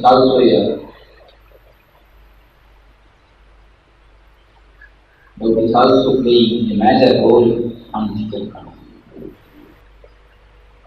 This another chakra is laughter. Basically, all our energy has gone to head. Continuously, we are centered in the head. Nothing except head works in our being. Close the eyes and remember your name. You will not remember any other portion except head. Your whole energy is just being sucked for anything and everything. You are nothing but head, acting just in the head. Calculating everything, making everything into an interaction. In society, doubt is needed. Doubt is a basic thing. Without doubt, you cannot live. Belief or faith have no feeling. Doubt has become so much. The being has so much feeling doubt. For everything, each and every moment, you are feeling doubts. Of course, in society it is needed. You have to be doubtful. Otherwise, you will be taken for granted, taken for a ride. But here, when you turn in, the scale doubt will not help. It's not going to help. So you need to use a new dimension, a new being, a new language of art. Here, doubt is not going to help you. Drop your head. If you are completely centered in your head, your anahata cannot open. I am not giving you the idea of faith and belief as a morality. I am not saying that it is a believe in me, I will save you in the heaven. No. I am giving this idea of faith or belief as a technique. It is a basic need for us now. If you want to take anything higher, these three chakras are basic chakras. The Mooladhara is situated near where your spinal cord ends. The Swadhisthana is little bit above and below navel. Swadhisthana is little above the Mooladhara and below the navel center. And exactly in navel, near navel, the Manipura chakra is situated. The ancient Tantra system says elaborate about these chakras. And today modern biologists say there are corresponding glands situated in the body. Where we say Agnya, biologists say the pituitary glands is there. Corresponding to each chakra, nearly there is a glands. The glands gives energy through these chakras. When if we know about these chakra signs, if we can use the signs of these chakras, we will be able to use the aircraft into aircraft as aircraft. Yesterday I told you the story of aircraft. After the Second World War, The German soldiers are left to open aircraft near a tribal area. When the tribals saw that mechanism, they thought it would be a bullock cart. They started using it as a bullock cart to transport the materials. After a few weeks or months, someone little bit intelligent man came and saw and thought it may not be a bullock cart because there are so many gear systems. For bullock cart there is no need for so many gear systems. He thought it would be a tractor and he started using it as a tractor. After few months, he saw this man and then saw that and he instructed them how to start and use it as an aircraft. Then they started using it as an aircraft. This is the same thing which happens in our life also. If we don't know the gears and mechanisms of these chakras, we will be using our body as a tractor or bullock cart. At the most we use only as a bullock cart. We don't even use as a tractor. If we know the mechanisms, if we know how to use these gears of our tractor, we can fly with this aircraft. The science of flying, that is the science about chakras. If you know the science of chakras, you can use this body, you can use the energy in much higher scale, in much higher way. Not in the lower forms in which we are using at present. If these chakras get opened, your energy will be used in higher planes. It will be transformed into a higher energy. So how to open this? What is the science of these chakras? To open these chakras, two methods are followed. One is meditation, another one is maturity. What I call by the word maturity, we can use the word jnana, wisdom. But what is called as jnana, wisdom, I call it as a maturity. Jnana word is too much attached with seriousness. When we listen the word, we immediately feel that it is not for the Grihasthas. That's why I am not using the word jnana, I am using the word maturity. So now we will come to the first chakra. First chakra is Muladhara. As I told you, there are two ways to open these chakras. One is meditation, another one is maturity. Maturity means just understand in which way these chakras are locked. Get the key and open the chakras. If you know how to open the chakras, you will see the maturity descends on you. This chakra is locked by a particular emotion. Each chakras are locked by a particular emotion. If you know how to unlock it, the chakra energy will be released in you and you can float with the energy of the chakra. The Muladhara chakra is concerned with the... So we come to the question, what is sex? Today, biology proves all men are 51% men, 49% women. All women are 51% women, 49% men. Just 1% this way or that way. 1% only, this way or that way. But when we start growing, society doesn't allow the women part of us to express. When we do the meditation, many times I observe, men always cry, women try to laugh.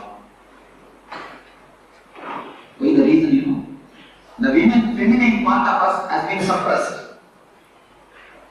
The masculine part of the women has been suppressed by the society continuously.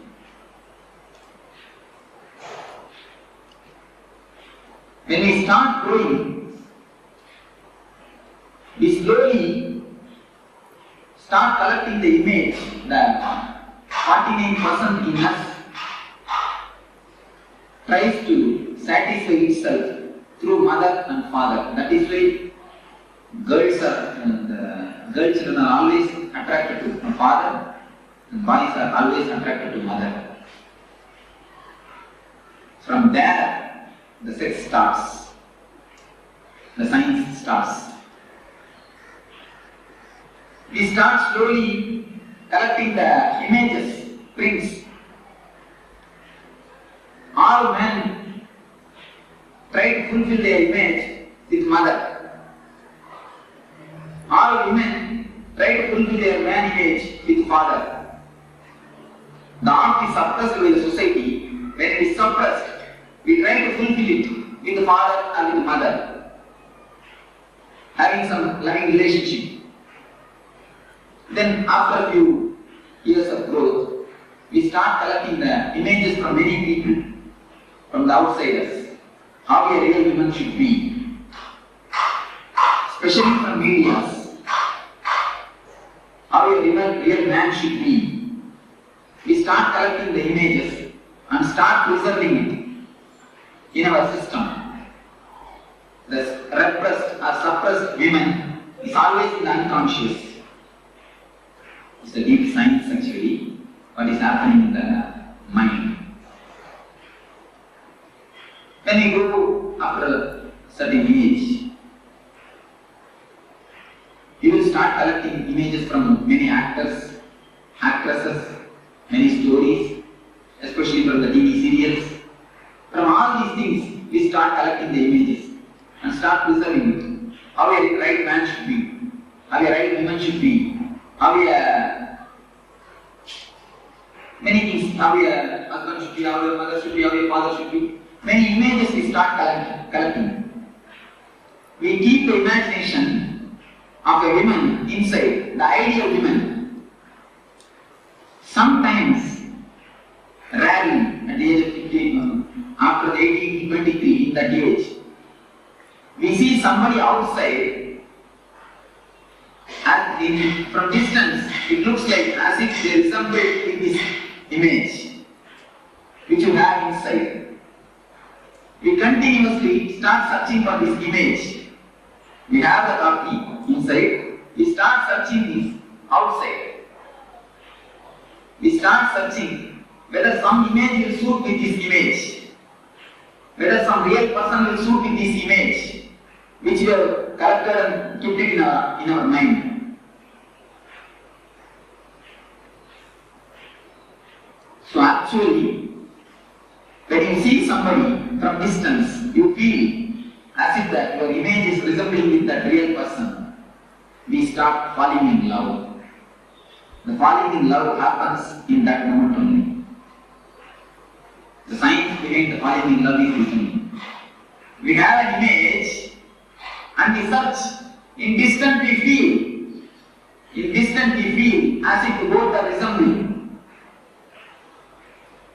As if the both are looking alike. Then we fall in love. But when you come here, you will immediately find the image is image and the real person is person. You can never find image in a real person because it is image. Not because of anything, because it is image. How can image be a real person? Because it is image. This is the base where we start expecting something from the other. This is the greatest expectation all of us have. We always want the other means either wife or husband should act according to our image. Is it possible? Can it be possible? Dreams can never become true because they are dreams. The very word denotes they are dreams. If they can become true, why will they be called as dreams?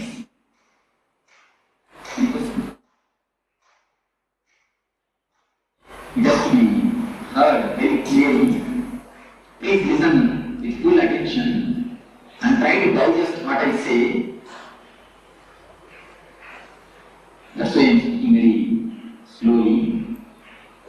If any question, please raise. Now we will come to the clarification. This is the way in which our expectations about others starts. We collect all types of images from media, TVs, wherever we see the ideal person. We collect that image and keep it inside and try to actualize it. We try to make it a reality with a living person. Is it possible? It can never be.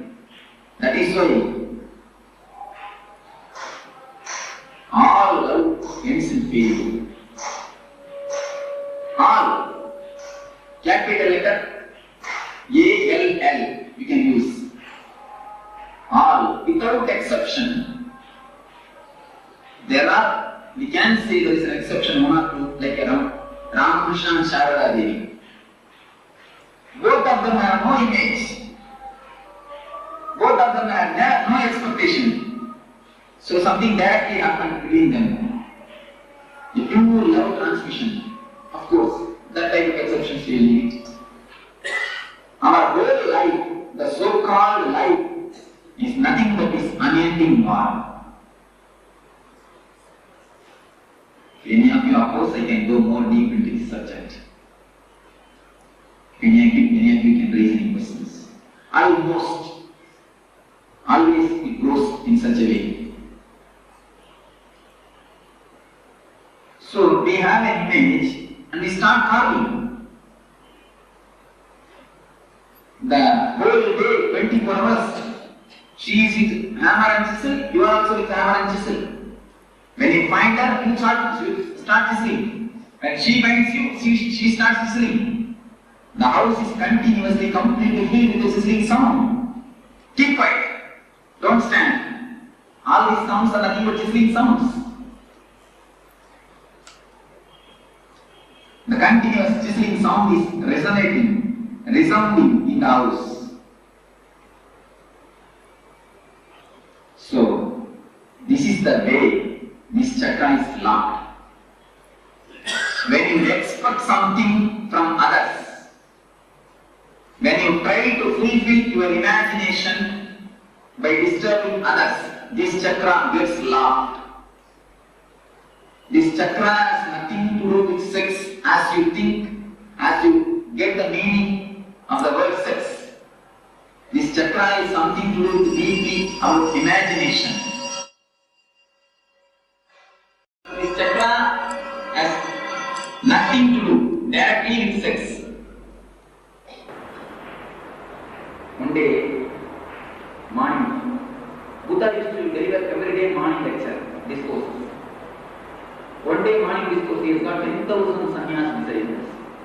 Buddha had 10,000 sannyas disciples. Every day morning he will address to them. One day he got like this, some knot, and kept it in front of his disciples and asked them how to remove this knot. Some strengthy disciple came and then what will happen? What to do? How to remove it? First thing, observe how the knot is made. Second thing, undo it. The way in which it is done. The same thing only we are going to do with these chakras also. Chakras are nothing but knots. Knots of the three bodies, that's why we brought the three knots. Stula, Sukshma, Bharana, Sarira. All these three bodies are made with a knot.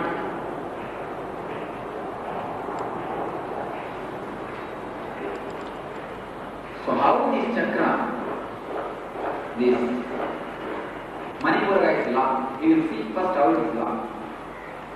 It is locked by negativity and worries.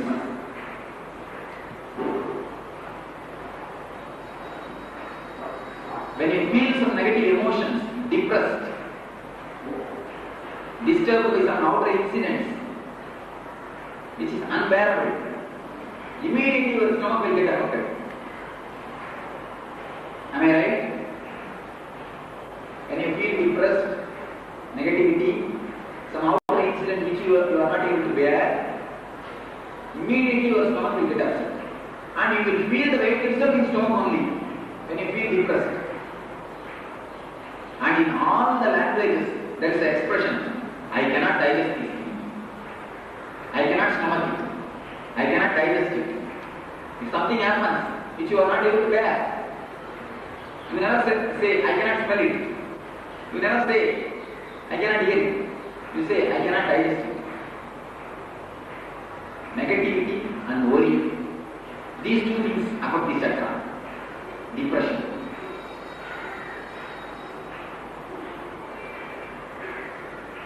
How to unlock the chakra? Unlock this chakra. So you know now how the chakra is locked. How to unlock it. That is what I said the word acceptance. Acceptance is the only way. Please be very clear. There are few things which can be altered. Alter those things. There are few things which can never be altered. So accept them. There are few things completely can be altered. There are three ways. One thing you can completely change. There are few things which is under your freedom. Completely change them. There are few things which you can change half, another remaining you have to accept. Accept them. There are few things which you cannot change. Accept them completely. Just have your clear consciousness and stop worrying about worries. The Kama Chakra, Sahasrara, which is placed at the top of the head. With the Sahasrara means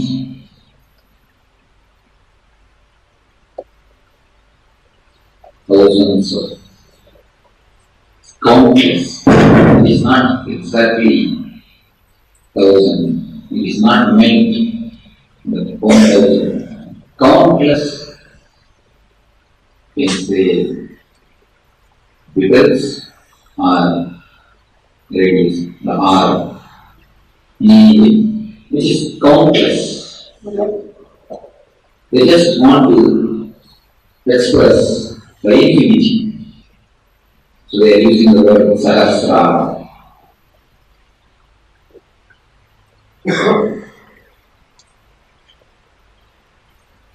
This chakra is open. This chakra opens by gratitude. When you live with gratitude, when you feel that you are showered enough by your existence, God has given you more than your qualification. When you feel the deep satisfaction and gratitude, this chakra opens.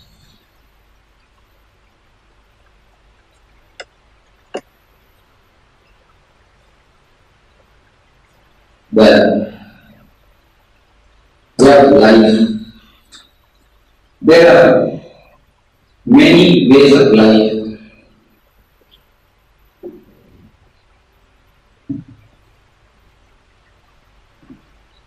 And many religions. We can,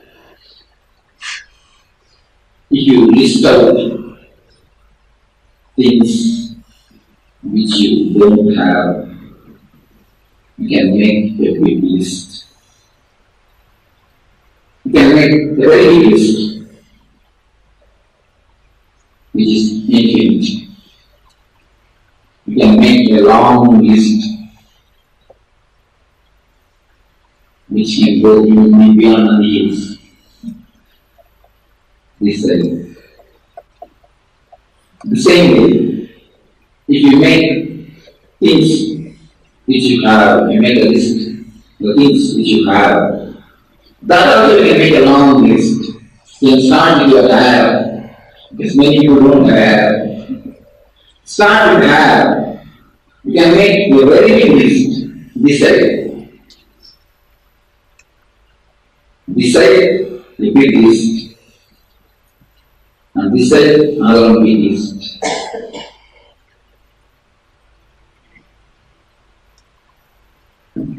Even if you remember, try your best to forget.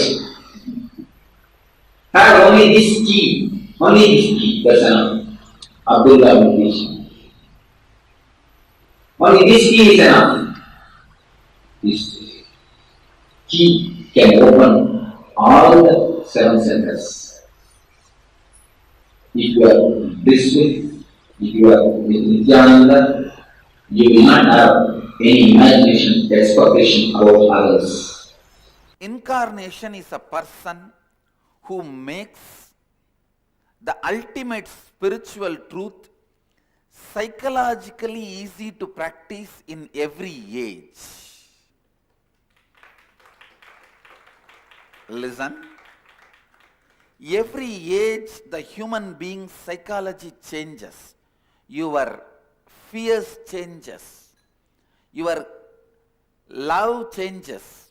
Your greed changes. Your pain changes.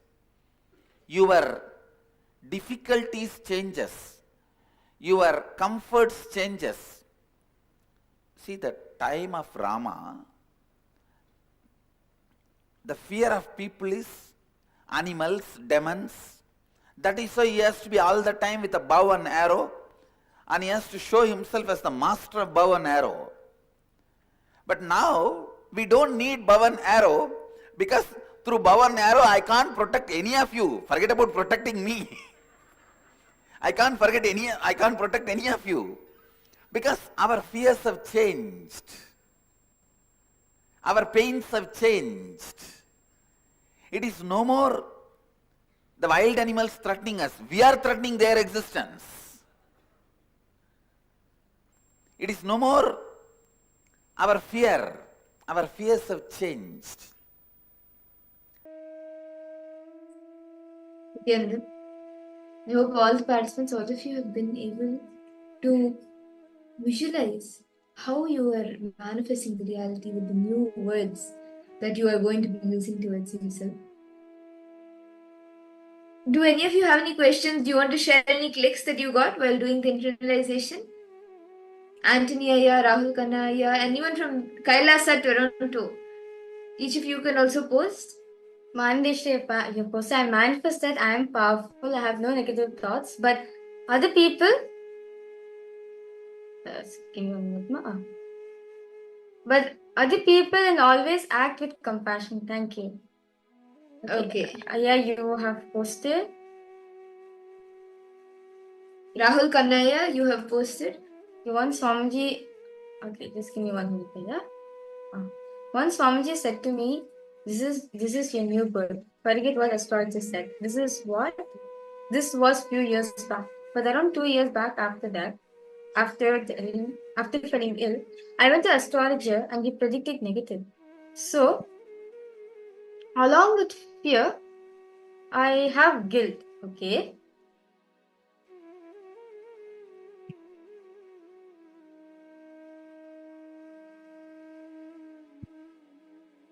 Just give me a second. Just dropping of message.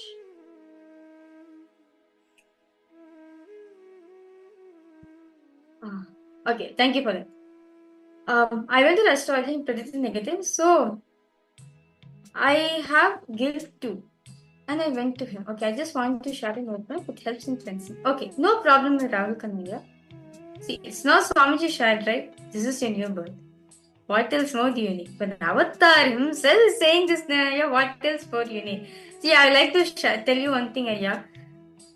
Once when the incident happened in Adi Kailash, so basically like this incident was regarding an Adinavasi who was like on his, according to his astrological terms, he was supposed to die on that day. He was in his peak of the Sadishat. So Swamiji was back in Kodaikanal.